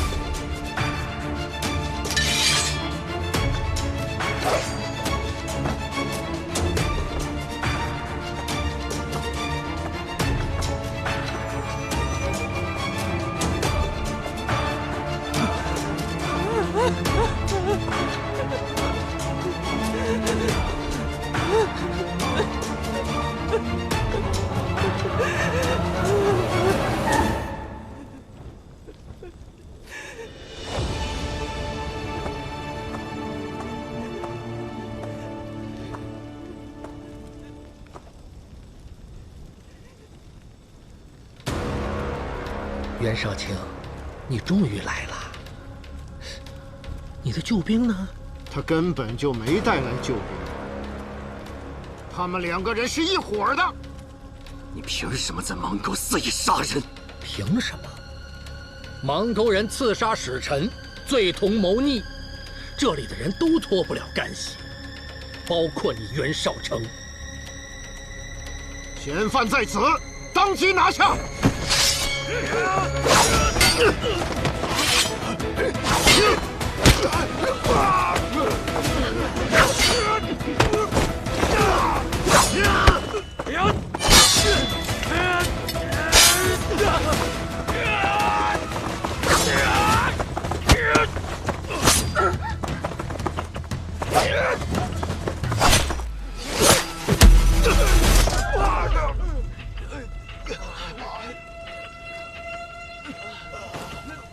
李宗旭伙同洛州长史，栽赃邙沟百姓，滥杀无辜，你罪大恶极！你说的对，你看这是谁？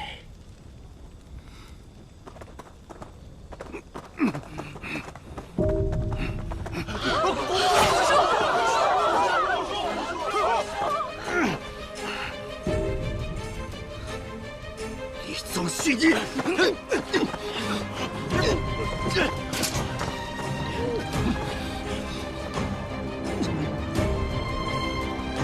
据我所知，他可是你的一根好拐杖，你待他如同生父一般，是吧？他不需要什么拐杖。邙沟人虽出身贫寒，但我们有骨气。我们要把脊梁挺直了。袁绍成，他是邙沟的当家人，你不认罪，那就由他来担。袁绍卿脱了剑籍，就与邙沟没有关系。至于邙沟人，绝对没有行刺使臣，更不会做有愧于自己良心的事情。没有做过的事，即便是死，我们也绝不会认。袁绍成，我再问你一次，到底是不是你派人刺杀使臣？你背后的靠山是谁？竟敢让你做出如此猖狂悖逆之事？李长史在。听好了，做个见证。说。好，只要你不牵连其他邙沟人，一言之事。大家一定要记住我说的，如果有心为邙沟做事的那个人倒了，纵使今日躲过一难，明日邙沟也会被虎狼踏碎。我们的妻儿，我们的爹娘将任人凌辱，无人可护。看来不用再问了。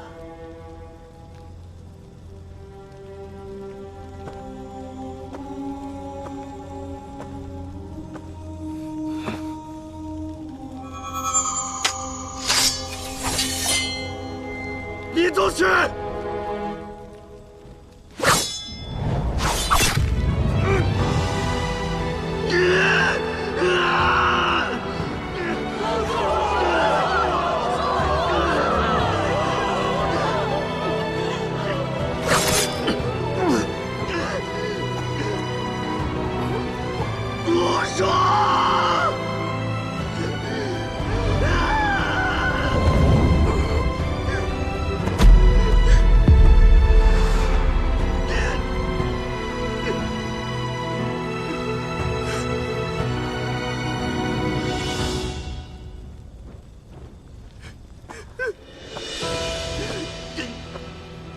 早点把邙沟卖给我多好！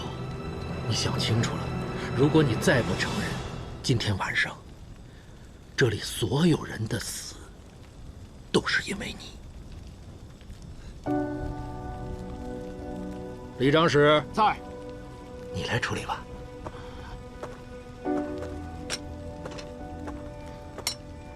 蒙沟人的血是真的脏啊！袁少卿，下去陪你的古书吧。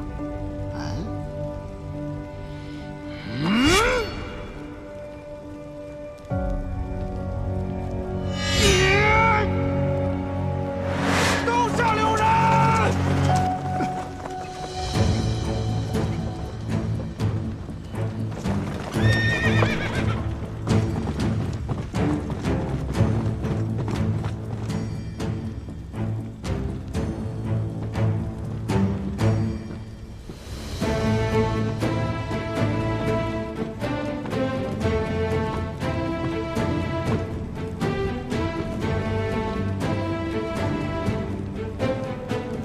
洛州长史，什么时候手伸得这么长了？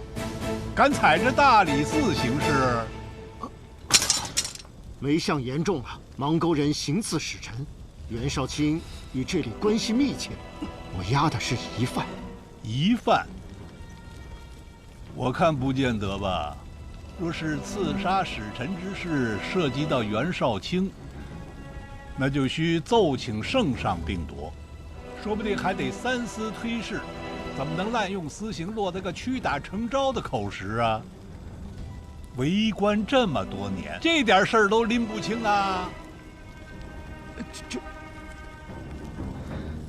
没想严重了，这芒沟皆是罪民之后，都是些奸邪狡诈之徒，刺杀使臣，事发突然，若不及时捉拿，恐逃窜作歹呀。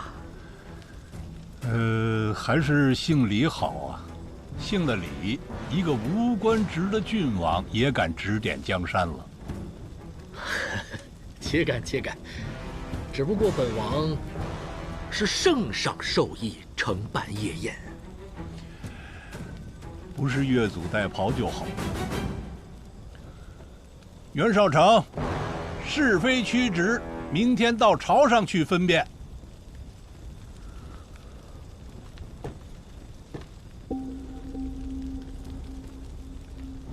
来人，把那个戴面具的押走，我来处置。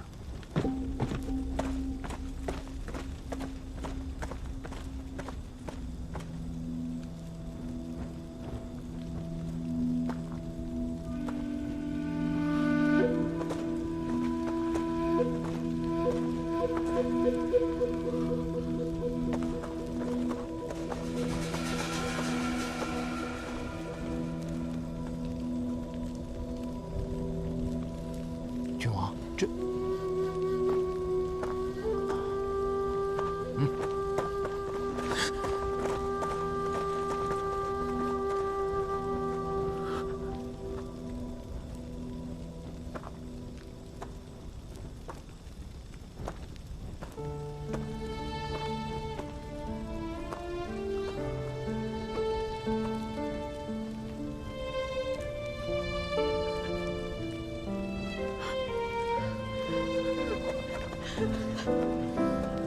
我说，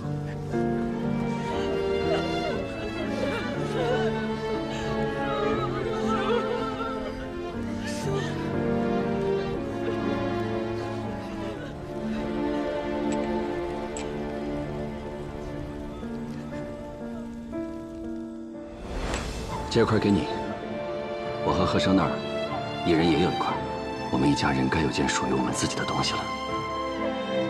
好啊，好啊。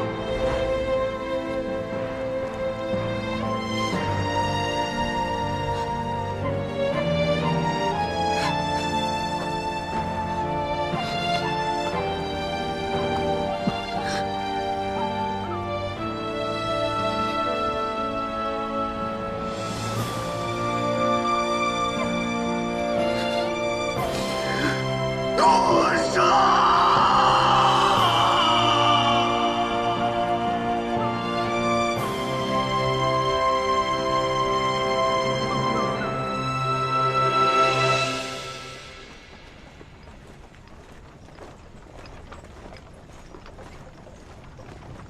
停一下。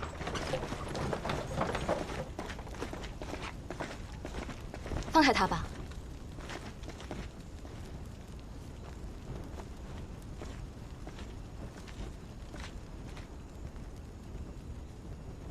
梅相，为何救我？我不过是个爱看戏的老头子，戏还没有散，你要好自为之。况且小梅一直说你不错。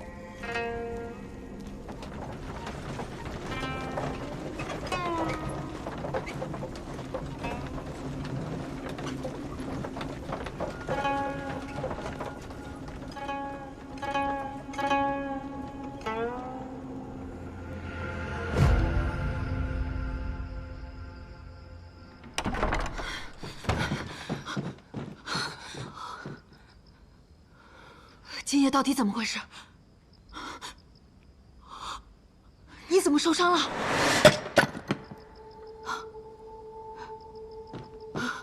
彩莲呢？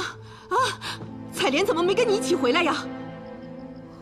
哎呀，你倒是快说话呀！彩莲她人呢？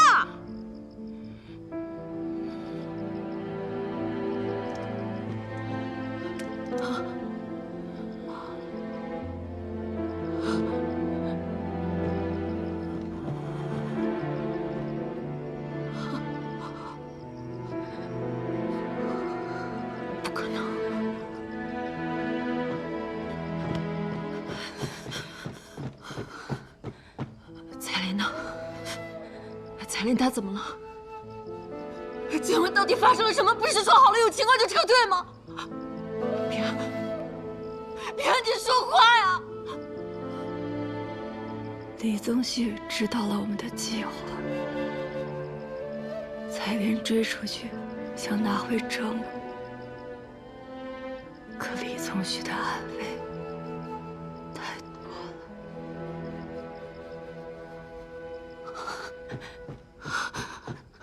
彩莲，她的尸首呢？啊，被带走了。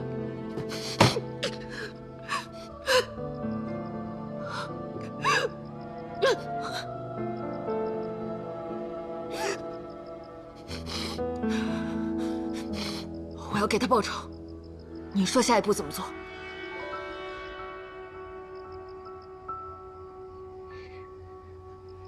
好，我告诉你，下一步什么都别做。你这是什么意思？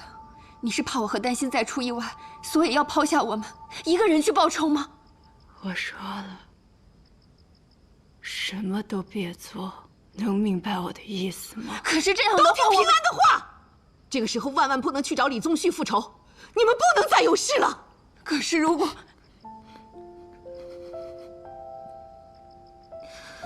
我懂了，听你的，一切照旧。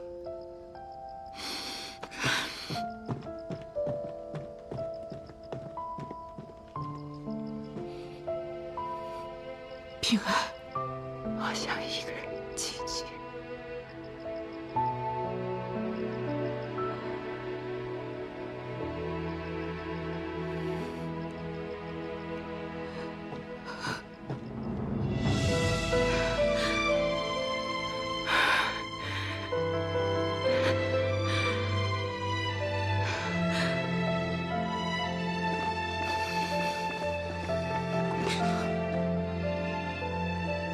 我带的人都死了，计划是平安做的，每一步都是按照他说的在执行，最后却满盘皆输。你想说什么？你想把一切都怪到平安身上吗？我不是在怪他，我的意思是，是不是我们可以不用一切都听他的？你没听见吗？是李宗旭知道了计划，我们是被人出卖了。参与计划的人这么多，难保是谁说了漏嘴。你什么意思啊？你的意思是？怀疑我的人，我只是在反驳你说的话。都什么时候了，我们还互相猜忌？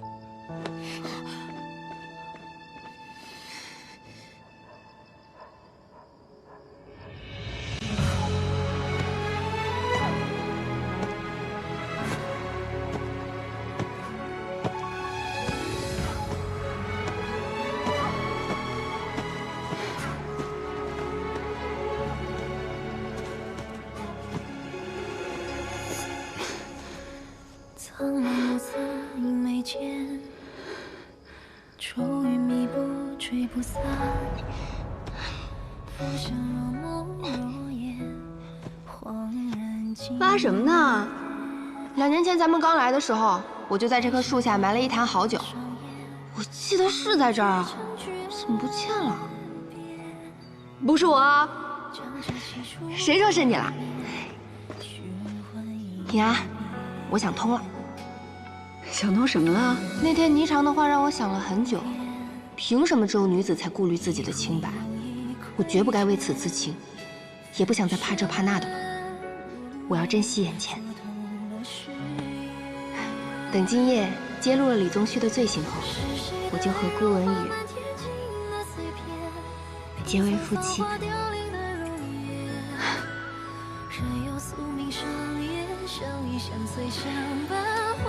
崔丽安，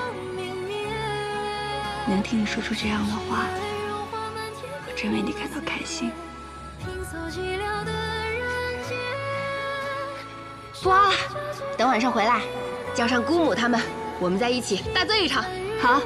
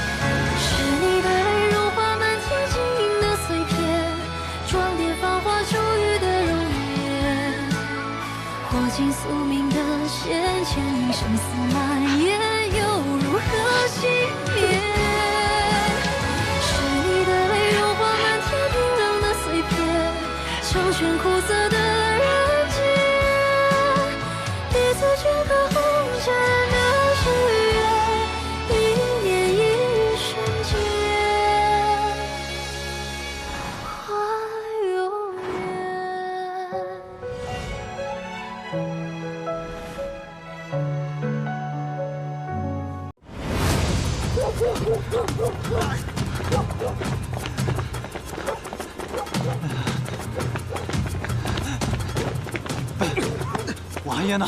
我阿爷怎么样了？堂主让我们先送你回来，其他的我们也不知道。你废物！你救我阿爷呀！你去救我阿爷呀！我要去找我阿爷，我去找。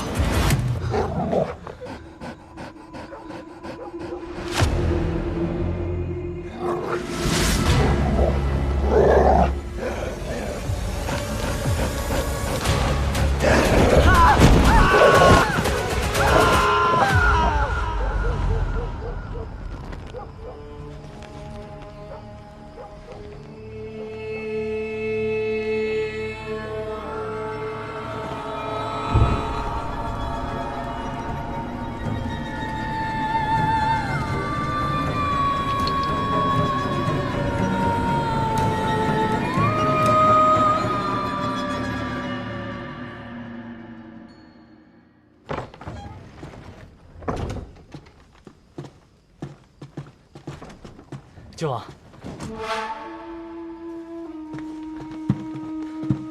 靖王，我找到机会看到了义太土方的账簿，我发现了袁绍成每个月都会从中取走一大笔钱，可那账簿被他的账房赵玉看管着，我拿不到。不过你肯定有办法。喜欢喝酒吗？啊？这酒泡过虎骨和人参，一口500两。既然事儿办成了，就该赏。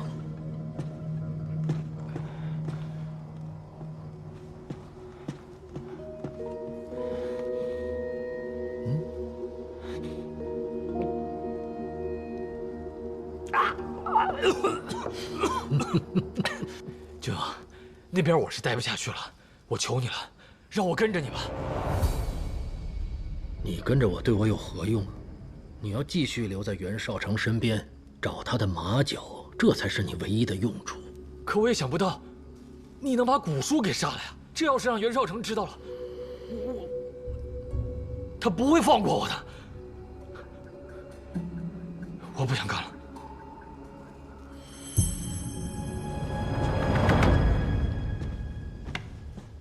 你说什么？我没听清。我真的不能干了呀！我会死无葬身之地的。如果让袁绍成知道是你背叛了他，他一定会活剥了你。你现在唯一的出路，就是继续留在袁绍成的身边，找到他的把柄，你就能享福了。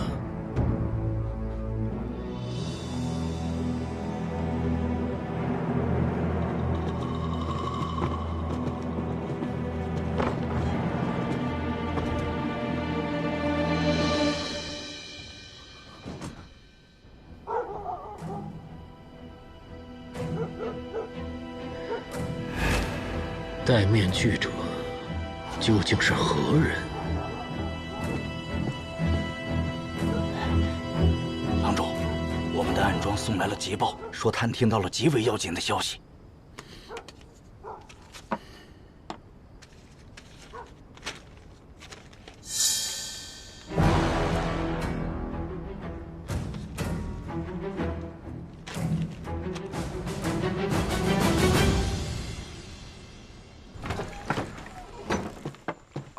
别动，坐。你伤势未愈，无需讲那么多规矩。你伤可好些了？好多了，我够壮实，这点伤不算什么。幸好公主无恙，否则无法向您父王交代。公主，使臣纯阳王前来拜见。请纯阳王进来吧。是。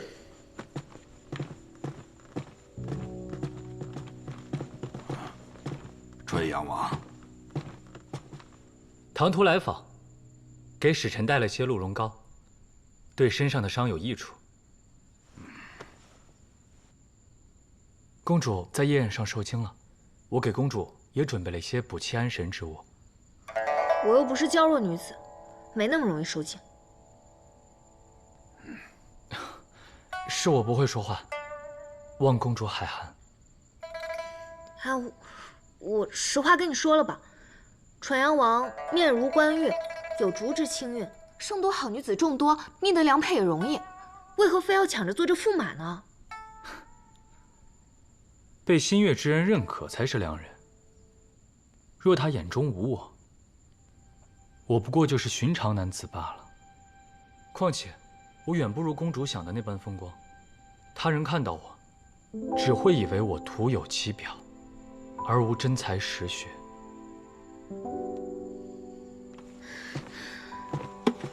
离我说了，你看着了，我人也好得很，就不多留纯阳王了。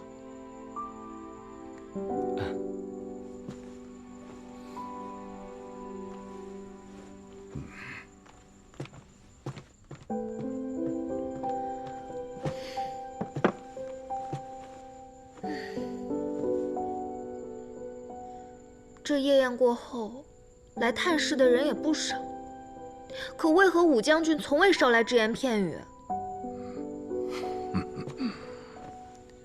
公主，莫要沮丧。你与武将军多年未见，彼此有些生疏，那是正常的。和亲之后，多多共处，假以时日，定会日久生情啊！啊！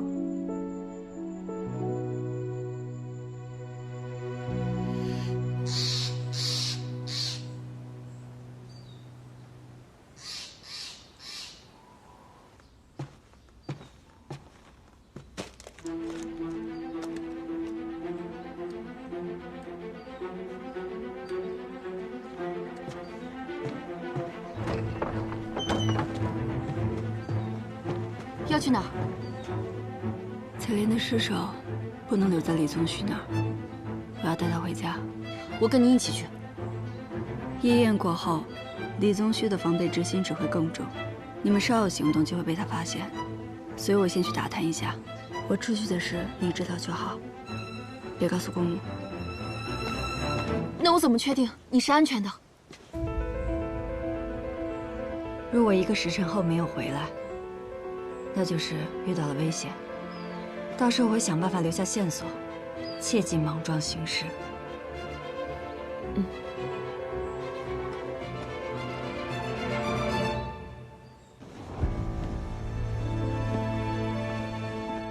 昨夜刺杀使臣的都是些芒沟人，谁都知道你袁绍成出身芒沟，一直与芒沟人来往密切，此事你脱不了干系。李仆夜这话说偏了，这些人穷怕了，给一点好处他们就会任人差遣，不能因为他们居住在芒沟就说是受袁绍卿的指使，得有证据。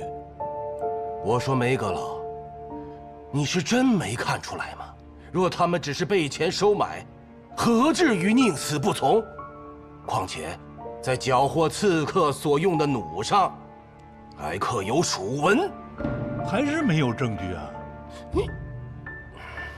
那未必不是有人在行刺之后找几具尸体扮作芒沟人嫁祸袁绍卿，反正死人又不会说话。请问谁会故意把自己的标记刻在凶器上，生怕别人发现不了？我说梅阁老啊，你这倒打一耙的本事，可真是炉火纯青啊！还是你项庄舞剑技高一筹？你李仆夜、梅阁老，二位都是古宫老臣了，别因为这件事伤了和气。不管说什么，还需找出实证，是不是？好。夜宴一事，臣虽暂无认证，可我这里还有一桩要事要参袁绍卿。有人向我举告，有官员经营义泰赌坊谋私，我今日便派人去赌坊，将账本搜了出来。这间赌坊原本在齐君山手中，后来被袁绍卿接手。赌坊本月合计收入2300两，其中2000两账目上标明由你袁氏所取。依据本朝律法，为官者若行商买卖，斥50，有胜利者准王法论。袁绍卿，你擅营赌坊所收之利，恐怕够杖毙你10次。凡事都有例外。正广年间，大商人彭林立曾官至太常卿，我朝公主和各宗亲都有经商。李仆夜的侄子李宗旭不也在行商吗？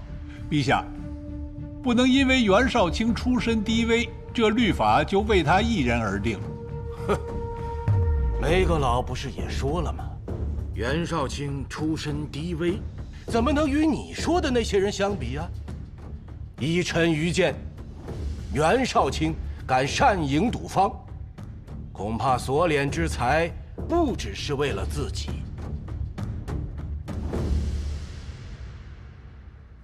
你一指他背后有人？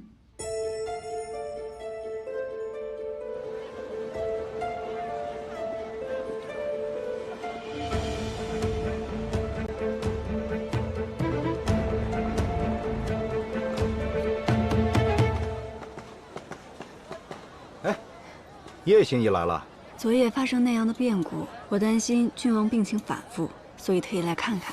不用了，郎主的心疾已经好了，他十分感激你。这不，正打算让我去医馆请你。郎主已在别院备好了酒菜，等着你呢。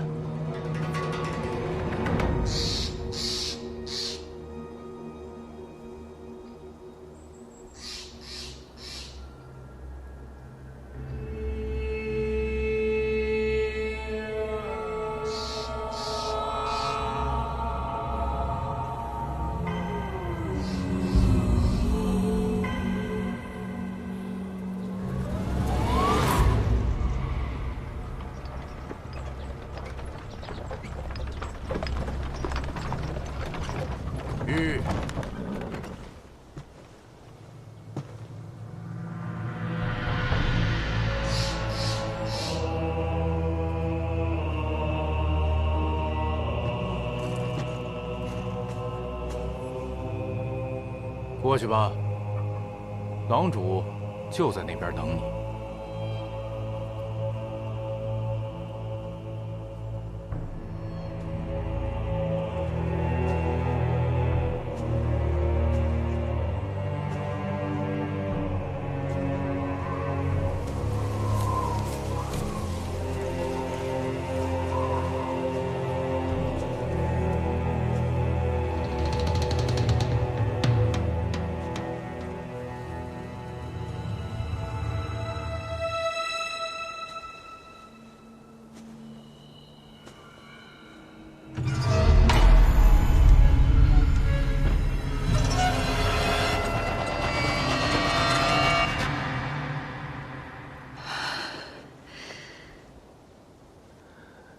叶心意，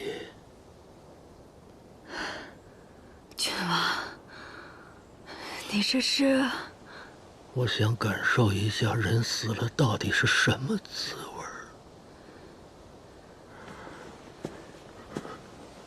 有人要杀我。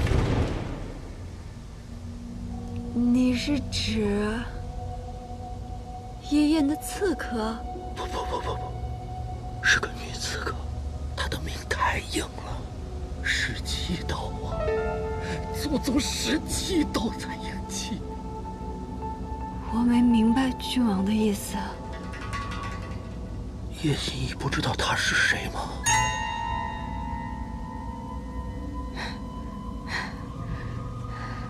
郡王真的是高看我了，我又没入您的梦，我怎么知道是谁呀？对，叶心怡说的对。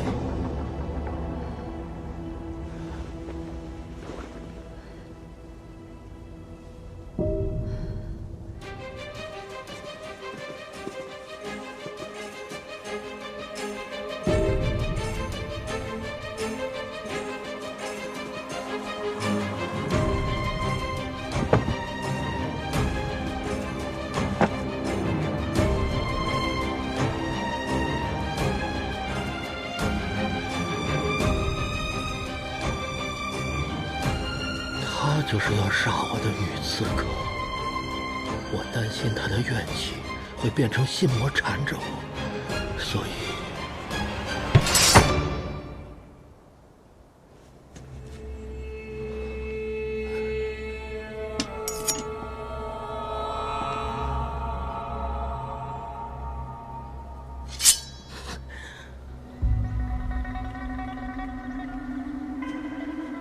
所以，我想请你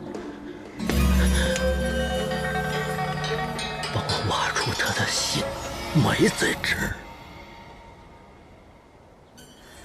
然后施法，让他的怨气别再缠着我。来，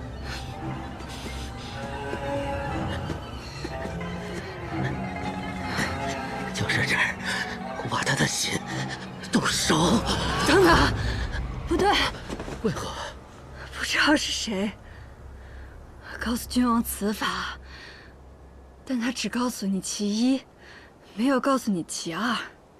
哦。若用此法，需用郡王的鲜血涂抹尸体，但此法太过血腥，有损阴德，反而对郡王不利。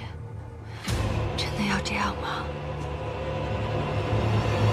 那叶心怡的意思是，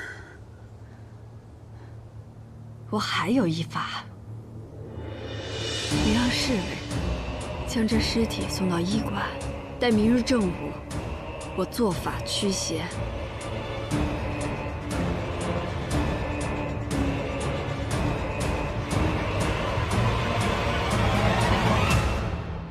陛下，以臣之见，可审讯义太督方一干人等。不必了，元清，你如实说来，赌方的钱都作何用了？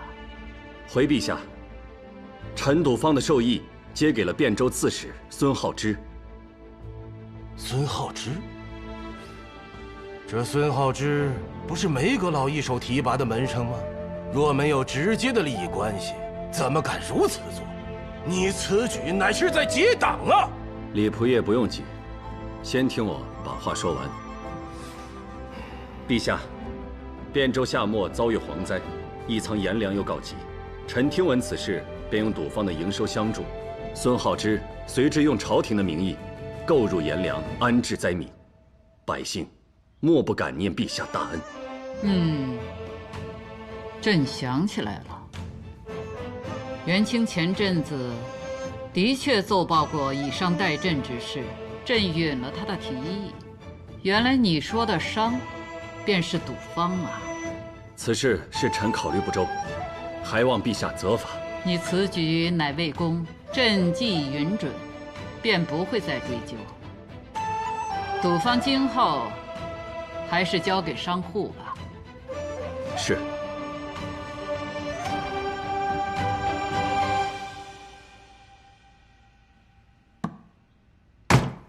不过夜宴一事，你得给朕一个交代。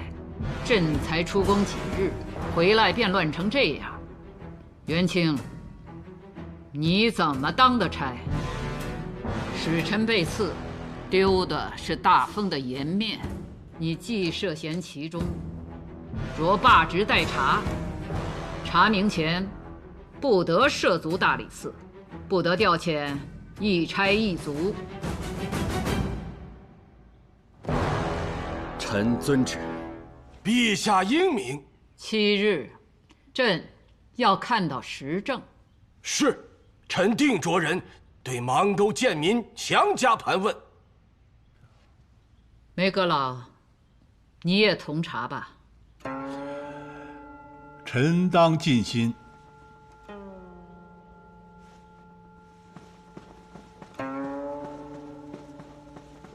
陛下，夜宴一事，臣还没听有。清吗？你罢职待查，退下。是。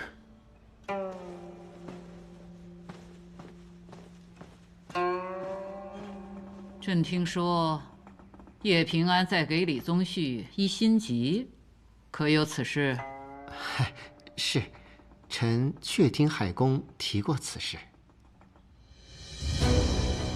你差人给他送一盏凤鸣壶，就告诉他不必来谢恩。是。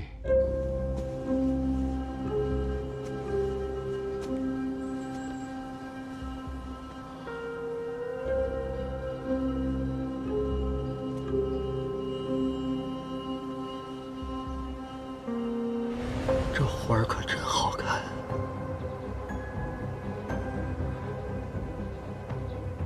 什么邪物、心魔，只不过是叶心意为了接近我编造出来的幌子罢了。真正阴魂不散的，应该是你们这些早该死在10几年前的人吧。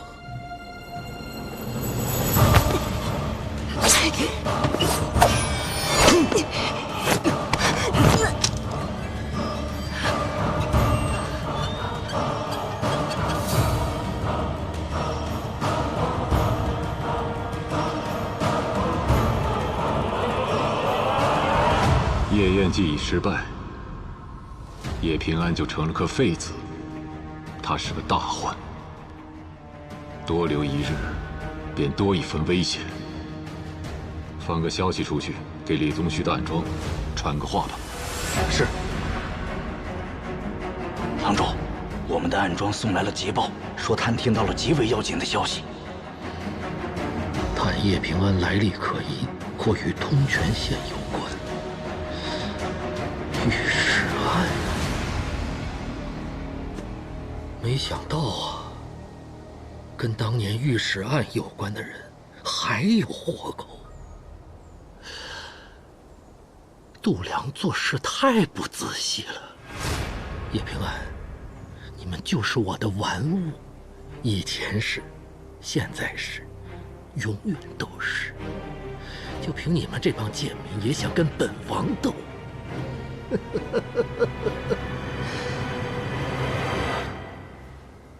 你真可怜，你只敢偷偷摸摸的将你母亲的玉像藏在见不得光的地方。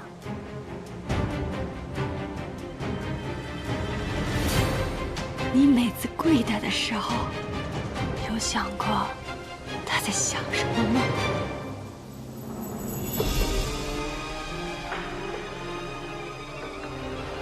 他在想，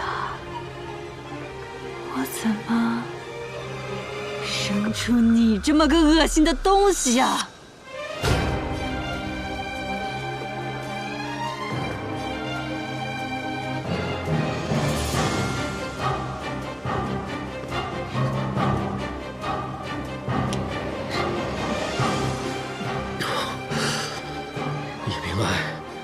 情同姐妹吧，既然你这么舍不得她，本王就成全你。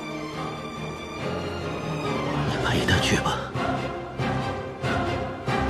没了。是。走。平安呢？他怎么不在屋里啊？他去哪儿了？他，你说话呀！他说想吃包子，去那包子铺了。我去看看他怎么还不回来。站住！你跟谁学的？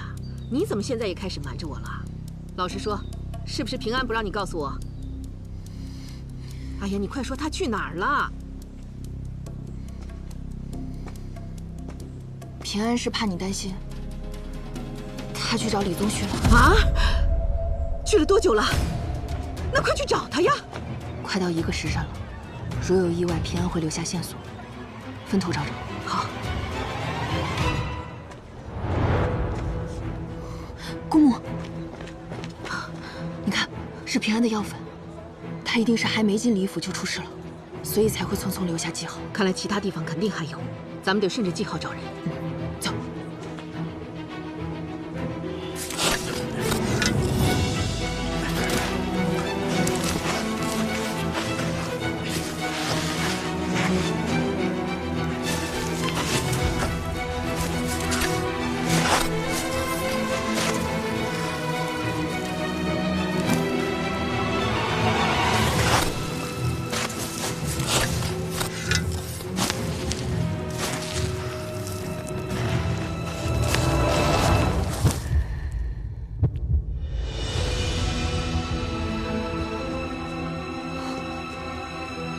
姑母，你看，平安为何要出城？我们得沿着这个方向去找。这几天哥几个确实累啊。哎，怎么？看那么点活，走不动道了？哼，今天这又是挖坑，又是埋人的，这完事儿了，连匹马都不给留啊！哎。说话小心点儿，郎主什么性格你知道？要是被他听到了，哥几个下一个活埋的，可能就是你了。头给他吓的，我请你喝酒去，聚会去。啊！走，快，分头找。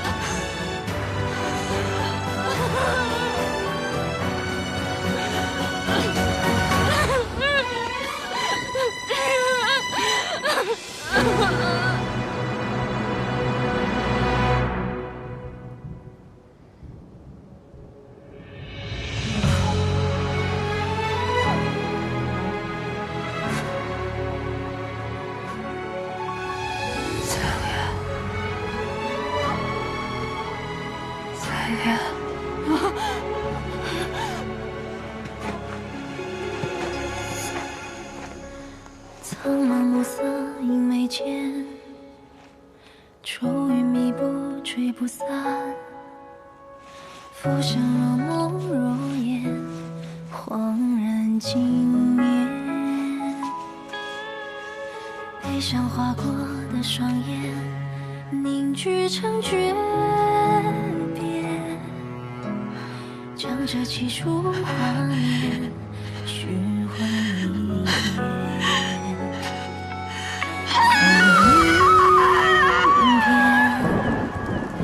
一哭一荣一亏欠，分身如烟，灼痛了誓言。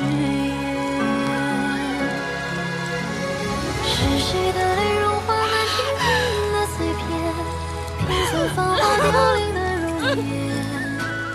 任由宿命上演，相依相随相伴，回眸中泯灭。是谁的泪融化满天冰冷的碎片，拼凑寂寥的人间。就这是他我们回家。心在日落前已踏雪。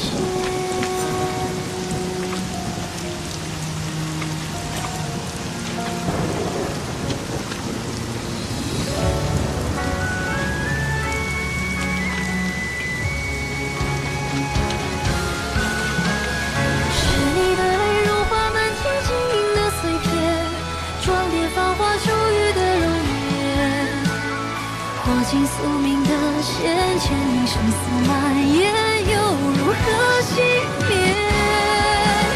是你的泪融化满天冰冷的碎片，成全苦涩的人间，一次镌刻红尘的誓言，一念一瞬间，化永远。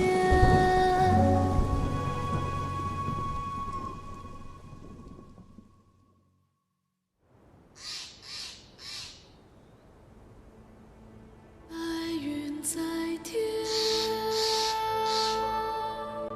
秋林自主，道理有缘，山川间枝，强子无私，上负能来。白云在天，秋林自主，道理有缘，山川间枝，强子无私，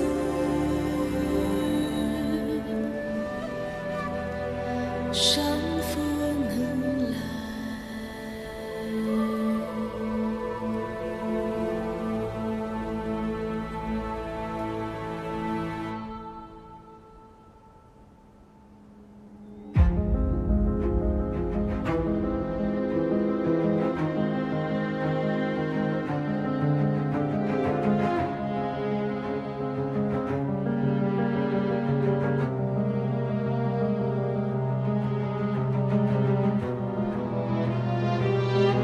古叔，一路走好。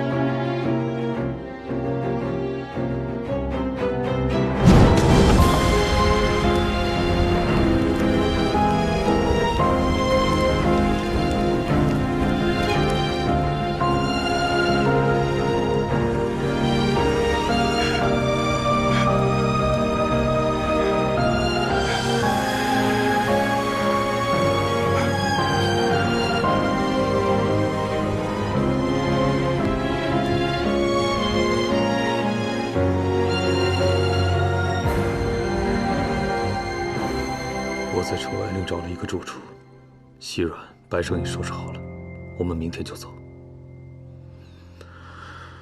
我累了，我也不想让我的孩子生下来以后就经历这些杀戮。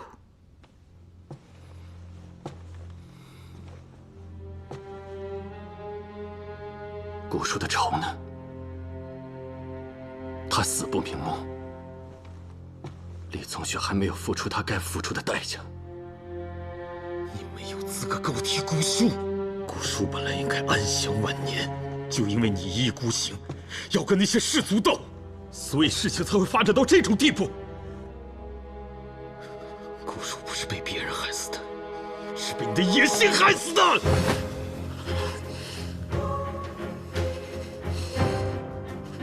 你冷静点。我冷静。我凭什么冷静？我们的出生决定了，我们没办法跟那些上层人比。人活一辈子，短短几十年，认输又怎么样？认命又怎么样？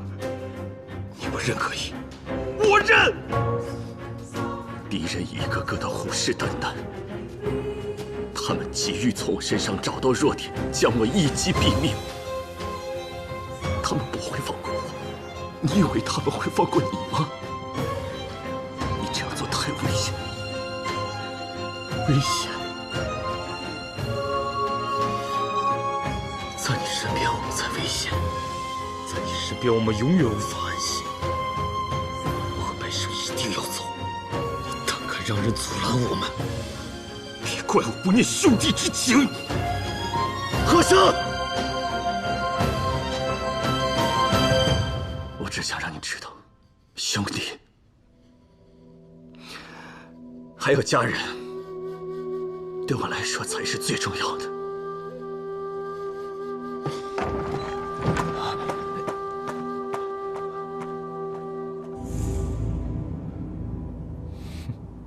李宗旭之前都没有怀疑你，为什么现在突然知道你跟玉石案有关？也许是他自己猜到的，也许他背后还有别人。若真如此，那此人只会比李宗旭更阴险。就到此为止吧。到此为止？那采莲不就白死了吗？他以命相搏，就是要我们走得更远。如今沉冤未招，恶贼未除，我不可能停下。那如果我说我想停下来呢？都坚持这么久了，难道你真要放弃吗？采莲找到了心爱之人，马上就要开启新的生活了。可如今一切都没了，我替他感到不值。你是替他不值，还是你怕了？忘了一开始来找我是为了什么？没错，我确实是怕了。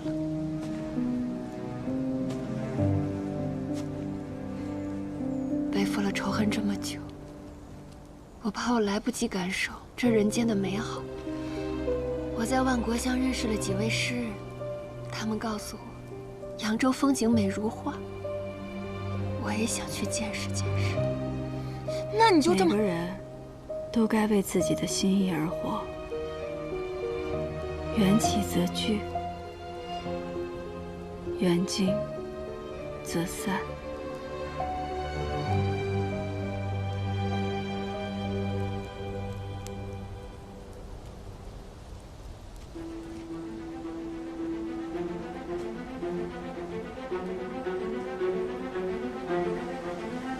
平安。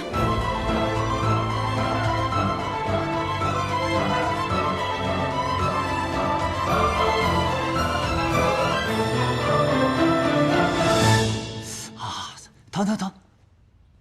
哎呦，亲呢？你这臭医师！啊，行。哎呀，阿姨，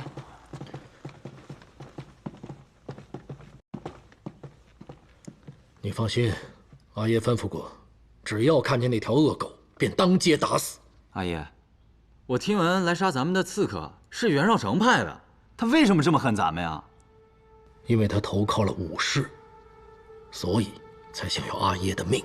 他不过就是个盲头，他不过就是个盲沟贱民，还想踩着咱们往上走，我定让他不得好死。好了，这件事阿爷会处理的。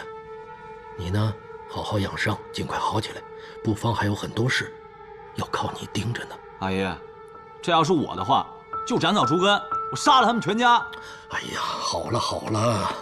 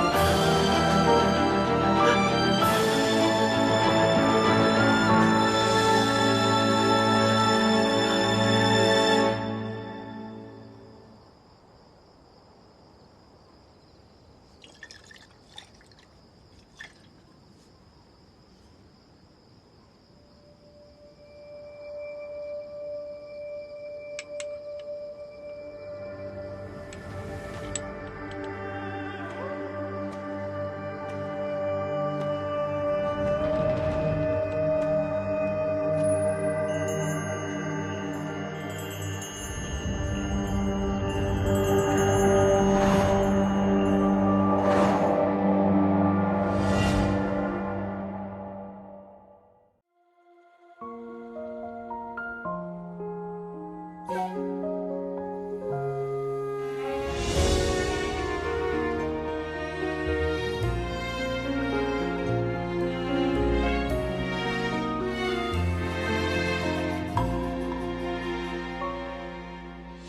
事成灰，碾落成泥，如烟旧梦不可及。渐远的呼吸，堆叠成疏离，思念成片绵为体恤，纷愁乱絮不成句。